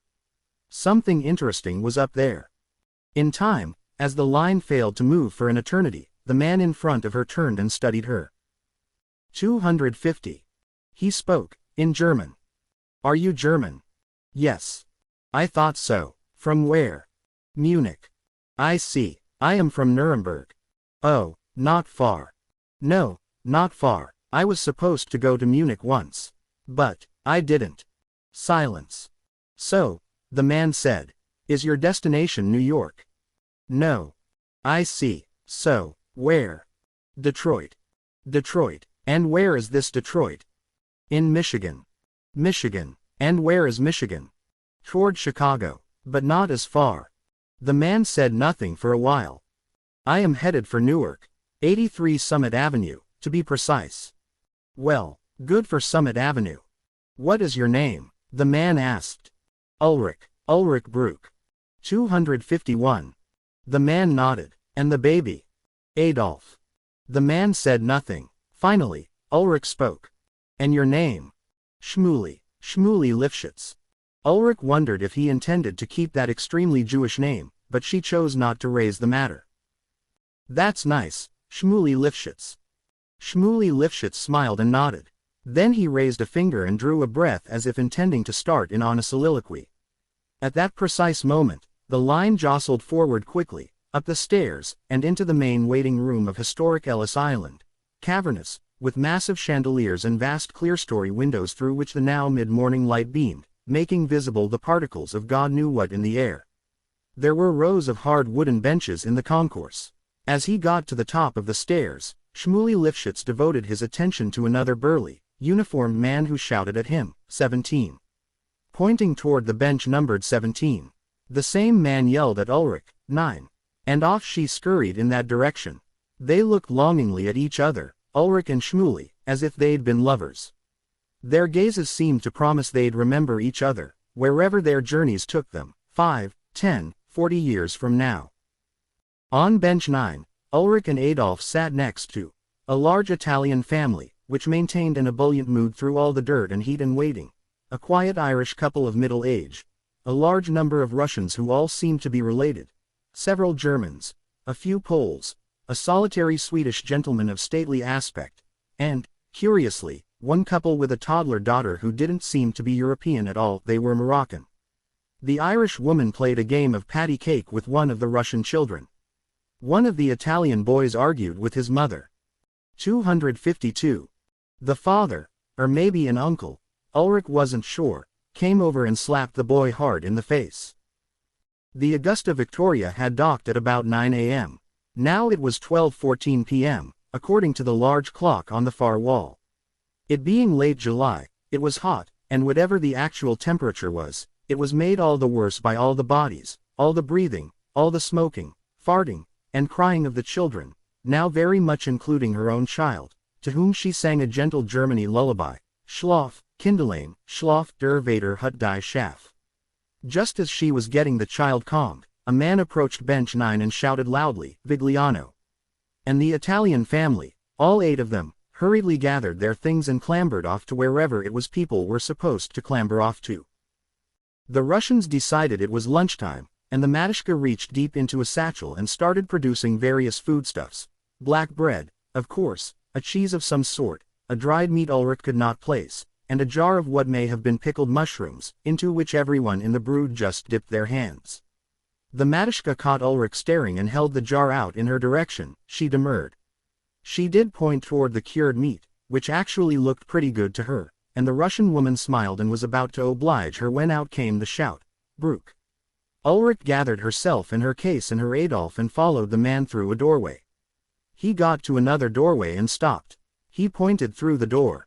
Ulrich went in. It was a small room, with stacks of papers on 2 tables and a slight, mustachioed man behind a Spartan desk, wearing a tattered uniform.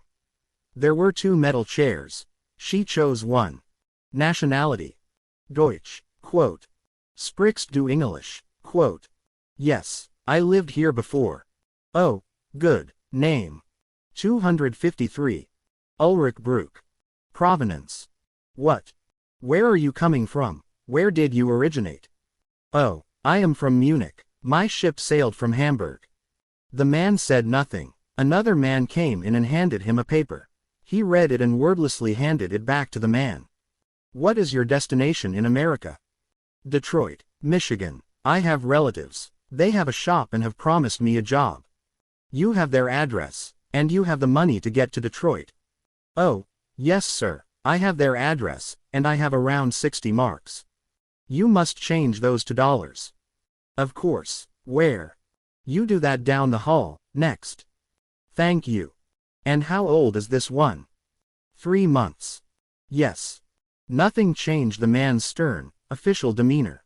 He excused himself, exited the room through a side door, and left Ulrich waiting for 7 harrowing minutes, during which her imagination ran wild. She conjured a scenario in which she was to be detained for her past radical activities. Or worse yet, surely the American authorities were several steps ahead of their German counterparts and knew already 254 that the baby wasn't hers. She felt her forehead heat up, her pulse race. In a matter of seconds, she convinced herself that her exposure as a fraud and a criminal was imminent and inevitable. She pictured little Adolf being sent back to Germany to wreak his havoc 4 decades hence. But all he was doing was going to the bathroom. When he returned, suddenly, his attitude was friendlier. Now, Ulrich, this name of yours, are you wedded to it? Well, I do like it, it's my name. Yes, but you are in America now. You are an American, or about to be. You should have an American name. Like what? Oh, Erica, it's like Ulrich, sort of, but Americans will understand it. You will blend in, trust me, you want to blend in. Well, all right, I suppose. And your last name? Brook. Right, not bad. I deal with a lot of names worse than that. Still, it needs a change.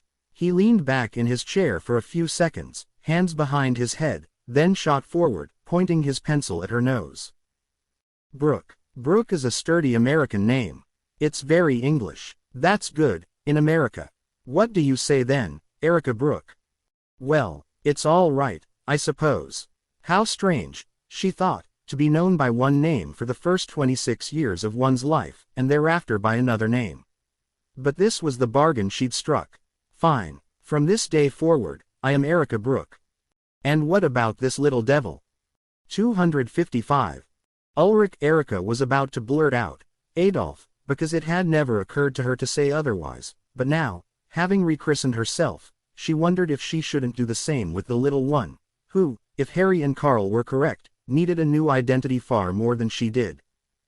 So she thought. Her first reflex was to rifle through German boys' names, Klaus, Heinrich, Joseph, Kurt, Karl, and so on. She knew very well the ones that suited both German and English. She almost blurted out, Kurt, which she found masculine and dashing. But then she was arrested by a thought, a memory. Her prior time in America, her one true love, still, and her long-ago pregnancy. Yes, she thought, she would honor her past, avenge that awful night she spent writhing in pain and hallucinating on that hillside, and that horrid moment when the midwife swiped her baby out of her hands, and into the bargain she would wipe the slate completely clean for little Adolf Hitler, and for the world that suffered under his hand. Well, said the man. Melvin. His name is Melvin. Melvin. Very good. A very American name. He wrote it down and, finally showing some warmth, reached out his right arm to give the little rascal a tickle under his chin. Welcome to America, Melvin Brook. 13. Devika hears something interesting. Devika won the election, an impossible upset that even she had not dared anticipate. By enough that the regime couldn't plausibly lob the usual accusations of fraud. The Ravindra Sharma era, which had lasted 28 torpid years, was over, and he ceded power peacefully. Political power. His family still controlled the media, the big banks, the major solar utility, a monopoly interest in 7 orgasmatron factories, and much else besides. Devika became the duly sworn president of Ambani 1, her government seated in her hometown of Jaipur. She brought with her a formidable majority in parliament and a clear mandate for change. 256. She wasted no time. On her first day in office, she released those 200,000 professors, intellectuals, journalists, and others from house arrest. She reinstated them in their jobs and, as a final fuck you exclamation point, gave them all raises and invited a representative sampling of them to a party at the presidential palace. Next up, land reform. The large landowners were stripped of most of their holdings, which were given over to the peasants. Then came the new laws on personal autonomy, pointedly recognizing the 5 genders, followed by her appointment of a well-known and sharp-tongued hijra as the Minister of Justice. The Archakas, or at least several of the prominent conservative ones, were purple with rage. But their leverage was zero. Next up, the mass communications law. This one, admittedly a bit on the dodgy side, from a small d democratic perspective, getting a little drunk with power afflicts the best of them, directly threatened the wealth and influence of the Sharma family. Devika was denounced by one critic as power-mad, soulless, mechanical, and sexless, and as a neo-fascist demagogue by the various Sharma enterprises. She seemed undeterred by any of it. Forward she marched, pulling item after item from her carpet bag.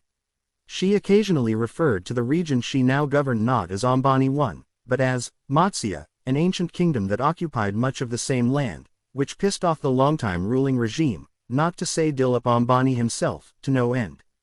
The first assassination attempt happened around this time, but the assassin's laser missed Devika and landed on a nearby mirror. It bounced back on the assailant, and thus he liquidated himself. 2 more plots were uncovered before they bore fruit. She would laugh it all off. She slept well. One morning while getting dressed, Devika, who was in the habit of keeping her EOS on in the background in the mornings, heard a voice that seemed familiar. There was something in the voice, its thin, metallic quality, that she recognized.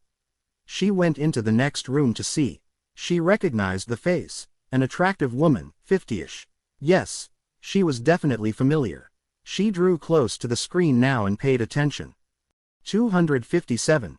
And, well, of course it's obvious, given your history, your background, but just describe for people what the arts mean to you. Well, Nigel, it's simple. I mean, where would I be today without my talent, meager as it was, for writing songs? I dare say there are many who'd venture your talent wasn't so meager at all. Polite applause. Well, that's kind of you, but my point is this. I had the good fortune to be born into a family of some means. So my father, who backed my musical efforts every step of the way, supported me as I made my, climb. Everybody doesn't have that. It's just like Tolstoy said, Nigel, I often think how unfairly life's good fortune is sometimes distributed. So true, isn't it, folks? So now, as I get older and start to think about what I will leave behind. Well, you certainly don't look older, does she, folks? Enthusiastic applause. Well, again, you're very kind, Nigel, but I want to leave something behind. And I want to honor my father, one of the great humanitarians of his age. She's referring to Darius Shrike, folks. Remember all that housing he built in livable climates for those unfortunate Central Americans. And the school in Canada for all those poor orphans. Rapturous, sustained applause. Jaden continued. So, the Darius Shrike Foundation for Young Artists will ensure that thousands of talented young people enjoy the same freedom I enjoyed with regard to not having to worry about rent and so forth as they perfect their art, their craft. 200 billion Zog is a formidable number, Nigel, but even it is just a start. So you plan on doing more? 258. We plan on doing much more. The chatter continued. Devika tuned it out and focused on the face. She knew it, yet she couldn't place it, as much as she tried. She stared and stared as the woman kept talking. The key concept here, Nigel, is to awaken the artistic spirit, you might even say the rebellious spirit, in our young people. Not too rebellious, I hope. Well, of course, I can't control that and would never wish to control that. We just want young people to know that there's someone out there who wants them to expand their, and our, horizons. This foundation is about life.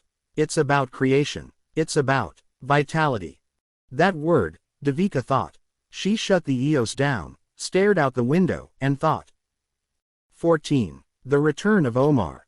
Way back in that long ago December, yet barely a year ago, after contemplating matters in that London pub, Devika had told Helvetica everything she'd learned in that conversation she'd had with that Free Corps employee about Project Vitality. But she did not, of course, tell her the man's name because she didn't know it. He did call her back exactly a week later, as promised. With a week to think on it, Devika did grow more concerned about the whole business. Omar divulged more information, but he refused to say who he was. He did do one involuntary thing, though, that tipped Devika off. In describing Nabirius as out of his mind, he lapsed into the French version of the phrase, perdu la tête. And his French was perfect. So perfect, in fact, that Devika couldn't understand it. She just could tell it was French. Perfectly spoken French, so her source was a francophone. She told Helvetica this at the time, but Helvetica didn't pursue it then. Now, however, after her last conversation with Harry and Carl, it was time to try to find out. Helvetica scanned the employee directory. Aha, here was an Alain Langlois. No, he worked in shipping. Why would he 259 know all this? There, an Etienne Clary. Worked at Central HQ. Encouraging sign, she managed to find a clip of him giving a speech. He spoke fluent Italian but halting English and French. After a few more dead ends, she was scrolling through a list of accounting employees. She couldn't say why, but some force made her stop at Omar Ba. Maybe because it was just such an unusual name. She looked up his biography. Senegalese. A francophone. Bingo. Now, what to do with this information? She let this marinate for a few days, until an idea of childlike simplicity suddenly struck her. She would simply send him a telegram saying, "Hey, hope you're well, I spoke to Devika, and she sends her best." That, she thought, should do the job. For 3 days, she heard nothing. Then, that night, Helvetica heard a gentle bell peal from her Publius. It was 10:37 p.m. She hated late-night calls. As you'll recall, 10:37 was, to her, late night. But the gentle peal grew more insistent, and 3 bell icons flashed on the screen. It must be important. Yes. Helvetica Cope. It was a man's voice. Who's asking? You wrote me to say Devika sends her best wishes. I was glad to hear that. Helvetica was encouraged but said nothing. The man spoke. I know why you got in touch. And I know why you're silent. I appreciate that. You have no idea who I am. So I'll just tell you. I think you suspect. And you're right. I am the person who told Devika last December about this thing Freecorps is getting up to. I know she told you. Well, I'm the guy who told her. I didn't tell her my name. But I'll tell you. Because I want your trust. I need your trust. And you need 260 mine. We need each other. Time is of the essence. I am Omar Ba. I'm a vice president for standards at Freecorps. It's all bullshit. Standards sounds like I enforce ethical standards. I actually enforce unethical standards. And I'm fucking the fuck sick of it. Helvetica still said nothing. Oh, my code. Of course. You're waiting for me to say my code. Understandably. Okay. You ready? Still nothing. Good. Okay. DS1598-33-P at 7273-7462 . Then, on the next 5 screens, type in, Socrates. Prince. Mr. Bumble. Omar Payne. Man United. Then, on the last screen, type in Marcia, with ACIA, not an SHA, 3 times, all one word, all lowercase. More silence. Okay. Omar Ba, Vice President for Standards, Eureka. C'est moi, mademoiselle, avec un accent parfait. Okay, and now that we've established that, how do we know no one is listening? Guarantee. Garin fucking T. I have gone over and over this. Do you think I'd make calls like this if I didn't know I was secure? I was trained in security by Hester Tuinstra herself. Good enough. Tuinstra, seriously, before the thing. Yes, obviously before the thing, since after the thing she wasn't doing much training, except from Siberia. But yes, seriously. Okay, good enough. Good, now, let's get back to Devika. She told you what I told her, I trust. She said she would. Yes, Project Vital. 261. Fucking Talati. Yes, well, it's almost ready. They're almost ready to launch this shit. I admit I have been wondering. So they figured out the antidote. Well, close enough. The antidote success rate when I first contacted Devika was 88%. This made Jaden furious. I remember. So they tried some things. The scientists, this, that, they tried to manufacture enzymes that would overpower the enzymes that were making people resistant to the antidote. Nothing took. And, well, so Jaden got frustrated with how long the shit was taking and finally said fuck it, 88% is good enough. In other words, and ponder this one with me, they're going to select, they calculate, 145 million or so human beings who deserve to be exempt from the drug.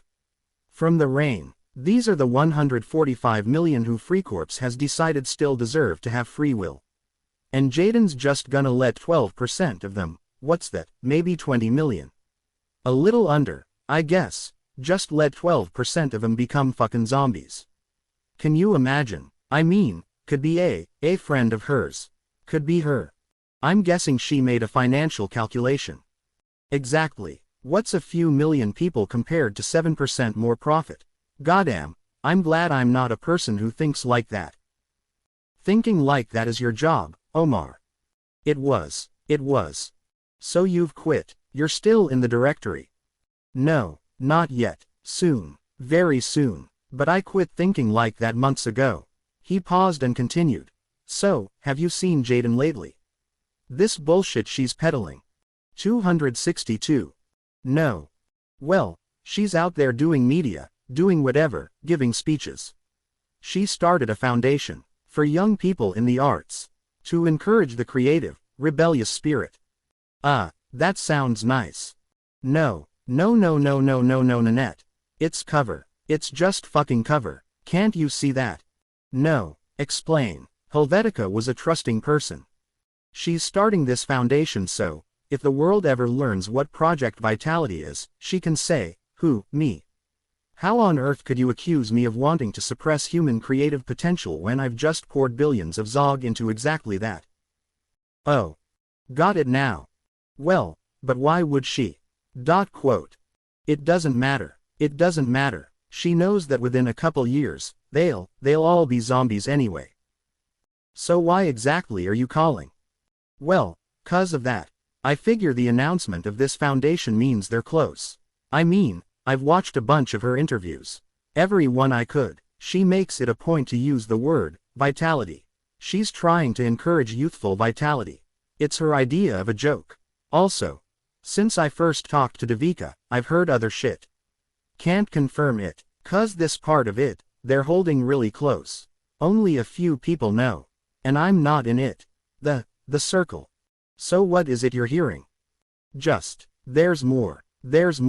I don't know. I just learned that a few years ago, they created something called the Human Potential Division. 263. That sounds potentially positive. Yeah, exactly. That's why I'm worried. At FreeCorps, that's when you know it's fucking trouble. So, said Helvetica, getting to the point. My colleagues and I have been pondering what to do here. About how to stop this. Go on. We could use our machine. Go back 20, 25 years. Maybe less. Do something to change the arc of Nibirius's life. So you do have a time machine. And it works. You've tried it out. What did you do? I thought Devika told you about it. She sort of did. You know, one of those non-denial kind of things. Or I guess non-confirming confirmation, more accurately put. Anyway, never mind that. We're here to talk about Nibirius. Okay then, so, go back and ice him. Well, that would change the arc of his life all right, but we'd rather not. You'd rather not. We'd rather not take a life. It seems extreme, but what I actually mean is, we'd prefer not to use the machine. What? We have our reasons. Well, I'm all ears. It's partly technical. It's harder to travel a short distance in time than a longer distance, and it carries greater risk that we'll screw up the world in some other way. 264. That's bullshit. I'm afraid it's not. How the fuck do you know this? We're scientists. We know. Besides, we'll get caught this time. I think she knows we used it, but she can't prove it. She's watching us much more closely. Well, okay, I guess. I mean, if it was me, I'd just go back and ice the bitch. Her and Petuko and her dad, on that stage that one time. Lights out. That's very romantic, Omar. But it isn't that simple. Besides, if I'm going to be involved in a conspiracy to rescue humanity from a future of eternal soullessness, which I apparently am, I'd rather we succeed on the square. This was always the heart of Helvetica's position. She was a little shy about discussing it with Carl and Harry. With these men of science, she was more comfortable sticking to data and percentages. But with Omar, a layman, and a passionate layman who was, as far as she knew, the first person to recognize the full ramifications of Project Vitality, she felt more able to discuss her personal and emotional motivations. Yes, this was the one sure thing she had learned from both her father and her mother, in their different ways, the one great lesson she took away from their failures and frustrations. The world can be duped into cruelty, by the pinning of blame on powerless people, by uniforms and pageantry and large flags, by the notion that purification can make everything right. There was no greater proof of that than Hitler himself. But the world cannot be tricked into compassion. That takes work, reflection, and, hardest of all, self-reckoning. These are not achieved through some game of scientific legerdemain. They need to be won honestly, so that, hopefully, the mass of the people learns something and collectively commits to not letting the duping happen again. At least for a few generations. 265. Helvetica did not regret doing what the group did. But tampering with long-ago history was one thing. Trying to alter current events was different. It made her uncomfortable. Besides, she was pretty convinced that it was next to impossible that it would work out well twice. If the world were to be saved, it would need to happen, as she put it in a very mid-20th century way, on the square. At length, she spoke. Well, have you seen Devika in the news? I have seen Devika in the news. She's not part of your team anymore. You are aware of this. I am, obviously. When I saw that, I figured something happened. I'm watching her give these political speeches and shit, and I figure, well, that's not the Devika from the reality I knew. That Devika struck me as, let's just say, naive. Then I think, well, it could be her twin or some fucking thing, but nah, it's her. There's no question it's her. She still has that whole lecture why thing going on. Helvetica chuckled. Yes, she does. Kinda surprising she won an election. No dissent here. But we're glad. Of course. That guy she beat was a gangster. 100%. Anyway, and so I thought, well, that's Devika. She's the same, but she's different. She's the same person. What's your point, Omar? 266. Right, she's the same, but she's different. So I'm thinking, well, they did something with that machine of theirs. They went back in time. They changed things. They changed something. Because Devika is different, and that other woman, the Arab one, she's different. I noticed she just wasn't on the employee log one day, so I looked her shit up. She's living in Paris. Did you know that? I did. I looked that up as well. Wadja. By the way. Right, Wadja. Nice life, Well, she's rich, but Paris these days seems inhospitable. So I figured you guys used your little machine to go back and change something. And it changed some things, but it didn't change that much, 'cause 3 of the 5 of you are still here. Yeah, that's about what happened. Damn, so I nailed it. So come on, tell me. What did you alter, or try to alter? I'm not sure I should share that with you. It would be far better for you not to know. I suppose that's true. At the same time, as far as Freecorps is concerned, I'm already an enemy of the state. So you think Jaden knows you've turned? Don't know, but I assume as much. Sometimes I notice someone following me, and I'm thinking she's smarter than that. She wants me to see them, you know. Helvetica said nothing. She was hoping Omar would continue, but logically, it was her turn. Time to put it on the table. Here's what I'm thinking. Maybe Devika can stop this. I mean, she's the president of that place. She has power. Her victory produced a global shockwave, a glimmer of hope. She can command the world's 267 attention. I mean, especially with an announcement like this. And I think this Devika has the guts to do it. I mean, she took a bullet once. Yeah, that was impressive, and I would imagine she receives death threats every day. No doubt, no doubt. They paused, both stopping to imagine what it would be like to live like that. They were silent for a good 20 seconds. Finally, Helvetica spoke. We tried to kill Hitler.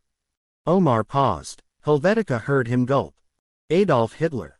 Yes, that one. Well, scratch my ass at the Khyber Pass. I am impressed. Okay, why? Why, he's Hitler. And, I am Jewish. Harry is Jewish. Waj's boyfriend is Jewish. They lived, in Al-Wada Salam. They witnessed that pogrom. There was that huge wave of anti-Semitism going on. Quote. Although I subsequently read somewhere that maybe that was a little overhyped by some people. I mean, the statistics. Yes, that one organization. Right, I don't pay real close attention to all that, so I don't know, but maybe I got a little emotional. I mean, we also figured, why not go big? With a power this awesome, if you're gonna use it, really use it. 268. Yes, of course. So what happened? You said, tried. Yeah, Harry and Carl went. You know Carl. I know of Carl. Well, he's German, speaks German. Logical. So they messed it up. They couldn't do it. However, and to make a long story pretty, whatever, they met this, woman. This young woman, German American, or something. And she took him to America with her. As a baby. Yep. Well, I don't know what happened to him, but he didn't become Hitler, did he? No Holocaust. We saved 6 million lives. More. No World War II. I know. I've been tracking this. After I heard your guys got back, I searched for Holocaust on my Oris, and nothing. Oh, I mean a few small things, but not the Holocaust. Then I searched some other stuff. Yad Vashem. It's not there. You know what I mean. The Holocaust Memorial in Israel. Not there. For that matter, Israel wasn't fucking there. Yes, well, this is what we changed. It was good. There was no great pressure for an Israel because Jews were comparatively safe in Europe. Warsaw. I know, Warsaw. The city of righteousness. Look. I cast no judgment. That's not why I'm asking. I don't understand how it happened. I just told you. 269. No, I mean the rewriting of history. Okay, so, this. Harry and Carl returned from their excursion when? Just recently. Come on, you know the exact date. December 1st. Okay, December 1st. So what I'm wondering is this.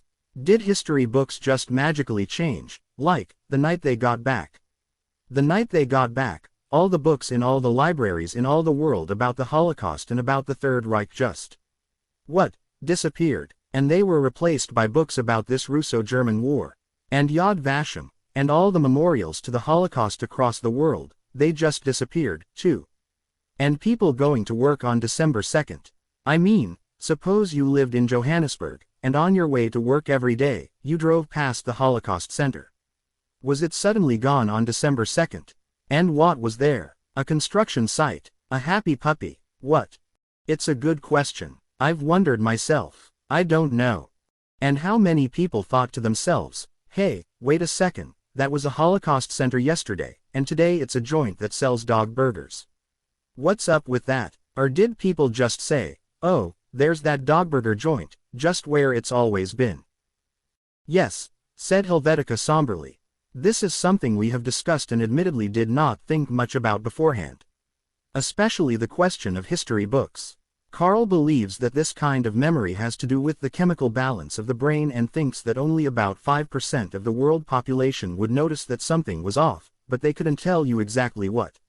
Then, within that 5%, he admits that there may be a very small number who know that history has changed and know exactly how it changed. And they're walking around feeling pretty fucked with. 270. I would guess so. Well, all right, but a small number of 5% of the world's population is still a lot of people walking around wondering what happened to Hitler and who the fuck this President Nye is and why the Holocaust Museum disappeared. Right, but when they speak up and say things like, wait, where's Adolf Hitler in this history book? Their friends look at them like they're crazy, and they shut their yaps. So their incentive to carry on about it is minimal. I guess, if you say so, it's all a little weird for me to comprehend. Some things, Omar, are better left as mysteries. They paused. Omar tried to imagine what this must have been like for people. His mind then wandered to his hometown, Mabur, along the Atlantic coast in Senegal, and how it might be different in this new world. For starters, he was no different, but then there was no particular reason he would be. His father, like so many of the men of Mabur, was a fisherman, his mother a housewife who bore 6 children, of whom Omar was the second. As far as he knew, every generation of Ba men made their livings from the sea. But his friend Matteo, well, his life might be very different indeed. Matteo Seams was a military family, going back many generations. When Omar and Matteo were boys, Matteo's father used to boast that some long-gone seen man was one of Senegal's celebrated tirailers and had fought against Hitler. Did Matteo even exist? Omar was tempted to search it, and he started, but then he stopped. He didn't want to know. Helvetica was right, some things are better left as mysteries.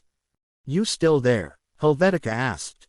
Yeah, I'm here. Anyway, let's get back to, Devika. Do you know how to get in touch with her? Well, I have all her vitals, or at least what were. I'd guess that now that she's a president, she's hard to reach. 271. But you haven't tried. No. Do you think she knows?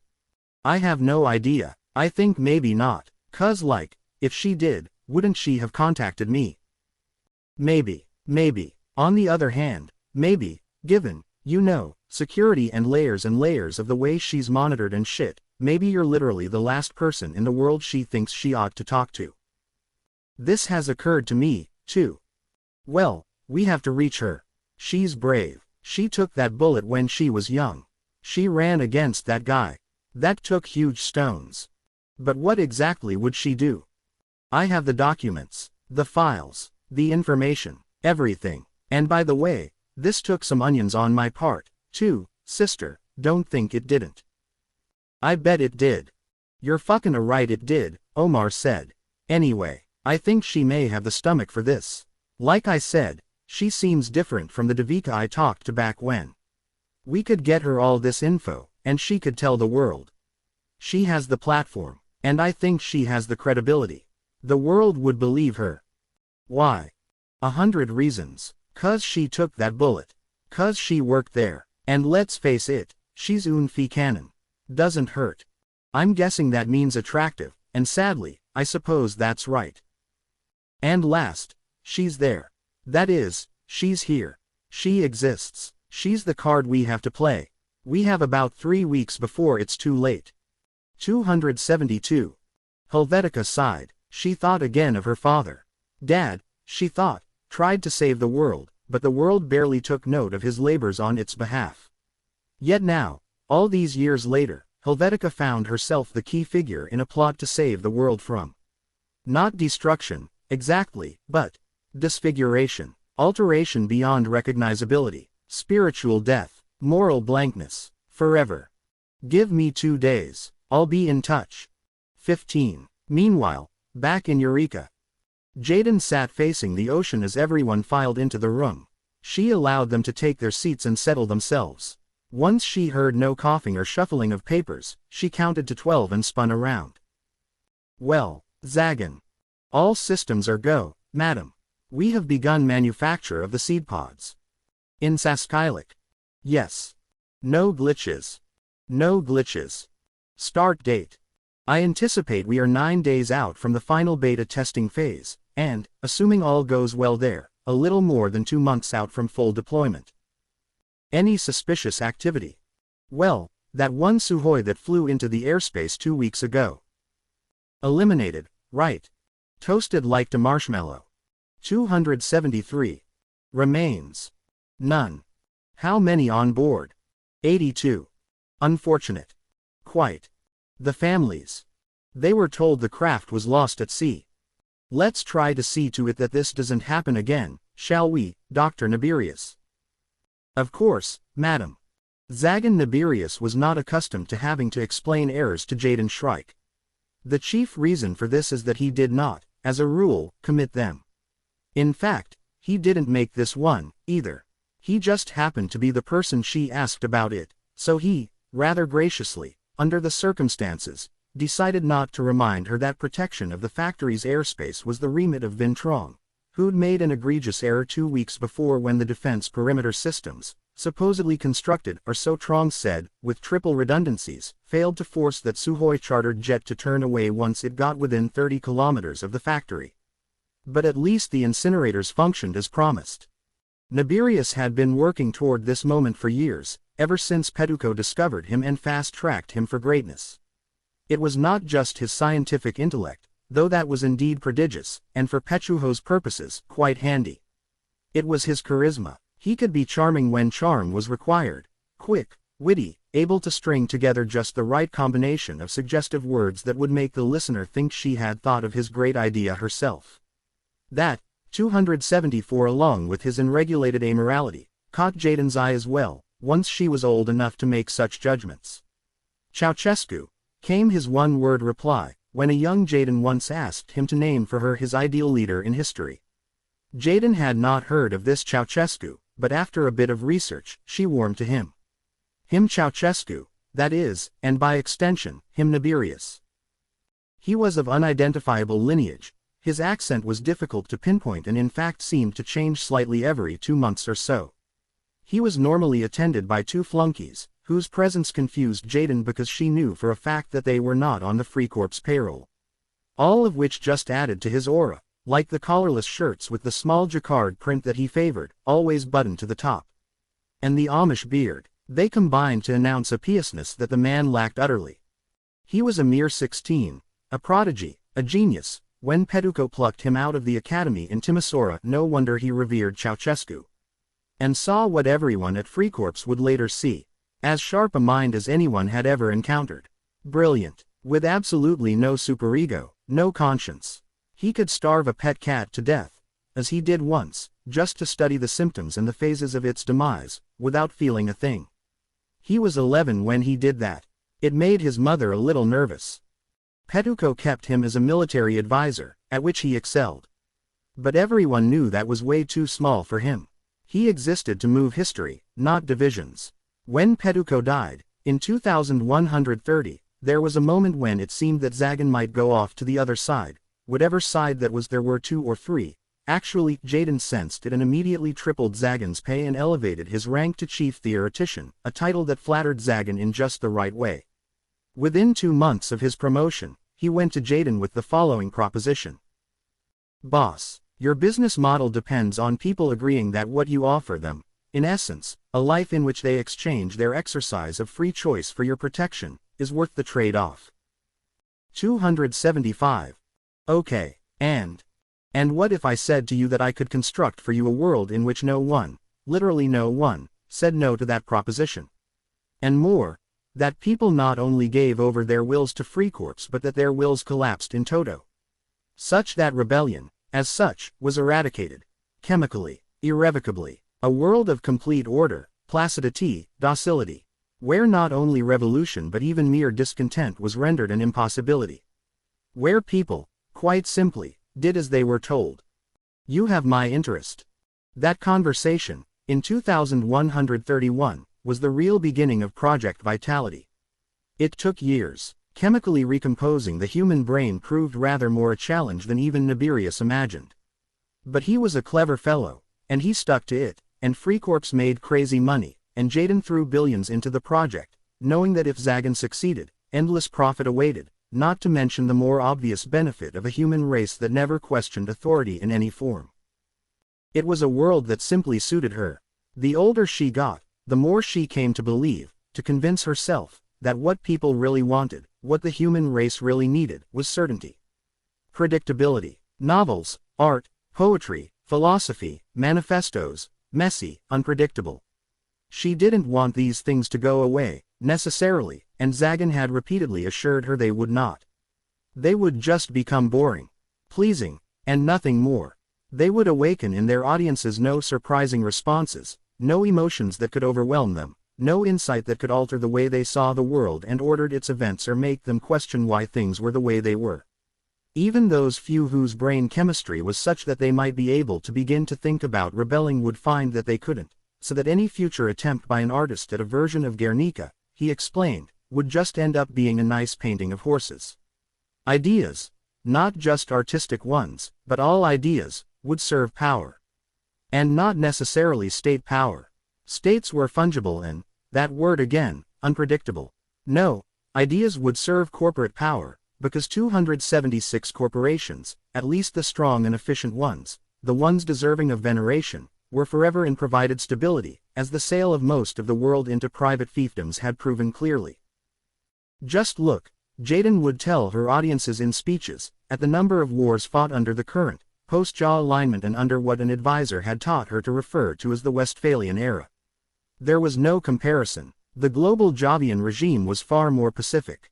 And with respect to declared wars, she was right, although her analysis excluded deaths from heat, dehydration, diphtheria, malaria, polio reintroduced in 2077 after a major mutation required a new vaccine, developed by a multinational pharmaceutical that held the patent close and did not share Jonas Salk's selfless wish for humankind, floods, earthquakes, tornadoes, sinkholes, and the murder and starvation of millions of refugees fleeing disappearing coastlines and entering into politically inhospitable territories.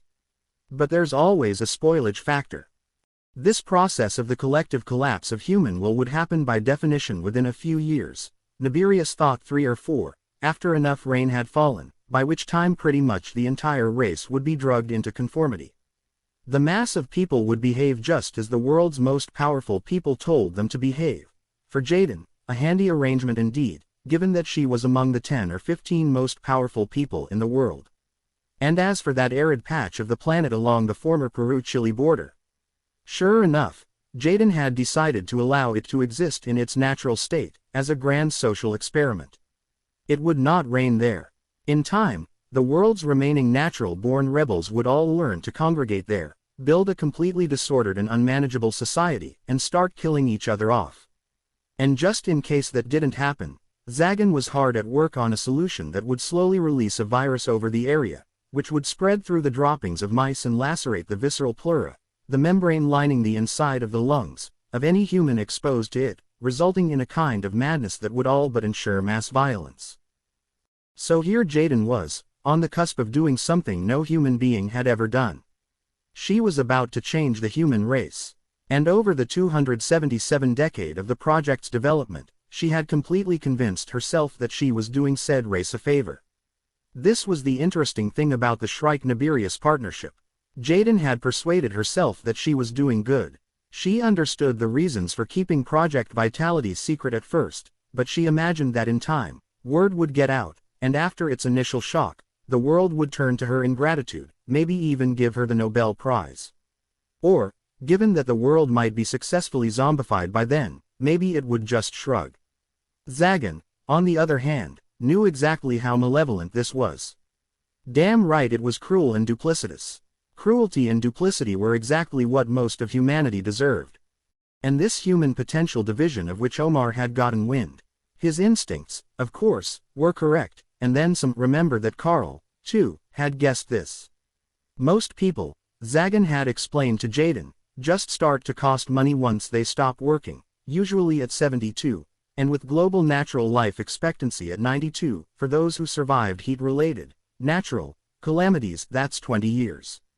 Of what, exactly? 5 years, Zagan felt. 5 years of leisure is plenty. He'd originally said 4. Jaden, in her compassion, preferred 10. They compromised at 7. She may have sanded down Zagan's rough edges, but fundamentally, she agreed. What would be the point, for most people, of those last 13 years? They were filled with forgetfulness, incontinence, dementia, the involuntary pissing of one's pants, weakness, dependency, people speaking to you at high volume and in simple sentences, applauding you as you completed a task any 3-year-old could. As Shakespeare said, and Zagan generally had little use for Shakespeare, considering him largely responsible for the sentimental treacle that asserted itself as Western morality. But on this one point, about old age, the bard was dead right. It was nothing but a second childishness. Mere oblivion, sans teeth, sans eyes, sans taste, sans everything. It would amount, his calculations told him, to the elimination of some 20 million people a year.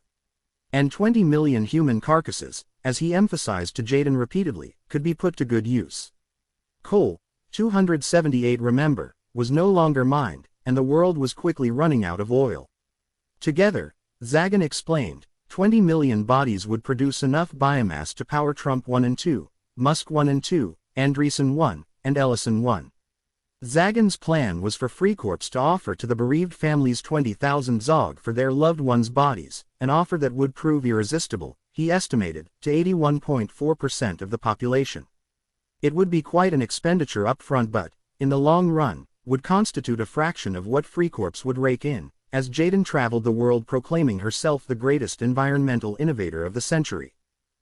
Yes, Freecorps would be doing the dead, their families, and the world a favor, and living up to its name. Because in a world in which life was like that, death was the true freedom. In life, these people would be a burden. In death, not only would their suffering cease, but they would help solve the global energy shortage. Who could say no to that? 16. Erica in America. Erica worked hard to ensure that little Melvin knew as much joy as possible, and she strove to keep her word to Harry to make this child as gentle as a butterfly. Erica had rented them a small 2-bedroom apartment on Erskine Street, within walking distance of both the public school and the shoe store where she worked. As Ulrich once predicted to Matthias and Rolf, she had indeed possessed a talent for sales. Uncle and Auntie valued her greatly, slipped her regular modest bonuses, and they had her and little Melvin over for dinner most weekends. They were surrounded by fellow Teutons, with whom they celebrated Ascension Day and Three Kings Day and, of course, Oktoberfest. They made the occasional trip downtown to the miraculous Hudson's, which seemed to little Melvin to sell everything that existed in the world. In 1890s America, that was enough for anyone. At 10, 12, he began to develop his interests, carve out the etchings of a personality. He liked art, just as Ulrich had hoped. As Erica now, in the new world, she bought him sketchbooks and canvases and charcoals and watercolors. He was particularly adept at capturing 279 human emotion. He could not draw buildings, urban streetscapes, to save his life. But faces, agony, elation, confusion, boredom. He had it all down, and he patiently, one might say pedantically, explained to his mother how the slightest change to this or that line around the eyes, combined with the tiniest curl at the far corner of the mouth, could transform a pensive gaze into one of quiet rage. Erica dreamed that her boy might one day go to mighty Chicago to study. She took him there several times. The Detroit Art Museum and opportunities to study there were formidable, but Chicago was, well, another world. In the meantime, he excelled in Latin and history, although his history teacher did stress to Erica that his grasp of military history and strategy was spectacularly weak. He was a happy boy. And Erica was a happy woman. She never looked back for a second. The move had been 100% right for her. In time, she fell in with an experimental theater group formed by the Germans and Greeks who lived near each other, which put on plays with a challenging, left-wing bent. She met a man through this ensemble, Giannis, and took up with him. In a play the group staged on the French Revolution, Giannis played Merit, and Erica Charlotte Corday, meaning she stabbed him in his bath in a climactic scene. Even the mighty Detroit Free Press reviewed the play, its critics citing Erica's performance as spirited and unpredictable. The repeated rehearsal of the pivotal scene brought a new energy to her and Giannis's already adventurous sex life. As he entered high school, Melvin's interest in art waned a bit. But it was clear that he was college material. Erica had her sights set on the University of Chicago, which had just been established by John D. Rockefeller in 1890. Melvin's teachers agreed that this was not a reach. The sale of footwear had begun to bore Erica. She had started to write plays now, 3 one-acts that her little company produced, all of them well received. She began to think that, here in America, she could eke out a living as a bohemian, still spending hundreds of dollars a year on her cigarettes, and could eventually look at people's feet without thinking. 8. 280.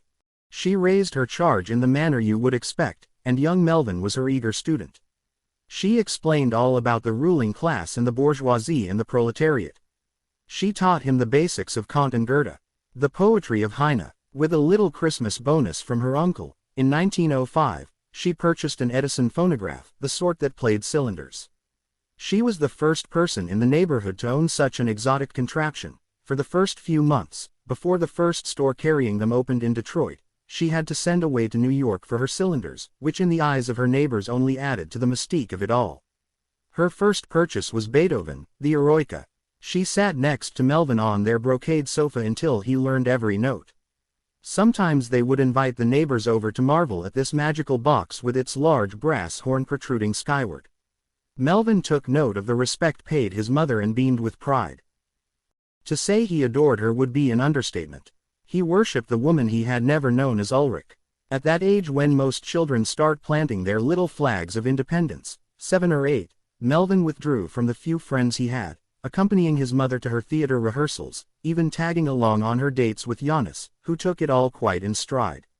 By the time he was developing an independent intellect, 13, 14, he would rehearse her plays with her, critiquing her delivery. He could be savage, but only because he was an emotional young man and he loved her so, and so desperately wanted her to be her best. When he saw that he'd gone too far and upset her, he immediately collapsed into a pudding of apology and self-loathing. They would cry in each other's arms for a few minutes, as she ended up comforting him. He followed her instruction on all matters. At high school, he joined the Young Progressives League. He inveighed against Rockefeller and the trusts. He preached racial tolerance, a rather abstract concept when the black population of Detroit was 1%, but still. At Erica's urging, he made his fellow progressives read The Jungle. His first girlfriend was Miriam Katzenberg. His first and as it turned out only Seder took place in the Katzenberg home. Erica was invited along and was 281 so transported by the rituals, the Ma Nishtana, the eating of the bitter herbs in particular, that she gave some thought to converting before remembering that she implacably opposed religion in all its forms. In 1906, in the summer heading into Melvin's last year in high school, Uncle decided to splurge for a trip for the group of them, Uncle, Auntie, and their 4 children, along with Erica and Melvin, to London and Paris. Erica wondered if returning to the continent was a bit of a risk, but it was a different country, and one with which Germany did not enjoy the warmest of relations. She needn't have worried. Their 4 days in Paris and brief excursion to the Loire Valley came off splendidly. One Paris night was devoted to the opera. Melvin was awestruck by the Palais Garnier, the vast main hall, the grand staircase, the Baroque excess of it all, and by the performance itself, of one of Bizet's minor works. Toward the end of the performance, Erica took ill, to such an extent that Melvin had to lead her to the salons before the finale. She took ill, too, on the ship home, retching in her bed for the better part of the 5-day trip.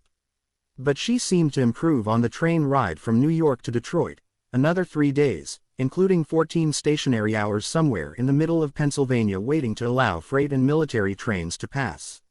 When they got home, Erica was her normal self. She remained so for a few months, as Melvin entered his senior year of high school. Then, one night during Christmas break, Melvin came home from school to find Erica splayed across the kitchen floor, breathing heavily, crying, with blood and vomit around her. He hugged her tightly and cleaned her and the room up meticulously. A friend of Uncle's owned a motor car, and they persuaded him to drive everyone to the hospital, Erica moaning, Melvin petting her hand, fighting tears.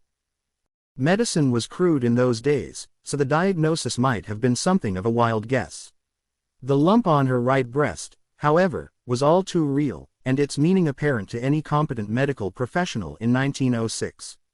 Breast cancer had been officially diagnosed in 282 Germany, in Ulrich's own Munich, fatefully enough, in 1902. Word had certainly spread to so sophisticated a city as Detroit in 4 years. So the doctor, an Austrian Jew, was able to say to Erica with certainty, "You have a cancer of the breast." Dr. Adler took a knife to the lump just a few days later. Miraculously, Erica seemed fine. Melvin, every time he took his mother to see the doctor, effused his gratitude to him. "Doctor, you have saved her life," Melvin would say, clasping both his hands. I cannot begin to thank you. This is what I do, Adler would reply. If you want to do something, do this. I suspect the cigarettes may not be helping. Limit her to no more than 15 of them per day. Melvin did as he was told. He redoubled his efforts in his studies, even seeming to begin to grasp something about military history. He wrote his letters to Detroit College, the University of Michigan, Northwestern University, and Mr. Rockefeller's University of Chicago. Chicago said no. Melvin, enraged, traveled to Hyde Park himself one weekend to challenge his rejectors. Of course, they were not to be found. Very well, he screamed in exasperation at a graduate student manning the front desk of the administration hall on a Saturday. As you will soon see, Northwestern will have the honor of counting me among its distinguished alumni. You, he said to the grad student, leaning forward not 2 inches from his face, will come to rue this decision, and this day. Northwestern did indeed say yes to young Melvin. Uncle and Auntie threw a little party for him. But the next day, which was the day before he was to leave for Evanston, Melvin awoke to find his mother writhing in pain on her bedroom floor. It was torture for him to watch. Her screams sliced through the air like the sound of an ambulance siren. She held her right breast, pushing against it. She muttered something about how horribly it hurt, but her speech was confused and garbled. Melvin was not in the habit of touching his mother's tatas, but he gently moved her hand away and pressed around the area. He felt a lump about as large, and nearly as hard, as a number 9 fishing sinker, the kind he and Uncle once used to catch the big muskies in Lake St. Clair. 283. It was early September 1907. Melvin forewent Northwestern for a semester to stay near Erica, and he took his mother's job at the shoe store. Erica stayed home in bed most days. Sometimes, she felt well enough to come to work, for at least a few hours. Her troupe put on a play that October. It was obvious to everyone that she was not up to the rigors of going out onto a stage every night for 3 weeks, but her comrades gave her a small part, out of love and sympathy. She lasted 5 performances. November arrived. The trees went bare. The air began to smell of wood and coal. It got harder to keep the apartment warm, and Erica lay shivering under 5-6 blankets that Melvin rounded up from neighbors. He knew what was happening. He knew his mother was going to die. He chased the thought out of his brain whenever it barged in, which was about every 15 seconds, so his mind was racing back and forth between reality and denial like a pinball. But he knew. He carried it with him everywhere and at every moment. He thought, constantly, about the moment of her death, about watching her die. He said he was steeling himself for the moment. He knew that wasn't true. In mid-December, Erica seemed to rally. It was mostly just the morphine Dr. Adler was slipping her. But she looked like she was going to make it to Christmas, which was Melvin's fervent wish. He went downtown to Hudson's with $12 he'd earned from the store. He looked and looked and looked. He remembered that on one trip to Hudson's, during the Christmas season about 5 years before, Erica had bantered with the perfume ladies, allowing them to apply their mists to her wrists, neck, and cheeks. He remembered the smile on her face, the look of deep joy. She walked away without making a purchase, and when Melvin asked why, she just shook her head wistfully, as if to say that such indulgences were for other people. This memory finalized his decision. He settled on Lilas de Versailles, which the clerk assured him came direct from Paris. He took it up to gift wrapping, where the woman wrapped it in a beautiful gold and white paper with a painstakingly shaped red crinoline ribbon and bow. He treasured it more than anything he'd ever owned. He carried it home, taking care 284 not to disturb the perfect shape of the bow on the bumpy streetcar ride, and stashed it in his armoire, sneaking over to gaze at it every couple of hours. He couldn't wait until Christmas morning came next Wednesday. That was a Thursday. Erica spent most of that day and night sleeping. On Friday, she told Melvin that she wanted to go out to dinner. To Amergo House, her favorite place, which served all the Bavarian favorites. White sausages, liver meatloaf, spatzel, obotsta.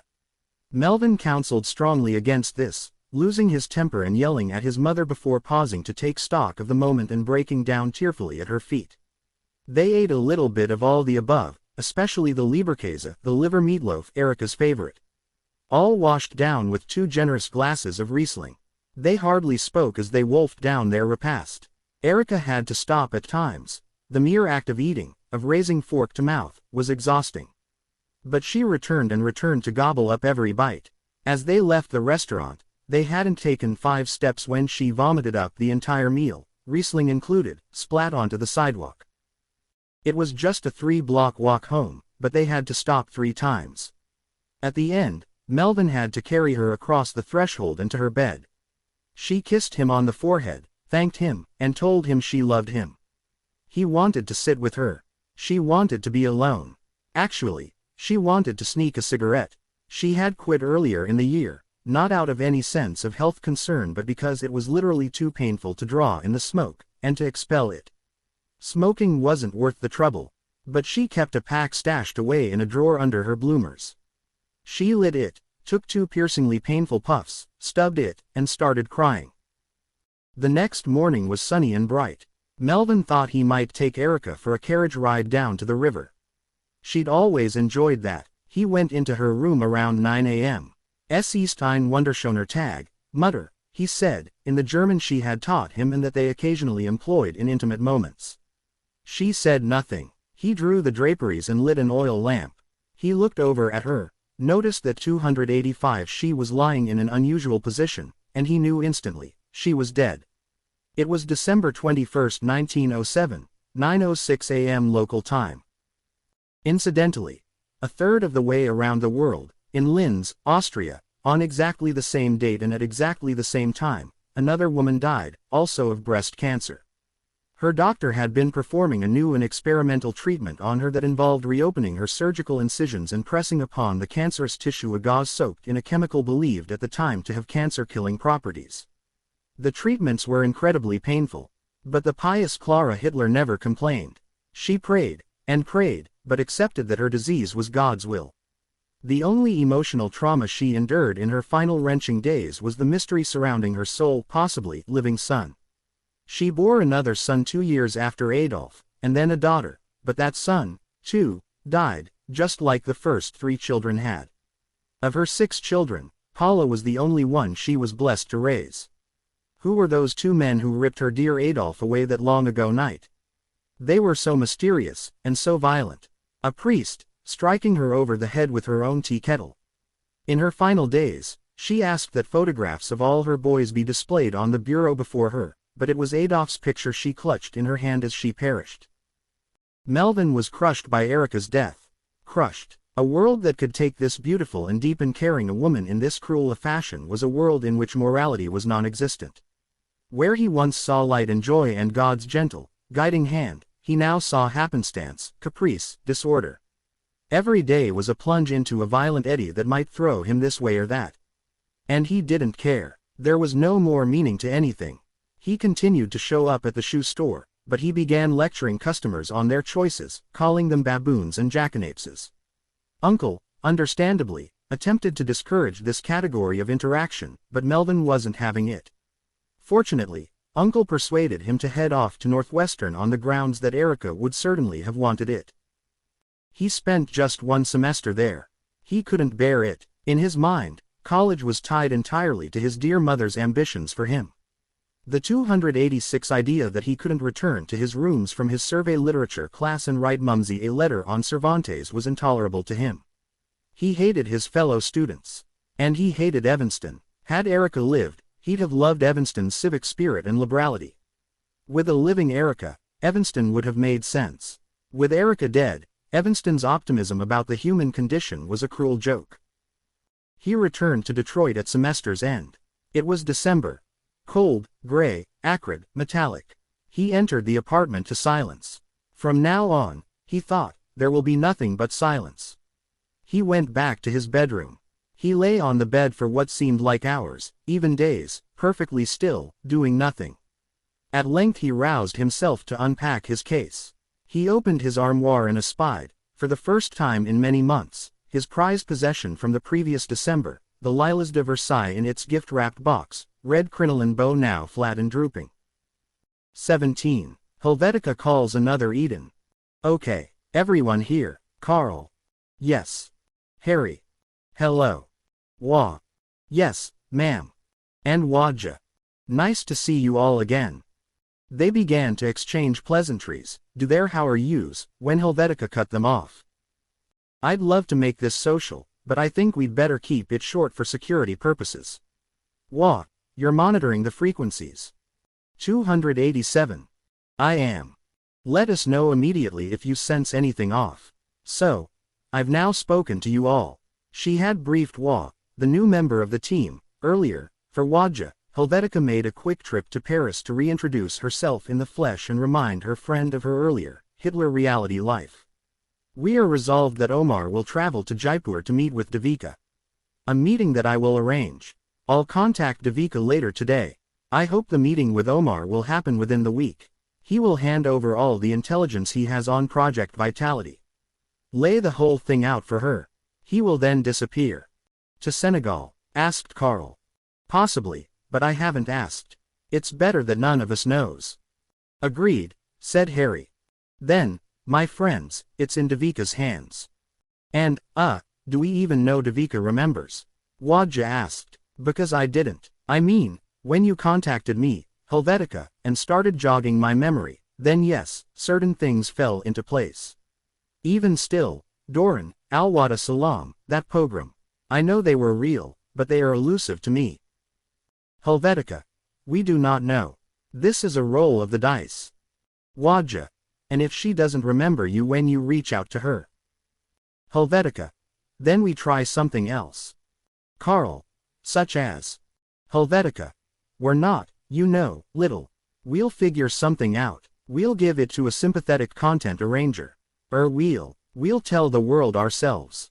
Maybe that's really what we should do anyway, come to think of it. I mean, do any of us really want to work at this fucking place anymore? 288. Silence. Fucking right we don't, so why don't we just do it? Not against it, said Harry. I still say it has more oomph coming from. Agreed, said Helvetica. She's plan A. She's a respected political leader who is developing a global following among people like us. But plan B, we're fucking plan B. I can find an income, said Harry. So it's not the money. But what if, she assassinates us? You know what, said Helvetica. I don't want to die any more than you do. But if that happens, we will have really done what we set out to do in the first place. Which I realized a few days ago. We all said we wanted to change the past. And we did, but implied in changing the past, but left unsaid, is a desire to change human destiny. To change the future. For why change the past if it doesn't change the future? And that, we did not do. And as positive as the impact of our effort was on past generations, it is to future generations utterly meaningless. It leaves me, comrades, with something of a hollow feeling. Wadja. 1000%. When we realized we had this power, our minds, my mind, anyway, and I think everyone's, at least based on our conversations, and I include Devika here, all raced immediately to the past. Ooh, let's change history. We thought only of the past. Let's go slit Oswald what's-his-name's tires. Let's save Abraham Lincoln or Gandhi. Let's sell tickets to Caesar's assassination. We didn't give a second's thought to the future. I've been thinking a lot since Helvetica called on me in Paris about why that was. I think it can only be because the past is more concrete, more controllable. We can measure the impact of our actions against a past we already know. We saved 6 million Jews. We stopped history's most notorious madman. Prevented a horrible war. Concrete things. This gives us a kind of reassurance. But changing the future is different. There's no known reality to measure our outcomes against. But I know this. We have a chance 289 now to make the world better for us, for ourselves, our friends, our families, our children, people we know. Harry. I would emphasize the ourselves part of that sentence. Remember, it's gonna rain on us, too. We'll be zombies, too, eventually, unless we succeed. Finally, Wah spoke. In previous meetings with Helvetica, Harry, and Carl, she spoke rarely and softly and for informational purposes only. Everyone understood why she was there, because they'd created the new reality in which she was their colleague, but at the same time, it felt a little odd to everyone, surely Wah included. When her light went on, indicating her desire to speak, the others all switched theirs off, as everyone was anxious to hear what their heretofore silent colleague had to say. I'm not exactly sure how I ended up here. Just, one day, I woke up, and instead of doing what I used to do, whatever that was, I started doing this. And I felt as if I knew you, although I also kind of did not. This was before Helvetica told me everything. So now I know everything. And I must say, I greatly esteem that which you have done. You took, I am sure, great personal risk. And your adventure paid off handsomely. You saved millions of lives, averted carnage. This is much to be admired. This sounded to the assembled like there was a, but, coming, and boy was there. At the same time, I must tell you the story of my distant, long-ago relative, some kind of great-great-great-great-uncle. His name also is Hua. It is, how do you say it, a neutral name in Chinese, like Dana or Amethyst in your language. He was from Guangzhou, a shopkeeper, in the 1950s. Carl, Harry, and Helvetica immediately went to the mental index card labeled Mao's China and assumed her story would be one of communist oppression and great-uncle Hua being carted off to some re-education camp. 290. But he left the comfort of his bourgeois life to become a lieutenant colonel in the Second War of Resistance. This did not catch Harry or Helvetica's ear, but it did Carl's, because Carl knew enough Chinese history to know that in Hitler world, there was only one war of resistance. It was the name the Chinese gave to what was called in the West the Second Sino-Japanese War, fought from 1931 to 1945, during which fascist Japan committed unspeakable atrocities in China. It was the second war with the Japanese. The first had been a quick scrum in the 1890s, but it was the first and only war of resistance. So it certainly came as intriguing news to Carl that, suddenly, there was a second one. Hua. He was in command of about 800 men. He was defending a garrison near a village in the interior. He and his men fought with honor for days. They ceded not an inch. Then, one night as they slept, the Japanese rousted them and rounded them up. They were taken to a field. Their hands were bound, and they were buried in the soil up to their waists. They waited for an hour or so, as Japanese guards laughed at them and made canine noises, panting and barking. They were coated with a kind of liquid, which was allowed to seep into their clothing. Then the wolves were set upon them and ripped them to shreds. It went on for some 45 minutes. Harry wondered how she knew all this and was in fact a bit skeptical about the whole business, but given the circumstances, he held his tongue. She continued. And this was the beginning, according to Chinese history, of the Great Endurance. March 29, 1954. There is, or was, a statue to Uncle's honor in that village. The Japanese continued to slaughter my people. This was the first time she had personalized it, by the millions. As no one on either side wished to keep score, no one really knows how many. She paused. So, what happened? Harry asked. Who won? 291. She asked Harry, Carl, and Helvetica point blank if they knew. They did not. My colleagues, I must say to you, in all that is honest. The fact that you don't even know chills me. You know how many lives you saved on one side of the world. But to reflect upon how many were cost on its other side, you have not even bothered to contemplate. Long silence, which Hua finally broke. The Chinese won. Mao won. After 7 bloody years. But this, too, as you no doubt do have the imagination to grasp, is not a particularly happy story. Another long silence, broken by Helvetica, who thought about saying, I'm sorry, but the phrase one uses when one is 10 minutes late to a meeting or steps on someone's toe seemed a little small for the occasion. So, what should we do? Well, in China, there is a proverb. The best time to plant a tree was 20 years ago. The second best time is now. Harry. Meaning that I believe we should. She continued speaking, but a loud buzzing and clicking overtook the sound of her voice. A look of dead panic crossed her face, and she immediately went dark. As she signed off, she messaged the group, in large flashing letters, frequency compromised. End Eden right now, stop. 18. Melvin against the world. Upon Melvin's return to Detroit from Northwestern, Uncle informed him that, alas, he'd taken on a man who knew the shoe business cold and was not in the habit of launching indecipherable insults at his shoppers. Melvin accepted this and went off looking for other work.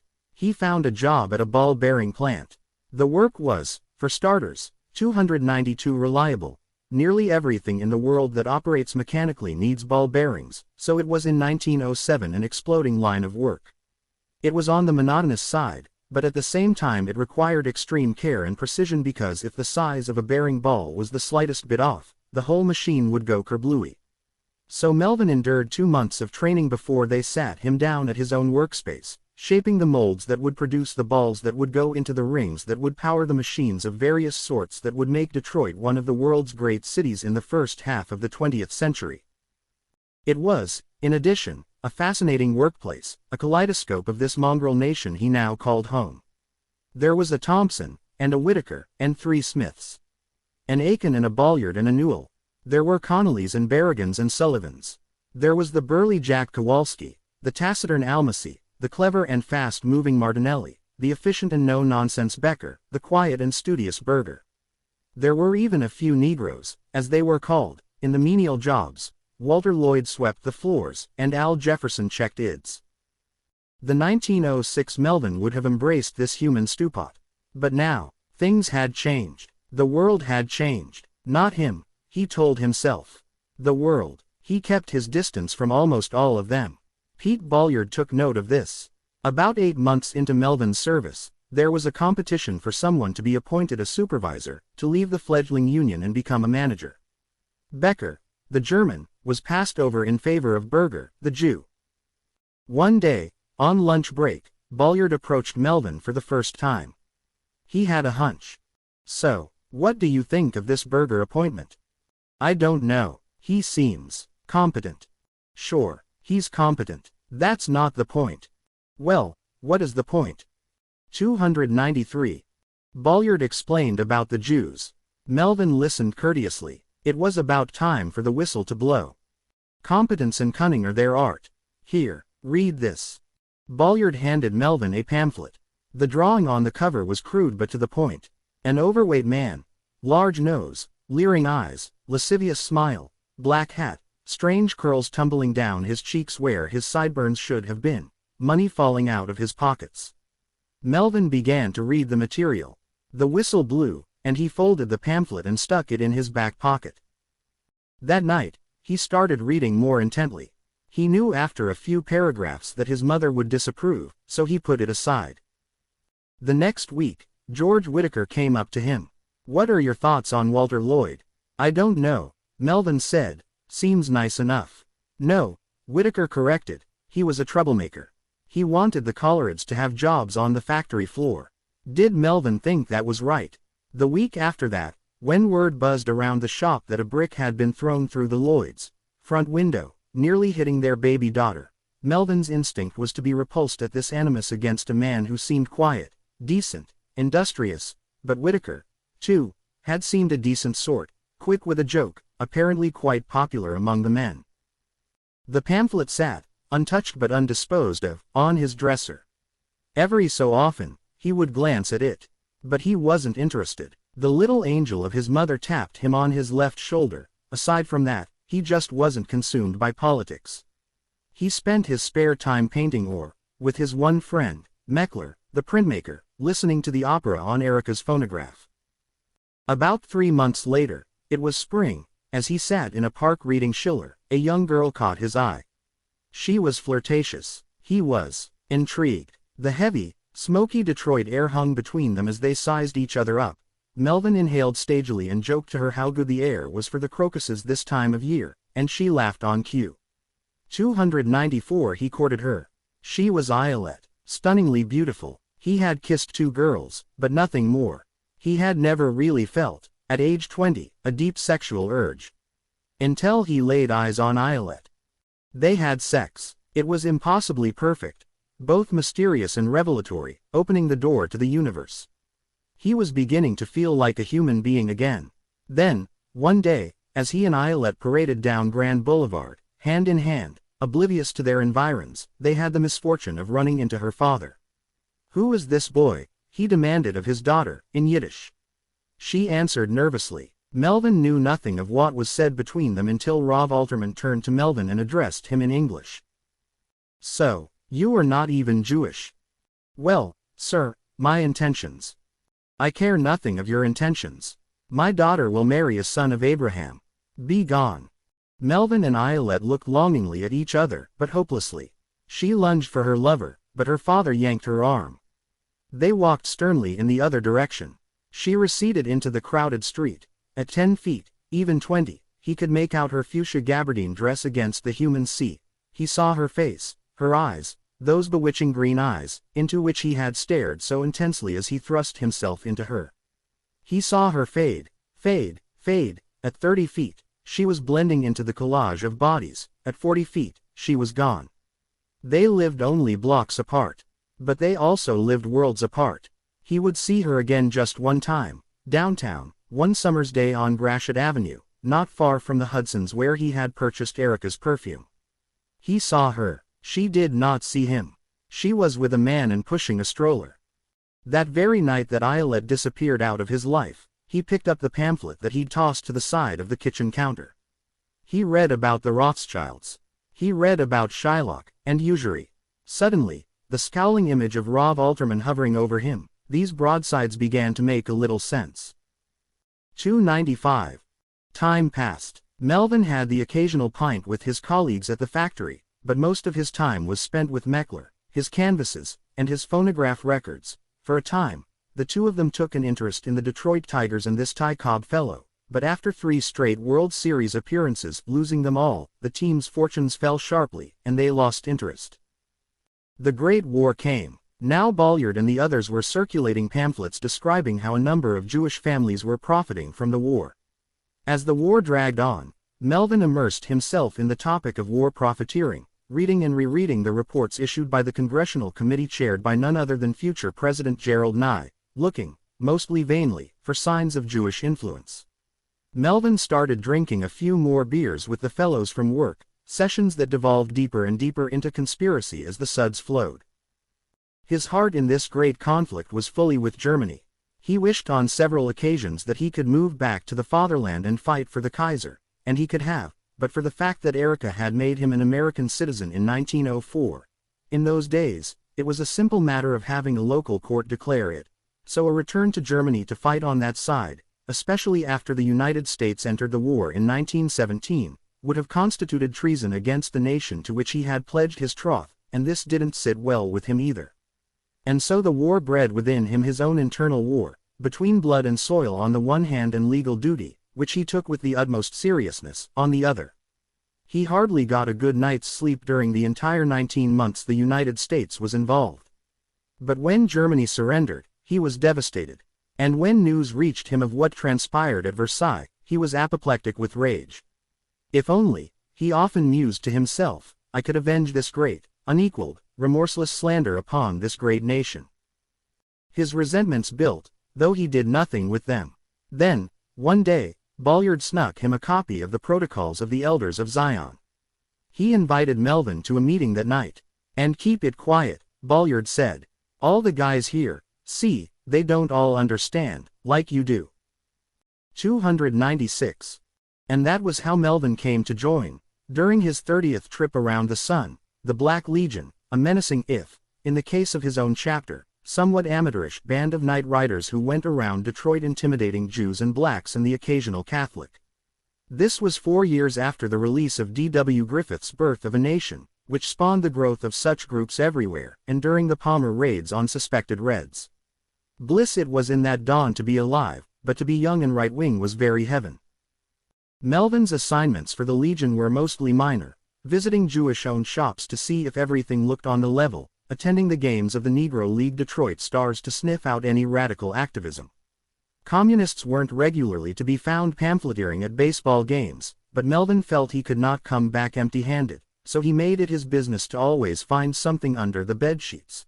The NAACP set up tables at many games, which as far as Melvin was concerned was close enough to communist, and at one game, against the Dayton Marcos, Marcus Garvey himself was in attendance, which produced from Melvin an extremely detailed report. He was considered reliable, probably not capable of violence, but smarter than your average racist and thus useful. 19. Melvin's life-changing event. On a glorious, sunny spring Saturday in 1920, May 22 to be precise, Melvin found himself in Dearborn, just knocking about on a pleasant morning. He stood outside a corner store considering the purchase of a chocolate bar, when a van drove by and dumped a bundle of newspapers at his feet. Under the circumstances, he couldn't help but take note of the large type. The Ford International Weekly. The Dearborn Independent. The International Jew. The World's Problem. 297. Underneath the headline appeared a paragraph from the New International Encyclopedia on the traits of the Jew, as if to lend a scholarly imprimatur to the enterprise. Under that, the article itself, which opened neutrally, almost scientifically, the Jew is again being singled out for critical attention throughout the world. This hooked Melvin, who fancied himself the scholarly, neutral, scientific type, so he read on. The deeper he read, the greater his disbelief that he was reading these words in a legitimate newspaper, one that didn't have to be passed surreptitiously under waistcoats. And published, no less, by a revered man, one of history's most successful and beneficent capitalists. In his enthusiasm, he snatched up not one but two copies, lest the first somehow be despoiled on the long trolley trip back to his domicile. He ran home with them and read the copy avidly. The attack on international Jewry was limited to that one article. Mostly, to his disappointment, the pages of the Dearborn Independent were devoted to local news, both consequential and trivial. But even the trivial articles, such as the one detailing the bountiful proportions of Mrs. Henry Gunderson's spring pea harvest, seemed imbued with a gravity that was absent from all other such gazettes.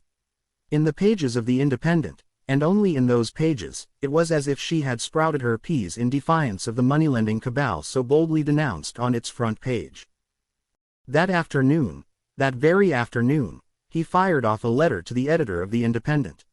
Not a letter to the editor, in the traditional sense, but a missive inquiring as to employment possibilities, broadcasting his skills with the English language and hinting euphemistically at his shared enthusiasm for what was clearly the journal's chief passion. The next week, he got a cable to come in for an interview. He worried that he botched the interview, as his bus ran into traffic, and he showed up nearly half an hour late, to the obvious annoyance of the editor. But he was very smooth in his interview, calm, adroit, factual. And he aced the grammar test. Sure enough, the following week, a messenger boy knocked on his door and handed him a letter from the same editor, offering employment. The week after that, he was 298 working there, the newly installed deputy editor of the editorial page of the Dearborn Independent. He would never forget his first meeting with Mr. Ford. There was a Mr. Liebold in attendance, and a Mr. Cameron, both of whom spoke quite frankly to the great man. There was a lazy Susan in the middle of the table, around which were whirled vast sides of beef and lamb, piles of steamed potatoes, fresh spring asparagus, breadstuffs, and so forth. Finally, the great man spoke to him. "So, your name again?" "Melvin, sir, Melvin Brooke." "Ah, Brooke, English?" "No, sir, German." "German. Well, it's one of those Ellis Island things." When did you come over?" I was just an infant, sir." "Too bad. I'd rather you'd have attended one of those gymnasiums. I hear good things about them." "Well, make good use of him, Mr. Liebold." Liebold just nodded. Within 3 months, the man above Melvin, a cheery but forgetful alcoholic, was fired. Thenceforth, Melvin ran the editorial page of the Dearborn Independent for the next 7 years. He wrote his own biweekly column, Beware the Sulzberger Dynasty, Jacob Schiff, a name you need to know. He published the guest columnists, strictly controlling the range of opinion. He was smart enough to publish a pro-Semitic rebuttal every 6 weeks, a frequency he had precisely calculated, not enough to repel regular readers, but enough 299 to ward off those meddlesome anti-bigotry outfits. Mr. Ford at first was discomfited at this frequency, but once Melvin explained to the great man his logic, he tapped Melvin on the shoulder and suggested to Mr. Liebold that he be given a raise. So things went, for 7 glorious years. Circulation grew and grew. Mr. Ford, and the paper, were regularly denounced by Jews and liberals, and even President Wilson one time, but the occasional controversy only helped goose the circulation. Melvin was overjoyed. He even found himself, at times, surprised at the level and casual openness of anti-Semitism in Detroit, that is to say, at the vast size of the Independent's potential readership. The Black Legion, whose meetings he continued to attend, grew and grew, even placing a few men in elective office in the various townships of Wayne County. Melvin by now was a regular speaker at Legion meetings and was finding that he had quite a talent for oratory. But widespread as anti-Semitism was in 1920s America, open race hatred practiced by one of the world's most famous men was bound to draw increasing ire. By 1927, a libel suit by a prominent Jewish attorney and a boycott of Ford Motor Company products orchestrated by the Anti-Defamation League brought attention theretofore absent to the atmosphere around the offices. And the boycott was having an impact, as Mr. Ford often made loudly known on his rare office visits. The Independent had always lost money, and Mr. Ford had gladly underwritten it. But the idea that it might be affecting his real bottom line proved too much for the great man, who shuttered the paper. Melvin was enraged, not at Mr. Ford but at the cosmopolitan forces that brought about the paper's demise, and he was unemployed besides.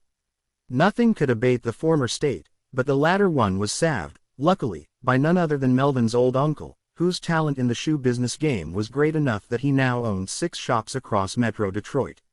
Uncle, getting on and sensing the need to arrange his affairs, summoned Melvin. "I know what you've been doing. I don't approve, but you are my blood, and I gather that you are out of work." 300. "Yes, Uncle." Melvin was surprised to hear himself referred to as blood. Had Erica claimed him as her biological son? Or maybe Uncle, a kindly man, knew the scientific facts but simply chose to regard him as such anyway. "I am told I have months to live." "They may be wrong. Doctors can be wrong. What is your doctor's name?" Uncle knew that Melvin was just waiting for him to say Rubenstein or some such. Or Adler, which had been the name of Erica's doctor. And in fact, Uncle's doctor's name was Kugelmass. "His name is Smith. Dr. Zachary Smith." Melvin said nothing. In time, Uncle told him of the opportunity to manage the store in Highland Park. Melvin, having no other offers, accepted and found himself back in the shoe business. He survived one moment of infamy when the Free Press ran a short editorial denouncing him, accompanied by his photograph. He shaved his mustache and changed the part in his hair, and from that day forward, he instructed his employees to refer to him not as Melvin or Mr. Brooke, but as M.A., for Melvin Albert, especially in front of the customers. Life trudged on. In 1934, he broke from his ascetic habits and indulged himself in a 3-week vacation to Germany. He bought himself a second-class ticket on the steamer over. For his return, he sprang for the Graf Zeppelin, which delivered him safely to Lindenhurst, New Jersey. In between, he visited Berlin, Bonn, Leipzig, Munich, and Bayreuth. But there was one more stop, which was the real secret purpose of the trip. He attended, in early September, the annual rally in Nuremberg of a certain political party whose fortunes he tracked in his weekly trips to the public library to read the German newspapers. In that other reality, this particular week was one of the pinnacles of Adolf Hitler's career. It was at this very rally that Leni Riefenstahl 301 shot the footage that would become Triumph of the Will. More than 700,000 fanatical Nazis attended the conclave, which also featured Albert Speer's famous Cathedral of Light display. But in this reality, the Nazi Party of 1934 was leaderless and near broke, commanding a mere 18 seats in the Reichstag out of more than 600. Roughly 15,000 listless souls milled about, listening to speakers who were alternately boring or mad as hatters. Melvin bought a little souvenir flag with the party's emblem, a lightning bolt in a light blue square against a white field. "Mediocre," Melvin scoffed. "Just about the least intimidating lightning bolt I've ever seen. I could have designed them something far more striking." In May 1936, a group of black legionnaires kidnapped and murdered a Catholic man, Charles Poole, who was alleged to have beaten his Protestant wife. The Legion was quickly fingered, and massive controversy ensued. It emerged in the papers that the Wayne County prosecutor, the man charged with meting out justice in the case, was himself reputed to be a member of the Legion.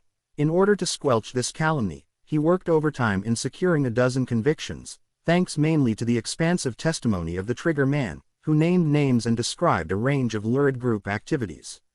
Other convictions followed, for various other cases. Melvin sweated out each trial in fear that he'd see his name in the papers again. He never did.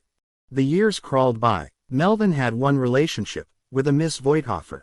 He found her an interesting sex she dispensed parsimoniously, but he didn't even care because sex bored him now anyway. He broke it off after a few months. He sat and sat, soul-curdling, in his castle of books and pamphlets and opera recordings. In Washington, that communist Roosevelt was placing all kinds of Jews in positions of vast responsibility, as if he were in some kind of race against normalcy. Even President Nye, while not as reckless as Roosevelt, seemed not to intuit the extent of the Jewish threat. A larger and fancier shoe store opened just 2 miles away, part of this newish thing known as a chain.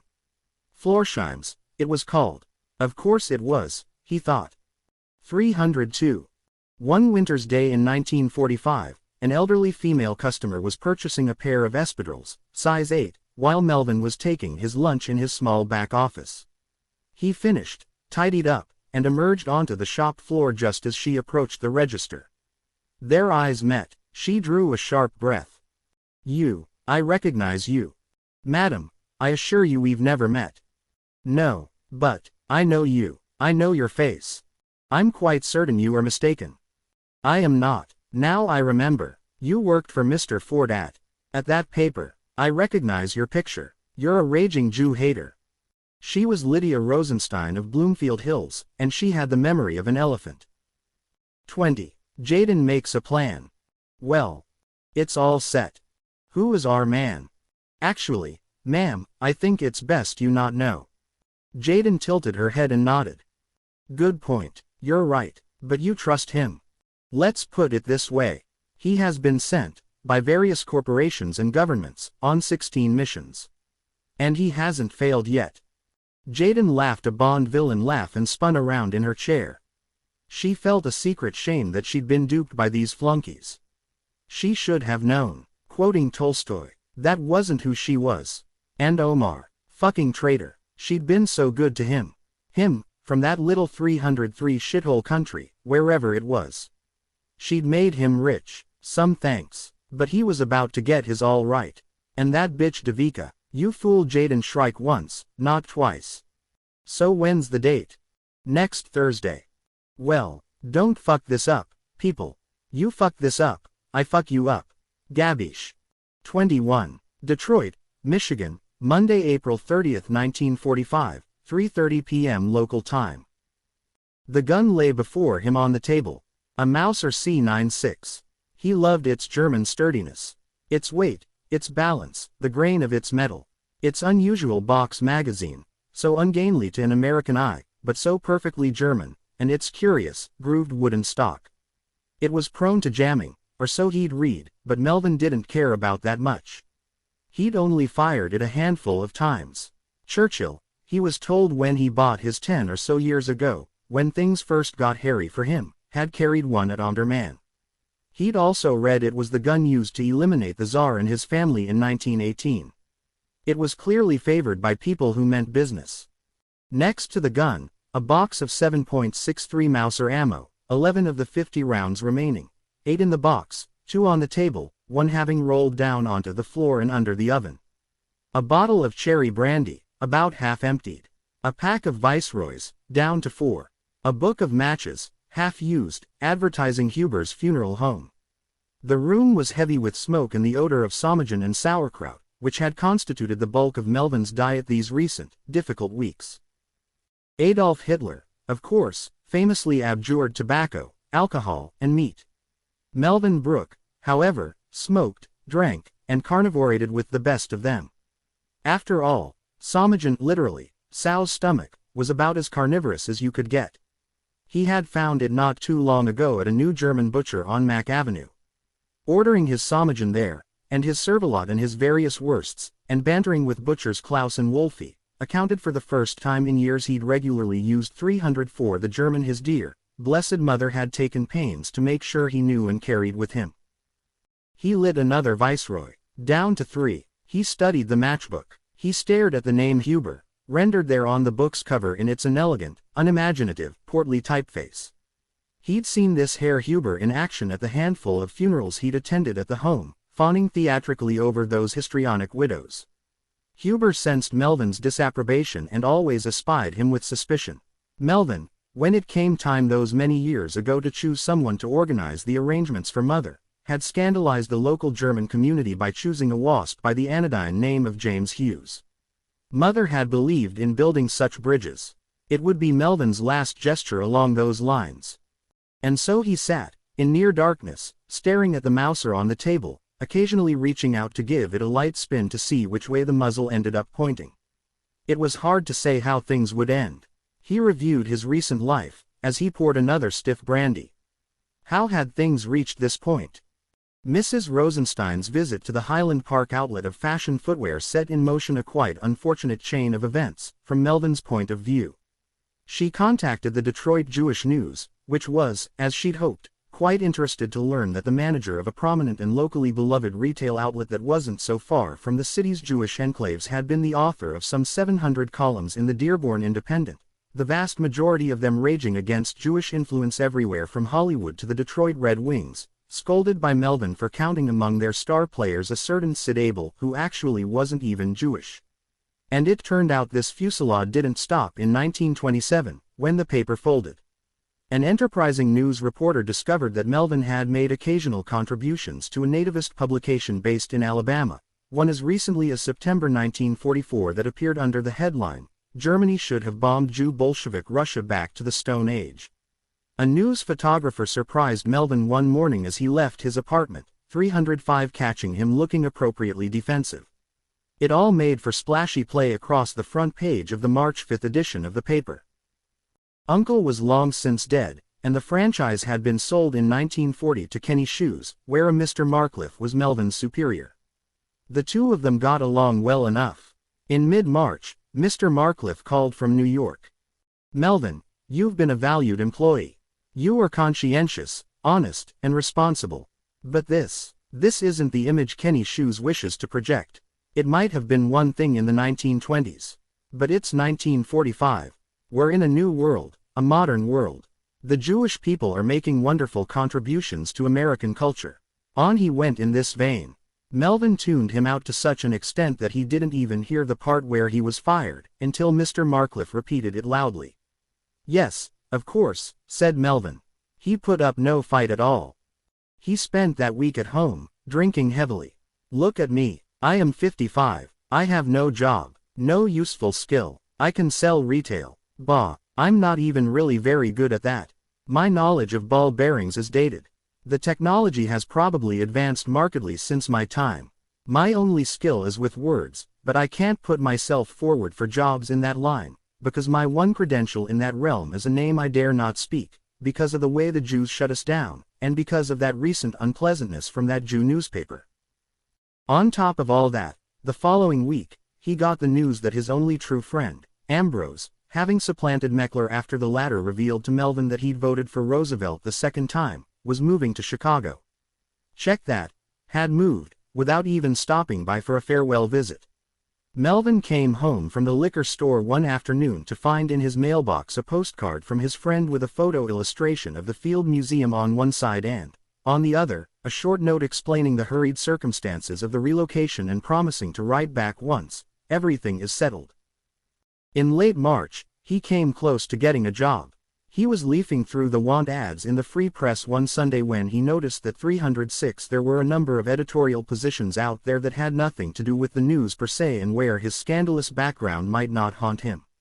An advertisement for a copy editor at a publisher of scientific textbooks looked especially promising.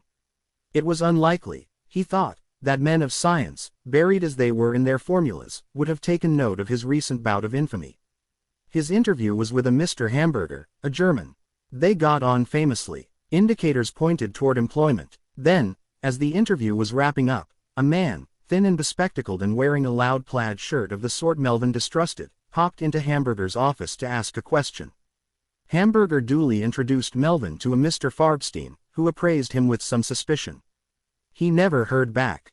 April brought the vernal rebirth so meaningful to cold, smoky Detroit.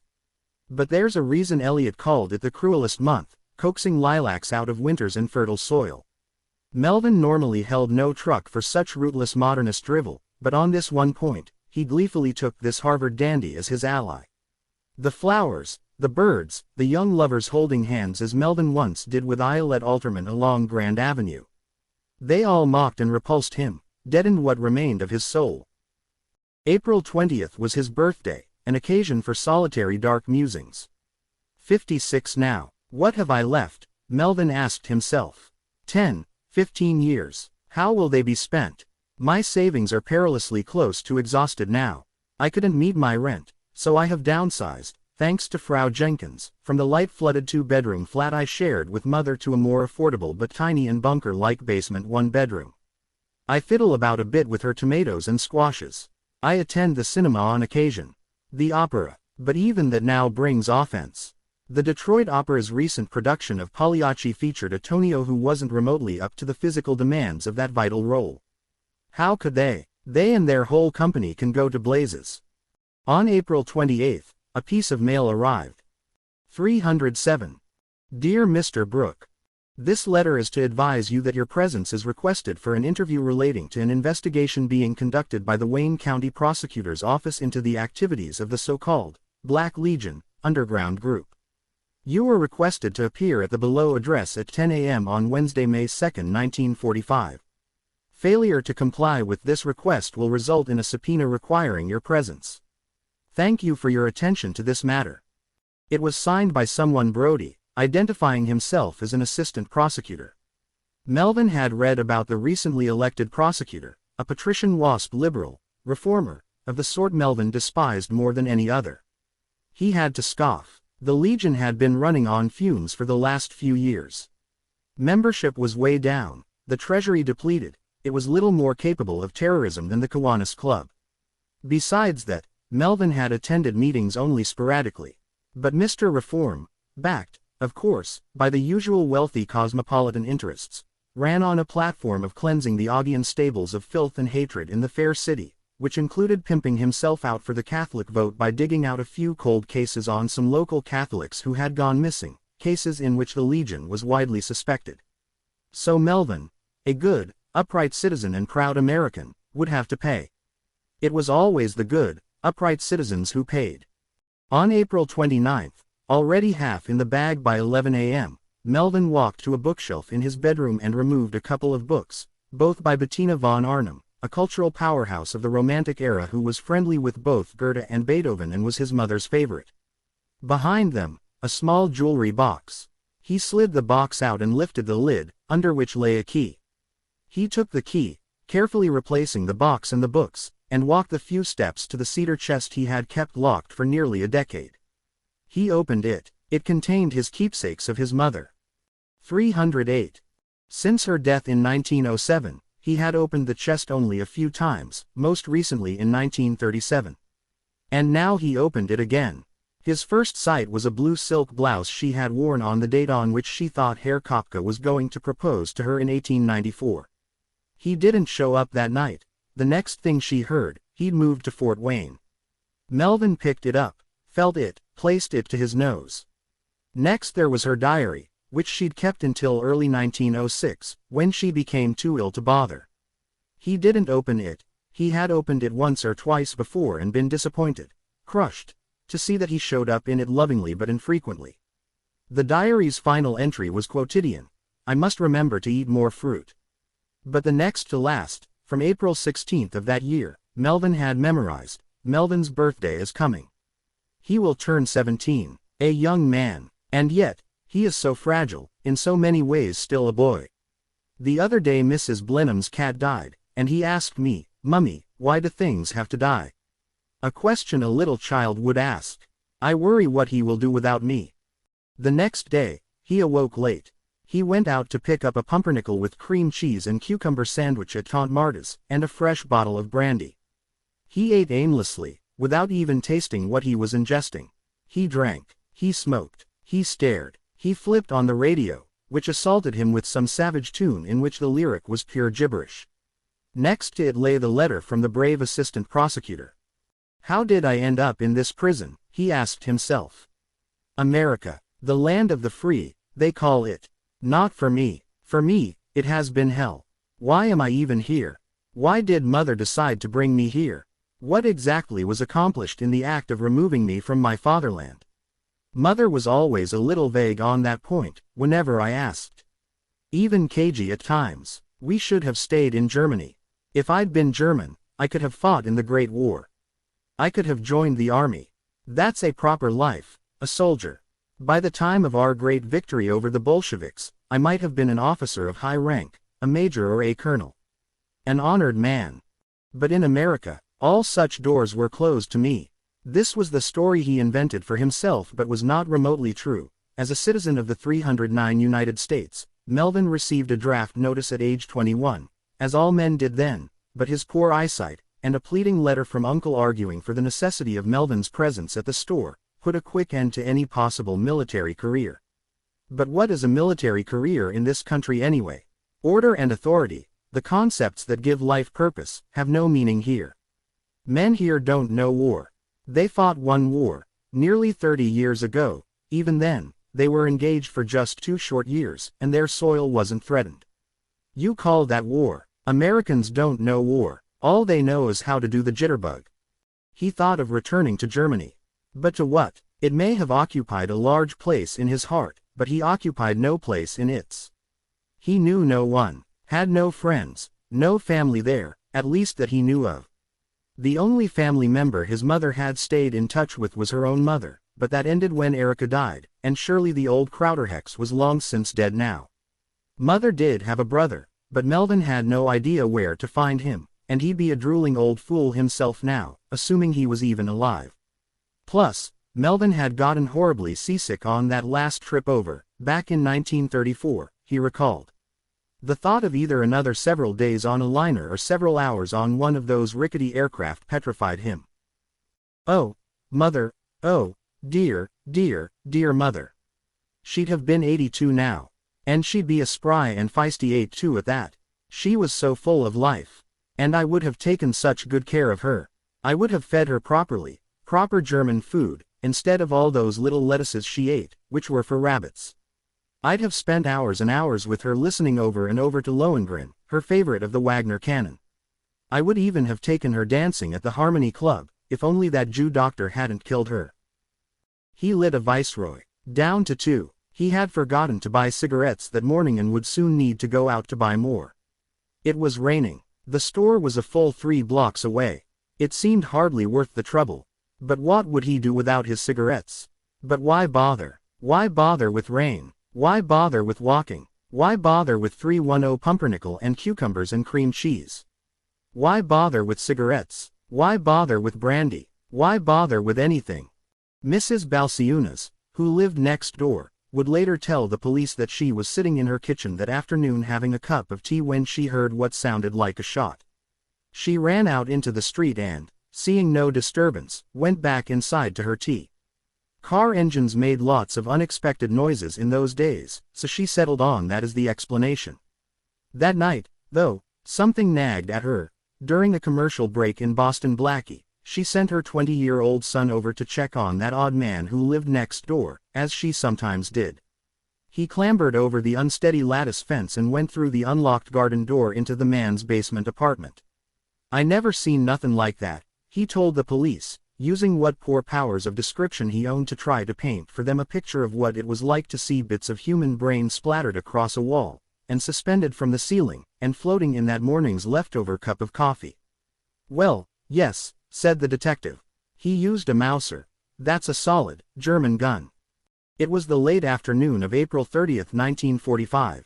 Yes, in other words, Melvin Brooke in this reality blew his brains out in his bunker at exactly the same time and on exactly the same day that Adolf Hitler in the other reality did the same in his bunker. Because time is the one thing over which we have no control. 22. Devika and the Oaken Table. No one who later watched the recording recognized the tall, confident, fair-skinned man with the briefcase. But that wasn't as unusual as it should have been. Devika was pretty lax about security, especially for someone who'd survived one shooting and who was about to give a speech that would instantly put her life at even greater risk than usual, which was already high. Devika, after speaking with Helvetica, had arranged to have another long talk with Omar, remembering now that it was his call to her as she sat in that London hotel that started all this. But that Devika, 311 remember, was an apolitical numbers cruncher. The Devika of this reality was a different person. one whose activist parents had been the victim of a political assassination plot that made news around the world, and who had almost died herself. So this Devika agreed enthusiastically to be the one to tell the world about Jaden and FreeCorps and Project Vitality. The old Devika's initial ambivalence, because teenagers might be better behaved, had yielded to the new Devika's ability to see beyond the quotidian and intuit the broader political ramifications, comprehend the sinister consequences and intent of the project. After 400 years of mostly progress, she concluded, the world had done nothing but go backwards in the 22nd century, as it had for most of the 21st, too.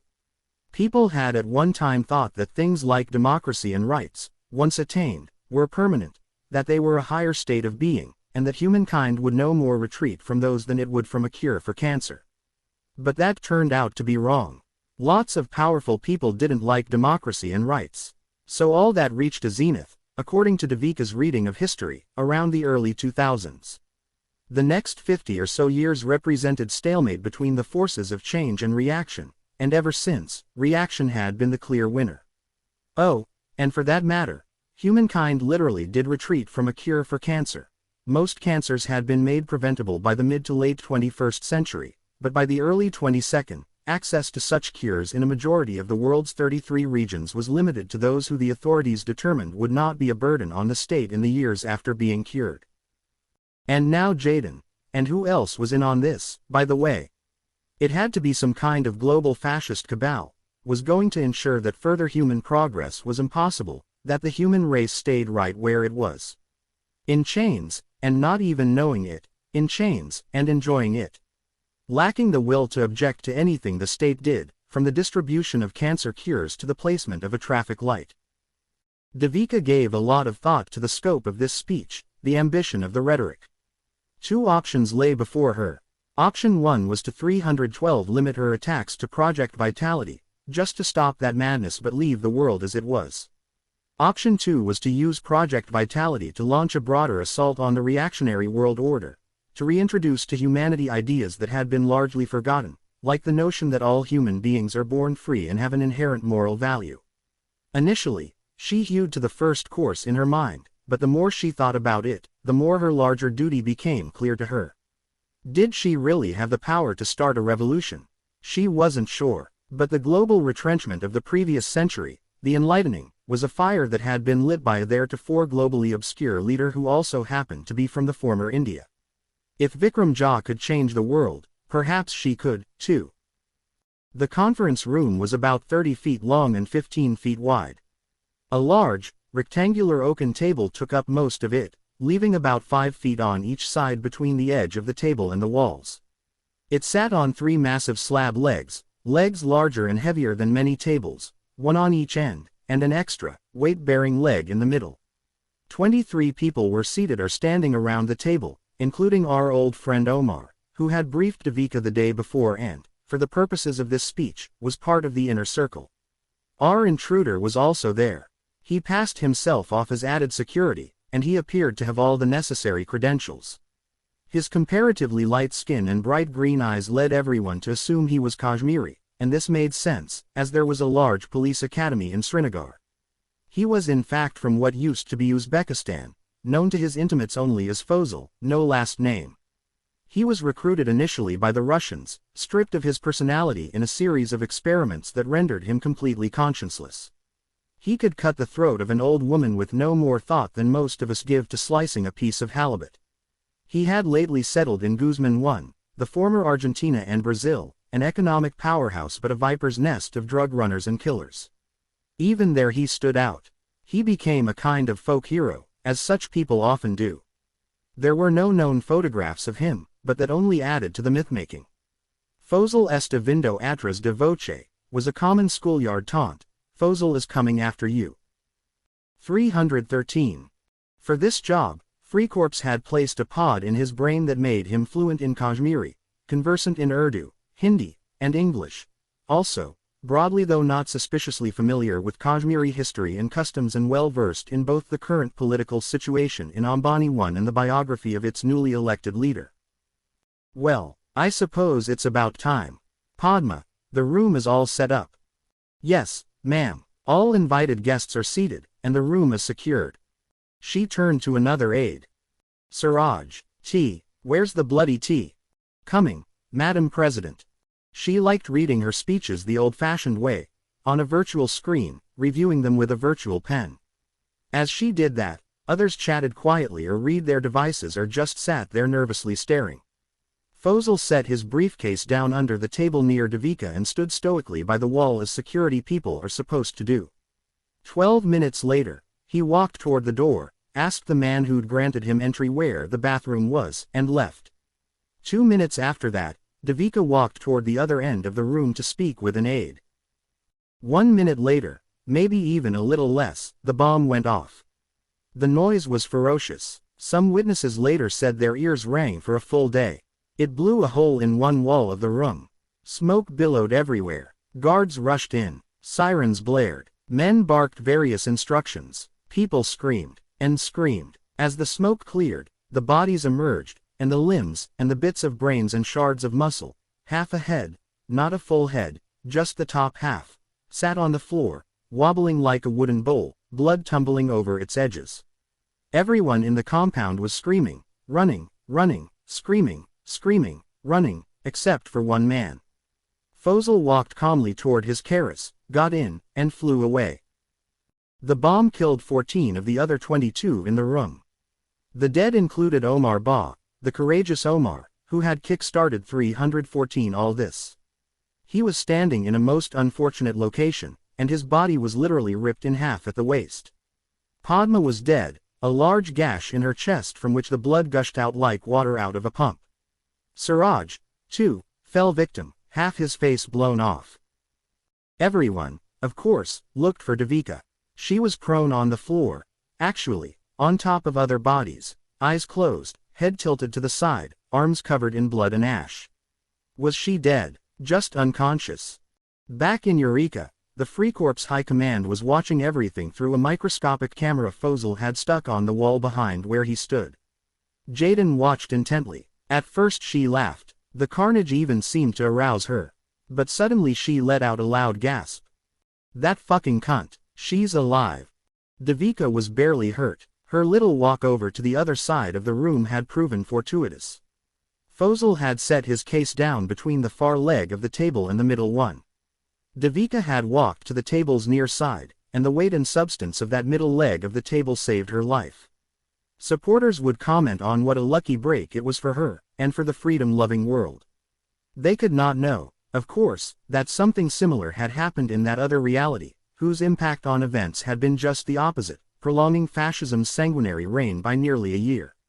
Nor could Helvetica, Harry, Carl, Wadja, and Wano, since, in this reality, the one they made, that incident had never occurred in the life of the man their actions had turned from history's greatest monster into a bitter, luckless footwear vendor. Devika wiped some blood off her arms and looked around to see who was alive. Once everyone had ascertained that she was unhurt, an aide said. So, obviously, we reschedule the speech. Nonsense. All the more reason to give it right now. 315. Some argument ensued, but she was having none of it. The room in which she was to give the speech was cleared. She waited for everyone to regather. She strode into the room, hair tousled, little dots of blood and ash still splattered across her face, waited for her cue, and began. Fellow citizens of the world, the story I am about to tell you is one you will scarcely believe. But it is true, and it will shock you, I hope, into action. Oceanofpdf.com